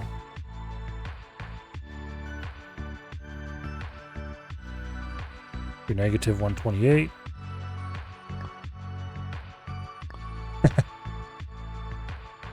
Okay.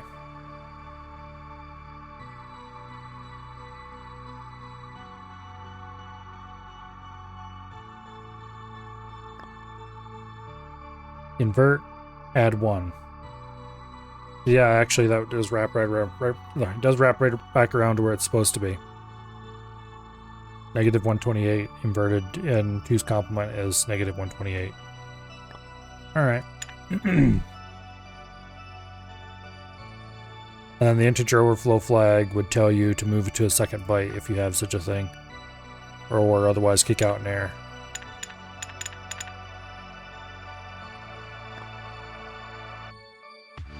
Or if you're on a modern language, it'll probably throw an exception or panic or something similar if you do that.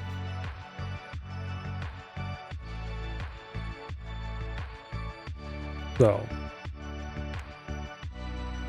let's do negative 64.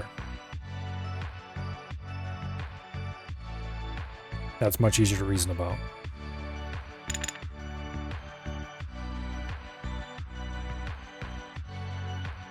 In any case, this should output false.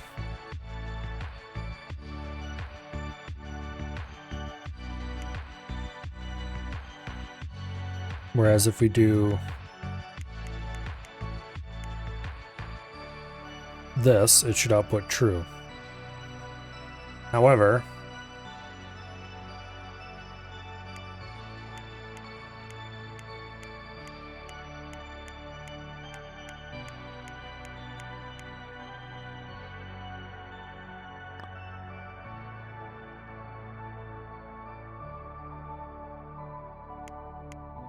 okay.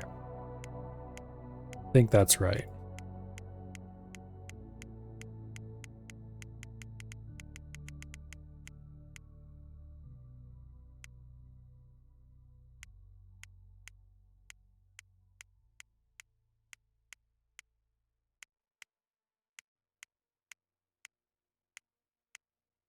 Now, right now, it should be outputting true.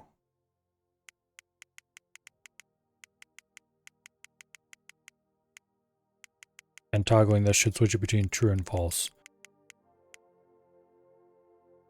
So this needs to be used for something. However, that is not nothing useful is changing when I toggle this. So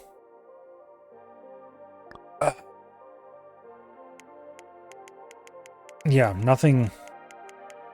No accessible state that we're dealing with is changing when I toggle that.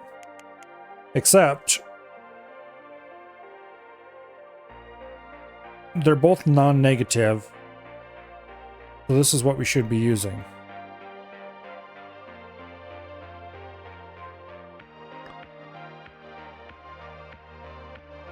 Okay, I succeeded in overcomplicating myself into trouble again.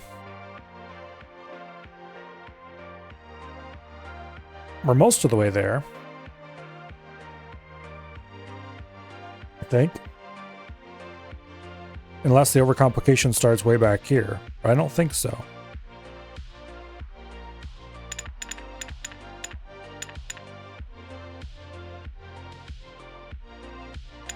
Okay, what was I even doing with this? Alright, we have an absolute value that's being fed into this system. And we have a is it negative value fed in.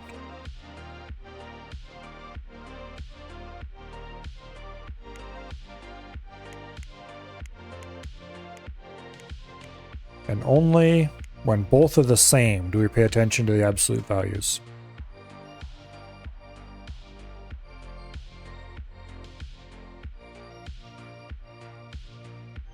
Why am I combining these together this way with switches? What am I doing?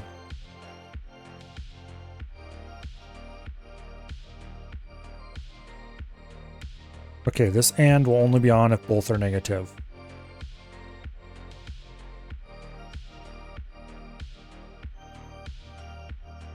Why am I feeding both of these results into here like that?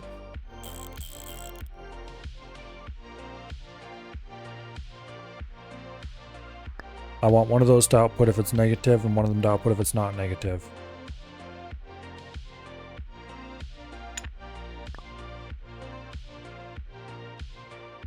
So this one gets inverted, I think.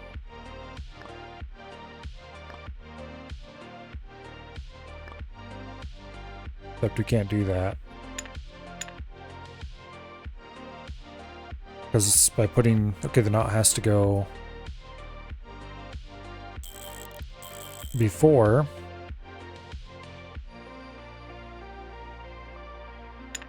When will you ever learn?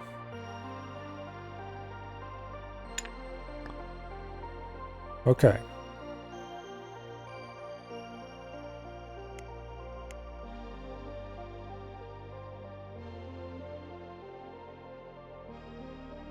So it should be false right now. It should be false right now. It should be true right now. It should be true right now. And it is. Okay. So we've solved the case of if both are negative or both are positive.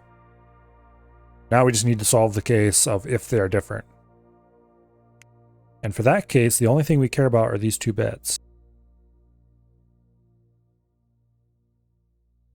So these values right here. So we just need to do a really super simple check of these two.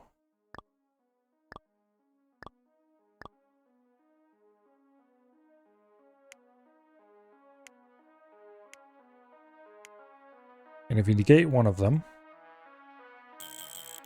it doesn't really matter which yet.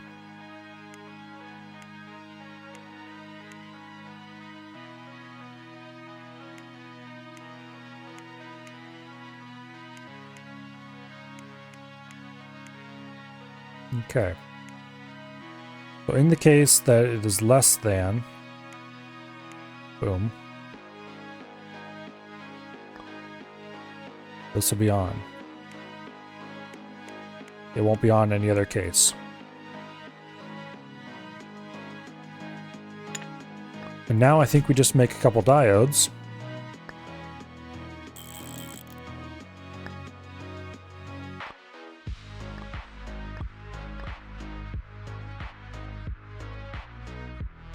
Except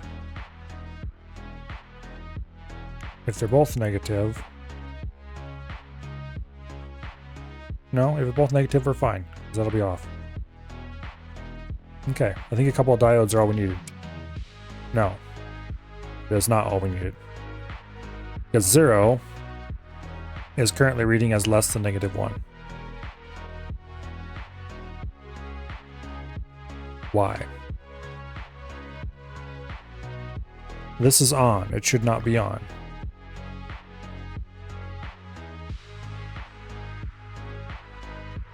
Why is it on? It is on because this is inverted.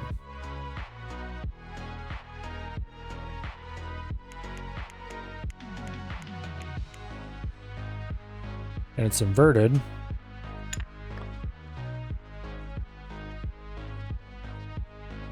okay, we got a short circuit for -77 less than -77.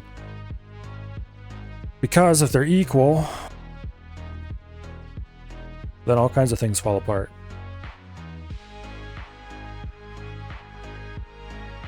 Matter of fact, I think it would also short circuit. No, it does not short circuit if they're both positive.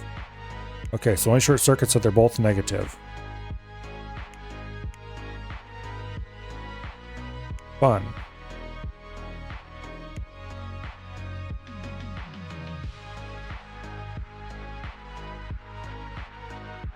Because this is the only one that's being read to check for this and. Is that the only reason?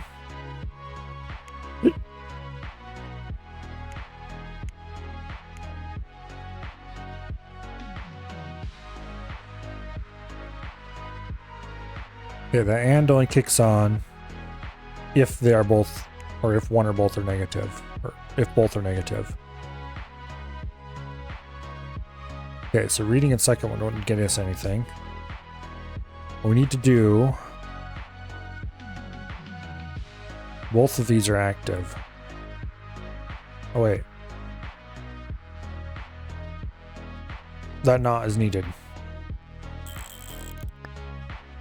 Because it stops cases like this where they're both on. The problem is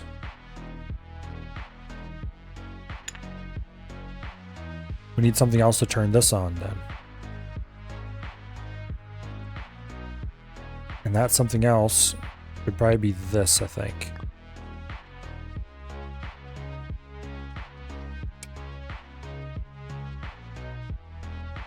Okay, we're back here again with the same problem.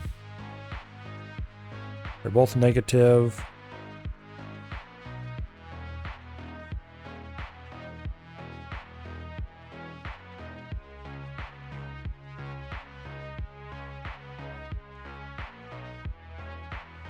How did we not run into this problem the last time around?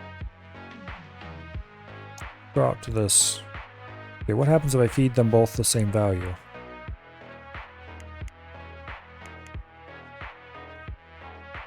Okay, that works.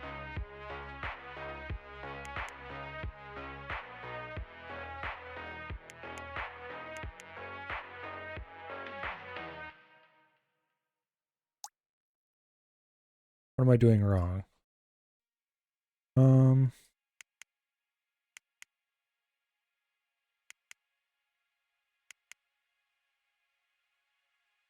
Okay, that one works. It's just when they're negative that it falls apart. Why? Because that and is on. That and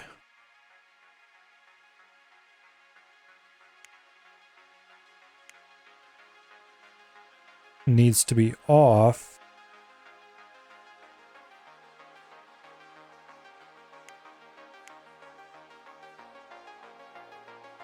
if they're both negative and they're equal. Are there any cases where that is not the case?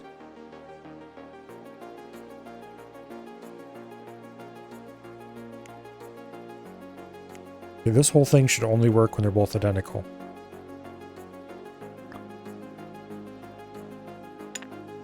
I'm going to try something stupid.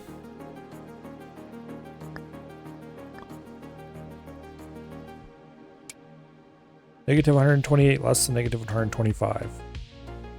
Yes, yes it is. However,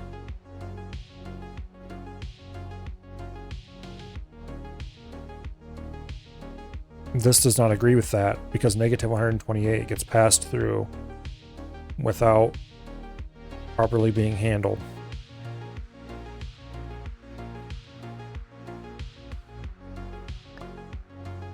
Because this whole system is broken. Damn it.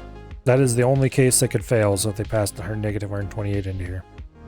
And they had to do it.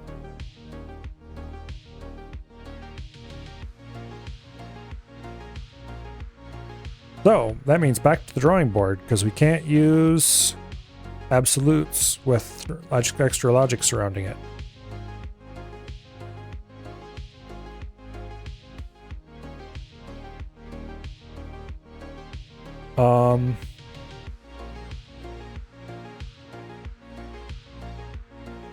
Let's see.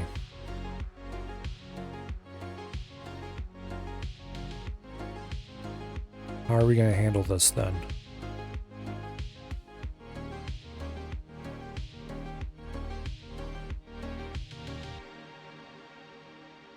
I could negate everything and do the comparisons only with negative numbers. That would require inverting a lot of logic.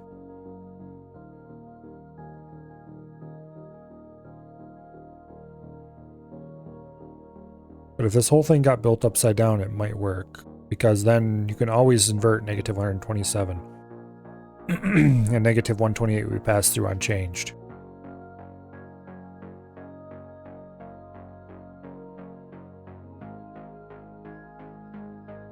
Let's try that.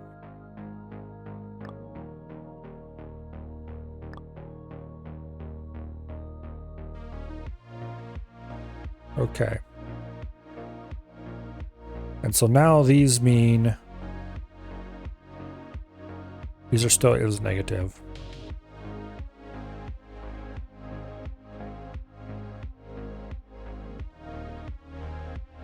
You only have to not the 128-bit on both before passing it through.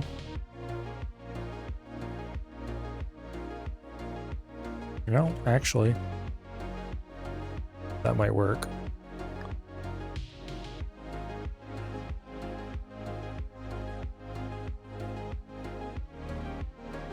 Oops.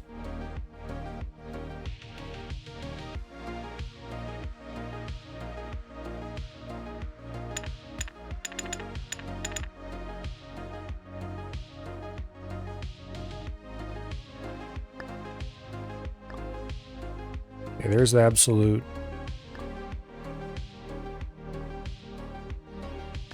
There's the sign bit.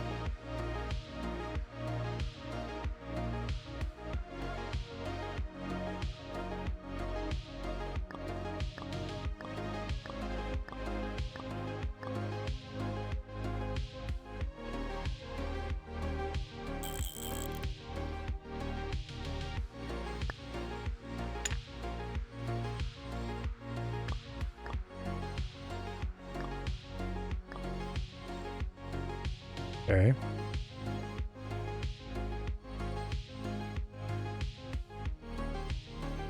That's not outputting the right value though. Because we're getting a 0 here. However, what happens if we do the same thing over here? I don't think that changes anything. We're going to require changing a bunch of other logic if we want to do that. However, I think ultimately that is probably going to be an easier solution than trying to build it upside down, so to speak.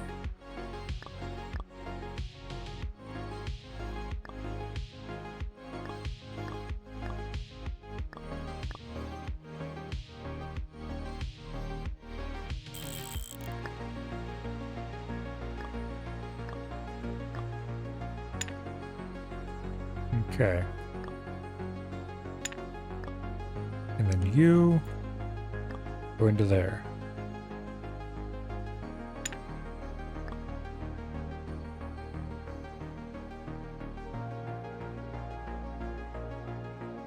Okay, so that gets us an is negative signal. And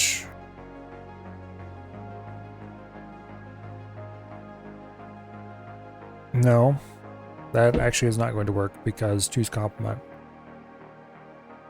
We'd have to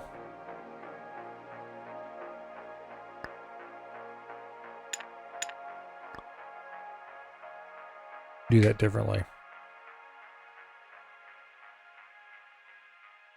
Well, actually, the relationship between these two is intact. So technically,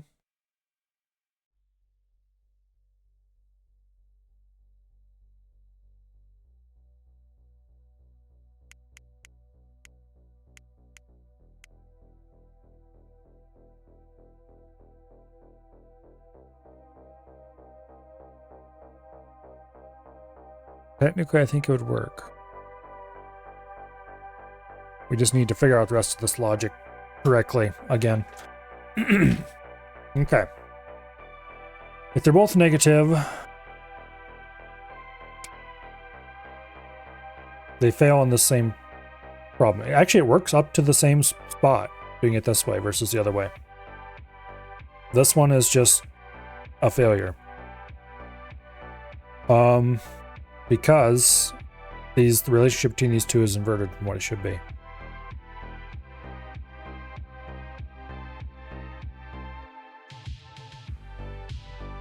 Instead of being 0, negative 128 should be 128.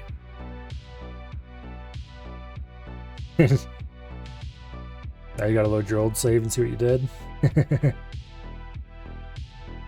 Because the problem here is that obviously this is 0 instead of all bits set, which is what it actually needs to be.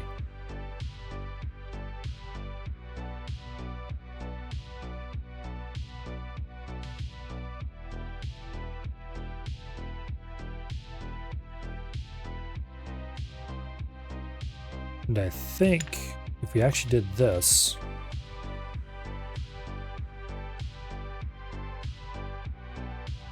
no. Why would I think that?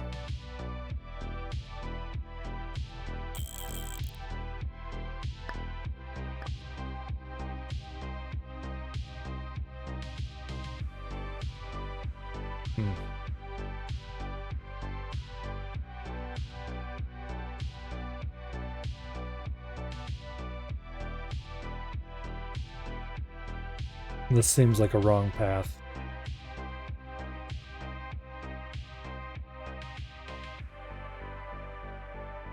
Because just stripping the sign bit off. Actually, no, wait, that is... 0 is less than 3 still. So this should work. But why isn't it?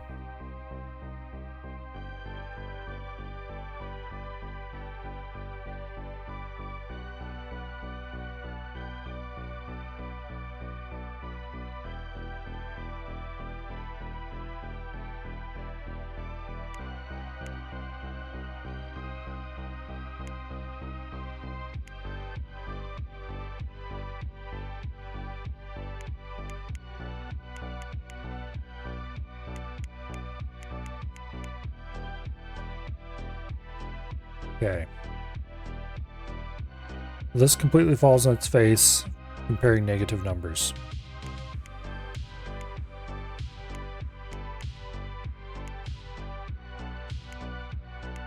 It just doesn't do anything.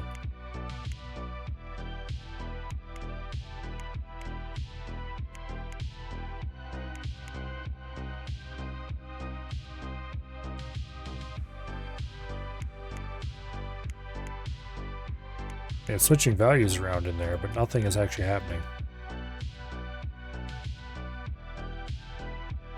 Thought the beginning of CPU architecture too? Was.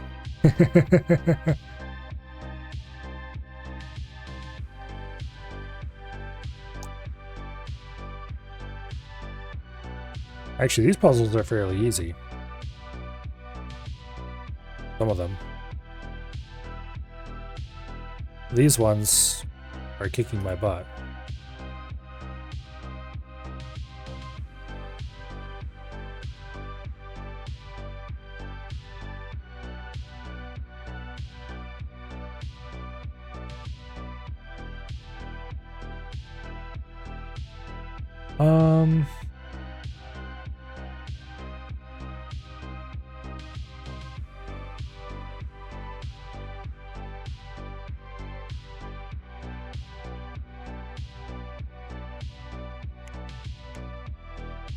Okay, so the logic here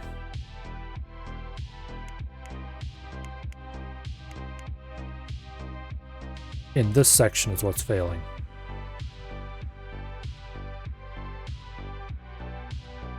Because this is for the both are negative logic.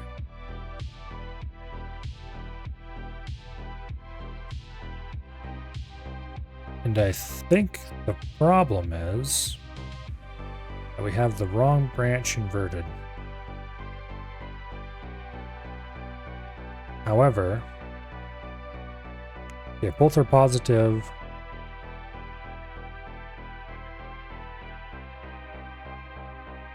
this should not be outputting anything.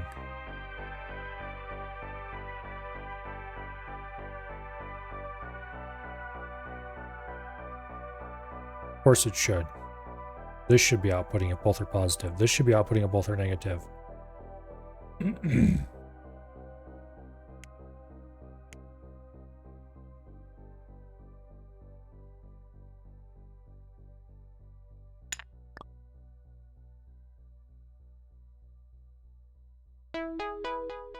We had a negator in there left over that didn't need to be there. Right here.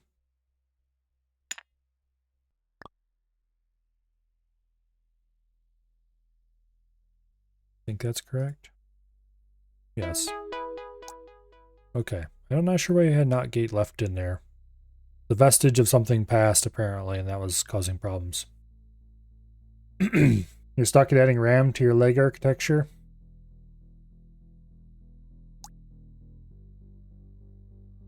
That's a little ways off. Create a device that saves program output on even ticks and outputs both bytes and odd ticks. This allows to do 2-byte instructions. Save an even tick, output both bytes and odd ticks. Okay.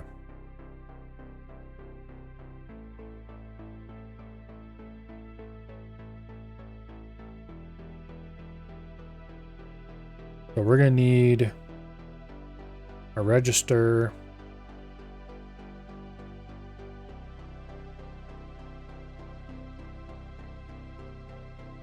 and a counter.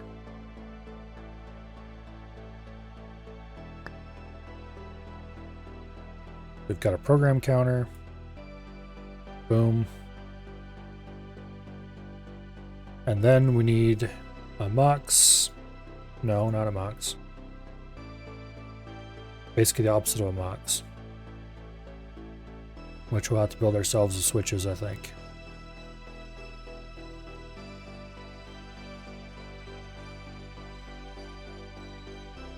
Okay. We need to have an 8-bit register. Hey, what happened to the always on inputs? They stole my inputs.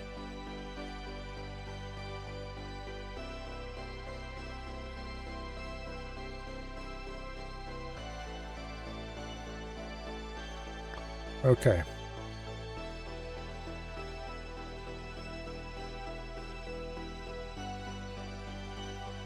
So we need to get even ticks.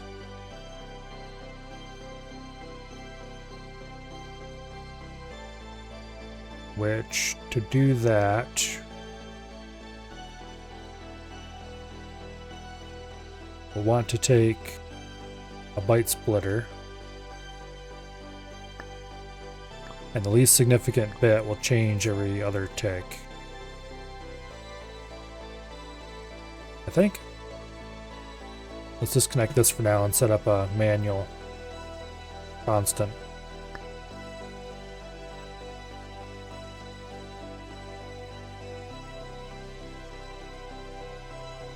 Yes. So if we're on an even tick, this will be off. If we're on an odd tick, it'll be on.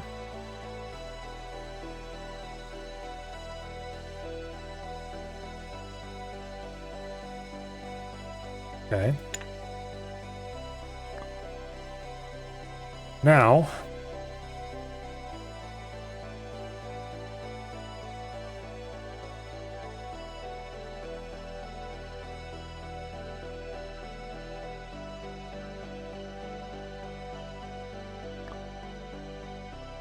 we probably only need one register for the first byte.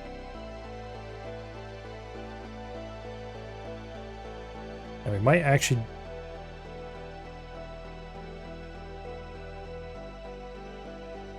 Okay. Oops. If we're on an even byte, we want to store.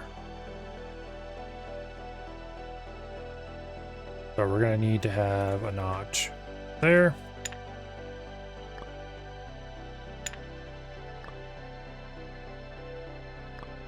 And if we're on an odd byte, we want to load.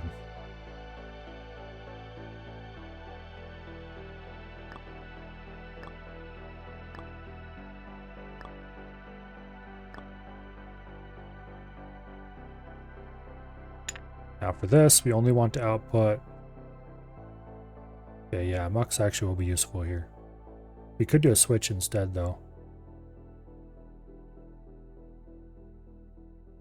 Matter of fact, a switch makes more sense. Okay, we want to output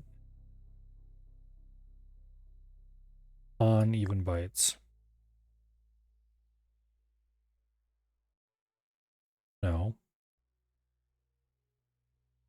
We want to output on odd bytes. Did I have this backwards?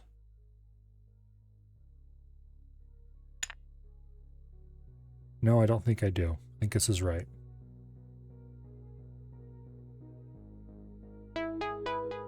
Yeah, that was easy. Yeah. A switch, a register, a NOT gate. Really easy. Also 10:30, but screw that. Let's go a little late. Unless we get stuck again. United Set building the leg architecture. The leg architecture is a computer that takes 4 bytes per tick from the program. The first byte describes the operation. Since many operations take 2 arguments, second and third bytes are for arguments. Since most operations return 1 result, the 4th byte is for the result. Okay. Very simple. Very straightforward.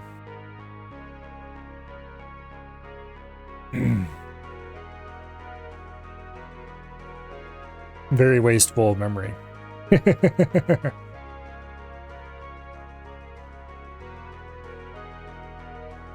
Following are the steps needed to be done in order to complete this level. Create a new empty architecture. Place a program block with 4 outputs. Place a counter, set its increment to 4, and connect to the program block. Add 6 registers. Click the edit link components. Okay. Finally, the opcode is always 0. Add argument 1 to argument 2 and say the result. Okay. Let's start. New schematic. Leg.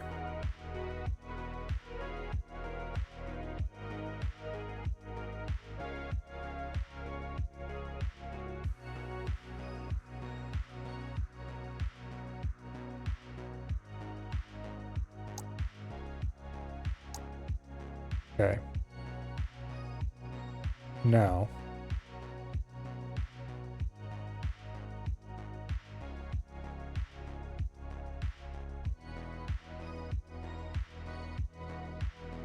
Program.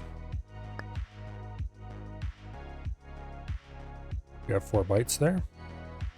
We want an 8-bit counter.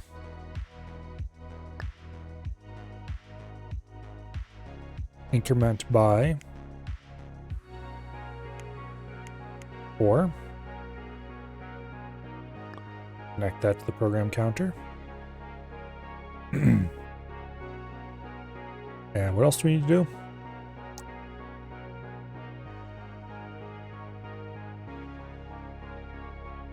Add 6 registers and link the components.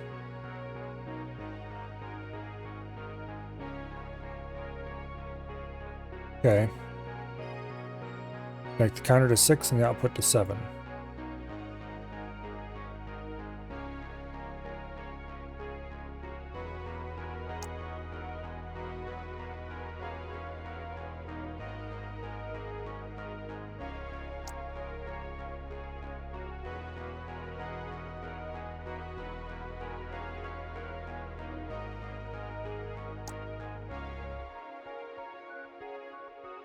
Okay.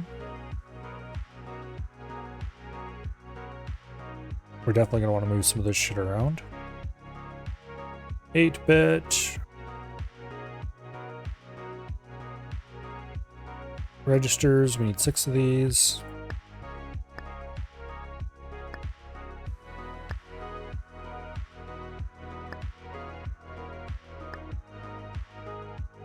Wish we could have more. Alas. Okay, you are register 0. You're register 1. You're register 2. Register 3. 4. And 5. Nice and easy. Okay.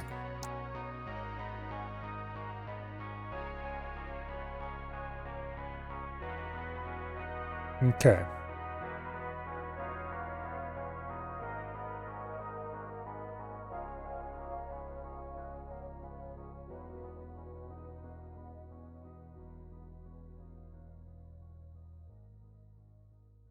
Set up registers and implement the add opcode.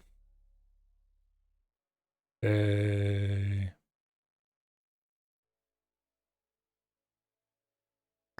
Go ahead and move things around a little more sensically.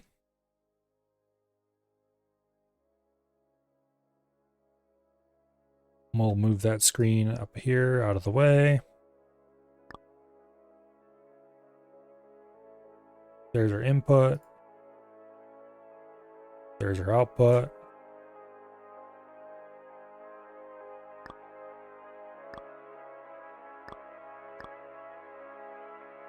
Okay.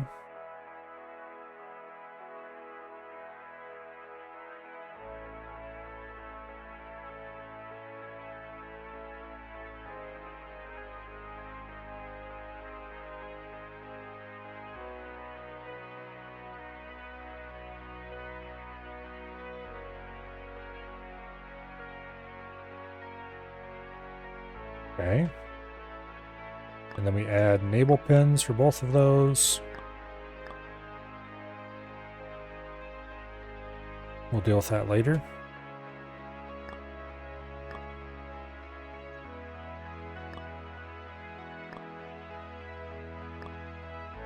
There's the instruction bus.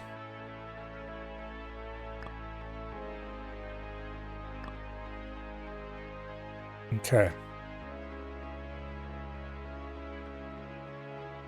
You probably want the registers in a completely different place.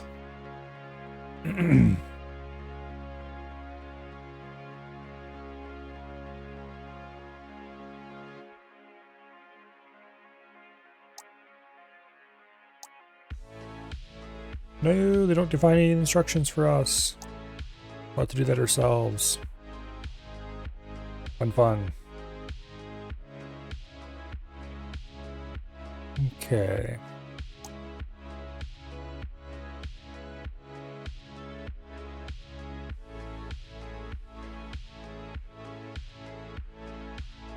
The value of an argument estimation refers to one of these places.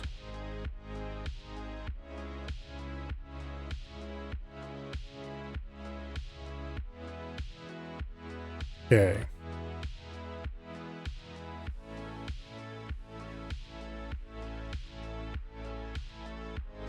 So,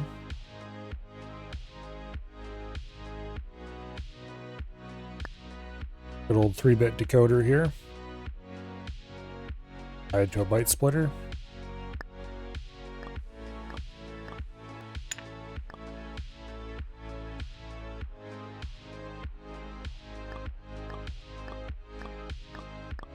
This will consume all but one pin.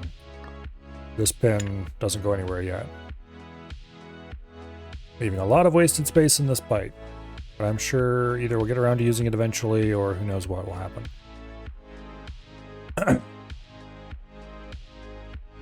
Now, what is the order?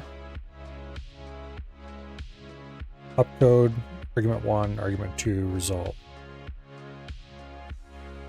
Okay.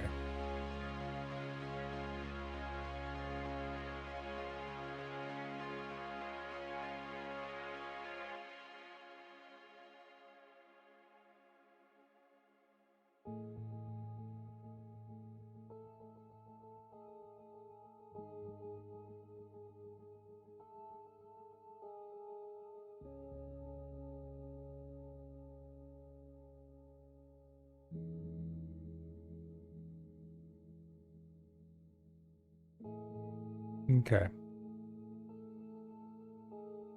Now.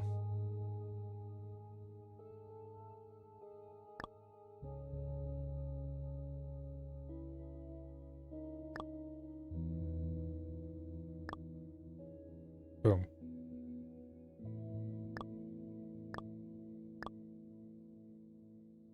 Okay, we'll set pins there to set the wire length so that they can display there.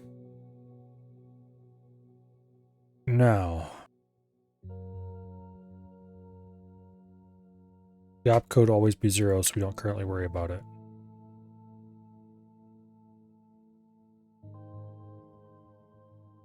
We need to go ahead and set up the registers. To set up the registers,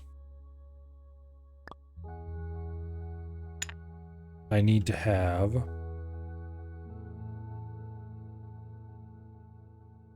3-bit decoder for the load lines, a 3-bit decoder for the save lines, and then input and output buses.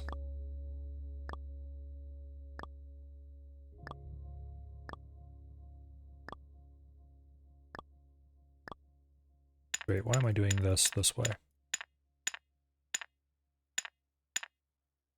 I might as well make it compact because I have a feeling this thing is going to get huge.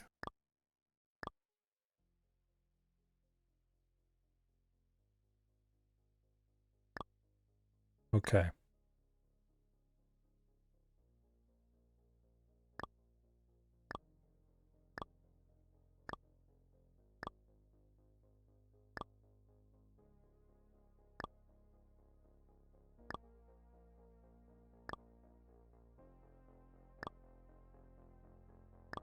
And there we go. Additionally, we have 2 more values for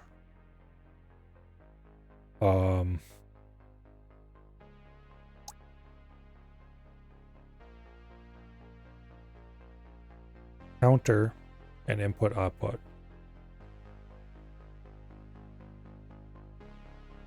Okay. This is the I/O.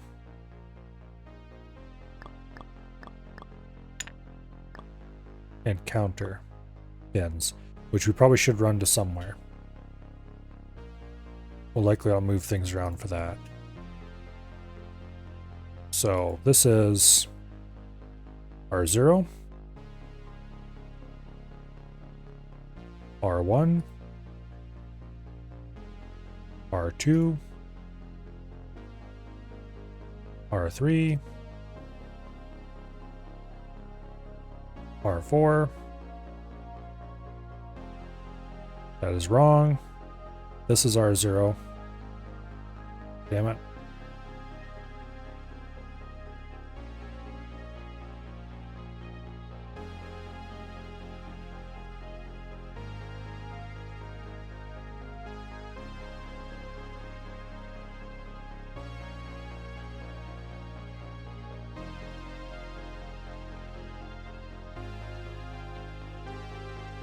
Okay, this is R5. And this is program counter. And that's I/O.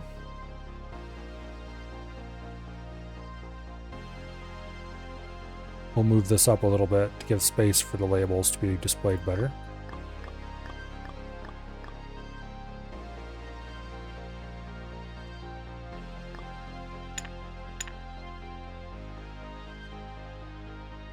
Okay.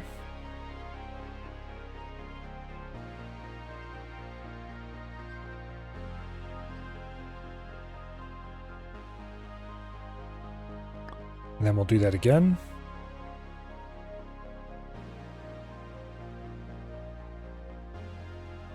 If I copy those wires, yes, it copies the names. Good.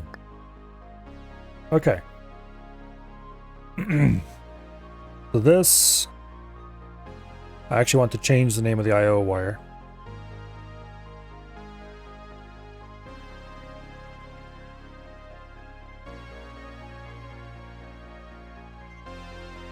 That's out.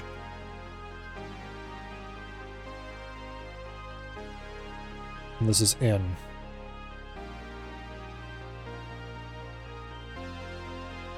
Because this is the load side of things.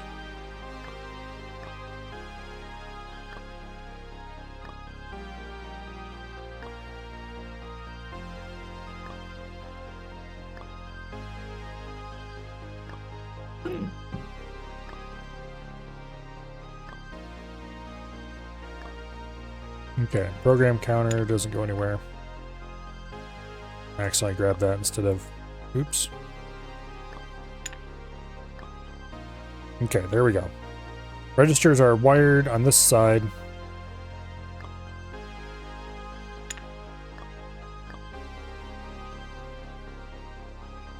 And then here we have the store line.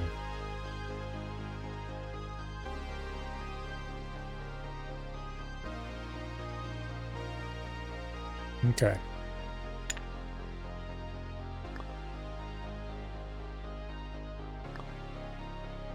So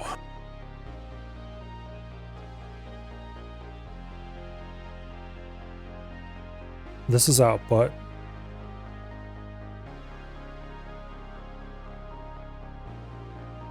Go ahead and move that out of the way.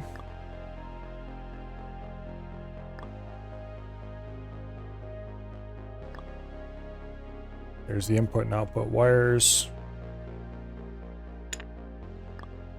That's output.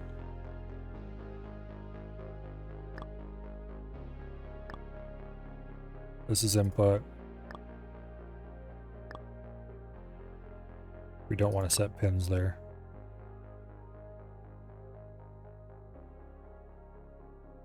Okay. Output is on the outside. Boom. Input is on the inside. Boom. Now we want to run the input and output enable and disable lines.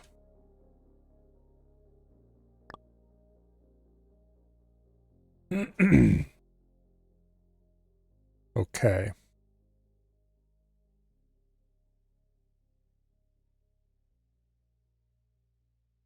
Now we need byte splitters. Go on those.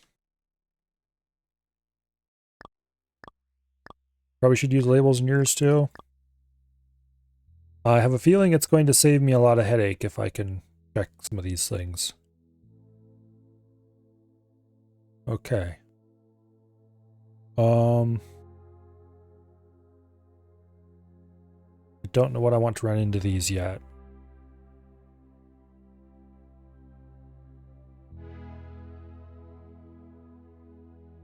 And I don't think I will know for a good long time.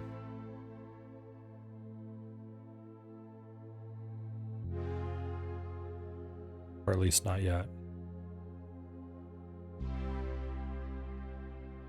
I'm probably going to want to move things far apart and have individually sectioned off areas.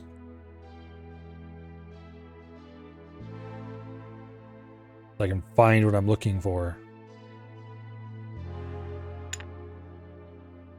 I definitely want to continue this pattern of this main bus as long as I can until I destroy it utterly somehow.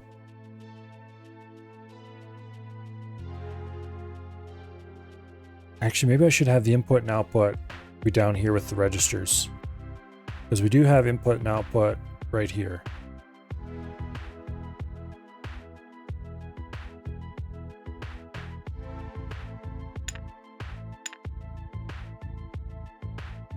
Let's leave that bus alone for now.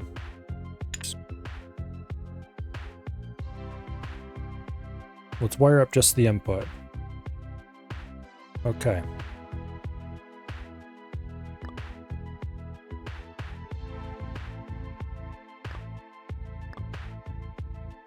So that's the input enable.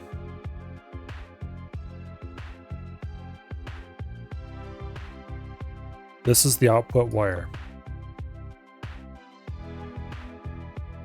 No, that's the input wire. This is the output wire.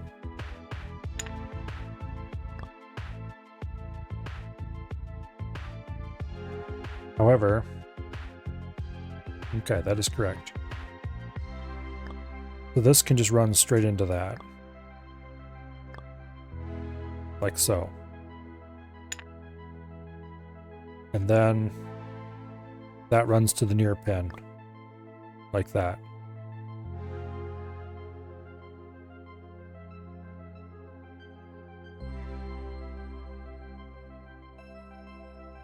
It makes way more sense than those giant wires.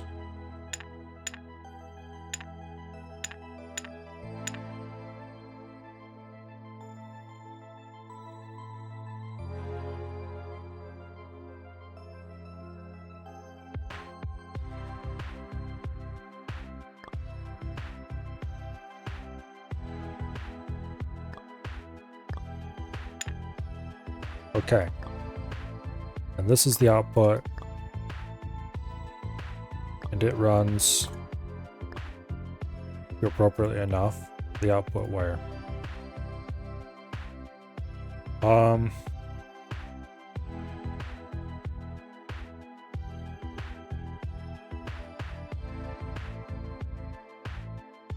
Yeah.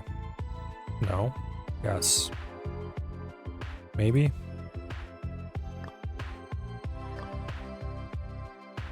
Let me think. Have I screwed this up already and got it backwards?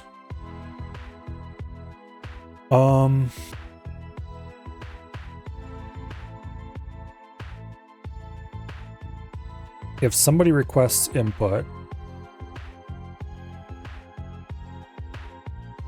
we request output. That means they want to store to the output, same as storing to the registers. Yeah, okay. This is the store line, and this is the read line, basically. I'm going to actually go ahead and set a couple of pins and label them that. This is the read line. This is the store line. Another way of thinking of them.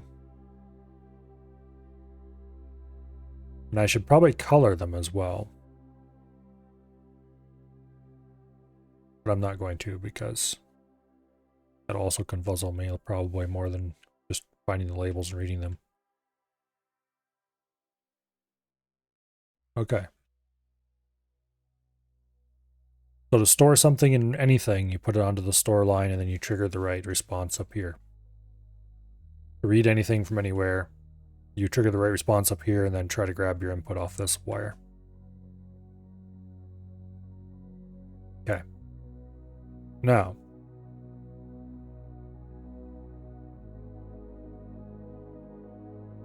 that part is done-ish.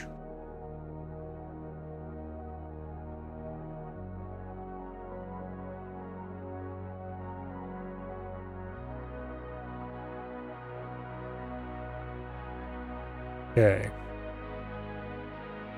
There's probably going to be a whole slew of logic around this to determine what wires get tied into these. And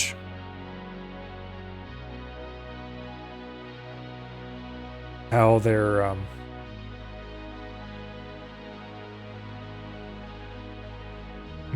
how they interact with each other. For now,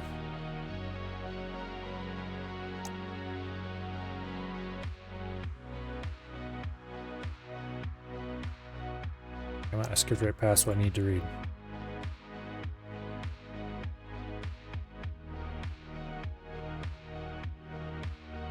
Okay. Actually,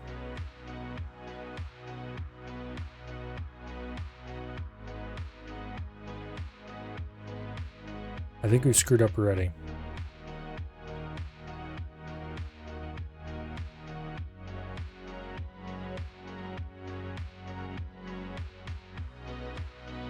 Because we need multiple.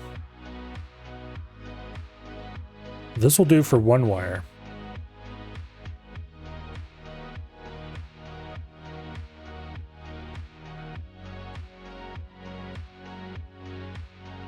But we need 2 wires out of each register.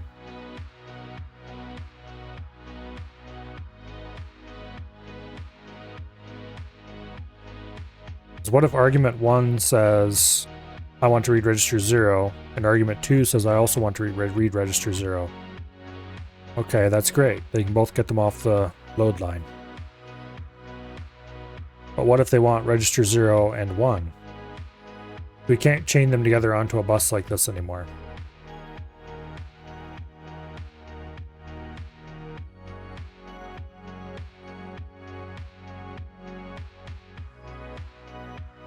So,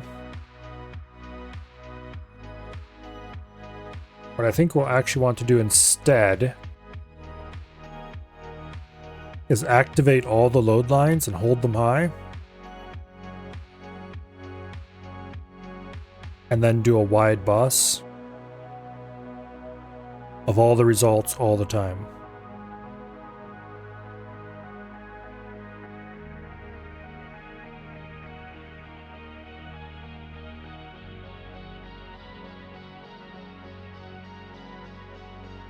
Or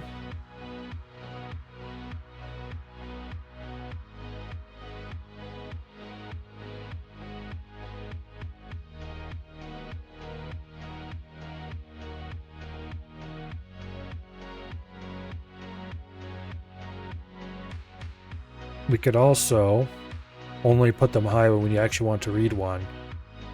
But just AND together all the possible people who could want to read one.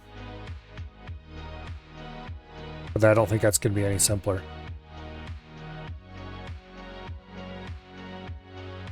We definitely need this logic for store, though.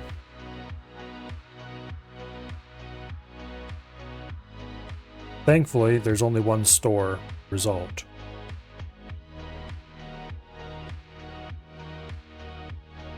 So these are this is the store segment. Boom. Boom. We always just run the result into there for now. Argument 1 and 2 have contention over this.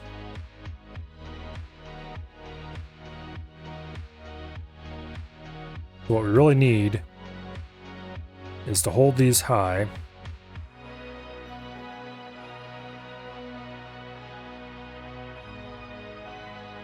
And then have effectively an 8-way multiplexer.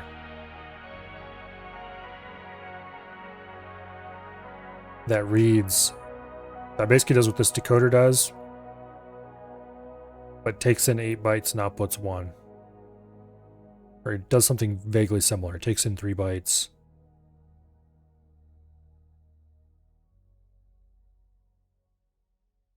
Or 3 bits, I mean. And outputs which line you want to read.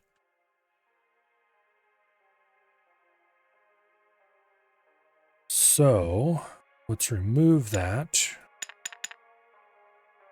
Move you down. And we want 8-bit constant. Boom.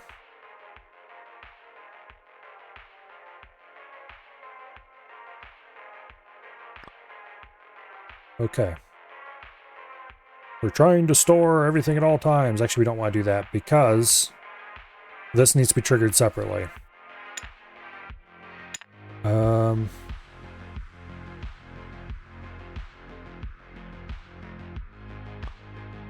The output's going to have to be handled on a whole separate system.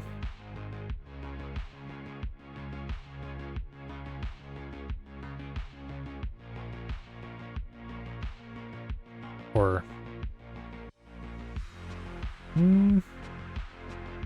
Wait, I'm looking at this again. This... Something's not right here. This is the store line. This is the load side. This is the store side. Why is this connected? This is the level input. Why is the level input connected to... No, that's correct. No, that's incorrect.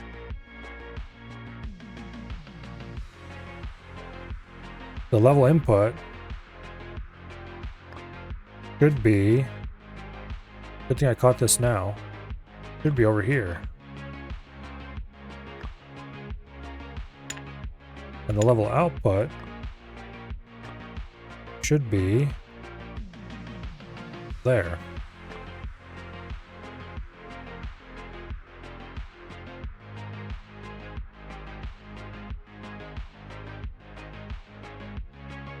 Yeah.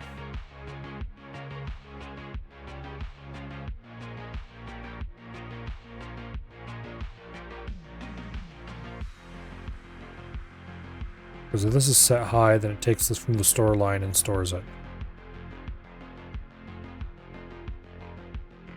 If this is set high, then it writes to the soon to be going away read side of things. So we need to have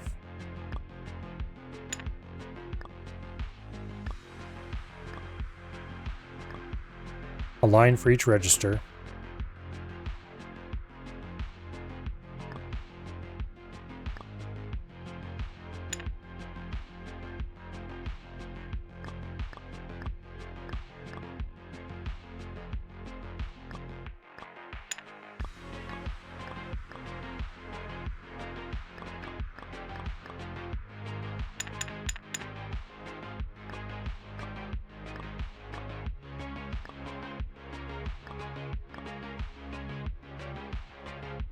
Right.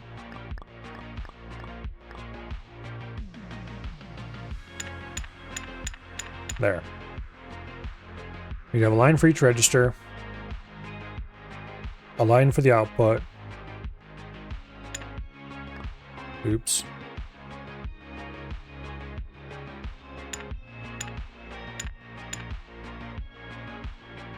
Okay.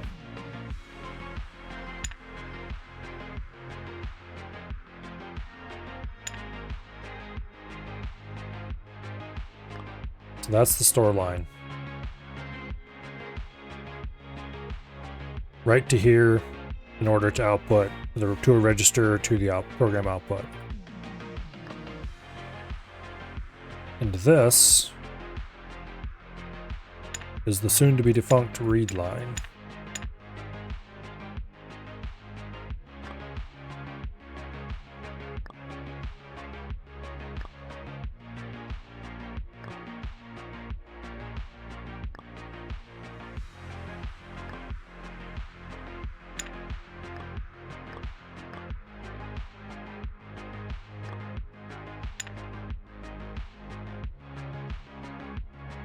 Okay.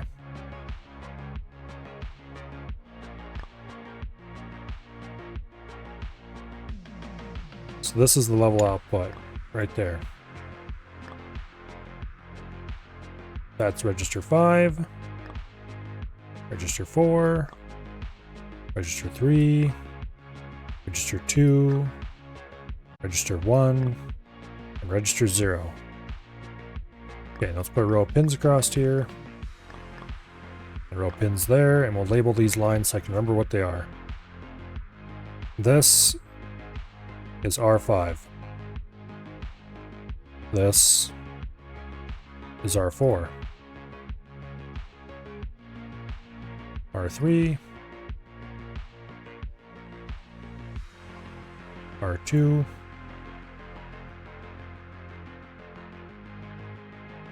R1. R0. And level input.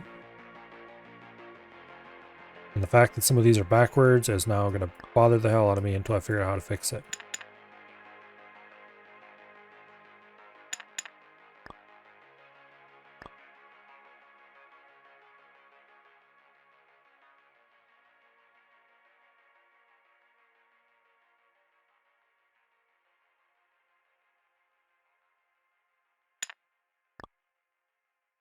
Okay.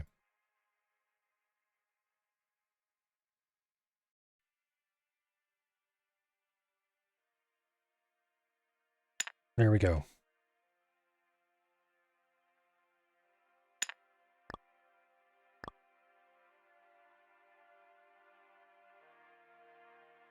Go ahead and select this.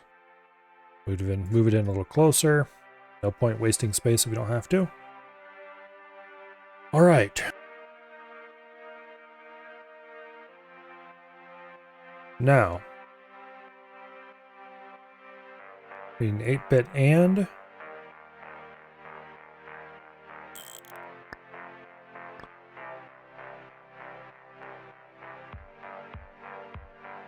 And then we connect arg1 and arg2 to that. And this way, if either argument requests a value, it'll be stored onto the bus. Otherwise, nothing happens. Okay, we don't do anything with opcode yet. This wiring between these two is very temporary and will likely go away.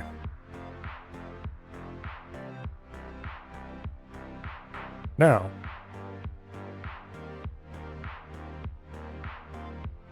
I can extend the bus downward. And we'll build the ALU off the side of the bus.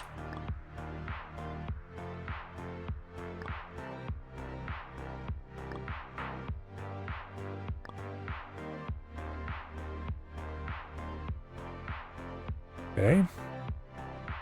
Let's go ahead and copy this label section here. let's paste it down here. And we can conveniently see periodically every so far along the wire. Labels for what they mean.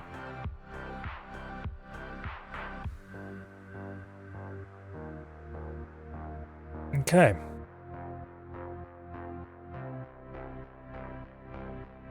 We can see which wires are live and which are not. Because currently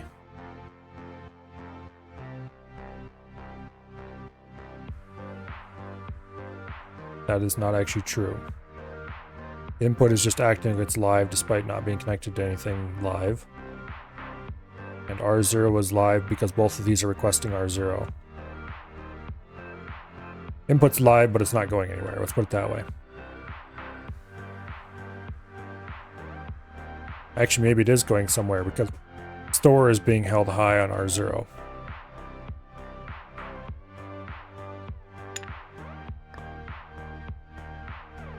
Anyway.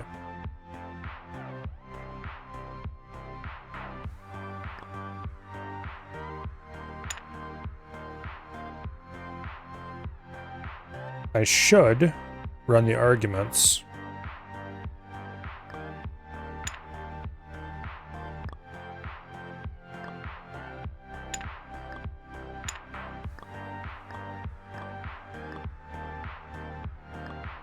Along here. Because I guarantee I'm going to need access to those later in the computer.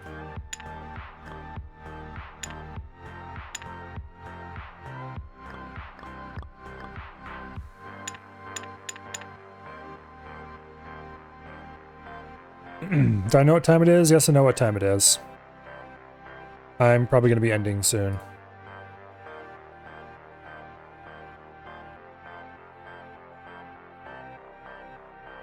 Opcode. ARG1.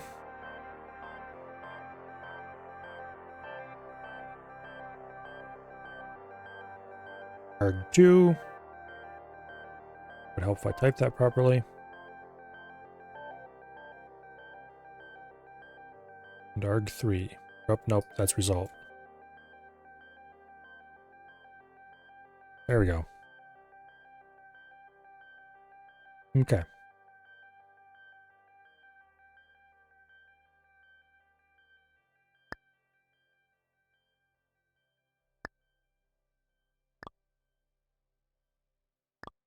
I'm going to go ahead and connect those up.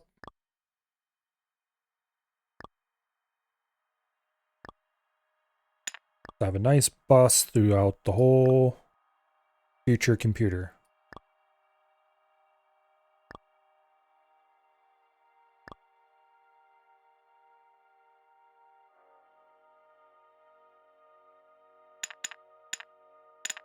Let's delete this mess.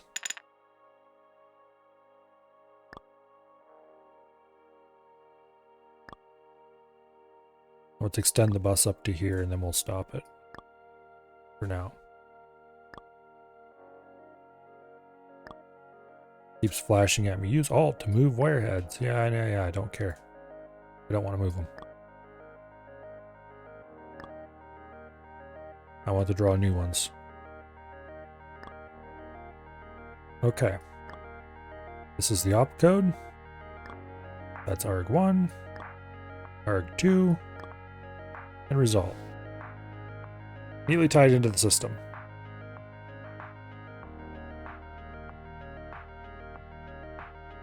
Now, we do have one more store down here. Program counter. So, I'm going to zoom out a good bit. And I'm going to add another wire to the bus.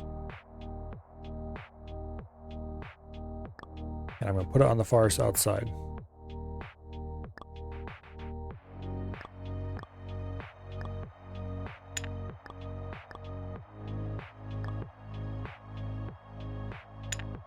This one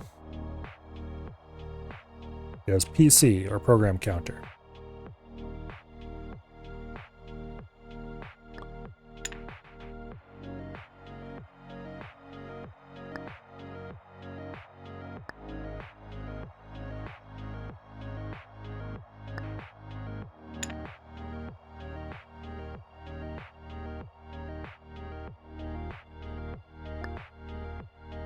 Okay.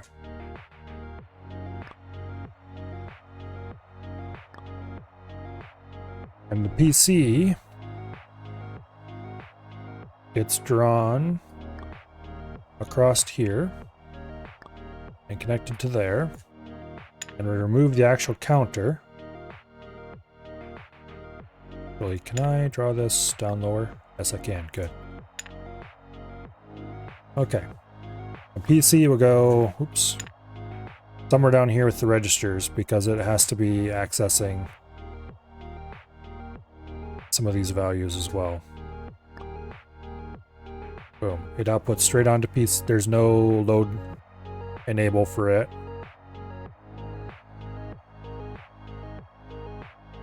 But there is a store enable for it.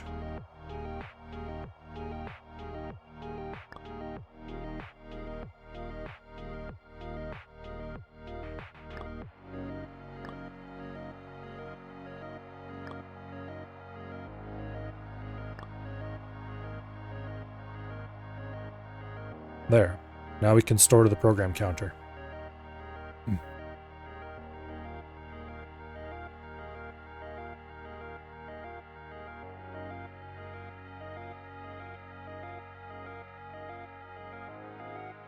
That is pretty much exactly literally what it is, Dread.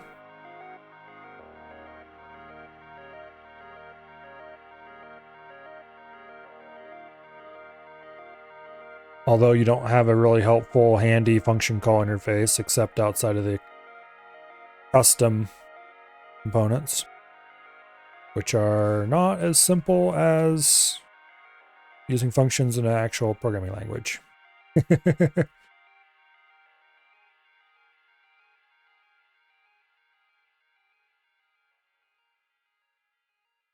And also, I do not like the way that ties in. So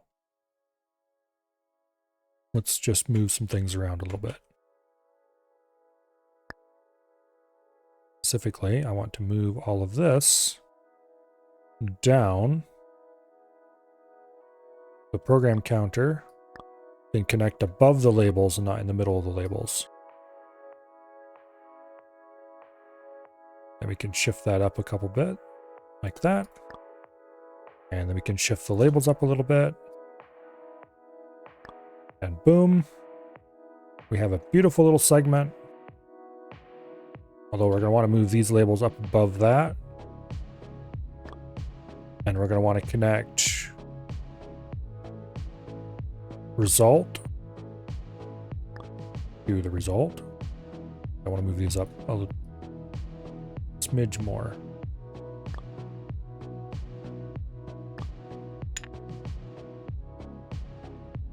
Okay.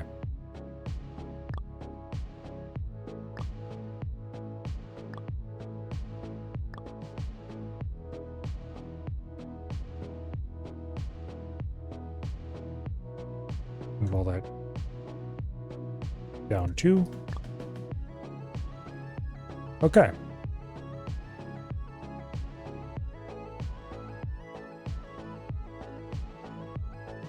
I think the bus is done. Pending future changes.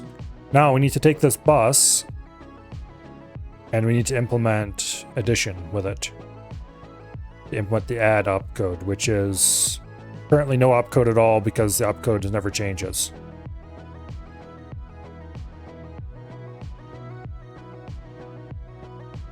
But basically we need to grab... We need to do another setup like this, but to pull off the bus, the values we want for result 1, result 2, or argument 1, argument 2, I mean. And then feed the result onto the result line. We don't need to do anything special for the result. Basically, we just need to copy this decoder section and, well,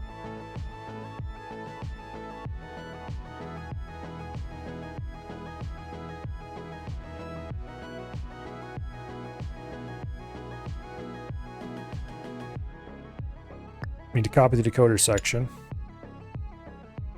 except we have argument 1 and argument 2. And then underneath this,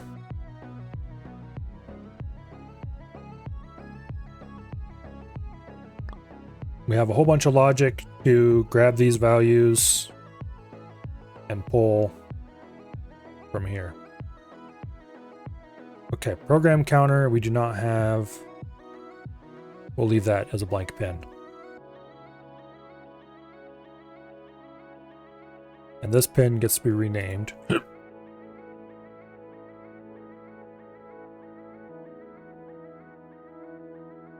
Input. We'll be able to do math with the program counter too. That certainly won't allow us to do anything evil. But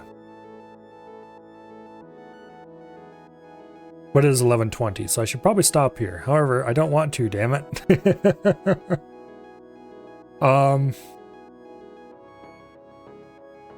I think this is the weekend game going forward until such time as I finish it. Because this is too much fun. Even when I'm banging my head against the wall, I do not want to stop. I want to continue banging. So.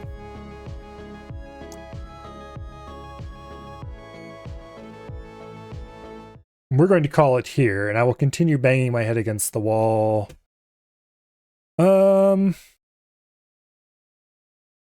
Probably not next week.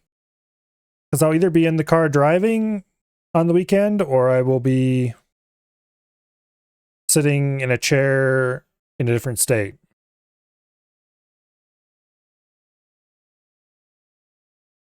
So, week after next, I guess.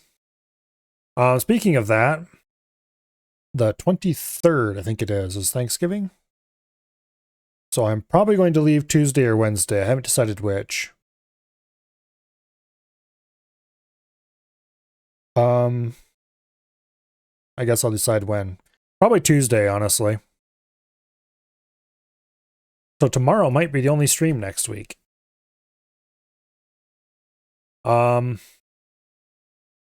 Which sucks. But anyway.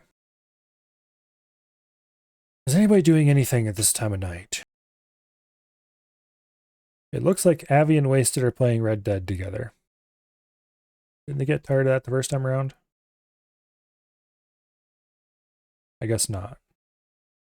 If you want to watch Avi and Wasted do really cringe RP, we'll raid Avi.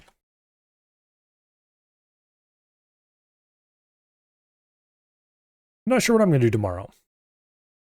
I'm strongly tempted to do Dungeon Siege 2, because if I leave on Tuesday, that has to be skipped, and I really want to do more of that as well.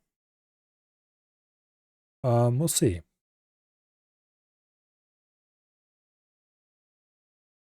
But we will see then, not now. Till then, I hope you all have fun over at Avi's, and I will see you all later. Good night, and goodbye.